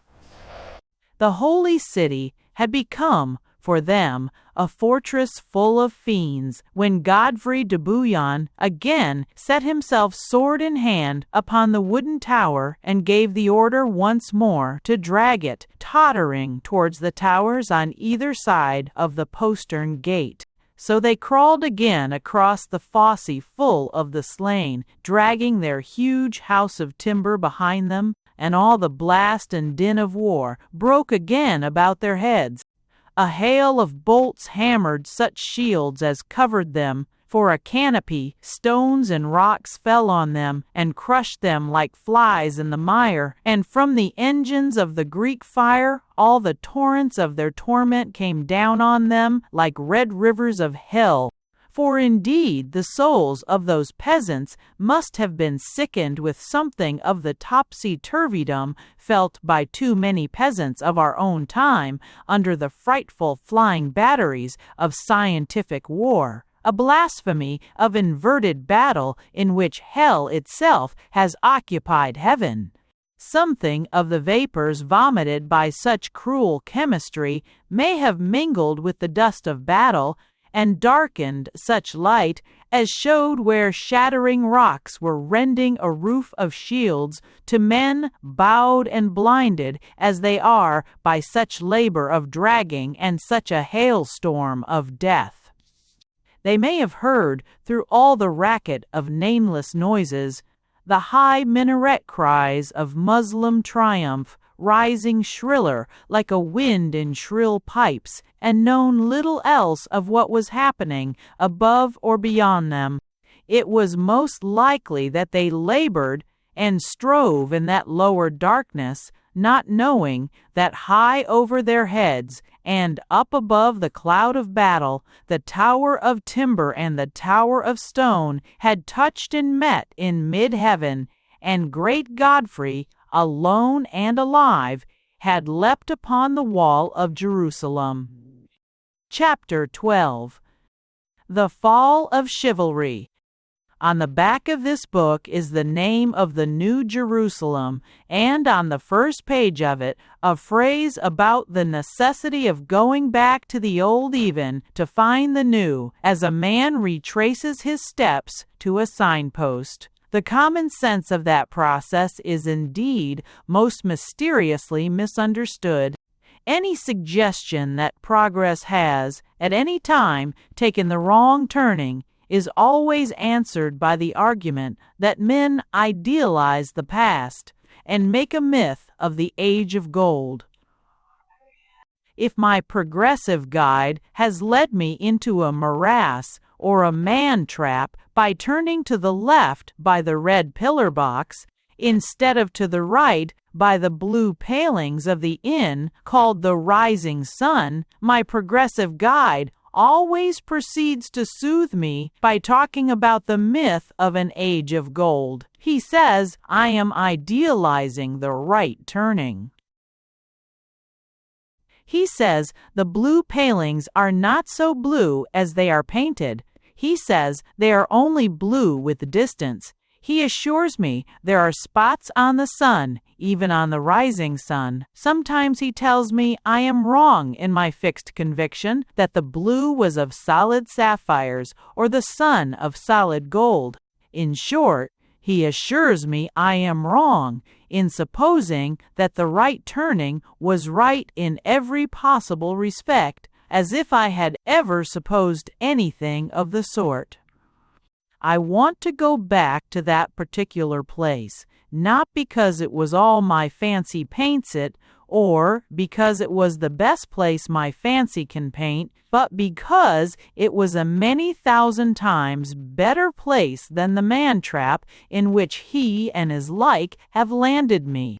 But above all, I want to go back to it, not because I know it was the right place, but because I think it was the right turning. And the right turning might possibly have led me to the right place, whereas the progressive guide has quite certainly led me to the wrong one. Now, it is quite true that there is less general human testimony to the notion of a New Jerusalem in the future than to the notion of a golden age in the past. But neither of those ideas, whether or no they are illusions, are any answer to the question of a plain man in the plain position of this parable, a man who has to find some guidance in the past if he is to get any good in the future. What he positively knows, in any case, is the complete collapse of the present. Now that is the exact truth about the thing so often rebuked as a romantic and unreal return of modern men to medieval things. They suppose they have taken the wrong turning because they know they are in the wrong place. To know that, it is necessary not to idealize the medieval world, but merely to realize the modern world. It is not so much that they suppose the medieval world was above the average as that they feel sure the modern world is below the average.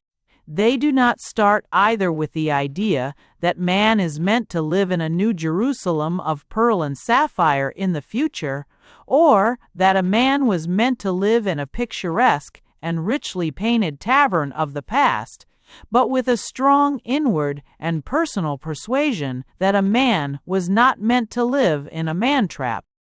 For there is and will be, more and more, a turn of total change in all our talk and writing about history. Everything in the past was praised if it had led up to the present, and blamed if it would have led up to anything else. In short, everybody has been searching the past for the secret of our success. Very soon, everybody may be searching the past for the secret of our failure. They may be talking in such terms as they use after a motor smash or a bankruptcy. Where was the blunder? They may be writing such books as generals write after a military defeat. Whose was the fault? The failure will be assumed even in being explained.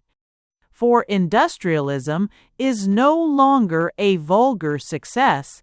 On the contrary, it is now too tragic even to be vulgar. Under the cloud of doom, the modern city has taken on something of the dignity of Babel or Babylon, and, whether we call it the nemesis of capitalism or the nightmare of Bolshevism, makes no difference. The rich grumble as much as the poor. Everyone is discontented, and none more than those who are chiefly discontented with the discontent. About that discord, we are in perfect harmony. About that disease, we all think alike, whatever we think of the diagnosis or the cure. By whatever process in the past, we might have come to the right place. Practical facts in the present and future will prove more and more that we have come to the wrong place. And for many a premonition will grow more and more of a probability that we may or may not await another century or another world to see the New Jerusalem rebuilt and shining on our fields, but in the flesh we shall see Babylon fall. But there is another way in which that metaphor of the forked road will make the position plain. Medieval society was not the right place. It was only the right turning. It was only the right road, or perhaps only the beginning of the right road. The medieval age was very far from being the age in which everything went right. It would be nearer the truth, to call it the age in which everything went wrong. It was the moment when things might have developed well and did develop badly. Or rather, to be yet more exact, it was the moment when they were developing well, and yet they were driven to develop badly. This was the history of all the medieval states, and of none more than medieval Jerusalem. Indeed, there were signs of some serious idea of making it the model medieval state. Of this notion of Jerusalem as the New Jerusalem, of the utopian aspect, of the adventure of the Latin kingdom, something may be said in a moment. But meanwhile, there was a more important part played by Jerusalem, I think, in all that great progress and reaction which has left us the problem of modern Europe. And the suggestion of it is bound up with the former suggestion about the difference between the goal and the right road that might have led to it. It is bound up with that quality of the civilization in question, that it was potential rather than perfect, and there is no need to idealize it in order to regret it. Anyhow, it is something of a guess, but I, for one, have found it a guide. Medievalism died, but it died young. It was at once energetic and incomplete when it died, or very shortly before it died. This is not a matter of sympathy or antipathy, but of appreciation of an interesting historic comparison with other historic cases. When the Roman Empire finally failed, we cannot, of course, say that it had done all it was meant to do, for that is dogmatism. We cannot even say it had done all that it might have done, for that is guesswork. But we can say that it had done certain definite things and was conscious of having done them, that it had long and even literally rested on its laurels. But suppose that Rome had fallen when she had only half defeated Carthage, or when she had only half conquered Gaul, or even when the city was Christian, but most of the provinces still heathen. Then we should have said, not merely that Rome had not done what she might have done, but that she had not done what she was actually doing. And that is very much the truth in the matter of the medieval civilization. It was not merely that the medievals left undone what they might have done, but they left undone what they were doing. This potential promise is proved not only in their successes, but in their failures. It is shown, for instance, in the very defects of their art. All the crafts of which Gothic architecture formed the framework were developed, not only less than they should have been, but less than they would have been. There is no sort of reason why their sculpture should not have become as perfect as their architecture. There is no sort of reason why their sense of form should not have been as finished as their sense of color. A statue like the Saint Saintu George of Donatello would have stood more appropriately under a Gothic than under a classic arch. The niches were already made for the statues. The same thing is true, of course, not only about the state of the crafts, but about the status of the craftsman. The best proof that the system of the guilds had an undeveloped good in it is that the most advanced modern men are now going back 500 years to get the good out of it. The best proof that a rich house was brought to ruin is that our very pioneers are now digging in the ruins to find the riches.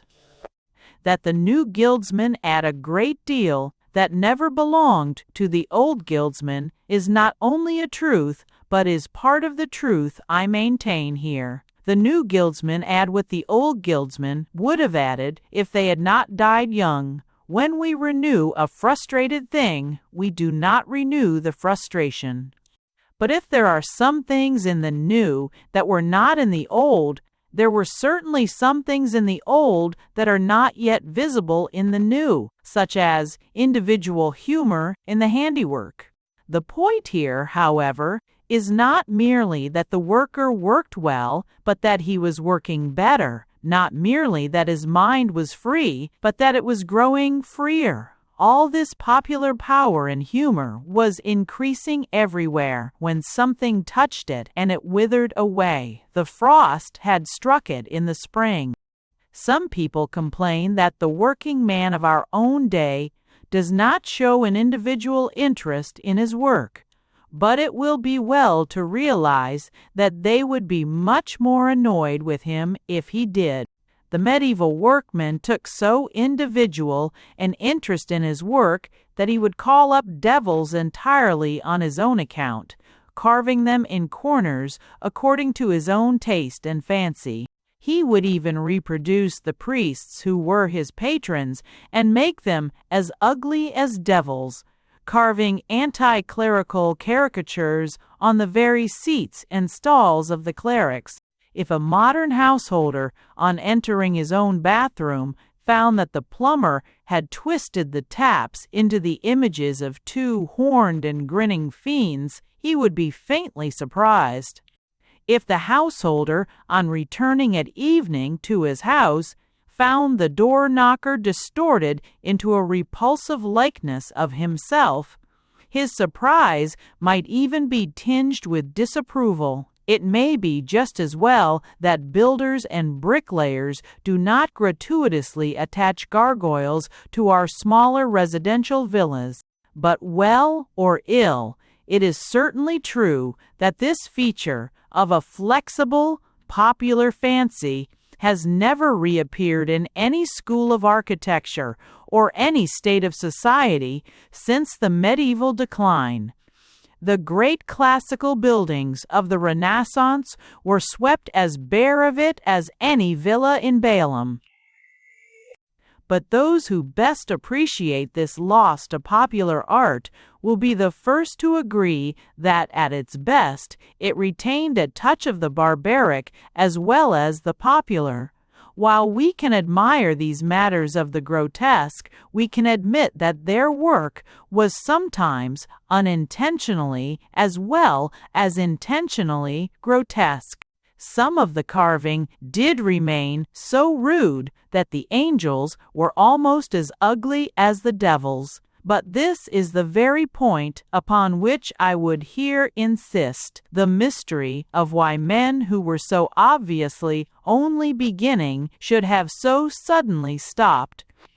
Men with medieval sympathies are sometimes accused, absurdly enough, of trying to prove that the medieval period was perfect. In truth, the whole case for it is that it was imperfect. It was imperfect as an unripe fruit or a growing child is imperfect. Indeed, it was imperfect in that very particular fashion which most modern thinkers generally praise, more than they ever praise maturity. It was something now much more popular than an age of perfection. It was an age of progress. It was perhaps the one real age of progress in all history. Men have seldom moved with such rapidity and such unity from barbarism to civilization as they did from the end of the Dark Ages to the times of the universities and the parliaments, the cathedrals and the guilds. Up to a certain point, we may say that everything, at whatever stage of improvement, was full of the promise of improvement. Then something began to go wrong, almost equally rapidly, and the glory of this great culture is not so much in what it did as in what it might have done. It recalls one of these typical medieval speculations, full of the very fantasy of free will, in which the schoolman tried to fancy the fate of every herb or animal if Adam had not eaten the apple. It remains, in a cant historical phrase, one of the great might-have-beens of history. I have said that it died young, but perhaps it would be truer to say that it suddenly grew old. Like Godfrey and many of its great champions in Jerusalem, it was overtaken in the prime of life by a mysterious malady. The more a man reads of history, the less easy he will find it to explain that secret and rapid decay of medieval civilization from within. Only a few generations separated the world that worshipped St. Francis from the world that burned Joan of Arc. One would think there might be no more than a date and a number between the white mystery of Louis IX and the black mystery of Louis XI. This is the very real historical mystery. The more realistic is our study of medieval things, the more puzzled we shall be about the peculiar creeping paralysis which affected things so virile and so full of hope. There was a growth of moral morbidity as well as social inefficiency, especially in the governing classes, for even to the end the guildsmen and the peasants remained much more vigorous. How it ended we all know. Personally, I should say that they got the Reformation and deserved it. Aye, but it matters nothing to the truth here whether the Reformation was a just revolt and revenge or an unjust culmination and conquest. It is common ground to Catholics and Protestants of intelligence that evils preceded and produced the schism, and that evils were produced by it and have pursued it down to our own day. We know it, if only in the one example, that the schism begat the 30 Years' War, and the 30 Years' War begat the 7 Years' War, and the 7 Years' War begat the Great War, which has passed like a pestilence through our own homes. After the schism, Prussia could relapse into heathenry and erect an ethical system external to the whole culture of Christendom. but it can still be reasonably asked what begat the schism, and it can still be reasonably answered something that went wrong with medievalism. But what was it that went wrong? When I looked for the last time on the towers of Zion, I had a fixed fancy that I knew what it was. It is a thing that cannot be proved or disproved. It must sound merely an ignorant guess, but I believe myself that it died of disappointment. I believe the whole medieval society failed because the heart went out of it with the loss of Jerusalem. Let it be observed that I do not say the loss of the war or even the crusade, for the war against Islam was not lost. The Muslim was overthrown in the real battlefield, which was Spain. He was menaced in Africa. His imperial power was already stricken and beginning slowly to decline.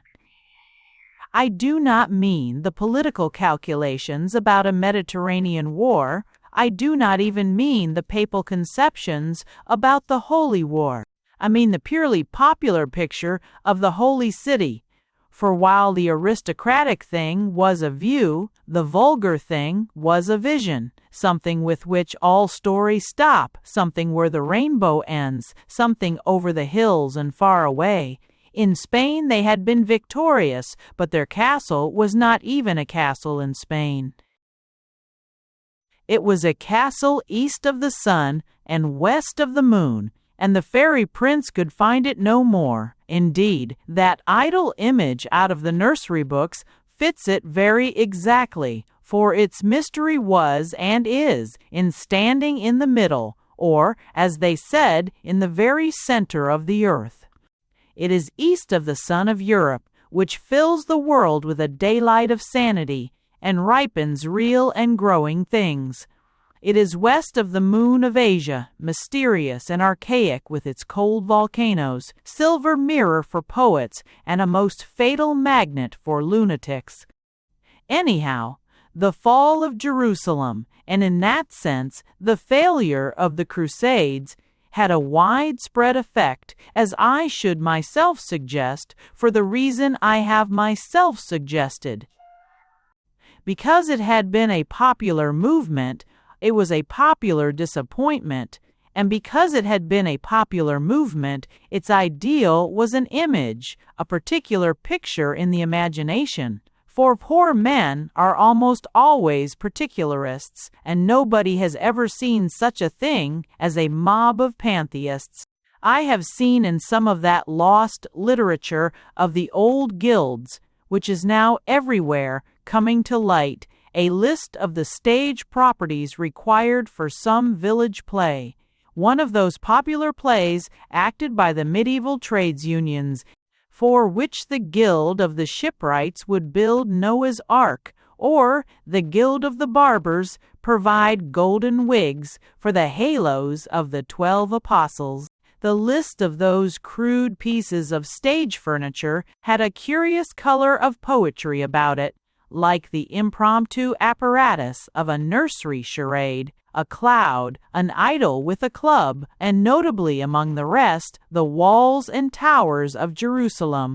I can imagine them patiently painted and gilded as a special feature, like the 2 tubs of Mr. Vincent Crummles. But I can also imagine that towards the end of the Middle Ages, the master of the revels might begin to look at those towers of wood and pasteboard with a sort of pain, and perhaps put them away in a corner, as a child will tire of a toy, especially if it is associated with a disappointment or a dismal misunderstanding.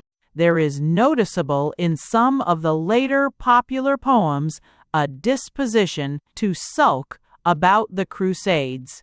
But though the popular feeling had been largely poetical, the same thing did in its degree occur in the political realm that was purely practical.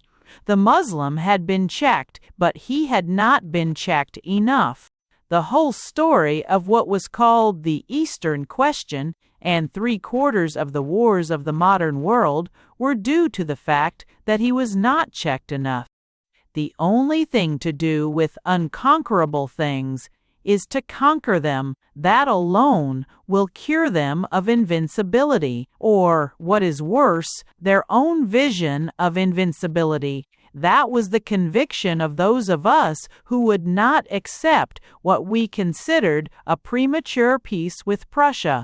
That is why we would not listen either to the Tory pro-Germanism of Lord Lansdowne or the socialist pro-Germanism of Mr. MacDonald.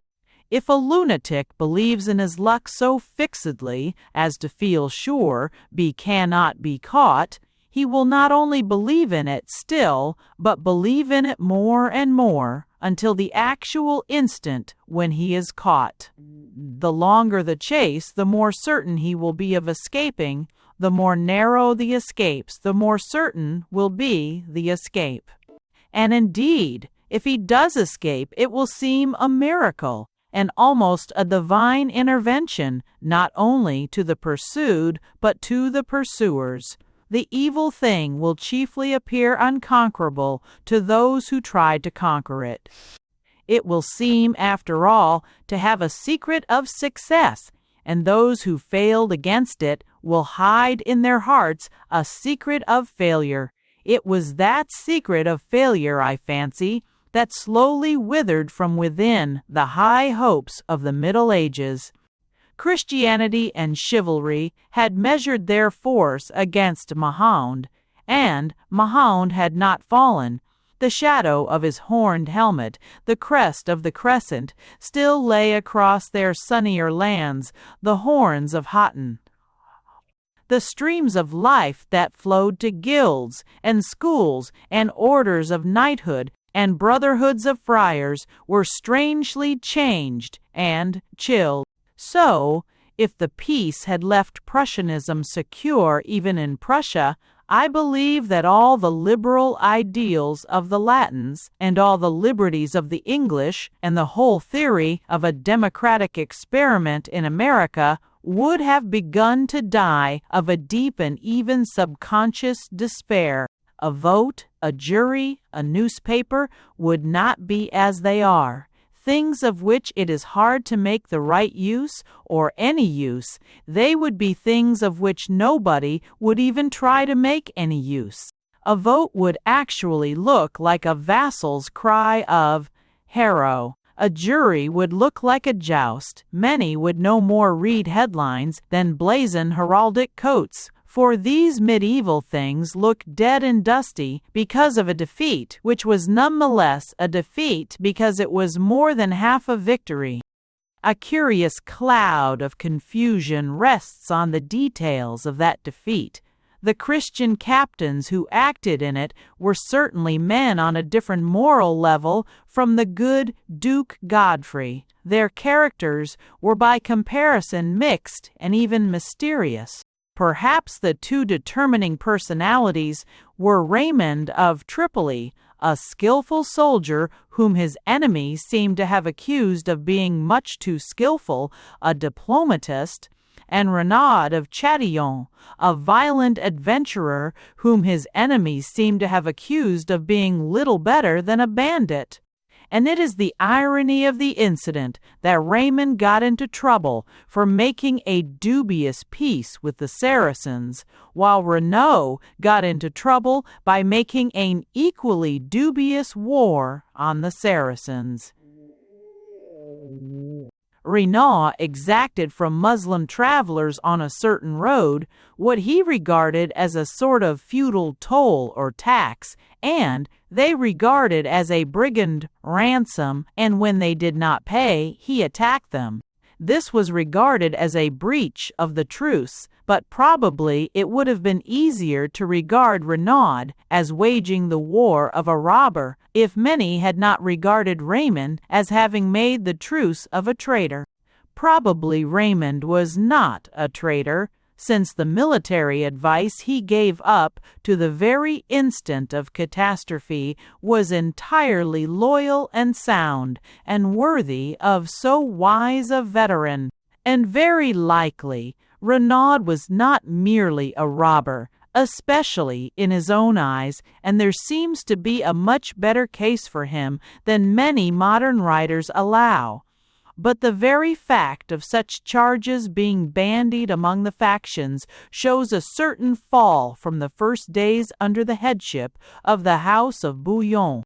No slanderer ever suggested that Godfrey was a traitor. No enemy ever asserted that Godfrey was only a thief. It is fairly clear that there had been a degeneration, but most people hardly realize sufficiently that there had been a very great thing from which to degenerate. The first Crusades had really had some notion of Jerusalem as a new Jerusalem. I mean, they had really had a vision of the place being not only a promised land, but a utopia or even an earthly paradise.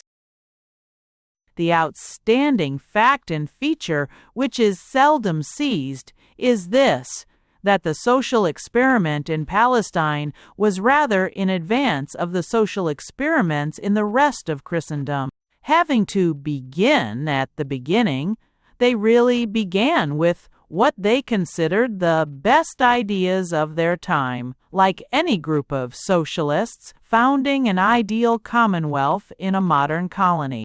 A specialist on this period, Colonel Condor of the Palestine Exploration, has written that the core of the code was founded on the recommendations of Godfrey himself in his Letters of the Sepulchre. And he observes concerning it, "The basis of these laws was found in Justinian's code, and they presented features as yet quite unknown in Europe, especially in their careful provision of justice for the bourgeois and the peasant, and for the trading communes whose fleets were so necessary to the king. Not only were free men judged by juries of their equals, but the same applied to those who were technically serfs and actually aborigines. The original arrangements of the native court seem to me singularly liberal, even by modern standards of the treatment of natives. That in many such medieval codes, citizens were still called serfs is no more final than the fact that in many modern capitalist newspapers, serfs are still called citizens. The whole point about the villain was that he was a tenant at least as permanent as a peasant. He went with the land, and there are a good many hopeless tramps starving in streets or sleeping in ditches who might not be sorry if they could go with a little land. It would not be very much worse than homelessness and hunger to go with a good kitchen garden of which you could always eat most of the beans and turnips, or to go with a good cornfield of which you could take a considerable proportion of the corn. There has been many a modern man would have been none the worse for going about burdened with such a green island, or dragging the chains of such a tangle of green living things. As a fact, of course, this system throughout Christendom was already evolving rapidly into a pure peasant proprietorship, and it will be long before industrialism evolves by itself into anything so equal or so free. Above all, there appears notably that universal mark of the medieval movement, the voluntary liberation of slaves. But we may willingly allow that something of the earlier success of all this was due to the personal qualities of the first knights fresh from the West, and especially to the personal justice and moderation of Godfrey and some of his immediate kindred. Godfrey died young. His successors had mostly short periods of power, largely through the prevalence of malaria and the absence of medicine. Royal marriages, with the more oriental tradition of the Armenian princes, brought in new elements of luxury and cynicism. and by the time of the disputed truce of Raymond of Tripoli, the crown had descended to a man named Guy of Lusignan, who seems to have been regarded as a somewhat unsatisfactory character. He had quarreled with Raymond, who was ruler of Galilee, and a curious and rather incomprehensible concession made by the latter that the Saracens should ride in arms, but in peace, round his land led to alleged Muslim insults to Nazareth, and the outbreak of the furious Templar Gerard of Bideford, Hrodon, of which mention has been made already. But the most serious threat to them and their New Jerusalem was the emergence among the Muslims of a man of military genius, and the fact that all that land lay now under the shadow of the ambition and ardor of Saladin. With the breach of the truce, or even the tale of it, the common danger of Christians was apparent, and Raymond of Tripoli repaired to the royal headquarters to consult with his late enemy the king, but he seems to have been almost openly treated as a traitor. Gerard of Bideford, the fanatic who was Grand Master of the Templars, forced the king's hand against the advice of the wiser soldier who had pointed out the peril of perishing of thirst in the waterless wastes between them and the enemy. Into those wastes they advanced, and they were already weary and unfit for warfare by the time they came in sight of the strange hills that will be remembered forever under the name of the Horns of Hattin. On those hills, a few hours later, the last knights of an army, of which half had fallen, gathered in a final defiance and despair round the relic they carried in their midst, a fragment of the true cross. In that hour fell, as I have fancied, more hopes than they themselves could number, and the glory departed from the Middle Ages. There fell with them all that New Jerusalem, which was the symbol of a new world, all those great and growing promises and possibilities of Christendom, of which this vision was the center, all that justice for the bourgeois and the peasant, and for the trading communes, all the guilds that gained their charters by fighting for the cross, all the hopes of a happier transformation of the Roman law, wedded to charity and to chivalry. There was the first slip and the great swerving of our fate, and in that wilderness we lost all the things we should have loved, and shall need so long a labor to find again. Raymond of Tripoli had hewn his way through the enemy and ridden away to Tyre. The king, with a few of the remaining nobles, including Renaud de Chatillon, were brought before Saladin in his tent. There occurred a scene strangely typical of the mingled strains in the creed, or the culture that triumphed on that day, the stately Eastern courtesy and hospitality, the wild Eastern hatred and self-will.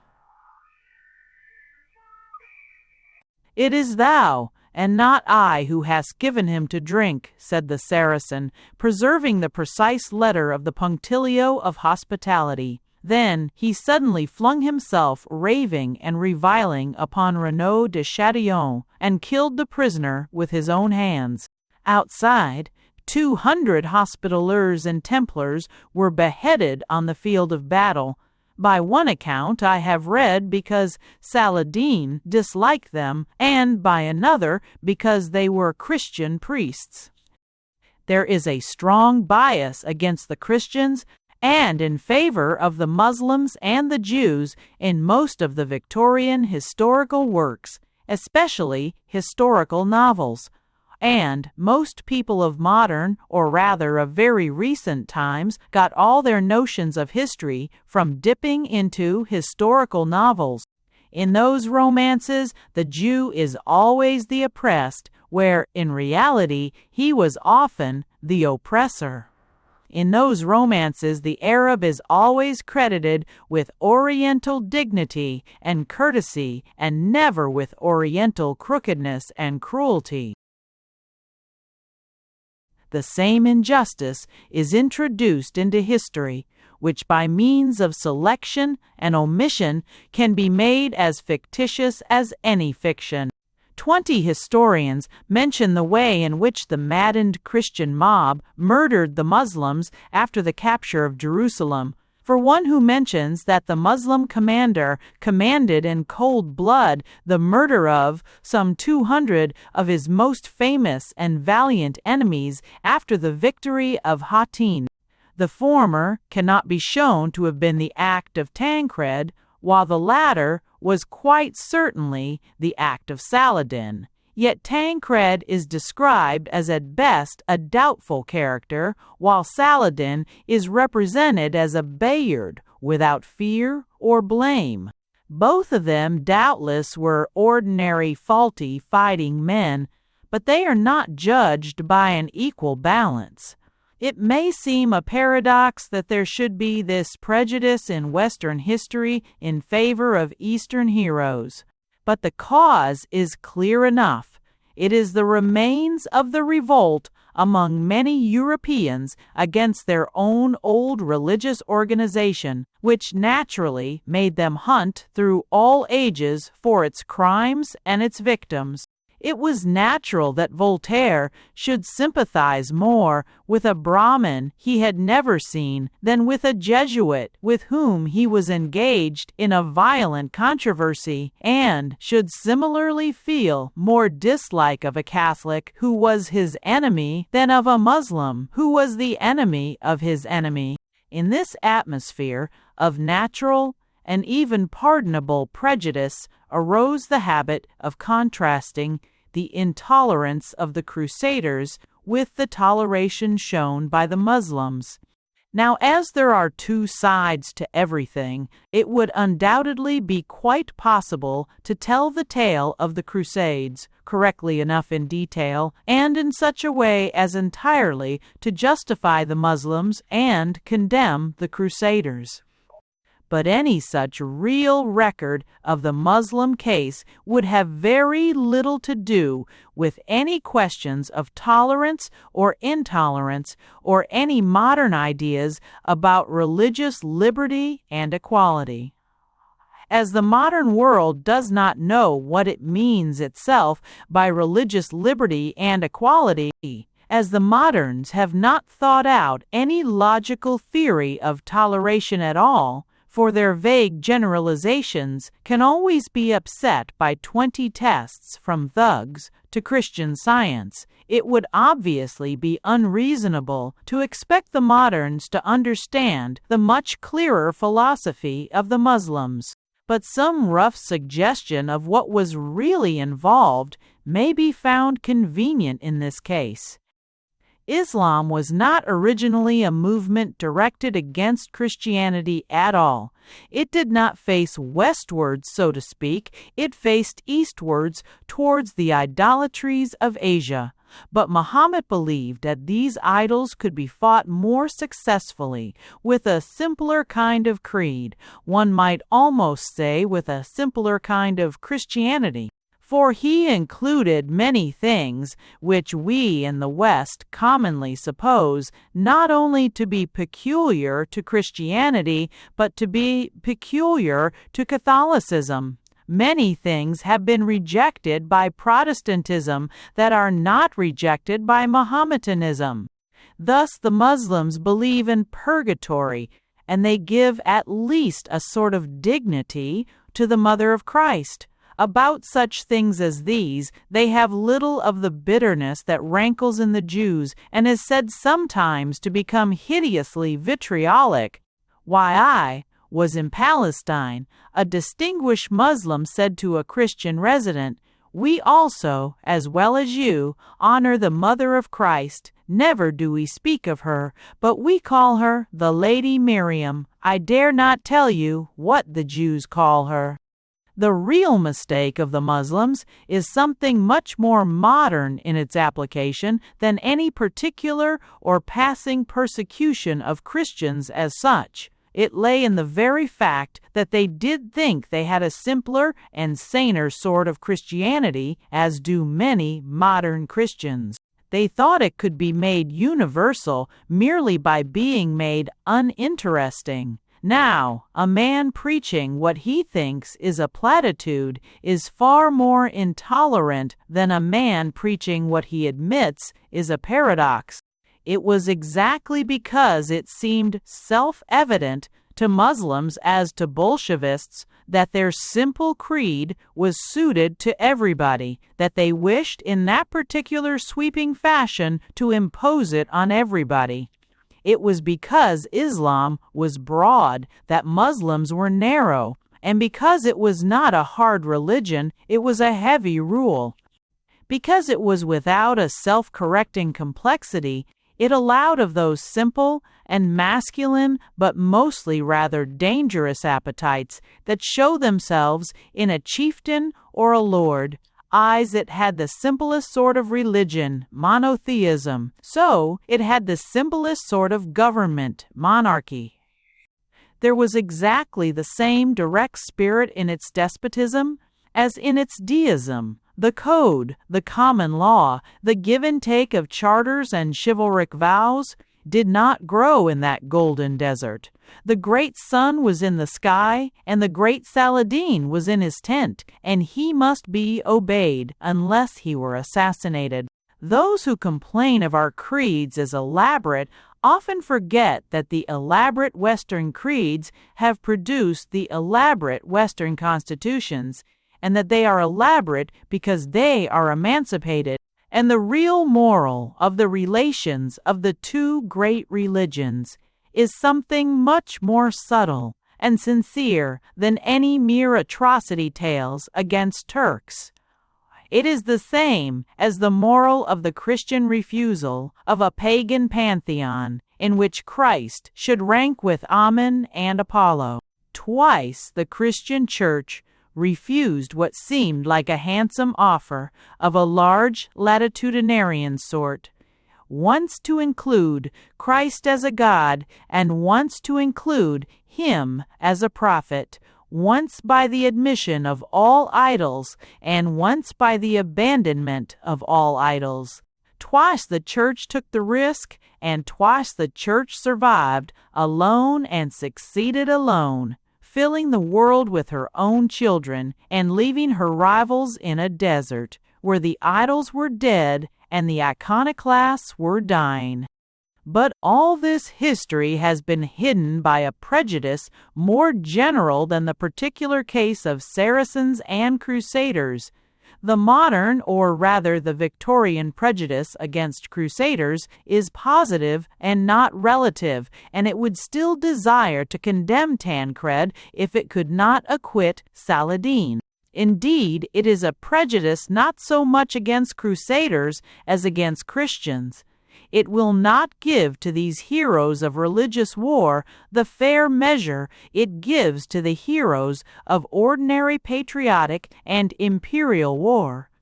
There never was a nobler hero than Nelson, or one more national or more normal.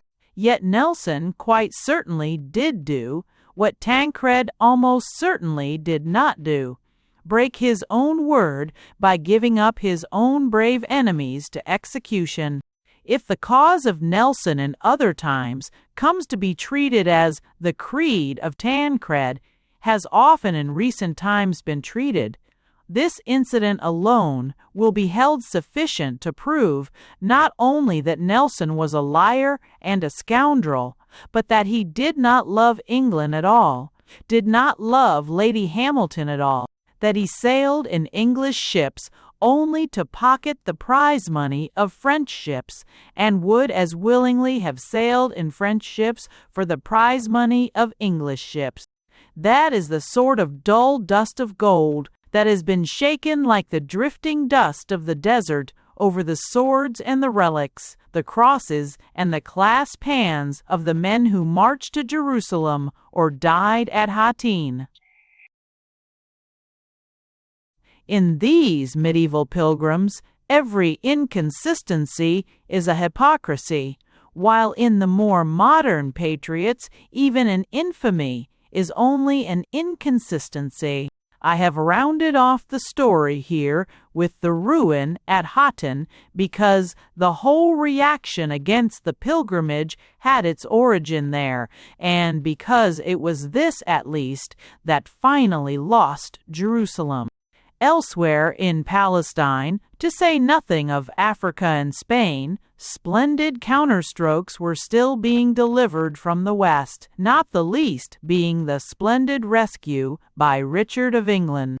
But I still think that with the mere name of that tiny town upon the hills, the note of the whole human revolution had been struck, was changed, and was silent. All the other names were only the names of eastern towns, but that was nearer to a man than his neighbors, a village inside his village, a house inside his house.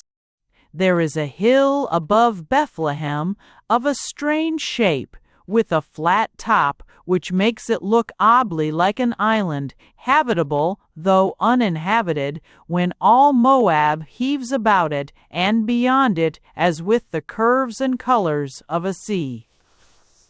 Its stability suggests, in some strange fashion, what may often be felt in these lands with the longest record of culture, that there may be not only a civilization but even a chivalry older than history. Perhaps the tableland with its round top has a romantic reminiscence of a round table. Perhaps it is only a fantastic effect of evening, for it is felt most when the low skies are swimming with the colors of sunset, and in the shadows the shattered rocks about its base take on the shapes of titanic paladins fighting and falling around it.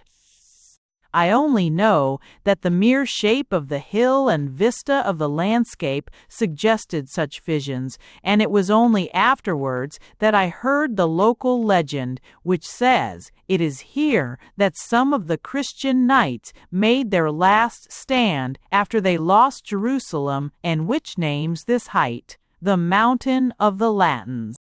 They fell, and the ages rolled on them, the rocks of scorn, they were buried in jests and buffooneries. As the Renaissance expanded into the rationalism of recent centuries, nothing seemed so ridiculous as to butcher and bleed in a distant desert, not only for a tomb, but an empty tomb. The last legend of them withered under the wit of Cervantes, though he himself had fought in the last crusade at Lepanto. They were kicked about like dead donkeys by the cool vivacity of Voltaire, who went off, very symbolically, to dance attendance on the new drill sergeant of the Prussians. They were dissected like strange beasts by the serene disgust of Gibbon, more serene than the similar horror with which he regarded the similar violence of the French Revolution. By our own time, even the flippancy has become a platitude, after striding as livin' to the dissect. They have long been the butt of every penny-a-liner, who can talk of a helmet as a tin pot, of every caricaturist on a comic paper who can draw a fat man falling off a bucking horse, of every pushing professional politician who can talk about the superstitions of the Middle Ages. Great men and small have agreed to contemn them. They were renounced by their children and refuted by their biographers. They were exposed, they were exploded, they were ridiculed, and they were right. They were proved wrong, and they were right. They were judged finally and forgotten, and they were right. Centuries after their fall, the full experience and development of political discovery has shown beyond question that they were right. For there is a very simple test of the truth, that the very thing which was dismissed as a dream of the ages of faith, we have been forced to turn into a fact in the ages of fact. It is now more certain than it ever was before that Europe must rescue some lordship or overlordship of these old Roman provinces. Whether it is wise for England alone to claim Palestine, whether it would be better if the Entente could do so, I think, a serious question, but in some form they are reverting for the Roman Empire. Every opportunity has been given for any other empire that could be its equal, and especially for the great dream of a mission for imperial Islam. If ever a human being had a run for his money, it was the Sultan of the Muslims riding on his Arab steed. His empire expanded over and beyond the great Greek Empire of Byzantium. A last charge of the chivalry of Poland barely stopped it at the very gates of Vienna. He was free to unfold everything that was in him, and he unfolded the death that was in him. He reigned, and he could not rule. He was successful, and he did not succeed. His baffled and retreating enemies left him standing, and he could not stand. He fell finally with that other half-heathen power in the north, with which he had made an alliance against the remains of Roman and Byzantine culture. He fell because barbarism cannot stand, because even when it succeeds, it rather falls on its foes and crushes them. And after all these things, after all these ages, with a wearier philosophy, with a heavier heart, we have been forced to do again the very thing that the Crusaders were derided for doing. What Western men failed to do for the faith, other Western men have been forced to do even without the faith. The sons of Tancred are again in Tripoli. The heirs of Raymond are again in Syria.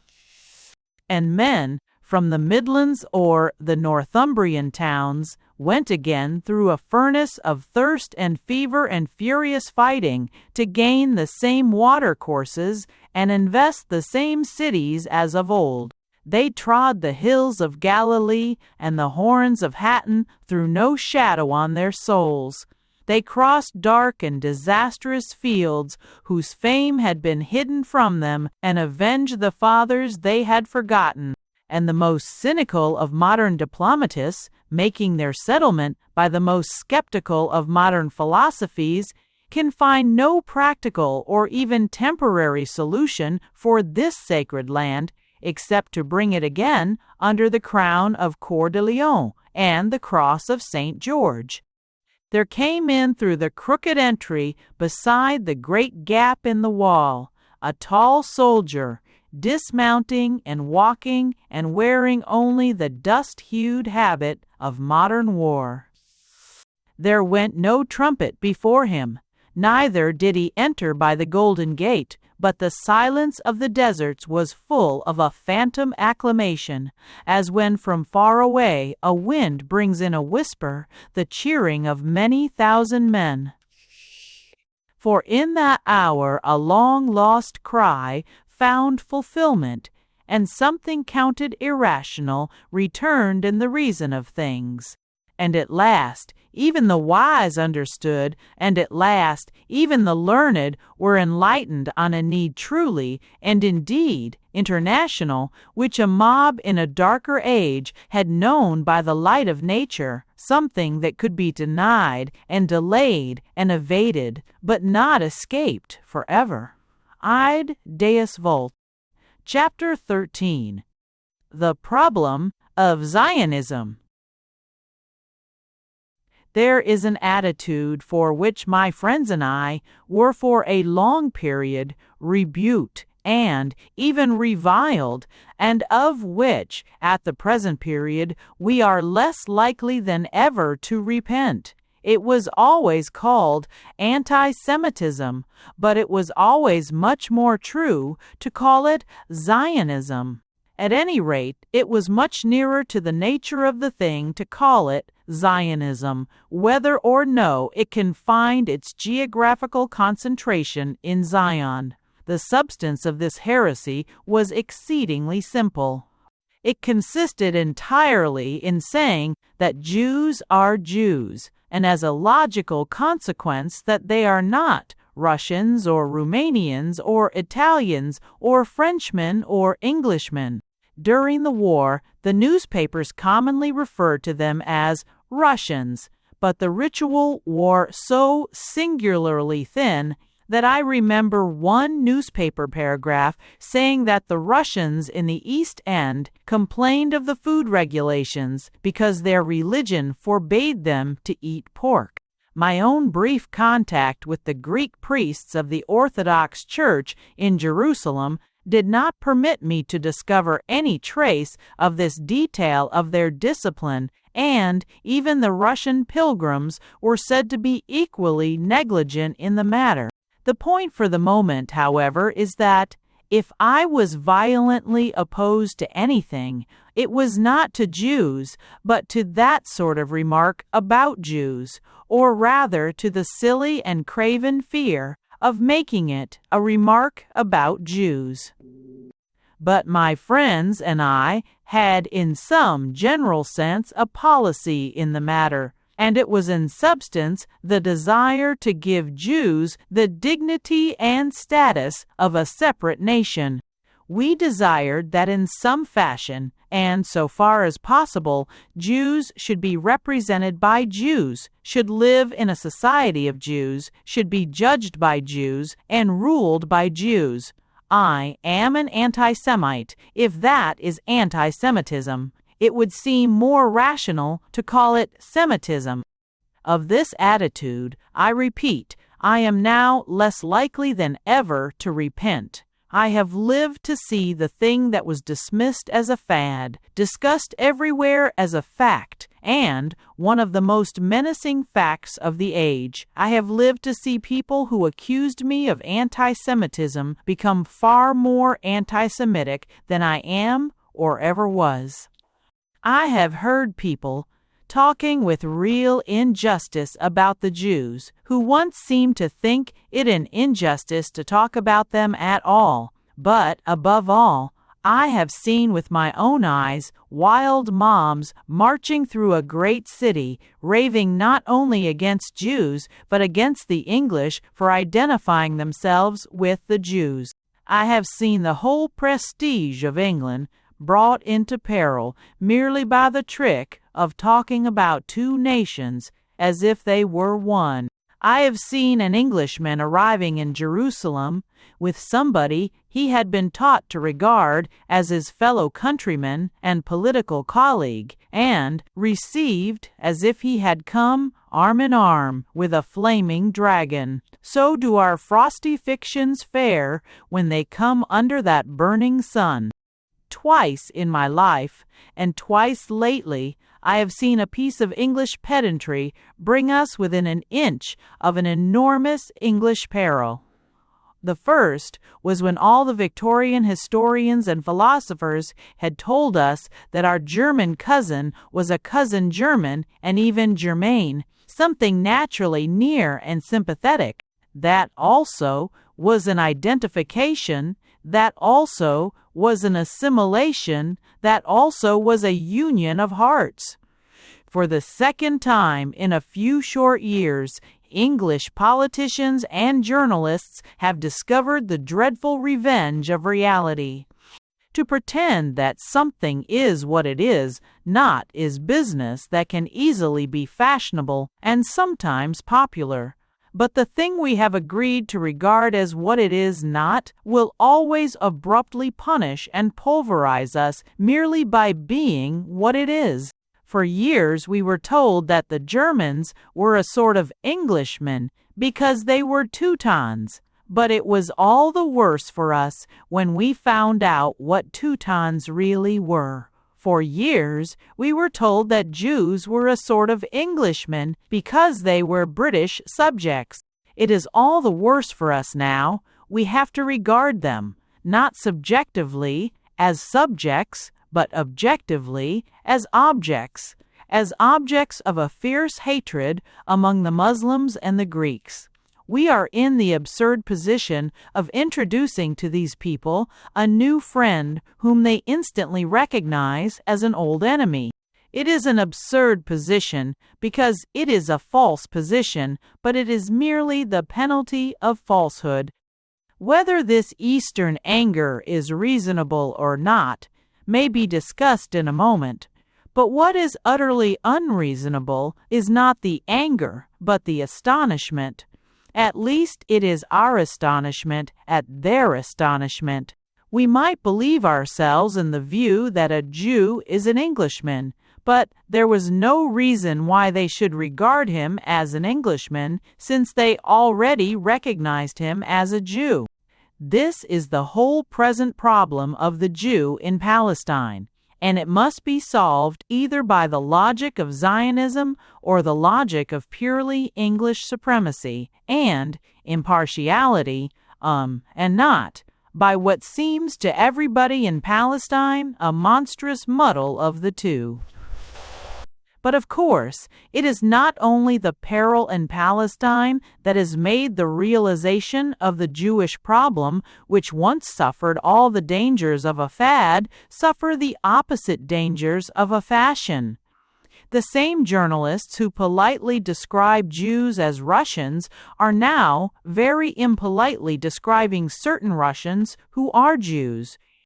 Many who had no particular objection to Jews as capitalists have a very great objection to them as Bolshevists. Those who had an innocent unconsciousness of the nationality of Eckstein, even when he called himself Eckstein, have managed to discover the nationality of Bronstein, even when he calls himself Trotsky. And much of this peril also might easily have been lessened by the simple proposal to call men and things by their own names.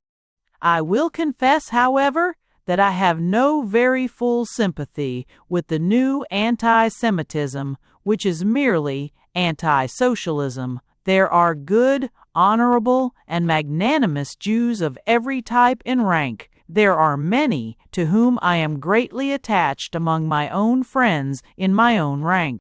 But if I have to make a general choice on a general chance among different types of Jews, I have much more sympathy with the Jew who is revolutionary than the Jew who is plutocratic. In other words, I have much more sympathy for the Israelite we are beginning to reject than for the Israelite we have already accepted. I have more respect for him when he leads some sort of revolt, however narrow and anarchic, against the oppression of the poor, than when he is safe at the head of a great money-lending business oppressing the poor himself. It is not the poor aliens, but the rich aliens I wish we had excluded. I myself wholly reject Bolshevism, not because its actions are violent, but because its very thought is materialistic and mean. And if this preference is true even of Bolshevism, it is 10 times truer of Zionism. It really seems to me rather hard that the full storm of fury should have burst about the Jews at the very moment when some of them at least have felt the call of a far cleaner ideal, and that when we have tolerated their tricks with our country, we should turn on them precisely when they seek in sincerity for their own. But in order to judge this Jewish possibility, we must understand more fully the nature of the Jewish problem. We must consider it from the start, because there are still many who do not know that there is a Jewish problem. That problem has its proof, of course, in the history of the Jew and the fact that he came from the East. A Jew will sometimes complain of the injustice of describing him as a man of the East, but in truth another very real injustice may be involved in treating him as a man of the West. Very often even the joke against the Jew is rather a joke against those who have made the joke, that is, a joke against what they have made out of the Jew. This is true especially, for instance, of many points of religion and ritual. Thus we cannot help feeling, for instance, that there is something a little grotesque about the Hebrew habit of putting on a top hat as an act of worship. It is vaguely mixed up with another line of humor about another class of Jew who wears a large number of hats and who must not therefore be credited with an extreme or extravagant religious zeal, leading him to pile up a pagoda of hats towards heaven. To Western eyes, in Western conditions, there really is something inevitably fantastic about this formality of the synagogue. But we ought to remember that we have made the Western conditions which startle the Western eyes. It seems odd to wear a modern top hat, as if it were a mitre or a biretta. It seems quainter still when the hat is worn even for the momentary purpose of saying grace before lunch. It seems quaintest of all when, at some Jewish luncheon parties, a tray of hats is actually handed round, and each guest helps himself to a hat as a sort of hors d'oeuvre. All this could easily be turned into a joke, but we ought to realize that the joke is against ourselves. It is not merely we who make fun of it, but we who have made it funny. For, after all, nobody can pretend that this particular type of headdress is a part of that uncouth imagery, setting painting and sculpture at defiance, which Renan remarked in the tradition of Hebrew civilization. Nobody can say that a top hat was among the strange symbolic utensils dedicated to the obscure service of the ark. Nobody can suppose that a top hat descended from heaven among the wings and wheels of the flying visions of the prophets. For this wild vision, the West is entirely responsible. Europe has created the Tower of Giotto, but it has also created the topper. We of the West must bear the burden as best we may, both of the responsibility and of the hat. It is solely the special type and shape of hat that makes the Hebrew ritual seem ridiculous. Performed in the old original Hebrew fashion, it is not ridiculous, but rather, if anything, sublime. For the original fashion was an Oriental fashion, and the Jews are Orientals, and the mark of all such Orientals is the wearing of long and loose draperies. To throw those loose draperies over the head is decidedly a dignified and even poetic gesture. One can imagine something like justice done to its majesty and mystery in one of the great dark drawings of William Blake. It may be true, and personally, I think it is true, that the Hebrew covering of the head signifies a certain stress on the fear of God, which is the beginning of wisdom, while the Christian uncovering of the head suggests rather the love of God that is the end of wisdom. But this has nothing to do with the taste and dignity of the ceremony, and to do justice to these, we must treat the Jew as an Oriental. We must even dress him as an Oriental. I've only taken this as one working example out of many that would point to the same conclusion. A number of points upon which the unfortunate alien is blamed would be much improved if he were not less of an alien, but rather more of an alien. They arise from his being too like us and too little like himself.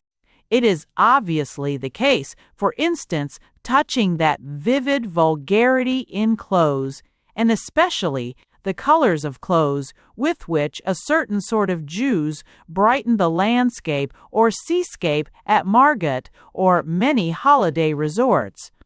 When we see a foreign gentleman on Brighton Pier wearing yellow spats, a magenta waistcoat, and an emerald green tie, we feel that he has somehow missed certain fine shades of social sensibility and fitness.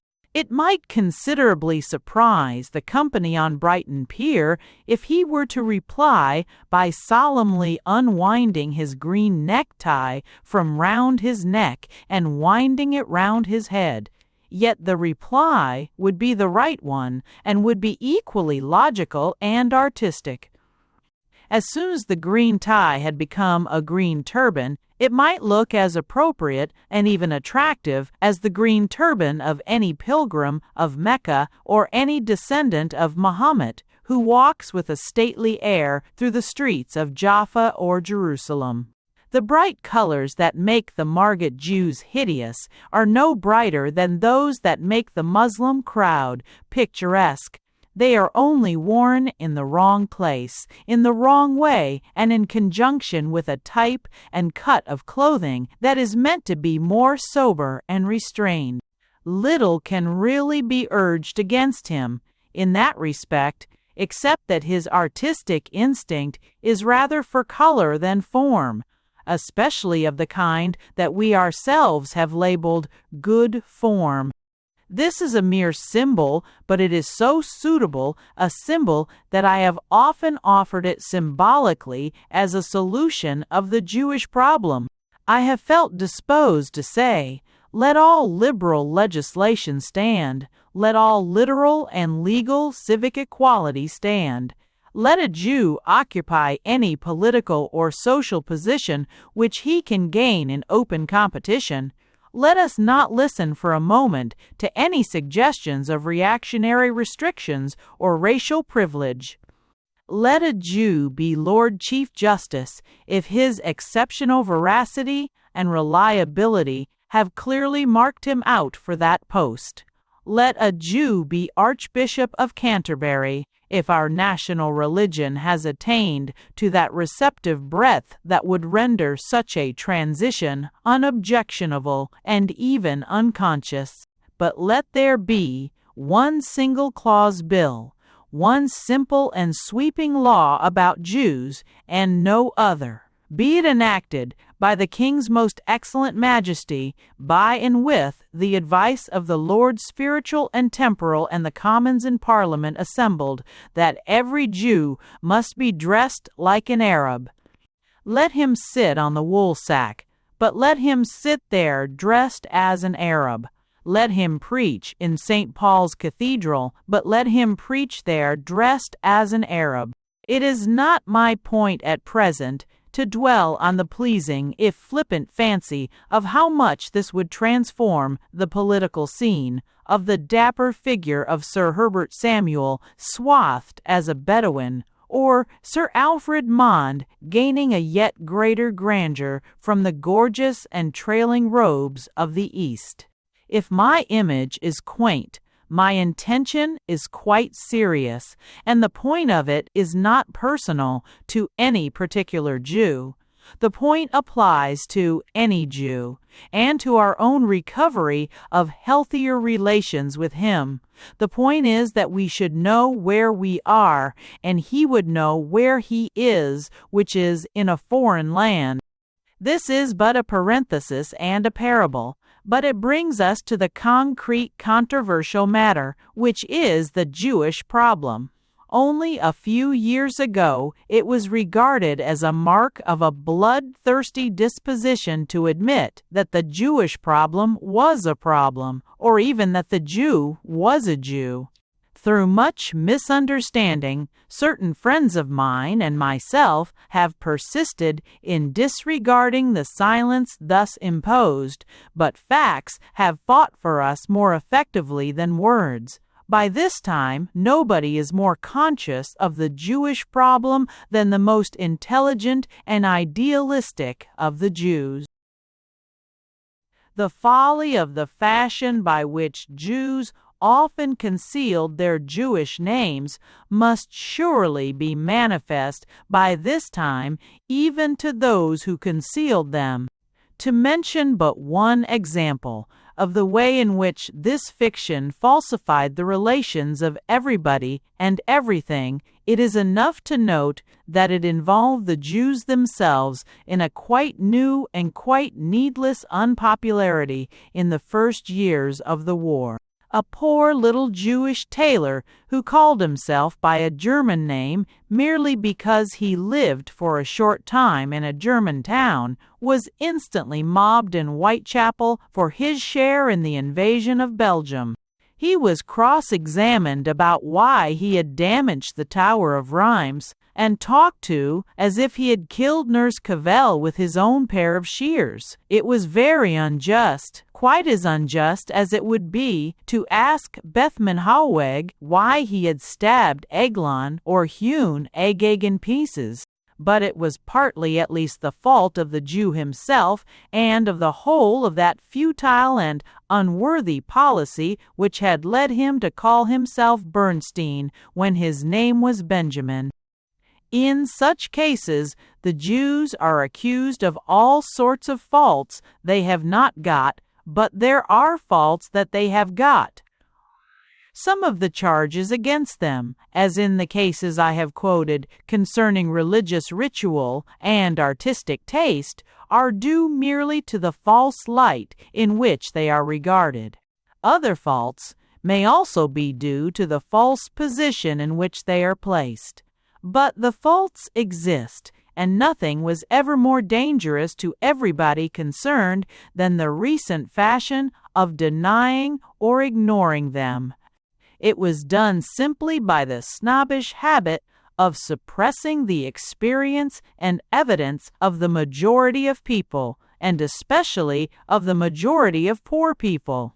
It was done by confining the controversy to a small world of wealth and refinement, remote from all the real facts involved. For the rich are the most ignorant people on earth, and the best that can be said for them in cases like these is that their ignorance often reaches the point of innocence. I will take a typical case which sums up the whole of this absurd fashion. There was a controversy in the columns of an important daily paper some time ago on the subject of the character of Shylock in Shakespeare.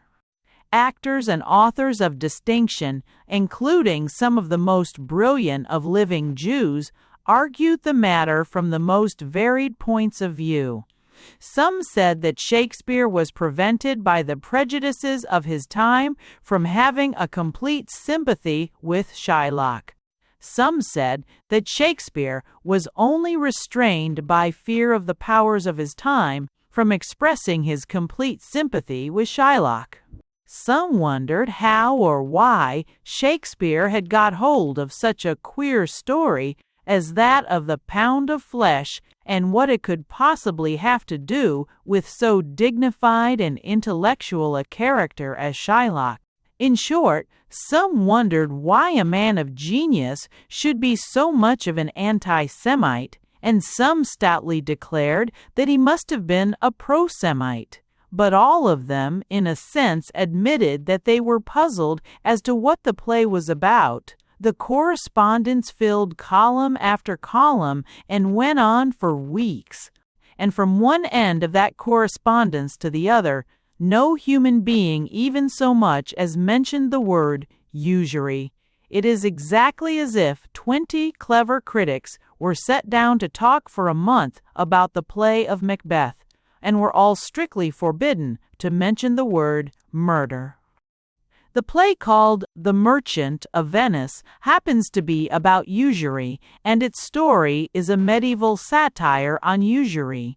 It is the fashion to say that it is a clumsy and grotesque story, but as a fact, it is an exceedingly good story. It is a perfect and pointed story for its purpose, which is to convey the moral of the story.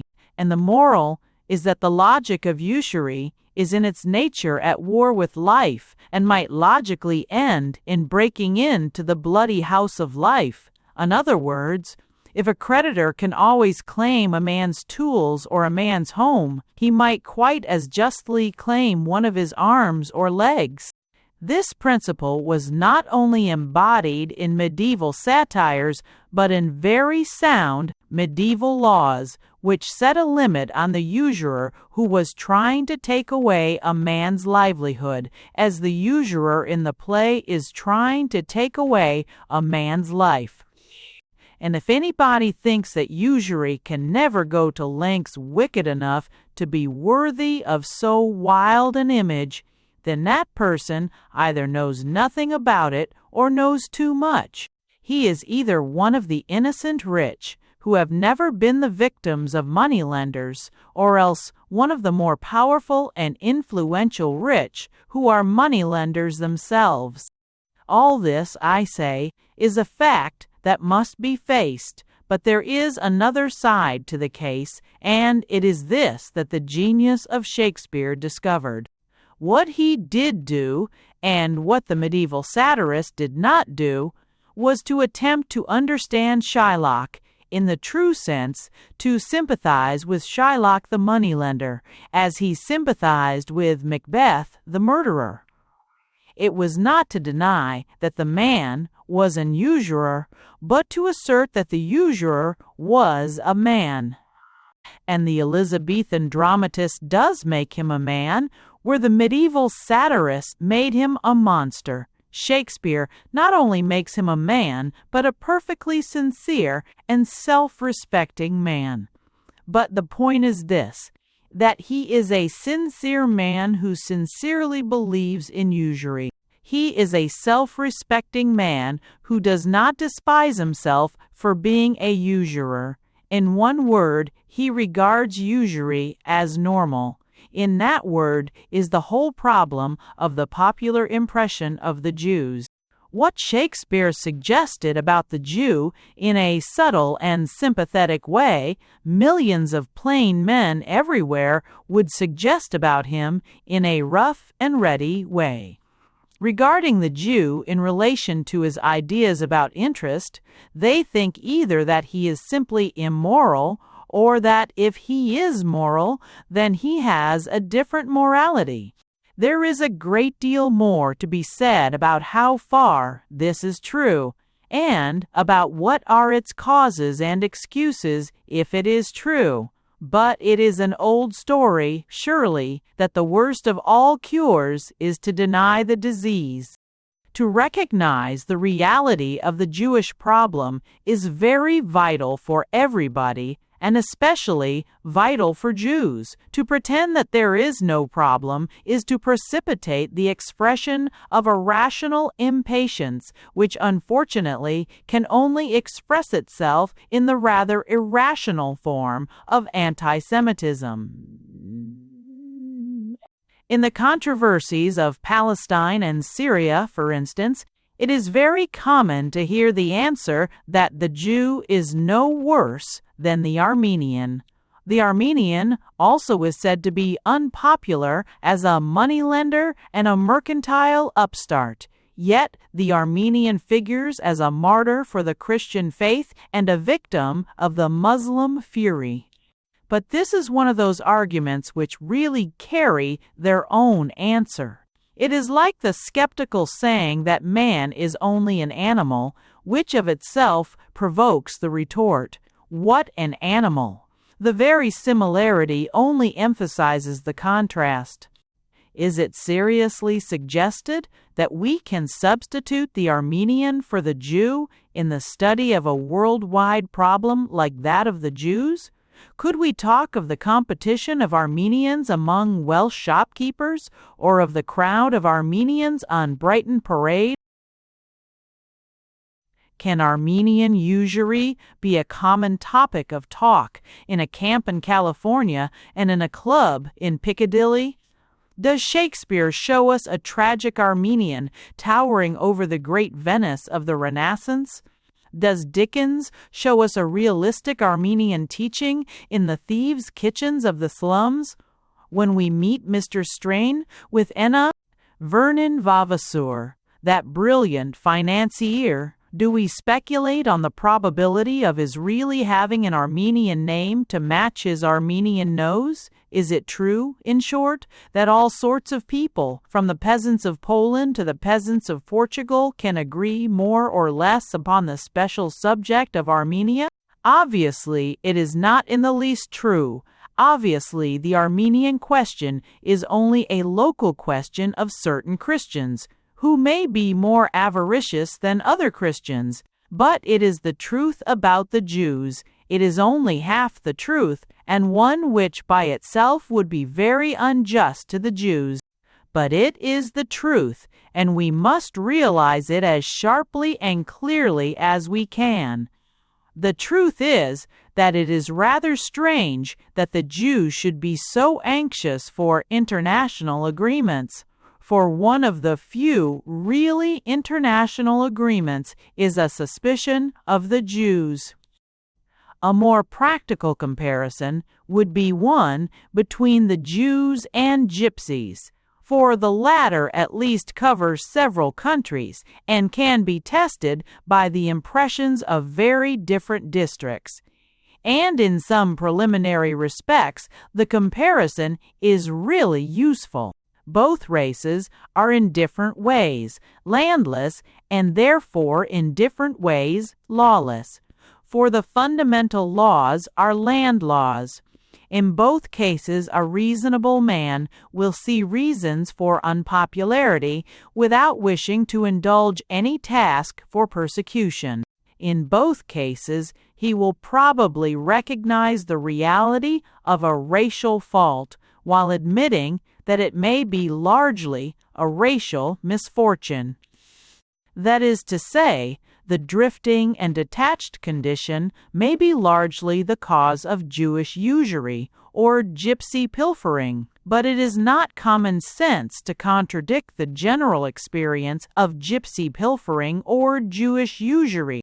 The comparison helps us to clear away some of the cloudy evasions by which modern men have tried to escape from that experience.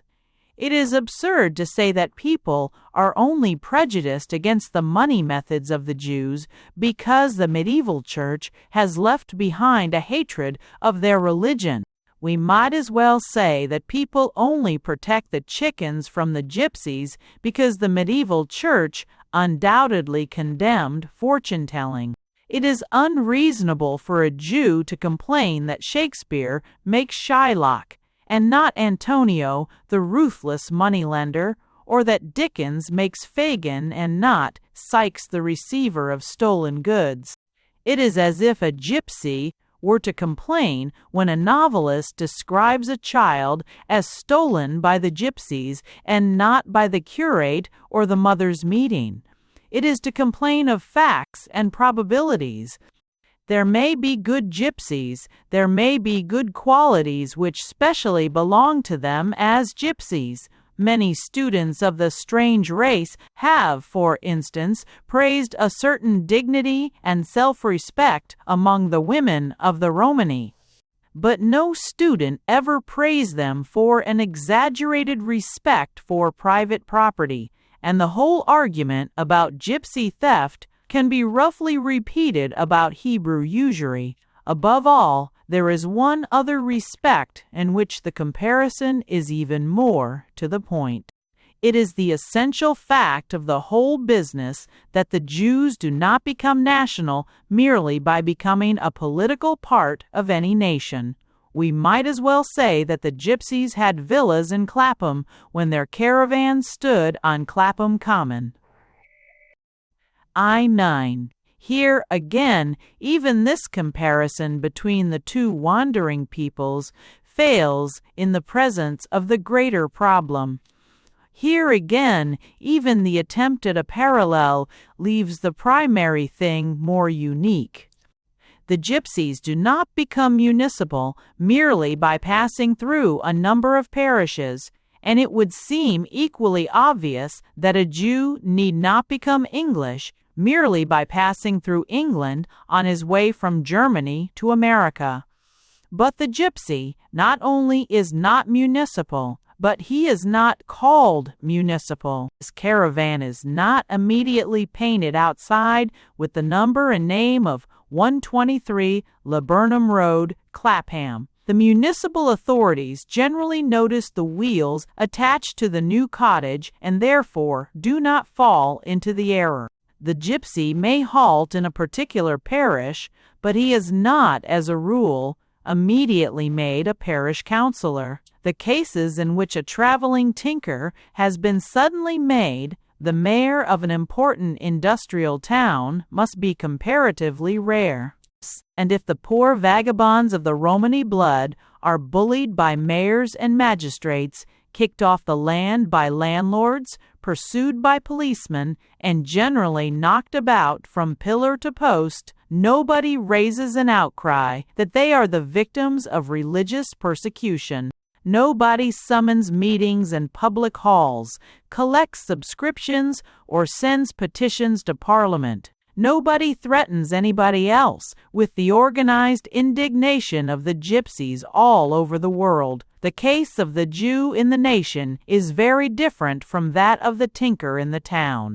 The moral elements that can be appealed to are of a very different style and scale.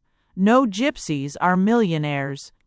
In short, the Jewish problem differs from anything like the gypsy problem in two highly practical respects. First, the Jews already exercise colossal cosmopolitan financial power. And second, the modern societies they live in also grant them vital forms of national political power. Here, the vagrant is already as rich as a miser, and the vagrant is actually made a mayor. As will be seen shortly, there is a Jewish side of the story which leads really to the same ending of the story, but the truth stated here is quite independent of any sympathetic or unsympathetic view of the race in question. It is a question of fact which a sensible Jew can afford to recognize and which the most sensible Jews do very definitely recognize. It is really irrational for anybody to pretend that the Jews are only a curious sect of Englishmen, like the Plymouth Brothers or the Seventh-day Baptists, in the face of such a simple fact as the family of Rothschild. Nobody can pretend that such an English sect can establish 5 brothers or even cousins in the 5 great capitals of Europe. Nobody can pretend that the Seventh-day Baptists are the 7 grandchildren of one grandfather, scattered systematically among the warring nations of the earth.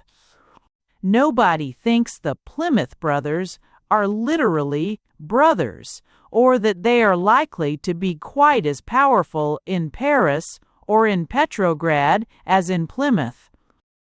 The Jewish problem can be stated very simply, after all. It is normal for the nation to contain the family. With the Jews, the family is generally divided among the nations. This may not appear to matter to those who do not believe in nations, those who really think there ought not to be any nations.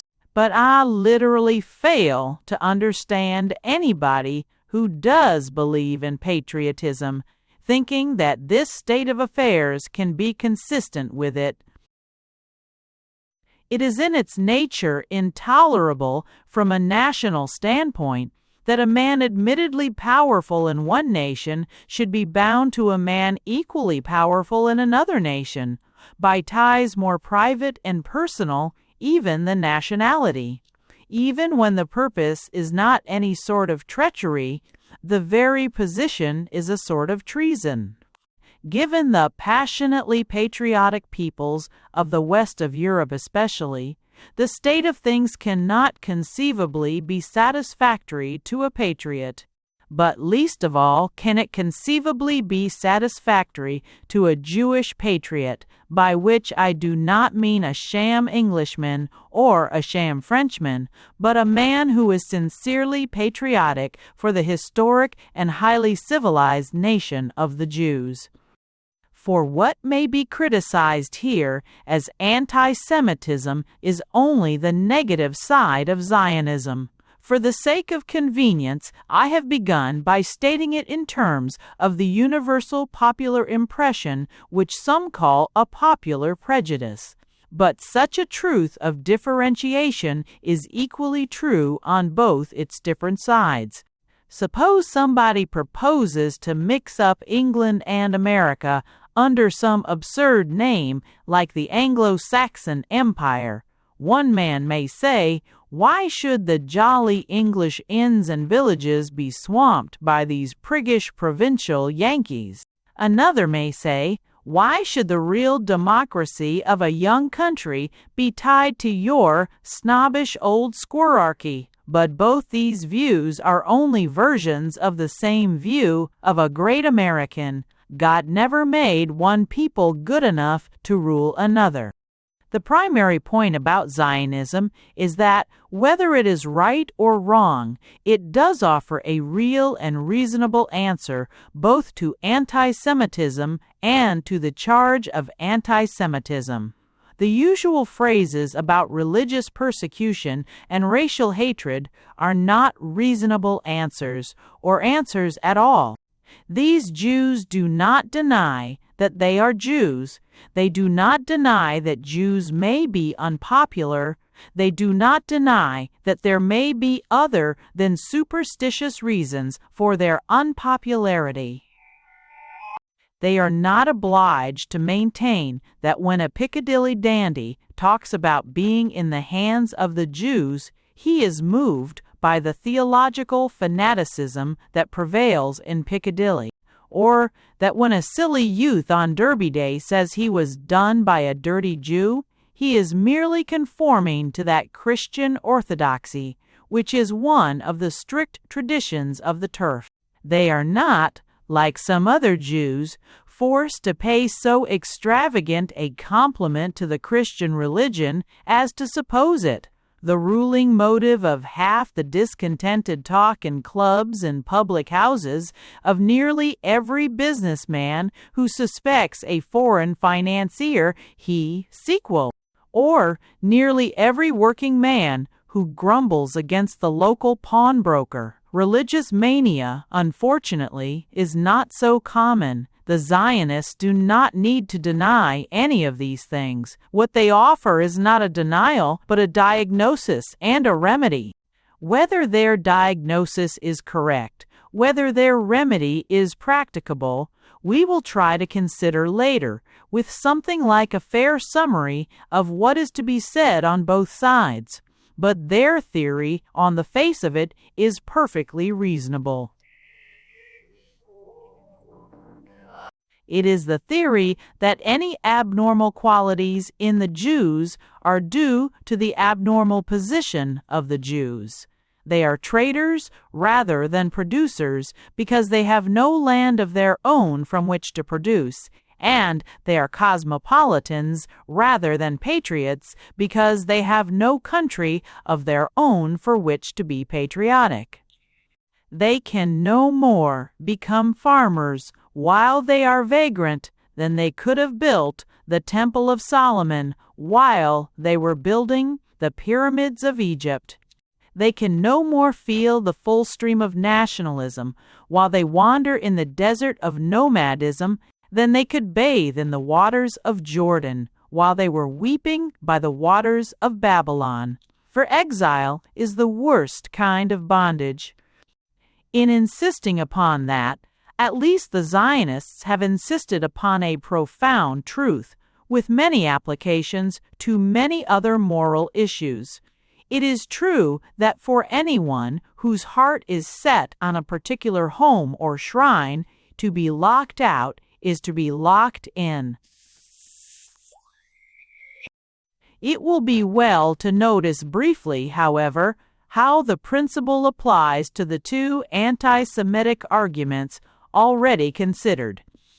The first is the charge of usury and unproductive loans, the second the charge either of treason or of unpatriotic detachment.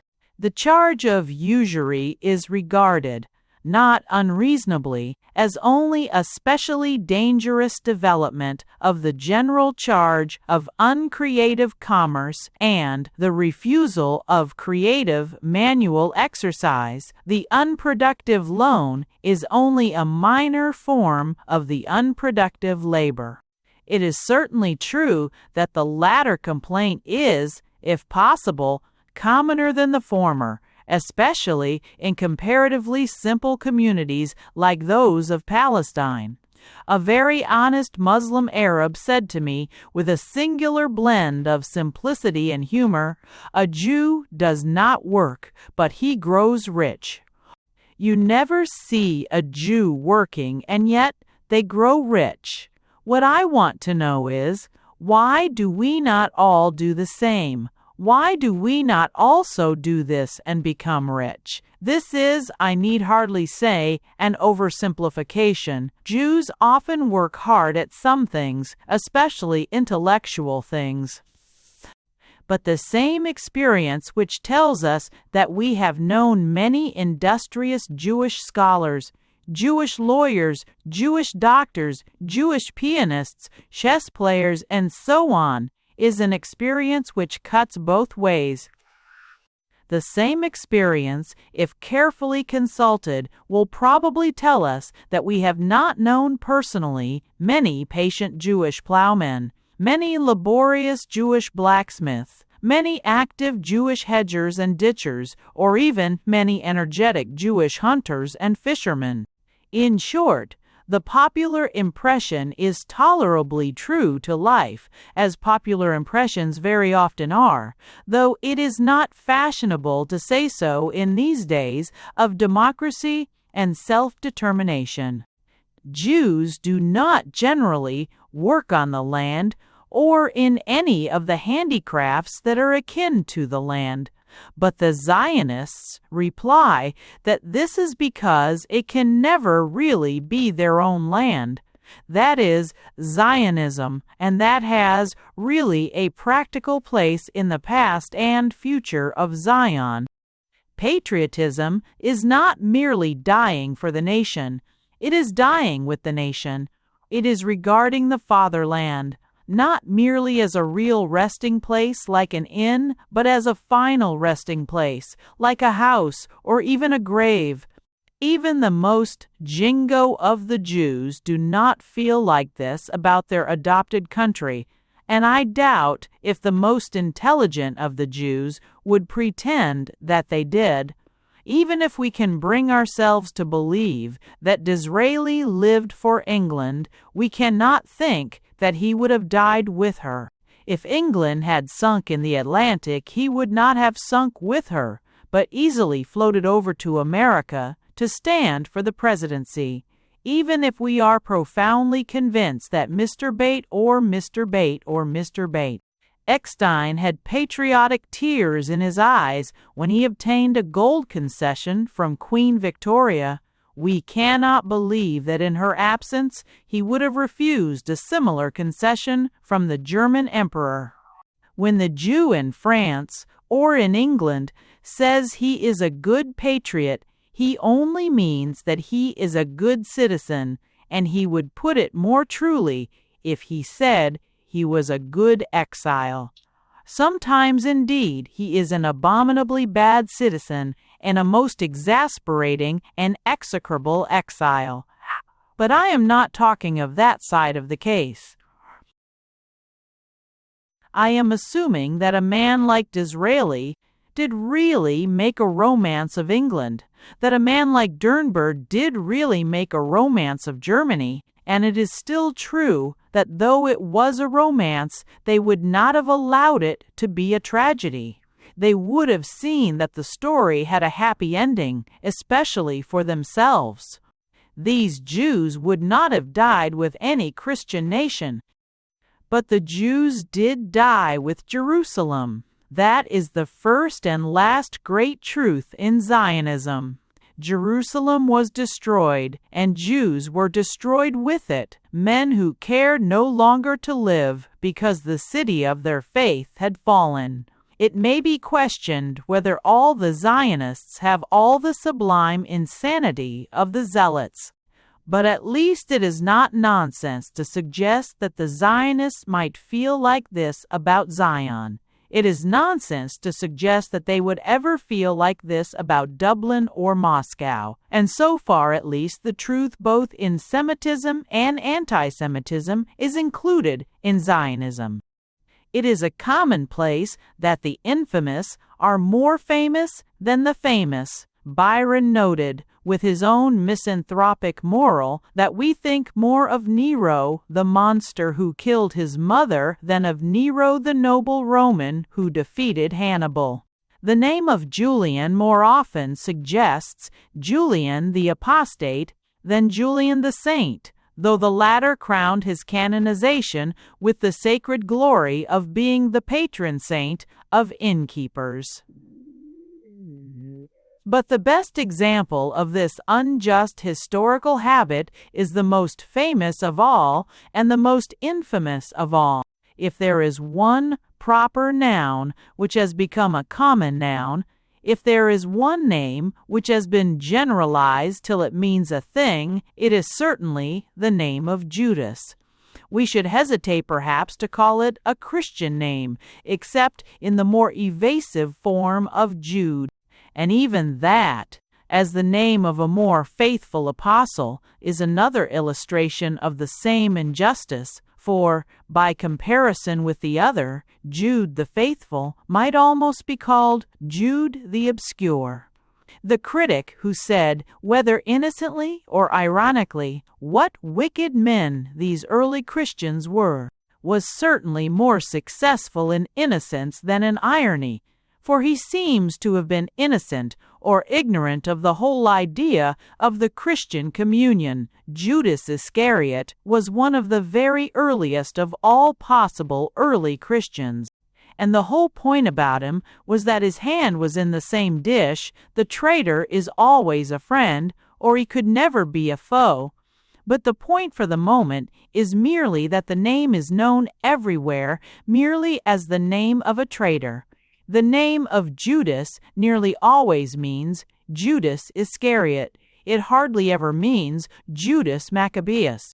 And if you shout out Judas to a politician in the thick of a political tumult, you will have some difficulty in soothing him afterwards with the assurance that you had merely traced in him something of that splendid zeal and valor which dragged down the tyranny of Antiochus in the day of the great deliverance of Israel.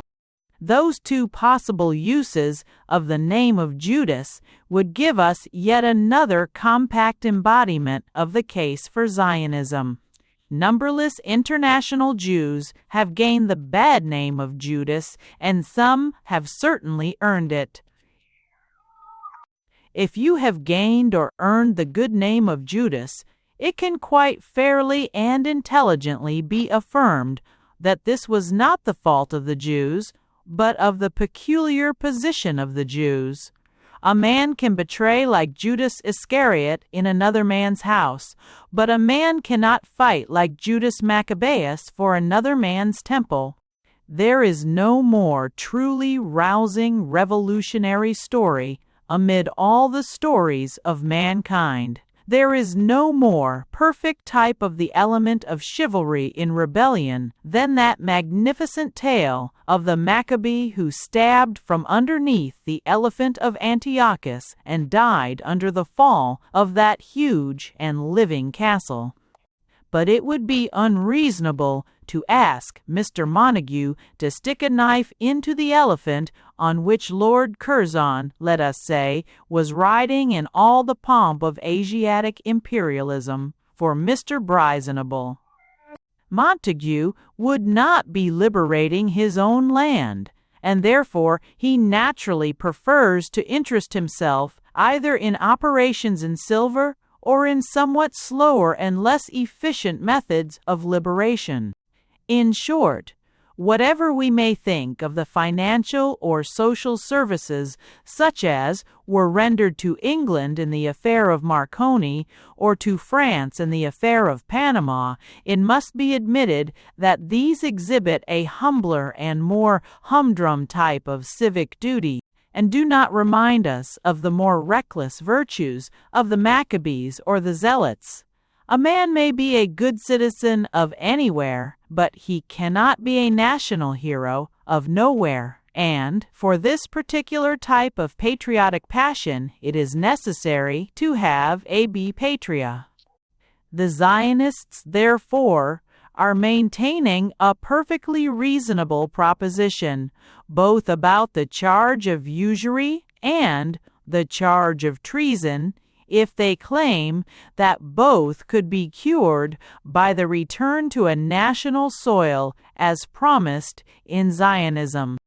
Unfortunately, they are not always reasonable about their own reasonable proposition. Some of them have a most unlucky habit of ignoring and therefore implicitly denying the very evil that they are wisely trying to cure. I have already remarked this irritating innocence in the first of the two questions, the criticism that sees everything in Shylock except the point of him or the point of his knife. How in the politics of Palestine, at this moment, this first question is in every sense the primary question. Palestine has hardly as yet a patriotism to be betrayed, but it certainly has a peasantry to be oppressed, and especially to be oppressed as so many peasantries have been with usury and forestalling. The Syrians and Arabs and all the agricultural and pastoral populations of Palestine are, rightly or wrongly, alarmed and angered at the advent of the Jews to power, for the perfectly practical and simple reason of the reputation which the Jews have all over the world. It is really ridiculous in people so intelligent as the Jews, and especially so intelligent as the Zionists, to ignore so enormous and elementary a fact as that reputation and its natural results. It may or may not in this case be unjust, but in any case it is not unnatural. It may be the result of persecution, but it is one that has definitely resulted. It may be the consequence of a misunderstanding, but it is a misunderstanding that must itself be understood. Rightly or wrongly, certain people in Palestine fear the coming of the Jews as they fear the coming of the locusts. They regard them as parasites that feed on a community by 1,000 methods of financial intrigue and economic exploitation. I could understand the Jews indignantly denying this, or eagerly disproving it, or, best of all, explaining what is true in it while exposing what is untrue. What is strange, I might almost say weird, about the attitude of some quite intelligent and sincere Zionists is that they talk, write, and apparently think as if there were no such thing in the world. I will give one curious example from one of the best and most brilliant of the Zionists. Dr. Weissman is a man of large mind and human sympathies, and it is difficult to believe that anyone with so fine a sense of humanity can be entirely empty of anything like a sense of humor. Yet in the middle of a very temperate and magnanimous address on Zionist policy, he can actually say a thing like this: "The Arabs need us with our knowledge and our experience and our money. If they do not have us, they will fall into the hands of others. They will fall among sharks." One is tempted for the moment to doubt whether anyone else in the world could have said that, except the Jew with his strange mixture of brilliancy and blindness, of subtlety and simplicity. It is much as if President Wilson were to say, "Unless America deals with Mexico, it will be dealt with by some modern commercial power that has trust magnates and hustling millionaires." But would President Wilson say it? It is as if the German Chancellor had said, "We must rush to the rescue of the poor Belgians, or they may be put under some system with a rigid militarism and a bullying bureaucracy." But would even a German Chancellor put it exactly like that? Would anybody put it in the exact order of words and structure of sentence in which Dr. Weissman has put it? Would even the Turk say, "The Armenians need us with our order and our discipline and our arms"? If they do not have us, they will fall into the hands of others. They will perhaps be in danger of massacres. I suspect that a Turk would see the joke, even if it were as grim a joke as the massacres themselves. If the Zionists wish to quiet the fears of the Arabs, surely the first thing to do is to discover what the Arabs are afraid of. And very little investigation will reveal the simple truth that they are very much afraid of sharks, and that in their book of symbolic or heraldic zoology, it is the Jew who is adorned with the dorsal fin and the crescent of cruel teeth. This may be a fairy tale about a fabulous animal, but it is one which all sorts of races believe, and certainly one which these races believe. But the case is yet more curious than that. These simple tribes are afraid not only of the dorsal fin and dental arrangements which Dr. Wiseman may say with some justice that he has not got, they are also afraid of the other things which he says he has got. They may be in error, at the first superficial glance, in mistaking a respectable professor for a shark, but they can hardly be mistaken in attributing to the respectable professor what he himself considers as his claims to respect.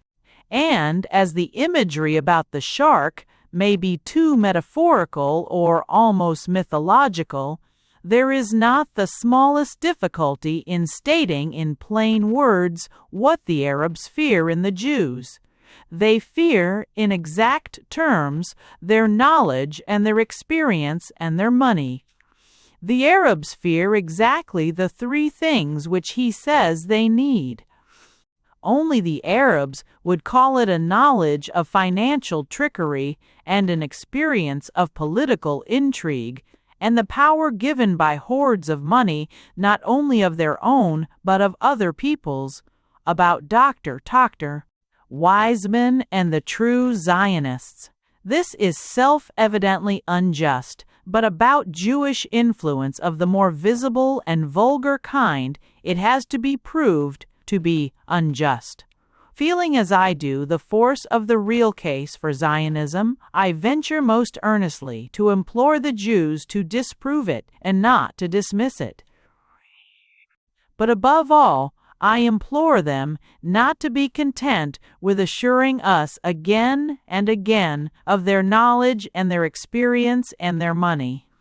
That is what people dread, like a pestilence or an earthquake, their knowledge and their experience and their money. It is needless for Dr. Talent, after T. Stare, Weissman, to tell us that he does not desire to enter Palestine like a junker or drive thousands of Arabs forcibly out of the land. Nobody supposes that Dr. Weissman looks like a junker, and nobody among the enemies of the Jews says that they have driven their foes in that fashion since the wars with the Canaanites. But for the Jews to reassure us by insisting on their own economic culture or commercial education is exactly like the junkers reassuring us by insisting on the unquestioned supremacy of their Kaiser or the unquestioned obedience of their soldiers. Men bar themselves in their houses or even hide themselves in their cellars when such virtues are abroad in the land. In short, the fear of the Jews in Palestine, reasonable or unreasonable, is a thing that must be answered by reason. It is idle for the unpopular thing to answer with boasts, especially boasts of the very quality that makes it unpopular. But I think it could be answered by reason, or at any rate, tested by reason, and the tests by consideration. The principle is still as stated above, that the tests must not merely insist on the virtues the Jews do show, but rather deal with the particular virtues which they are generally accused of not showing. In quote, It is necessary to understand this more thoroughly than it is generally understood, and especially better than it is usually stated in the language of fashionable controversy. For the question involves the whole success or failure of Zionism. Many of the Zionists know it, but I rather doubt whether most of the anti-Zionists know that they know it, and some of the phrases of the Zionists, such as those that I have noted, too often tend to produce the impression that they ignore when they are not ignorant.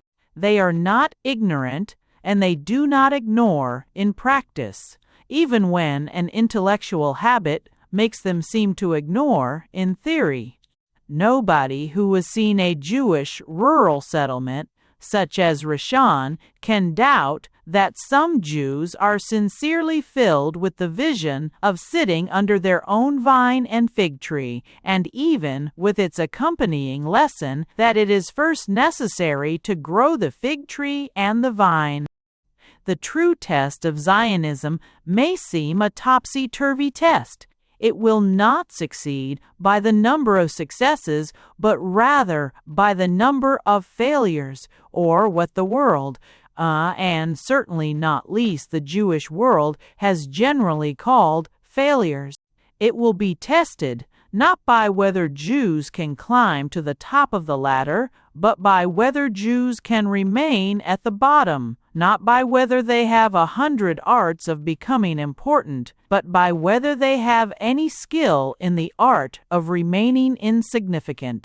It is often noted that the intelligent Israelite can rise to positions of power and trust outside Israel, like Witte in Russia or Rufus Isaacs in England. It is generally bad, I think, for their adopted country, but in any case, it is no good for the particular problem of their own country. Palestine cannot have a population of prime ministers and chief justices, and if those they rule and judge are not Jews, then we have not established a commonwealth, but only an oligarchy. It is said again that the ancient Jews turned their enemies into hewers of wood and drawers of water. The modern Jews have to turn themselves into hewers of wood and drawers of water. If they cannot do that, they cannot turn themselves into citizens, but only into a kind of alien bureaucrats, of all kinds, the most perilous and the most imperiled. Hence, a Jewish state will not be a success when the Jews in it are successful, or even when the Jews in it are statesmen. It will be a success when the Jews in it are scavengers, when the Jews in it are sweeps, when they are dockers and ditchers and porters and hodmen. When the Zionist can point proudly to a Jewish navvy who has not risen in the world, an under-gardener who is not now taking his ease as an upper gardener, a yokel who is still a yokel, or even a village idiot at least sufficiently idiotic to remain in his village, then indeed the world will come to blow the trumpets and lift up the heads of the everlasting gates, for God will have turned the captivity of Zion. Zionists, of whose sincerity I am personally convinced, and of whose intelligence anybody would be convinced, have told me that there really is, in places like Rishon, something like a beginning of this spirit, the love of the peasant for his land. One lady, even in expressing her conviction of it, called it this very un-Jewish characteristic. She was perfectly well aware both of the need of it in the Jewish land and the lack of it in the Jewish race. In short, she was well aware of the truth of that seemingly topsy-turvy test I have suggested, that of whether men are worthy to be drudges. When a humorous and humane Jew thus accepts the test, and honestly expects the Jewish people to pass it, then I think the claim is very serious indeed, and one not lightly to be set aside. I do certainly think it a very serious responsibility under the circumstances to set it altogether aside. It is our whole complaint against the Jew that he does not till the soil or toil with the spade. It is very hard on him to refuse him if he really says, "Give me a soil, and I will till it. Give me a spade, and I will use it." It is our whole reason for distrusting him that he cannot really love any of the lands in which he wanders. It seems rather indefensible to be deaf to him if he really says, "Give me a land, and I will love it." I would certainly give him a land, or some installment of the land, in what general sense I will try to suggest a little later, so long as his conduct on it was watched and tested according to the principles I have suggested. If he asks for the spade, he must use the spade, and not merely employ the spade in the sense of hiring 100 men to use spades. If he asks for the soil, he must till the soil, that is, he must belong to the soil, and not merely make the soil belong to him. He must have the simplicity and what many would call the stupidity of the peasant. He must not only call a spade, but regard it as a spade and not as a speculation. By some true conversion, the urban and modern man must be not only on the soil, but of the soil, and free from our urban trick of inventing the word dirt for the dust to which we shall return. He must be washed in mud, that he may be clean. How far this can really happen, it is very hard for anybody, especially a casual visitor, to discover in the present crisis. It is admitted that there is much Arab and Syrian labor employed, and this in itself would leave all the danger of the Jew as a mere capitalist. The Jews explain it, however, by saying that the Arabs will work for a lower wage, and that this is necessarily a great temptation to the struggling colonists. In this, they may be acting naturally as colonists, but it is none the less clear that they are not yet acting literally as laborers. It may not be their fault that they are not proving themselves to be peasants, but it is none the less clear that this situation in itself does not prove them to be peasants.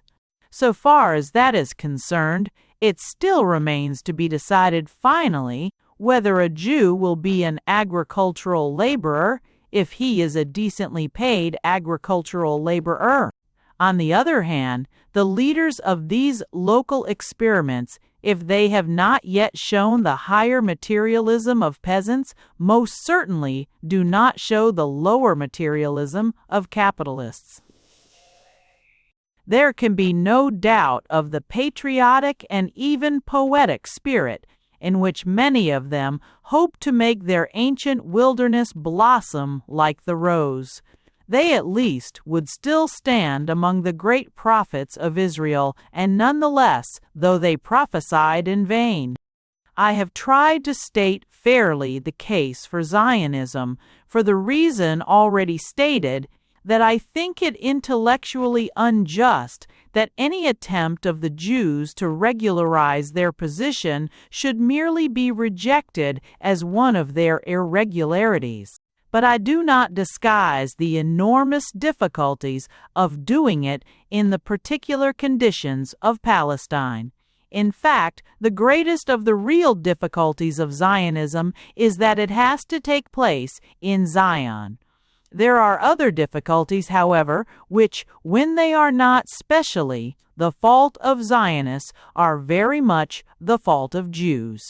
The worst is the general impression of a business pressure from the more brutal and businesslike type of Jew, which arouses very violent and very just indignation.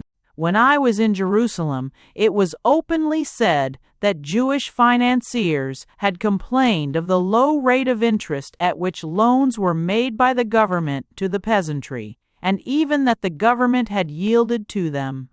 If this were true, it was a heavier reproach to the government even than to the Jews. But the general truth is that such a state of feeling seems to make the simple and solid patriotism of a Palestinian Jewish nation practically impossible, and forces us to consider some alternative or some compromise. Wiseman, who is a man not only highly intelligent but ardent and sympathetic, and the phrase he used gives the key to my own rough conception of a possible solution, though he himself would probably not accept that solution. Dr. Weissman suggested, if I understood him rightly, that he did not think Palestine could be a single and simple national territory, quite in the sense of France, but he did not see why it should not be a commonwealth of cantons after the manner of Switzerland. Some of these could be Jewish cantons, others Arab cantons, and so on, according to the type of population. This is in itself more reasonable than much that is suggested on the same side, but the point of it, for my own purpose, is more particular. This idea, whether it correctly represents Dr. Wiseman's meaning or no, clearly involves the abandonment of the solidarity of Palestine, and tolerates the idea of groups of Jews being separated from each other by populations of a different type. Now, if once this notion be considered admissible, it seems to me capable of considerable extension. It seems possible that there might be not only Jewish cantons in Palestine, but Jewish cantons outside Palestine, Jewish colonies in suitable and selected places in adjacent parts or in many other parts of the world. They might be affiliated to some official center in Palestine, or even in Jerusalem, where there would naturally be at least some great religious headquarters of the scattered race and religion. The nature of that religious center, it must be for Jews to decide. But I think if I were a Jew, I would build the temple without bothering about the site of the temple. That they should have the old site, of course, is not to be thought of. It would raise a holy war from Morocco to the marches of China. But seeing that some of the greatest of the deeds of Israel were done, and some of the most glorious of the songs of Israel sung, when their only temple was a box carried about in the desert, I cannot think that the mere moving of the situation of the place of sacrifice need even mean so much to that historic tradition as it would to many others. That the Jews should have some high place of dignity and ritual in Palestine, such as a great building like the Mosque of Omar, is certainly right and reasonable, for upon no theory can their historic connection be dismissed. I think it is sophistry to say, as do some anti-Semites, that the Jews have no more right there than the Jebusites. If there are Jebusites, they are Jebusites without knowing it. I think it sufficiently answered in the fine phrase of an English priest, in many ways more anti-Semitic than I, the people that remembers has a right. The very worst of the Jews, as well as the very best, do in some sense remember. They are hated and persecuted and frightened into false names and double lives, but they remember. They lie, they swindle, they betray, they oppress, but they remember. The more we happen to hate such elements among the Hebrews, the more we admire the manly and magnificent elements among the more vague and vagrant tribes of Palestine, the more we must admit that paradox.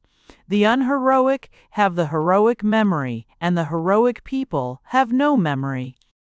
But whatever the Jewish nation might wish to do about a national shrine or other supreme center, The suggestion for the moment is that something like a Jewish territorial scheme might really be attempted if we permit the Jews to be scattered no longer as individuals but as groups. It seems possible that by some such extension of the definition of Zionism, we might ultimately overcome even the greatest difficulty of Zionism, the difficulty of resettling a sufficient number of so large a race on so small a land. For if the advantage of the ideal to the Jews is to gain the promised land, the advantage to the Gentiles is to get rid of the Jewish problem, and I do not see why we should obtain all their advantage and none of our own. Therefore, I would leave as few Jews as possible in other established nations, and to these I would give a special position best described as privilege, some sort of self-governing enclave with special laws and exemptions. For instance, I would certainly excuse them from conscription, which I think a gross injustice in their case. Footnote. Of course, the privileged exile would also lose the rights of a native. A Jew might be treated as respectfully as a foreign ambassador, but a foreign ambassador is a foreigner. Finally, I would give the same privileged position to all Jews everywhere, as an alternative policy to Zionism, if Zionism failed, by the test I have named, the only true and the only tolerable test, if the Jews had not so much failed as peasants as succeeded as capitalists. There is one word to be added. It will be noted that inevitably, and even against some of my own desires, the argument has returned to that recurrent conclusion which was found in the Roman Empire and the Crusades. The European can do justice to the Jew, but it must be the European who does it. Such a possibility as I have thrown out, and any other possibility that anyone can think of, becomes at once impossible without some idea of a general suzerainty of Christendom over the lands of the Muslim and the Jew. Personally, I think it would be better if it were a general suzerainty of Christendom rather than a particular supremacy of England, and I feel this not from a desire to restrain the English power, but rather from a desire to defend it. I think there is not a little danger to England in the diplomatic situation involved, but that is a diplomatic question that it is neither within my power or duty to discuss adequately. But if I think it would be wiser for France and England together to hold Syria and Palestine together rather than separately, that only completes and clinches the conclusion that has haunted me with almost uncanny recurrence since I first saw Jerusalem sitting on the hill like a turreted town in England or in France, and for one moment the dark dome of it was again the Templum Domini, and the tower on it was the Tower of Tancred. Anyhow, with the failure of Zionism would fall the last and best attempt at a rationalistic theory of the Jew. We should be left facing a mystery which no other rationalism has ever come so near to providing within rational cause and cure. Whatever we do, we shall not return to that insular innocence and comfortable unconsciousness of Christendom, in which the Victorian agnostics could suppose that the Semitic problem was a brief medieval insanity. In this, as in greater things, even if we lost our faith, we could not recover our agnosticism. We can never recover agnosticism any more than any other kind of ignorance. We know that there is a Jewish problem. We only hope that there is a Jewish solution. If there is not, there is no other. We cannot believe again that the Jew is an Englishman with certain theological theories, any more than we can believe again any other part of the optimistic materialism whose temple is the Albert Memorial. A scheme of guilds may be attempted and may be a failure, but never again can we respect mere capitalism for its success. An attack may be made on political corruption, and it may be a failure, but never again can we believe that our politics are not corrupt. And so Zionism may be attempted and may be a failure, but never again can we ourselves be at ease in Zion. Or rather, I should say, if the Jew cannot be at ease in Zion, we can never again persuade ourselves that he is at ease out of Zion.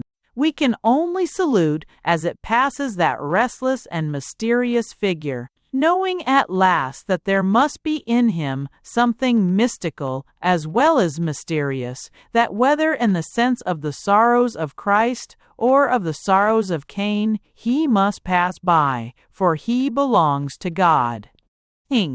Conclusion.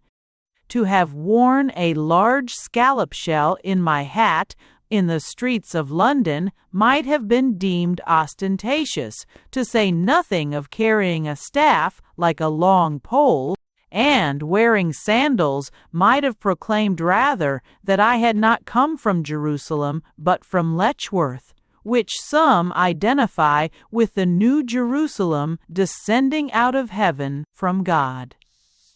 Lacking such attributes, I passed through South England as one who might have come from Ramsgate or from anywhere, and the only symbol left to me of my pilgrimage was a cheap ring of metal colored like copper and brass. For on it was written in Greek characters the word Jerusalem, and though it may be less valuable than a brass nail, I do not think you can buy it in the Strand. All those enormous and everlasting things, all those gates of bronze and mosaics of purple and peacock coloring, all those chapels of gold and columns of crimson marble, had all shriveled up and dwindled down to that one small thread of red metal round my finger. I could not help having a feeling, like Aladdin, that if I rubbed the ring, perhaps all those towers would rise again, and there was a sort of feeling of truth in the fancy after all. We talk of the changeless East, but in one sense the impression of it is really rather changing, with its wandering tribes and its shifting sands, in which the genii of the East might well build the palace or the paradise of a day. As I saw the low and solid English cottages rising around me amid damp, delightful thickets under rainy skies, I felt that in a deeper sense it is rather we who build for permanence, or at least for a sort of peace. It is something more than comfort, a relative and reasonable contentment. And there came back on me like a boomerang a rather indescribable thought which had circled round my head through most of my journey, that Christendom is like a gigantic bronze come out of the furnace of the Near East, that in Asia is only the fire and in Europe the form. The nearest to what I mean was suggested in that very striking book, Form and Color, by Mr. March Phillips. When I spoke of the idols of Asia, many moderns may well have murmured against such a description of the ideals of Buddha or Mrs. Besant, to which I can only reply that I do know a little about the ideals, and I think I prefer the idols. I have far more sympathy with the enthusiasm for a nice green or yellow idol with 9 arms and 3 heads, than with the philosophy ultimately represented by the snake devouring his tail, the awful skeptical argument in a circle by which everything begins and ends in the mind. I would far rather be a fetish worshipper and have a little fun than be an Oriental pessimist expected always to smile, like an optimist. Now it seems to me that the fighting Christian creed is the one thing that has been in that mystical circle and broken out of it, and become something real as well.